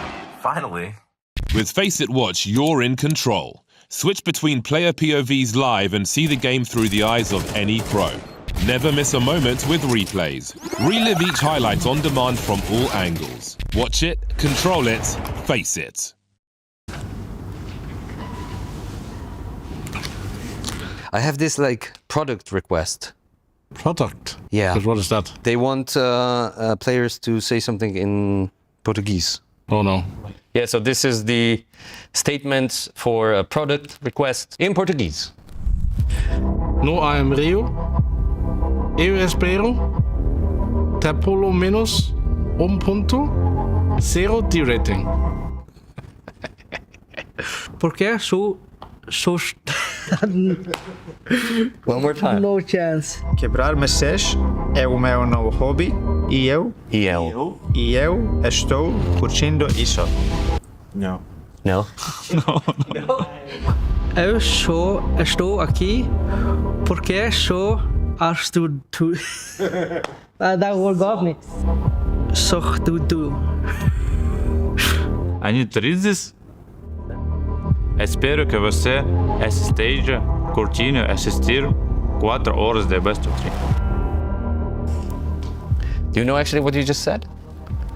Is it what's written down there? What's written there? Coming here became my absolute hobby. I'm only here because I worked hard. It was about me. I could play Best of 3 all the time. IEM Rio 2024 is #1 place in my ranking. No, that's just not what you said. Okay, what did I say? No, you actually just said smashing tables is my new hobby and I'm enjoying it very much. I actually didn't even try to understand what I said. At IEM Rio 2024, I hope I get at least an over 1.0 rating. Okay. Sure. Yeah, what's the real one? I'm only here because I got lucky. I mean, that's fair. I hope you like watching 4 hours of best of 3s. That's information. Yeah, it definitely is. Cool seeing Liquid go for that. Na'Vi bullied him with that yesterday, like a 2-man take of the B bomb site essentially very early on in the round, and just one flashbang forces him back. Didn't have the timing for it any longer. 2-1-2 setup for this phase defense. You don't want to be caught by the random spam from Rain. Team Liquid wait until it goes silent, and they cross a couple of players up on top of the Xbox, and once again look at who apply pressure at short, but there's a difference this time. Carrigan has eyes on short. Well, and also because FaZe is insisting on keeping Frozen inside the B bomb site, Rain has to be parked in middle to have that information, so it's really not letting there be a third defender at this A bomb site. Maybe it doesn't matter. Defensive smoke deployed from Carrigan to give himself some space and mobility. He moves into the site instead, and great flashbang from Brokey. Twist is broken, and now Carrigan stepping up with the AUG. He's just melting everybody until taken out by JKS, and it's all on ultimate. A 1 versus 4. He's collected that first, his health is gone, and he'll cross slowly into the scope of Brokey and land that shot between the eyes. But it's time that is the problem. Ultimate has to commit to the plant soon, and that'll take about a commission for a few seconds here. Utility up into the bomb site. Remember, Ultimate's so low, and Robs just peeks him from short. FaZe Clan continue to get the better of Team Liquid in back-to-back-to-back series, and they have knocked him out of the Intel Extreme Masters Rio 2024. The dreams of a FaZe Clan making a good run in Rio actually start to become a reality, Jason. They're taking another step forward, and perhaps the playoffs are not that far away. No, this was a good-looking FaZe today. Came in sharp and just played solid Counter-Strike. Liquid, on the other hand, as I mentioned, it's going to be a very painful, very devastating...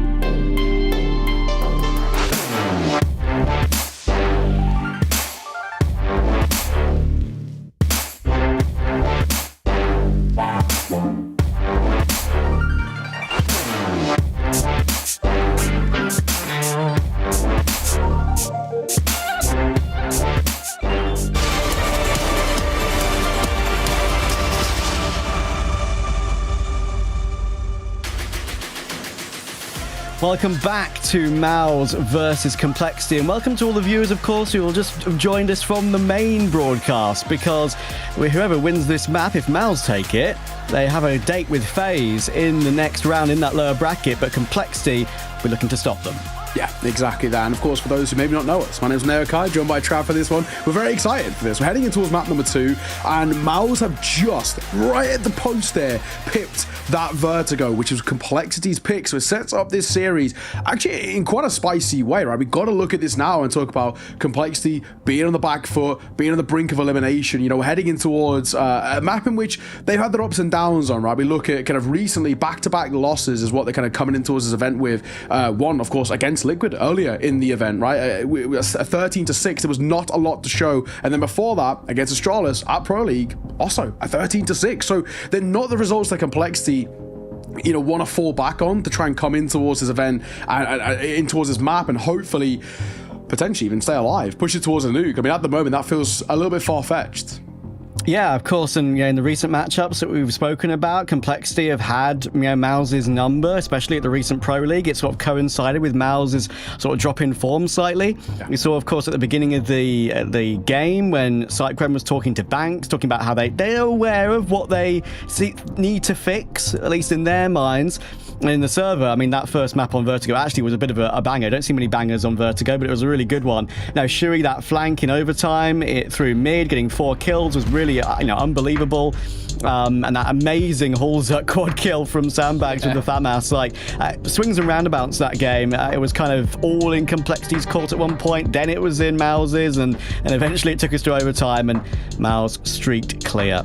Yeah, we wanted to kind of highlight the two riflers as well, who did have, you know, at least their moments, their individual impact. But, you know, for Elige 18 and 22, it's not the greatest of numbers by his sort of level, especially compared to yesterday, where he was absolutely incredible throughout that best of 3 in that series. He was without doubt one of, if not the most impactful player in the server for Complexity, but we just didn't see enough from him, and especially considering that on the other side, he in fact 27 and 17, 1.28 rating, 81 ADR. He had an absolute whale of a time. But the thing is that we saw everybody have their moments. If you want to go for another comparison as well, we could talk about Torzi versus Hulzuk as well, right? Torzi 24 and 15 had, lighted up the server, and especially considering that if you look at like the halfway point of the game, he was actually pretty non-existent, and he was looking a little bit feeble, but he found his form and he delivered, and tail end, he really ramped it up. So, you've got a very impactful anchor, you've got the Orpa start to fire on all cylinders too, and then obviously Brolin having his moments as well, compared to on the other side, nobody even went positive over towards Complexity despite going in towards overtime. So it's not the greatest of signs heading in towards Inferno, which is, generally seen, Trav, as a pretty puggy map by all senses. Yeah, I think the main thing that's actually a huge plus, of course, for MOUZ is just the fact that the unit seemed to perform so much better in that map, of course. They're looking to ramp back up again. They've struggled recently. Of course, that Pro League that I mentioned, there was a big gap between Exertion's 1.23 and the next highest rated player. I believe it was Torji's 1.09, and you can't have a gap as big as that. If you want to contend for these events, and they have been contending for these events until that blip, right? Came into this event wanting an instant bounce back because it wasn't the MOUZ we know and love. And getting a way through the lower bracket would definitely be a way to silence those doubters, because it's the hardest way to get through, and will definitely give them a lot of confidence going forward as well, especially if they manage to get this map against Complexity, then play against FaZe.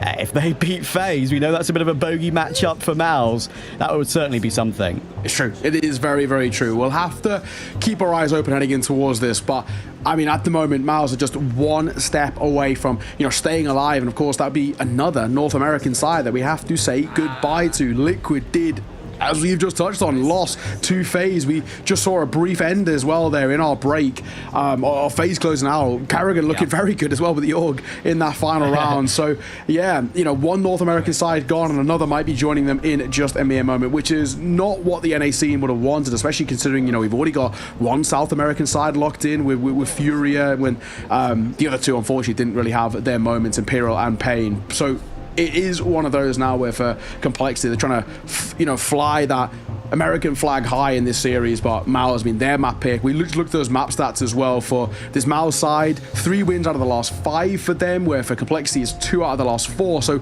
relatively similar stats, but it's just a worrying thing for us. We touched on it a little bit. Complexity, back-to-back losses coming in towards this matchup here. Of course, one of which being against Liquid earlier in the event yesterday. And well, for MOUZ, it's about trying to find the better, you know, games they've had. I looked at 13-6 against Rooster. Granted, no offense to Rooster, you can't really read too much into that. But, you know, the winning against Set of Fire in Bet Boom Dash, I think is very, very solid there. It's a 13-8 against a very solid side. Of course, they eliminated G2 with ease earlier today. So it's that sort of a MOUZ that we want to see coming in towards this. Not the MOUZ at the 10 of the Pro League, for example, who lost this one out to Imperial. But we shall see. All to play for. Complexity backs up against the wall. Trav, they got nothing to lose now. Fist bumps are in. We're going to be getting into Inferno very, very shortly. And, you know, I feel like this map does rely, it may be sound like a little bit of a broken record, but rely a lot on Elige. The one time I've really seen him overtake all of his teammates and sort of overtake everyone on the server was that game in Yongshiping on LAN, of course. He just went absolutely wild and kind of just destroyed the whole server. Different level of opposition. That was against Aurora. This is against MOUZ. Can he do it here and now? Pistol round underway. Exertion has the smoke, Torji has a double flash, and it looks like it's going to be a simple B-pop for now. Infat takes a slight bit of damage as well to his team nade, but in they come. Julie's up close. Grim. One. Only one, though. Gets limited at that as Yimfa on the swing. Full blind. Oh, hello. Xerxian, Yimfa adding just one more apiece to the tally, and that's the B site. And surely you'd expect the round as well. 2v4 on a retake. The smoked out of CT as well, and some hopeful taps from Hallzerker. Surely not going to find the success they want. And Yimfa and Torzi are going to sit up close too. They're baiting in the fight, and it's not a bait that Call are going to fall for. They're dipping away, tail between their legs. They're going to run. They're going to hide. Keep hold of the armor. Keep hold of, I guess, the upgraded pistols for Floppy. Hallzerker sticks around a little bit to see if he can catch any sort of consolation kills. He gets pretty damn close to Xerxian. He might still die to the bomb.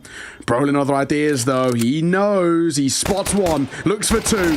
Tapping away. Dinks and drops. Nice. Down goes Floppy. Only the one casualty. More or less a flawless round for MOUZ.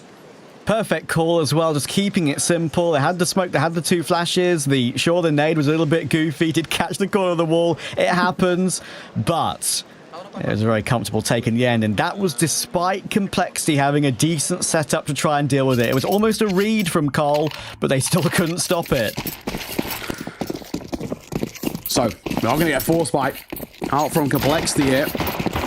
Not 100% sure if I'm a fan of it, but we'll see how it pans out. Nice tag. Shuhei will be dropped down to 29.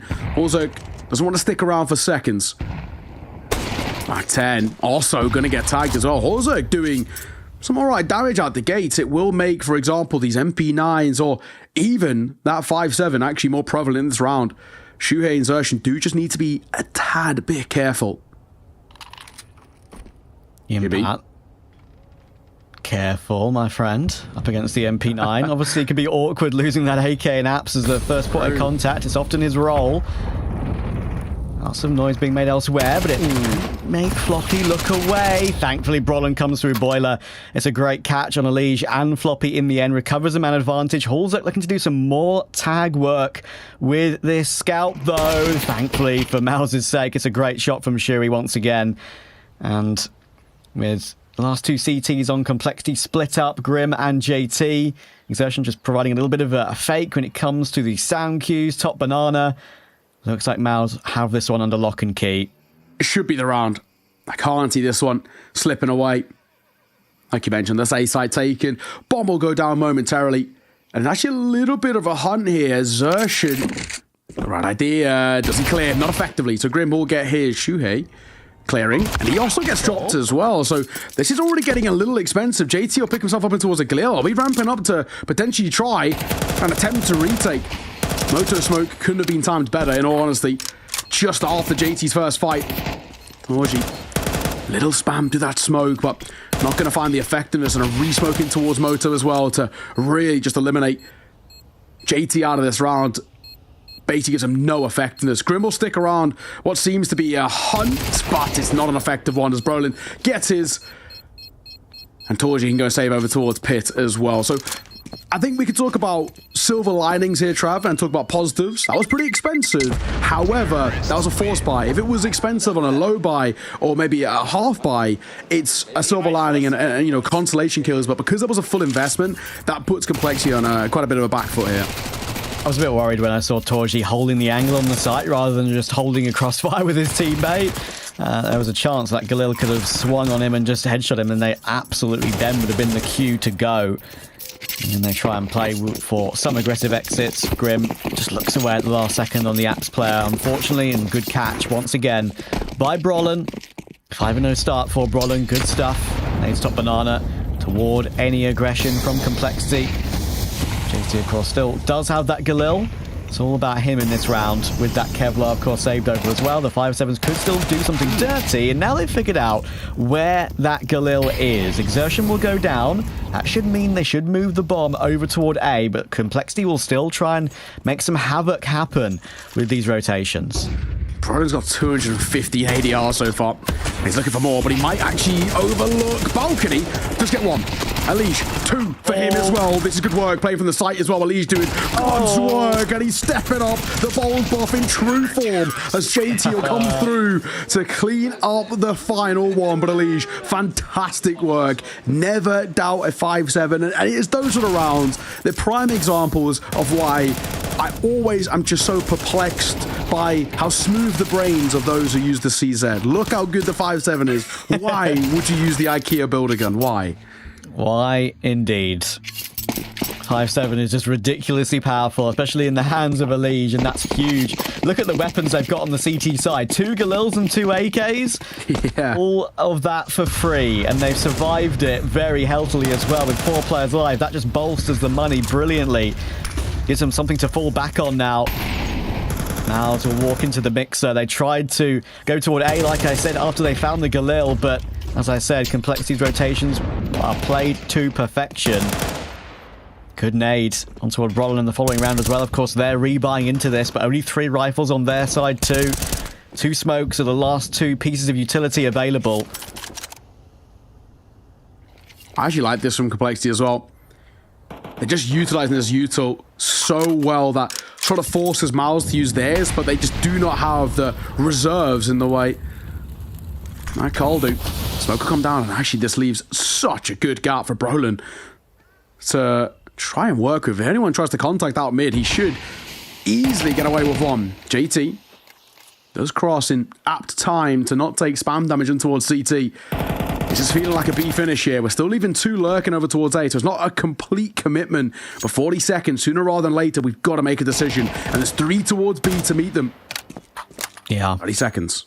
Same as the pistol round, but this time they've got a lot more power on their side. A nice little crossfire here with JT and Grim. It's going to have to be pure entries here for MOUZ. No flashes available. All Grim. His head is spotted. Exertion hasn't seen it until the last second. He finally takes him down. But JT and the Liege is the snake in the grass. There it is. Exertion will drop. Brolin is in an incredible position. He will get a freebie onto a Holzerk, but 9 seconds. And this round ain't happening. It's a save for MOUZ. As you can see, Floppy might even have an opportunity to take one of them down after time. But MOUZ will at least position themselves fine to avoid that, but it's another Complexity round. Yeah, they just had the numbers, didn't they, over towards that B side. They were ready to meet them there and make sure they can kind of go toe for toe. But I like the way they started out. I touched on that util because they could trade util, which would always benefit Carl. They had much deeper belts to fall back on. And nice trades as well from backside. Elige, good work. 2-all. Once again, a slightly uncomfortable buy in a way for MOUZ. It is a full buy, though, it has to be said. So, AK M4, 3 Tech 9s, and a beautiful double nade setup. Xerxian, not the way he wanted to start. Yeah, exactly. 2 HEs land straight at the feet. Holzerk could have a lot on his plate coming here. Final few MOUZ players working their way forward, and Brolin with Floppy has to get back onto the site quickly and does. And MOUZ now all grouped up together. They know the AWP is stuck in that position. If they can swarm him, there's a chance this round could still be on. But thankfully there is support for Holzerk. Oh, he's taken out his USP at the wrong time. And he can't react against Shuey. And unfortunately, Elige has been found as well in the meantime. How on earth have MOUZ got themselves into this bomb site?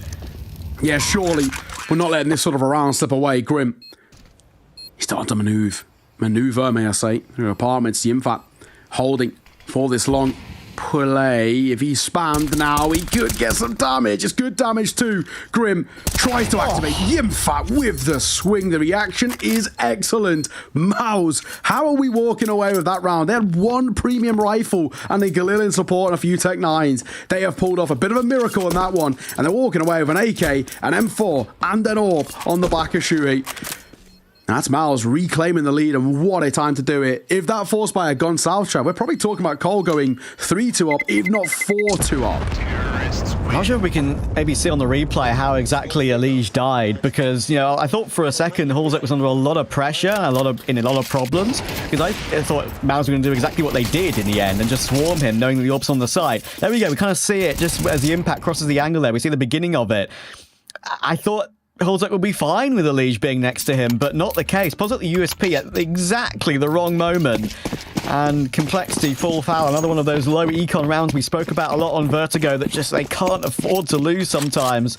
And MOUZ are now in pole position on this T side, and Hulzek scout gets deleted instantly. Grim playing anti. JT wants to be first contact, but a Molotov down and the smoke just behind it as well will limit visibility. Zertian playing on top of logs. As this smoke starts to dissipate, his position becomes quite strong because he has the support of Shuhei. Double stack of JT and Grim up close. Important fight that needs to be found. It's Shuhei for one. Grim will pounce back to one of his own, and a bit of tag damage on towards Zertian is not bad either. Molotov forces them further back, so Cole reclaim this top banana control. They boost above it as well to look for more. But at the same time, there's now information gained over towards the B side. There's 2 there, 3 alive. Floppy. Only 1 towards A. Floppy, what have we got? First is good. Second, looking behind it as well. Might just get it, and he will. Floppy is activated, and what a time to come alive as well. As the Infat gets caught, Tech 9 drive by, will deliver. MOUZ on out of this round just yet as Torzy activates for a double of his own. What are we seeing? It's Grim up close. He just doesn't clear Zertian, and the Academy duo deliver. Brilliant stuff from MOUZ there. As soon as Floppy gets the 2, that's probably the maximum he can possibly do from that position. And even that's not enough, right? I mean, maybe if I'm to be ultra nitpicky, he could have maybe just hidden Pit even longer after he gets these first 2 kills. He had 6 bullets left. He could have maybe got in a reload before he swung again. And maybe then that's more manpower for Complexity to utilize when the rotations come through. But Torji once again does incredible work. Catching Elige is the main kill there that has not just taken that round, but has broken the economy in the next. Complexity down to pistols. It's a stack around the B site with 3. But Shui's already going to delete 2 of them, and he knows where that 3rd is. Shui wants this round done as easily and as comfortably as possible. B taken. Yeah, we're going to accept all the cash investments that have that Mac 10. That's building up funds for the long term. Zertian. Pop flash over. Hulzek spotted. Clean. But can't get the second. Floppy will get one of his own. Missed shot as well. The Tech 9 wants to get into the fight. It's a little scrappy and does have to be bailed out there by Brolin. But it's a round nonetheless. Shuhei, good work. 3K for him with that Mac 10 and a simple one. Ultimately, MOUZ are now starting to build up a very good first half here. I mean, even if they get, for my eyes, I would say 6 rounds on this T side, I would call that a very, very good first half.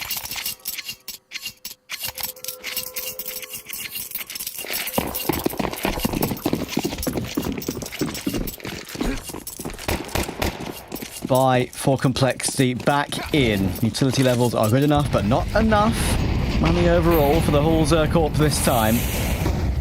Shui, of course, has still got that Mac 10, so are MOUZ going to continue to play speedy? They've conditioned Complexity a little bit in this game that some of those fast plays could come through, especially the ones with the low econ rounds. And Shui has shown his presence toward long, actually, with that Mac 10. A couple of bullets toward Arch to say he's there. Could be a flash in toward that short area, and actually Hulzek just gets the kill completely dry on toward Exertion, and there's no way Shui's going to be tapping down a Pit player from there with that SMG. And this is working out incredibly well for Complexity. MOUZ kind of just go 1 by 1 and get removed 1 by 1. Yeah, spacing is pretty woeful there, in all honesty. they've got to trade better. They've got to play off each other better. It felt like the cohesion slightly fell apart. They were hoping that an individual could open things up, like Zershin, for example, and then they'd be able to play off the back of it, but no. They just get pulled apart, and it's a very, very solid hold towards the A side. That's a perfect way to play it. Now, Complexity still got some new tricks up their sleeve. Elige, a nice double from him. 5-3. This half is far from over, while MOUZ have definitely looked like they've had a few more ideas in the early parts. It's looking like Carl are starting to come alive a bit as JT delivers on the first. Zershin, down he goes again. He's relentless on the aggression in the early round, but he's still struggling to put those numbers up. Just watching the rotations, of course, and how critical they are on Inferno. Hulzerk waiting for the mid push, and Brollan, that gap in the long smoke is actually completely unexpected for Brollan. Gives Hulzerk a perfect line. Chewy's now stuck between Molotovs, has to somehow get a kill and get out. Well, at least he does one part of that. Torji is now going to force his way in, knowing that probably backside is where he needs to focus. He's got an HE, but that is not going to remove Grim from the round. It does maximum damage, though, and actually forces him into the open. That's a bit dangerous. This HE's good, though. Great response. Hulzerk dunks Torji. Now it's the impact. Ooh. It's flank on flank. But, as you say, there is Floppy directly behind him, and of course, no bomb in his possession. It's still in T steps right now for Yimpat. So 40 seconds to go all the way around the map and collect it. But he has found that first kill. Elige might see it on the map sooner or later. They have got them locked in, but Yimpat could just win the duel. Elige rushes into it a bit too quickly, and now it's all Floppy. Yeah, the big issue there is that they hadn't seen the bomb, right? So Elige is thinking, right, this is a B finish. Let me come and pincer with Floppy, making his move out from CT. But actually, that's where Yimfat activates. And it's a foot race. He's just going to run all the way to A. I don't know if Floppy hears this. My assumption is not, by the lack of movement out from him. So Yimfat on for the 1 versus 3 here, and this would be an absolute miracle of a round to take. Plant, 4 short. Floppy a little late on the rotate as well, as Yimfat tried to set him up. Smoke down. He looks over towards Short as well. It's a timing play. Yimfat delivers. What a time to step up. Ice cold from Jimmy Sallow. And my God, the Complexity falter. What a clutch. What a 3K. And what a crumble by Complexity. If there was ever one man, it's Mr. Jimmy once again. What a round from him. And as you say, just that small micro of Elige not seeing the bomb in T steps just ruins that round. And even though they know Floppy is usually the pit player, Yimpat still goes back to A, expected Floppy to have rotated all the way around, and then plays the 1v1 to perfection. Bomb down with 5 seconds to spare. Has time to pick the angle he wants to hold. Maybe here's one step of Floppy making his way forward. It looks like he reacted to maybe a teammate communicating that information over to him at the very last moment, and exactly the right moment. And Jimmy's done it again. It's ridiculous, isn't it? I mean, as well, with this tack pause, it's obviously a moment for TC to enter and, you know, try and rally the troops a bit, but the big thing is actually just makes Complexity sit on that. That is a bad round to lose, but an absolutely beautiful one from Yimfat, and in taking that as well, it's completely given MOUZ so much momentum. Elige, he's lucky to stay alive, and actually by him tucking his head, it does give Floppy the kill. Yimfat, doors closed, mate. Look the other way. Look to the right-hand side. He's still focused on the wrong way. Yimfat spamming. He tracks back, but Elige pounces. That's good. The spam gets close as well. What is happening here? Nadal bank round the corner, but doesn't catch Elige. He is out of dodge. Crossing is a different story, but also gets that luxury. He is so lucky. 3 different instances where he's escaped death, and the same can't be said for Torzi. How is Elige alive, first of all? How has he got a kill? How is it? What is happening? How is he 100 health? How is he still 100 health? How is he just running shot exertion out of the round? What a call for Complexity as well, by the way. They're just a second mid pinch with, you know, a triple peak pretty much, and it works to perfection. MOUZ were not expecting that whatsoever. Now it's Shui's turn to clutch, but Elige is still keeping a very close eye on that position, and he's found a quad kill in unbelievable circumstances. Oh my God, I cannot believe he gets away with so much space. So many small little micro plays just go right for Elige there. You know, the luxury of crossing apartments, not getting caught in that first engagement in towards second mid, but then just delivering in such a defiant way.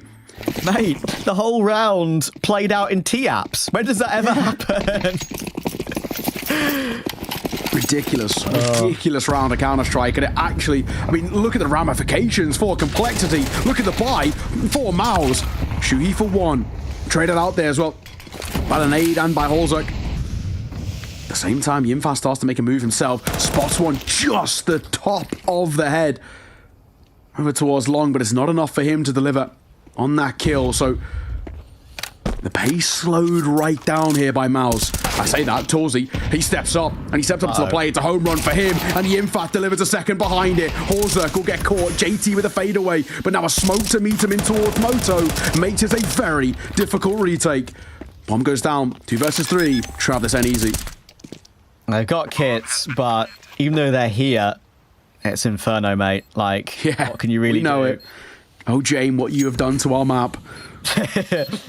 Yeah, there is a couple of Infernos that I've seen at this event. I think it was a Vitality versus Mongols Inferno, if I remember correctly. Absolute barn burner. That was stunning. I think Machine and Sponge Machine was, waxing lyrical about how amazing that map was. They were absolutely loving it. So many retakes, how he wanted Counter-Strike to be played. Not this round, unfortunately. It's an expected save and one that has to come through.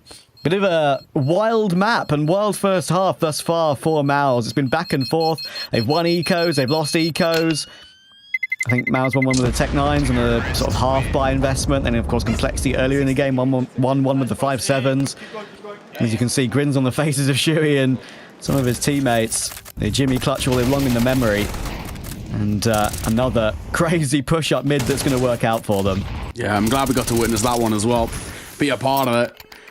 And yeah, how that one also kind of slots itself into place, who knows. But it is MOUZ who guarantee a lead at the turn of the half. As a bare minimum, if they make it an 8-4, it's Complexity you start to slightly knock on death's door in this tournament.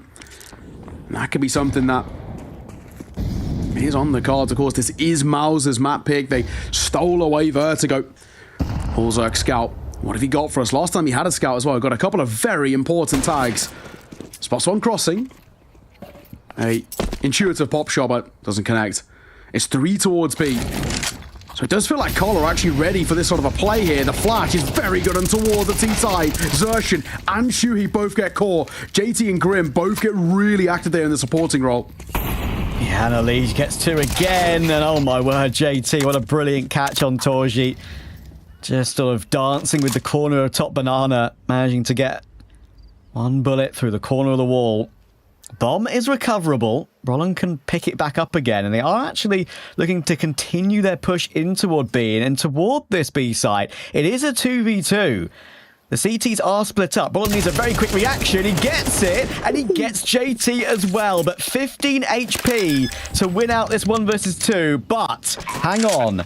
It's against Floppy with a FAMAS and a Holzek. He's looking for a different weapon. He's only got USP right now. He's dropped his scout. He's found the AK, but Brolin is closing him down. No armor on Holzek, but a good reaction. And Complexity get an all-important 5th. Yeah, oh my. There was a moment there that looked a little bit uncomfortable, but a 7-5 half is workable by Complexity. That is the main thing. They get a pistol, should get the force on the back of it. That's 7-all, then we're tied. So there is an idea about how we're getting back into it. They're not under the pressure just yet. The backs aren't completely against the wall, but it is really going to require them to dig deep heading in towards their T side. And, we already have seen throughout this tournament, Complexity have a couple of issues, a couple of woes on the T side, especially in terms of how they start. So they can't find a pistol. They could be under a hell of a lot of pressure. MOUZ had a real couple of great moments. It's that Yimfa 3K clutch that will live long in our memories, of course, and how that definitely did give MOUZ some luxury to work with. But, ultimately for Complexity, I think this is definitely a bit of an uphill battle. They need to be careful. They don't really have a lot of room for error. Alicia's 4K as well, of course, T-Apps. Wild, wonderful, but in the end, it's a 7-5 half. We'll see you after the break.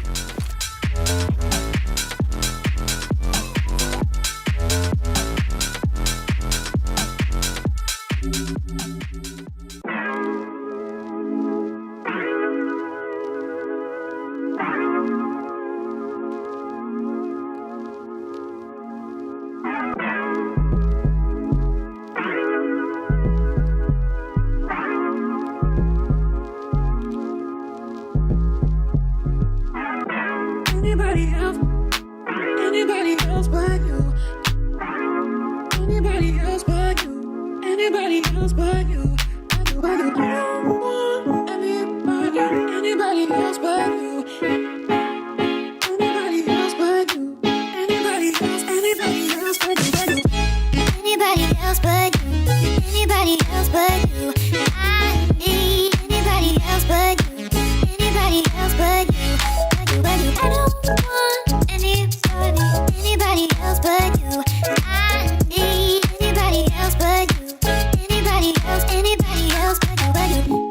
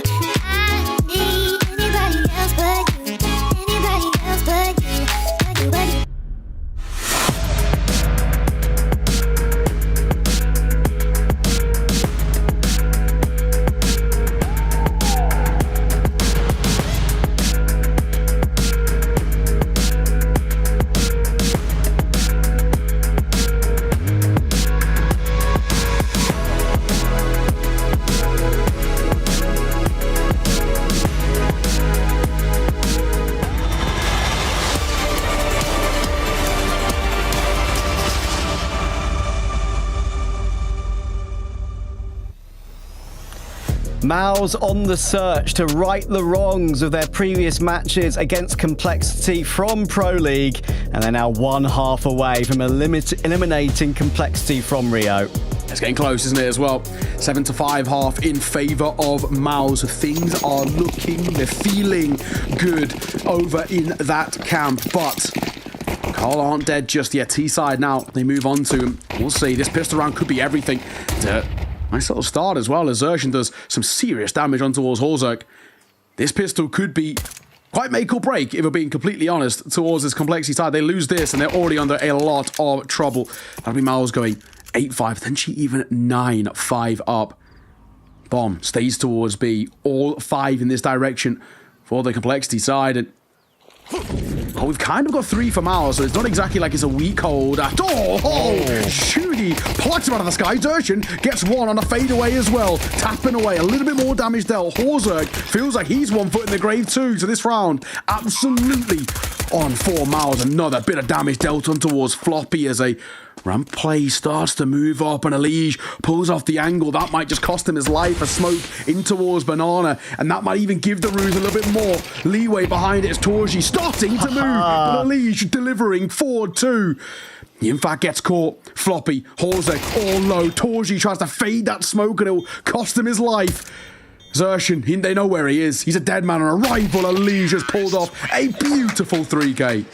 Once again, it's Mr. Elige. Who else would it be? Recovering a disadvantage brilliantly, going aggressive, knowing he had to. Well, look at that first shot from Shuey. Goodness gracious me. Grim plucked out of the sky, quite literally. And MOUZ weren't even in a bad position after that. As you can see, they had a kit available. They would have known they could have played more time, waited for everyone to get into position, but Elige stopped them before they even could. Okay. AK, 2 Galils, 2 Mac-10s against a complete nothing buy out from MOUZ. So this, without a doubt, should be a very simple 7th put on the board for Colt. MOUZ, not the pistol they would have wanted. They get that pistol. I mean, we could be talking about them potentially even closing out the series, right? It's just that easy, but a change of narrative now. T-side, when Cole set the tempo, when Cole are the ones dictating the pace of the game, that's where they do find their comfort.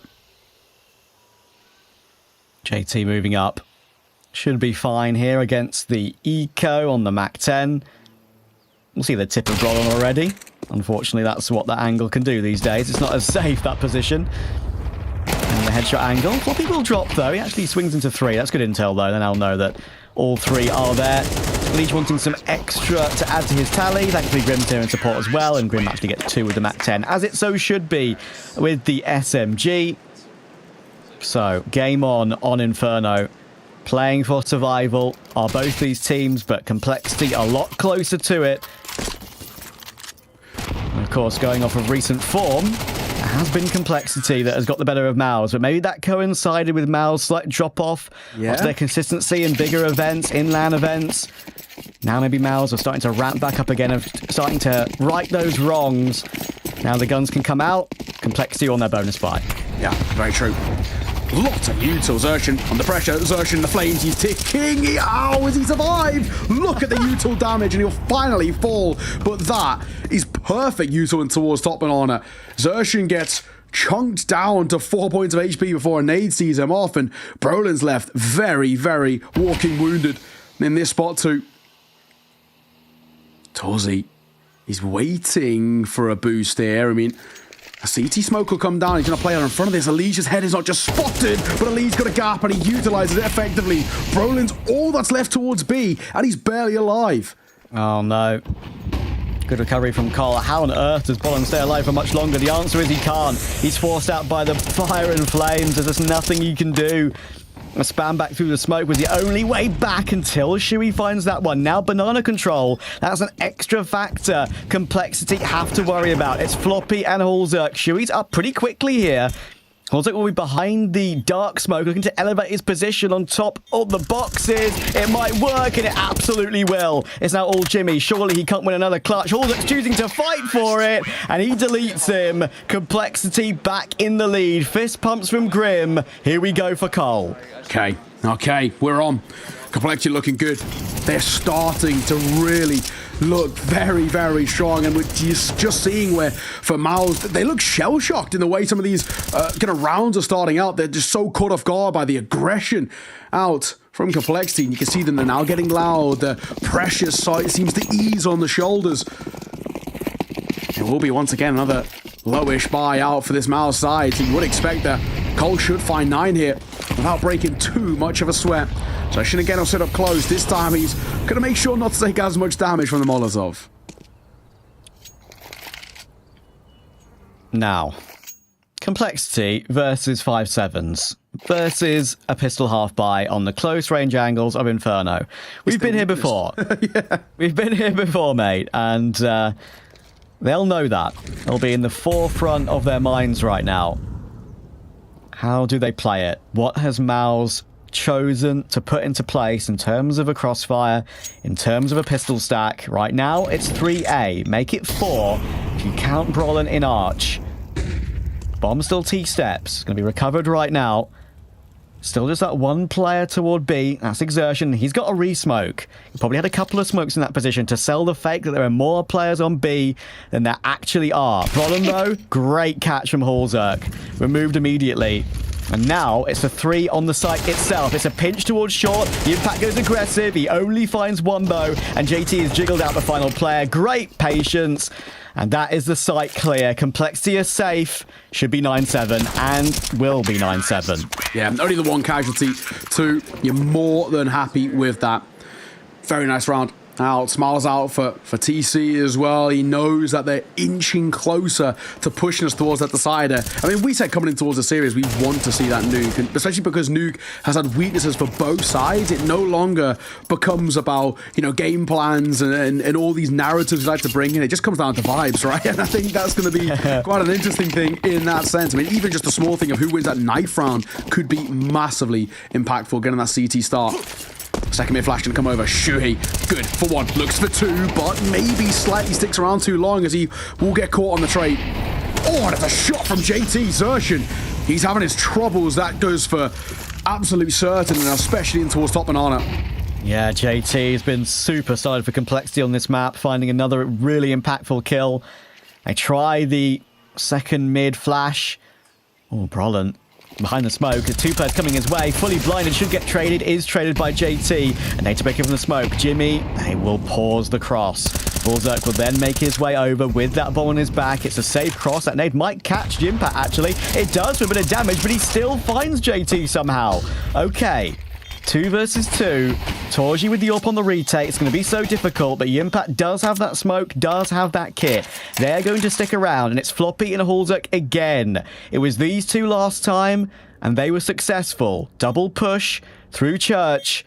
Floppy holding that with Hulzerk looking toward Banana as that smoke's about to fade, but Floppy's got a really nice angle and he'll take it. It's now Torji. He's got that defuse kit picked up from his teammate, but Hulzerk will rip his head off. Complexity large and in charge on Inferno. Yeah, that's big. Oh my, immediate attack pause gets called here, and Cyclone going to enter into the conversation because he knows this is rapidly falling apart for MOUZ, and now 3 rounds behind, while Complexity are 3 rounds away from pushing this towards a decider. And what a game we're being gifted with here. I really thought Complexity, off the back of that first half where it definitely had a shakier moment, I honestly thought this was probably the beginning of the end. But it's not. Look at the game that we find ourselves in at the moment. Money is in a bit of an uncomfortable state, so we probably have to half buy once again here for MOUZ. If they want any chance of making this comeback on, they have to convert one of these sort of low half buy rounds, and they're not easy. Percentage wise, of course, is stacked pretty heavily against them. So we'll see whether that is going to be the case, but I'm really liking what I'm seeing out from Complexity. Just such ruthless aggression coming through, and I think JT's calling and also playing very well individually himself. Agree. Marley in towards Soundbag. It's going to force these players forward. Great flash, and JT is screwed this time. Grim has to deliver. He gets one. Does he know that Brolin's still there? I think he did, but he will get removed. So, a little bit more aggression on this low buy round for MOUZ, and it might work. Oh, Complexity against these rounds again. It's a Legion Hulzerk 2 versus 4 out of nowhere. Shui finds the all-important kill in toward the apartments. And now MOUZ just don't need to peek anything. Don't give up any kills for free. Elige realizes there could be a gap to work with towards short.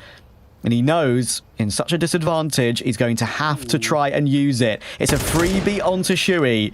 And with the impact in apps, it's a great factor to have for MOUZ. But Hulzerk will now be here to help out, and they should get a plant. Yeah. That feels like, for the most part, that guarantee. It's just about what legs does this round have? I mean, this round feels like it's all off the back of the Infat. He has to get one. That's without a doubt. Hulzerk will just slip by in towards short. A boost going to come through as Brolin goes up on high. Looking for that fight. They know one's in towards Big Pit. That's a guarantee, but Elige isn't showing his head just yet. He's not peeking. He knows he's got that pixel angle to work with. And he'll catch Torzi down to the 2 versus 2. Yimfat with an activate, but then Hulzerk off the flank. Oh! Yimfat! What is that? How? What is that clearance? Why is he even checking that on that timing? I mean, this kid is absolutely bonkers. And that is another just masterclass of a round from him. But why is he even clearing that? MOUZ, oh, honestly, they've played that really, really well. Once they knew that Elige was in Big Pit, like you say, they just had no choice but to run the 2 long players through the smoke to try and expose Elige and get him into a position where Yimpat can clear him. And he doesn't just clear Elige, he clears Hulzerk as well. Applause from Shuri. Yimpat, grin on his face. No wonder. What a headshot, and what a critical one that could prove to be. Suddenly, they have everything they want on their CT side again. Just ridiculous, isn't it?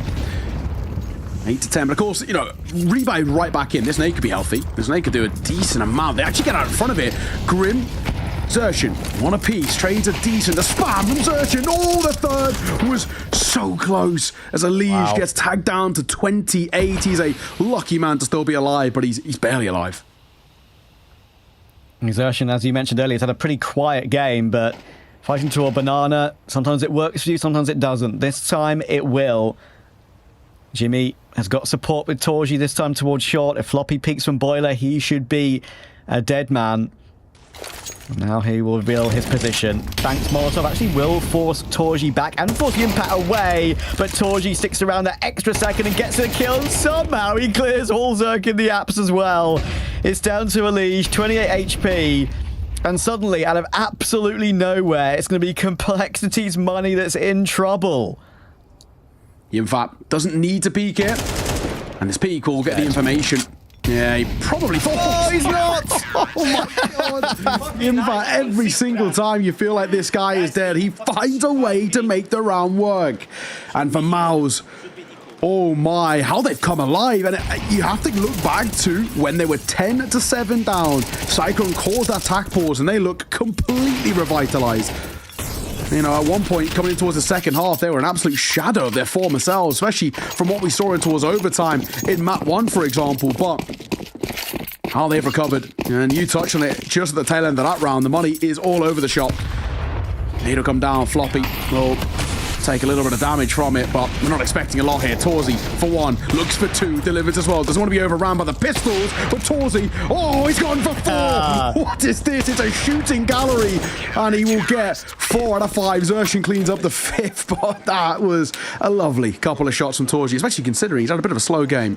Yeah, nice bit of pad to the stats there to give him a bit more confidence in this map. Against the fast-moving pistols as well, that is not easy. The impact this time does go dying on his peak, but it's brilliant. Suddenly, from the fist pumps of earlier, Grim looks frustrated. We know, of course, Complexity are one of the teams most prone to tilt at this level. Yeah. But MOUZ right now getting back into this game pretty much thanks to Impact on a couple of super important situations. And of course, we bring up Jimmy a lot because he's so integral for this team. You know, he's been unbelievable this year, but Pro League Season 20 was his lowest rated event on MOUZ since Espo last year with a 1.04. 1.04 isn't even terrible for an anchor, right? It's true. But we know the level that he can play at. And that was not the level we've come to expect. This looks a lot better, and he's having his impact, that's for sure, on this map and in this series overall.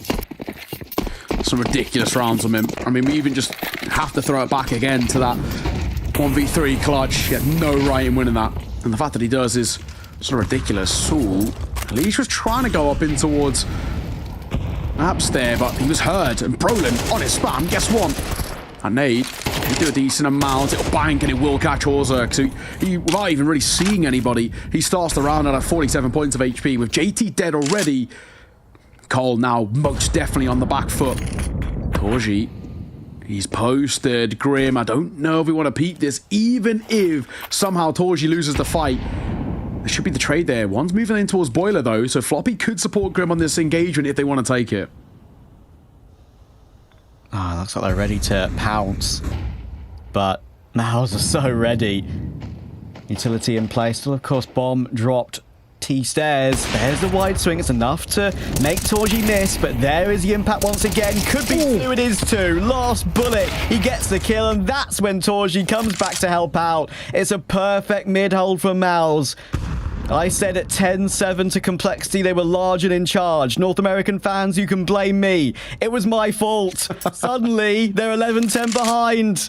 Oh my, they are on the brink of elimination. Just 2 more rounds is all that MOUZ need, or will need, to see this one off. And again, I can't believe it because if we're being completely frank, Trav, when they were 10-7 down, when we got to that point, they were looking woeful. They were completely checked out of this game. You know, for us, we were already starting to discuss Nuke and saying this feels like it's going to be a necessity in this series. And now, well, for Complexity, that'll be a luxury to get towards Nuke at this rate. Low bite. So we're playing for overtime, if we're being completely honest. This would be quite miraculous if Cole can make this sort of a round stick. P250. Triple Tech 9. Orzerk just on the Glock as he, of course, wants that orb.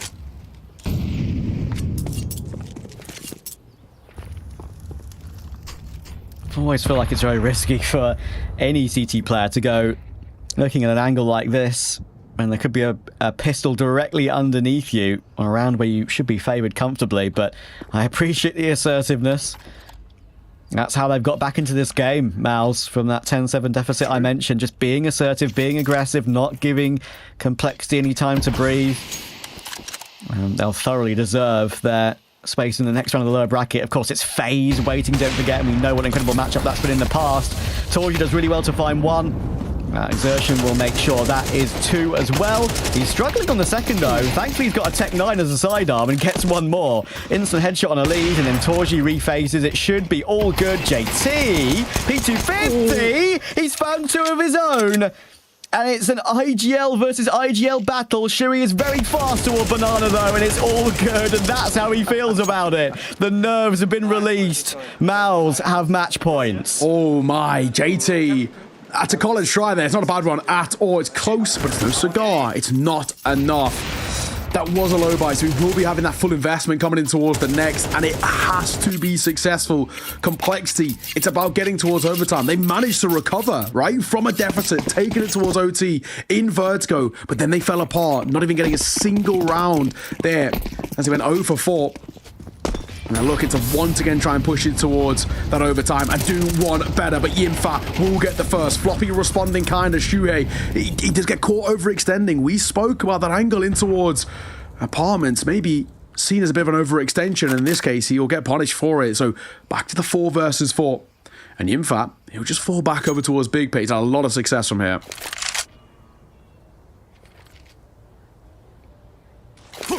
Smoke in from Floppy. We'll block off Torji for now. Sure, Torji did get 4 kills against those pistols, but he has recovered his KD really well on this second half. Brolin up against JT. JT playing with the smoke. Maybe a bit too overzealous there. Taken down for free. MOUZ back in the man advantage. And they kept control of top Banana there, MOUZ. They didn't just fall back to the sites. They had players holding it. Now they know they have the advantage, so they can relax. Play the crossfires, and looks like Complexity's last chance and last attempt might be an A play. 35 seconds left in the round, and maybe left in their stint at Intel Extreme Masters Rio. Well, what have you got? It's not been the tournament for North America. If we're being honest, Liquid getting eliminated just earlier. Torsi, nice find. Floppy will fall. He looks for the second one. Deliver, and Yimfa gets cleared. And Horzek also finds one of his own. So we're not done just yet. 2 versus 2, and it's a long old rotate for Zershin and Brolin to get over towards his A side. They'll know they both play via B as well. So they've got a bit of time to work with here. And we're going to stick together. Double AK now as Brolin will upgrade from that M4A1S. The one issue though is only a smoke to work with for the CT side. Carl, I've actually run out of util. Horzek, first contact, and it's successful. He spots out the second as well as Assertion. I think on this one, he might just have to concede, even though they've got money, even though he could give it a go. No time. No chance, and it will be Complexity. You just about stay alive. Exit frag is what he'll get. And maybe actually another, in all fairness, it's the equivalent of a Dojanade. Oh, he gets it. So Horzek, no AWP for you, my friend. That makes this a very different potential final round here, just because it looked like it was going to be an AWP and an AK kept alive, and then the buy around it. Now, back to square one. That changes things. If you can't win the round, do that. That's absolutely the right choice for MOUZ when they have that money available. Exertion removes it all. They're going to be on a couple of Galils for sure here. Complexity in round 24 to stay alive. Exertion playing the long game for one more round there. The 2 Galils I mentioned. Sure, it still affords them decent utility, but MOUZ trusting in their round 24. What have they got for us? It's got to be something special. Once again, aggression. Shuhei got punished from this angle before, and it might be the same here. Yes, Floppy. Good reaction, good adjustment there on the jiggle peak as Shuhei falls, and Yimfa not able to trade. He's going to dip away. He's going to completely give the respect over there. And Zershin will play back over towards first orange, setting up for this smoke as well to give them some space. And actually, as we're talking about it, Floppy will fall, so there is the trade just after the fact. Flash over. The flash is perfect. Zershin can't get the second no, so B-side open. Yeah, and Yimpat is so low from earlier on, and it's a retake on Inferno. The one thing that could still work in MOUZ's favor is the utility advantage. A nade will come over, but it's a bit too deep. Horzek has one more re-smoke and 1 HE. Now that re-smoke will be used. Torji has this all-important flash to try and get Brolin in through Church.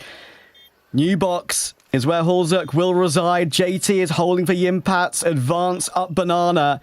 Surely this is all in Cole's favour here. Yimpat will go down. Torji and Brollan to try and recover things and win the game. But I think we're going extra rounds. It's another overtime between MOUZ and Complexity. These two sides inseparable here, Trav. It has to be said.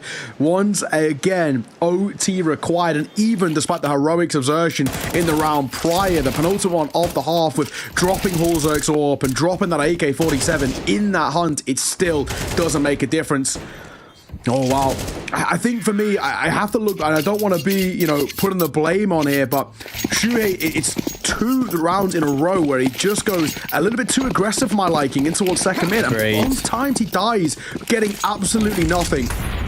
It's not the way to fall. I think maybe a bit of pressure of the situation. He wants to be the one to, you know, quote unquote, make the difference, but unfortunately, he makes a difference just in the wrong way. Now, as it is with Inferno, is kind of, you know, repeat the same round over and over again. It's on the take top mid, take banana, nade fight. What more do you have for us in overtime to change things up? Complexity, especially as they, of course, have to continue on that T side. No switching straight away. It's always hard to reinvent at this stage of the game. Exertion, maybe MOUZ can reinvent going for something a little bit extra aggressive. Yimpat, oh, he's caught a dink on Grim through the long smoke. That's so frustrating for Grim. Hasn't seen his enemy, but down to a sliver. And he's trying to maybe go a bit nearer to that, almost catches a bullet as well. 50 seconds, that library smoke will come in. Yimpat preparing the flash to either peek for himself or help his teammate. JT is up long. Exertion is next to that off angle on Arch, but he'll get deleted, and Elige does great work until Brollan appears again, and Grim is still so low, of course, on that 6 points of health. Shuhei gets his kills. There is the 2 we needed to see from him, and it's all down to Hulzerk. He's right above you, my friend. Brollan, what a brilliant bit of maneuverability there. And MOUZ will take 13. Oh my, what a round. What a performance from Brollan in that one. Is this going to be exactly the same? Surely not. What we saw into Vertigo, where MOUZ just can't find that round in regulation. They get it again. It's always the curse. They always, you know, it's always the case, right? But surely Complexity, you know, with how they delivered at the tail end of regulation, they're not going to let it go flawless again. We can't afford. I mean, even if it does go 3-0 for MOUZ, they're just so close to that finish line once again. That call of just too much pressure on their shoulders. And it does feel like as well, when we go towards overtime, we have that reset. It is also a mental reset for MOUZ, and I think they just sigh a bit of relief and say, okay, fine, we're not under the full pressure just yet of trying to close this out. Maybe why they look like they just play a lot more comfortable, as we saw in that round. I mean, Neo, you've hit the nail on the head. Shuhei didn't peak that time, and they won the round, and he got 2 kills. So maybe that was the answer. Maybe that was the change-up. Shuhei playing a little bit more defensively. And he did really, really well to get those 2 kills as well. Incendiary into top mid. Grim is forced away again, taking more damage without seeing a soul. Orgy will try and peek ahead of that smoke though, and his position will now be known. And look at this from MOUZ. Shuhei and Yimpat are double pushing at. Swapping should find one, does find one, but can't find Jimmy again. 4v4. JT, how's your trigger discipline? How's your crosshair placement? It's Brollan that comes out on top. On top of a flash behind this, Hulzerk. Yeah, I don't know, this is a weird one. We've got 30 seconds here to work with, Trav. I'm not liking what I'm seeing. And I do like this from MOUZ too. Let's just fall off. They're going to hear them.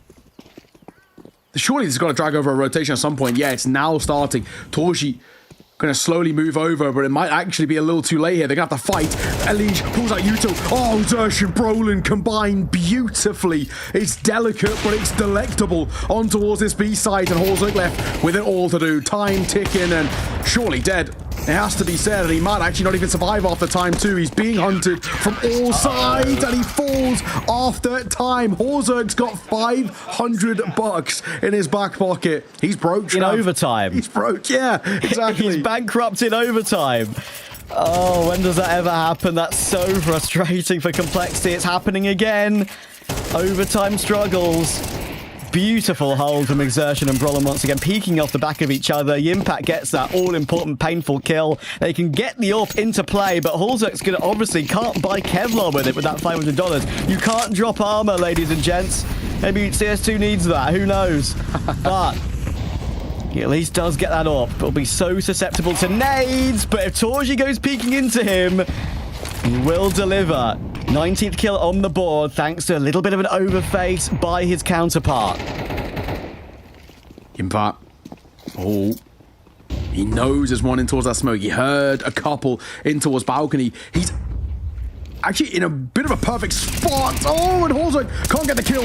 My God. That is a really risky fight. Back into a 3 versus 4. Numbers still favor complexity, of course, but this round's not completely off the card because Brolin is activating. That's 2. Looks for 3, and he'll deliver. JT, what have you got for us? He needs 3 of his own. The first is taken, but look at the damage that he receives in response. Oh, Brolin, man, that is unbelievable. I really appreciate that from MOUZ. We have seen them struggle in retaking. Of course, we know it's Inferno. They don't want to let Cole get set up whatsoever.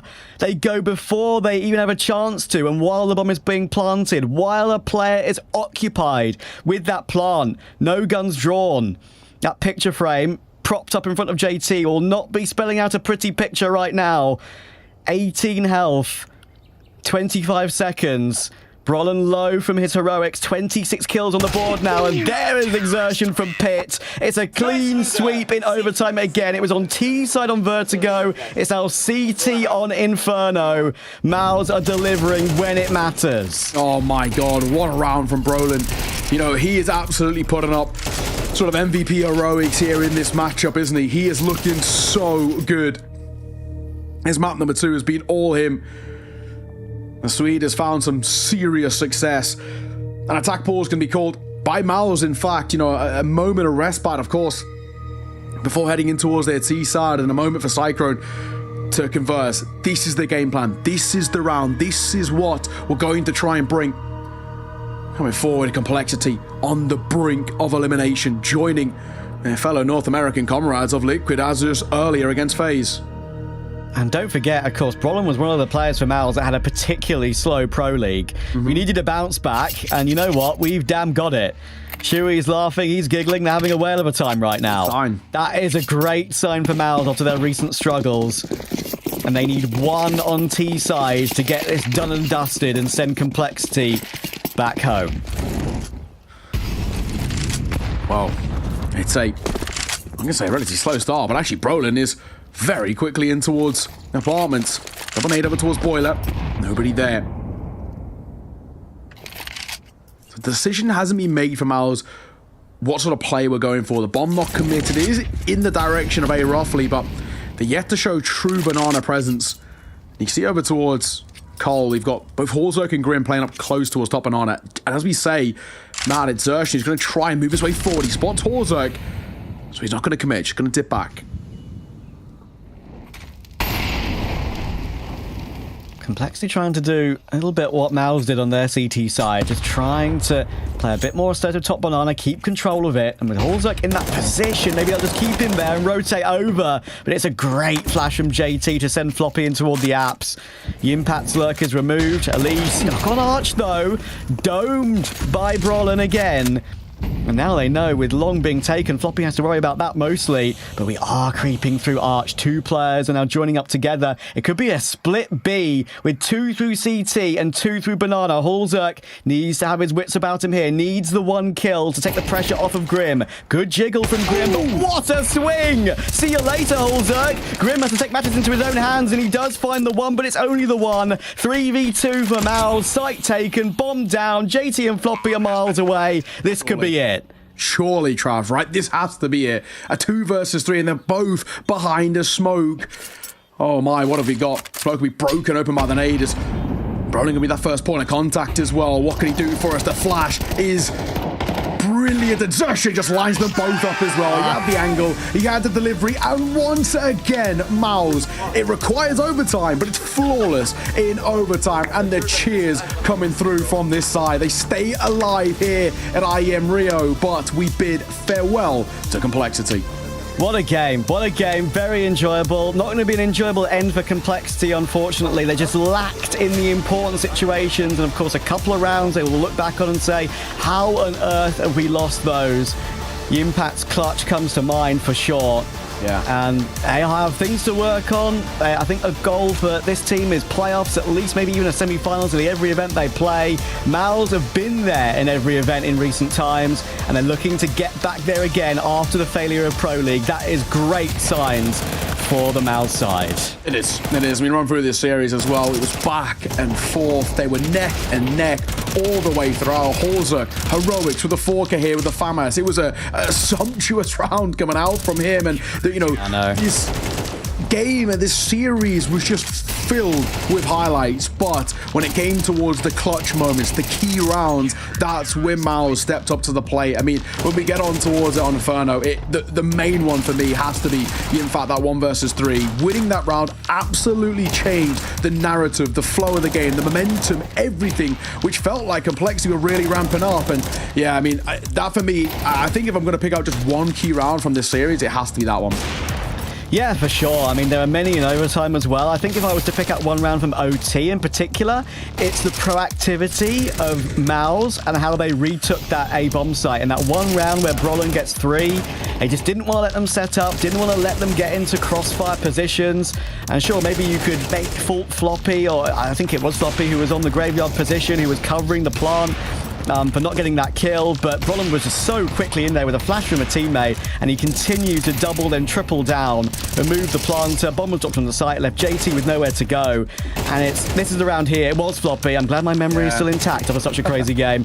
And then getting that third as well was so huge. Great stuff from MOUZ. This is the form we want to see from them after so much consistency lately and falling off at Pro League. We want to see them compete in the playoffs for these events, but my friend, they have the old-fashioned, almost impossible task that has been for them recently. FaZe in the next round of the lower bracket.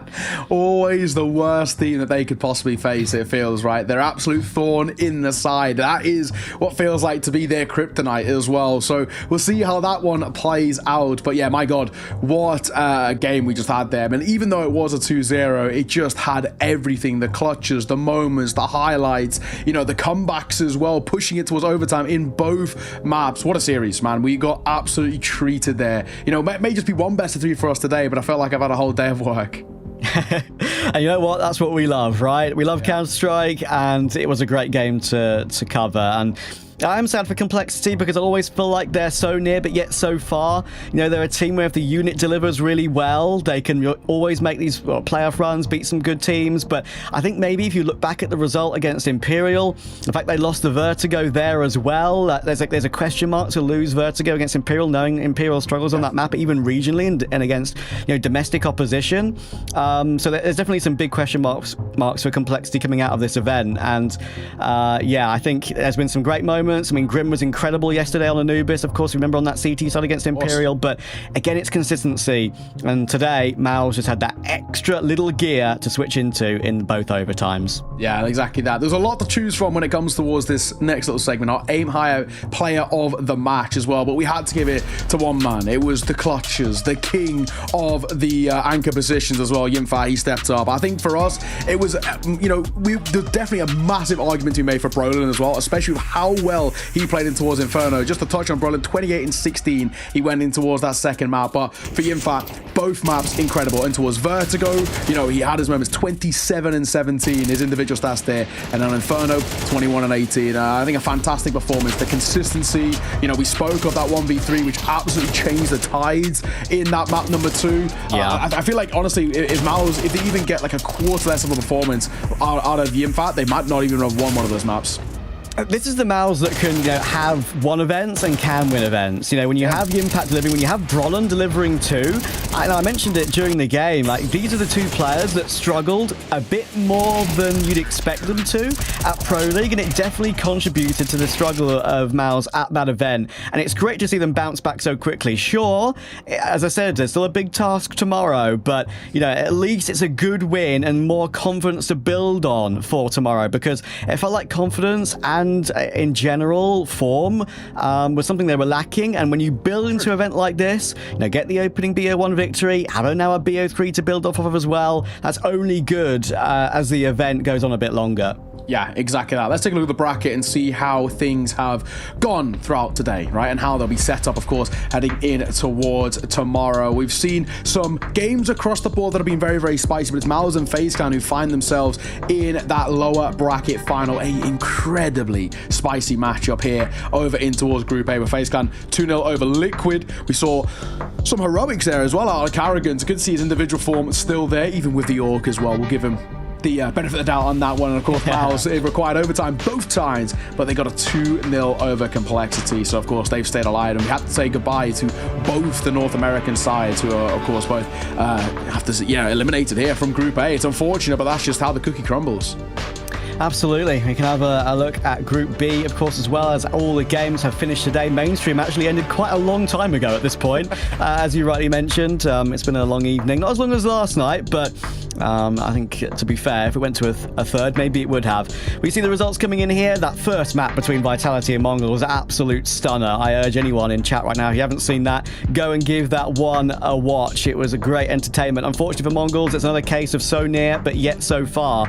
And they have to go again tomorrow against Eternal Fire. That's always a bit of a barn burner of the matchup between those two. Should be a lot of fun. Of course, Vitality and Heroic confirmed for playoffs. Just a matter to decide who makes the semi-finals and who has to make do with the quarters there. Only a few spots left in playoffs to decipher.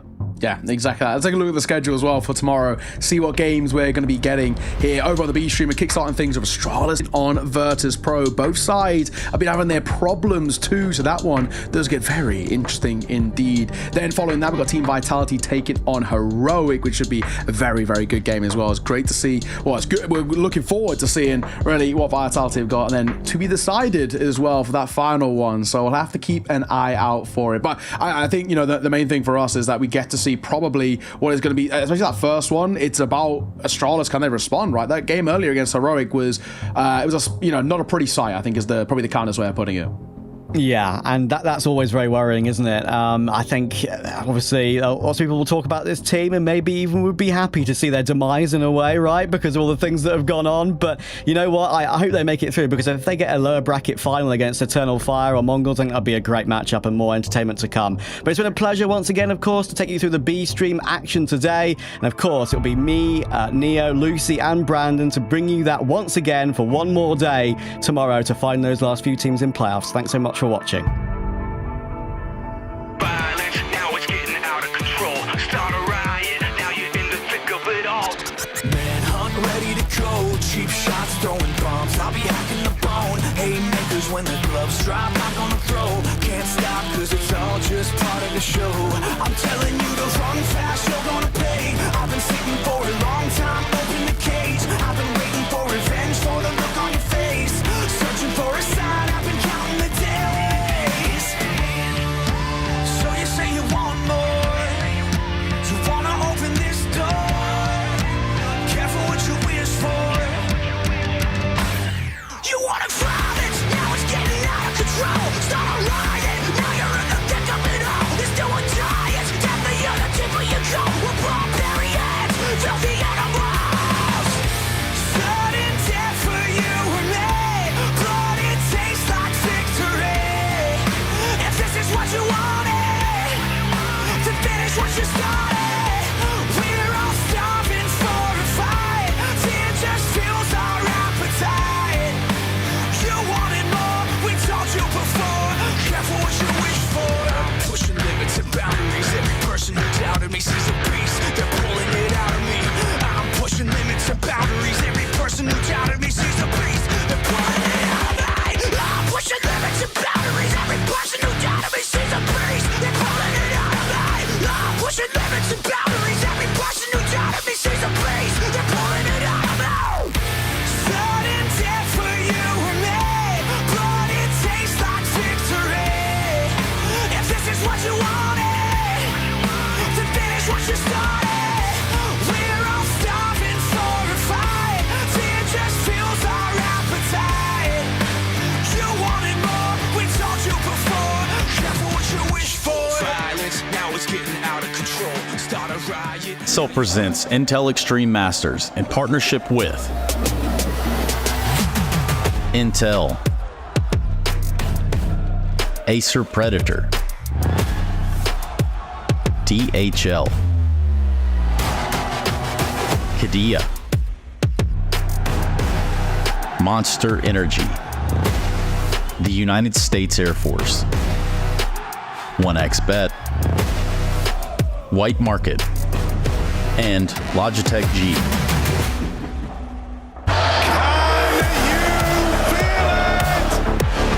Listen to this arena sing! No way! Magic! Have you ever seen something like that?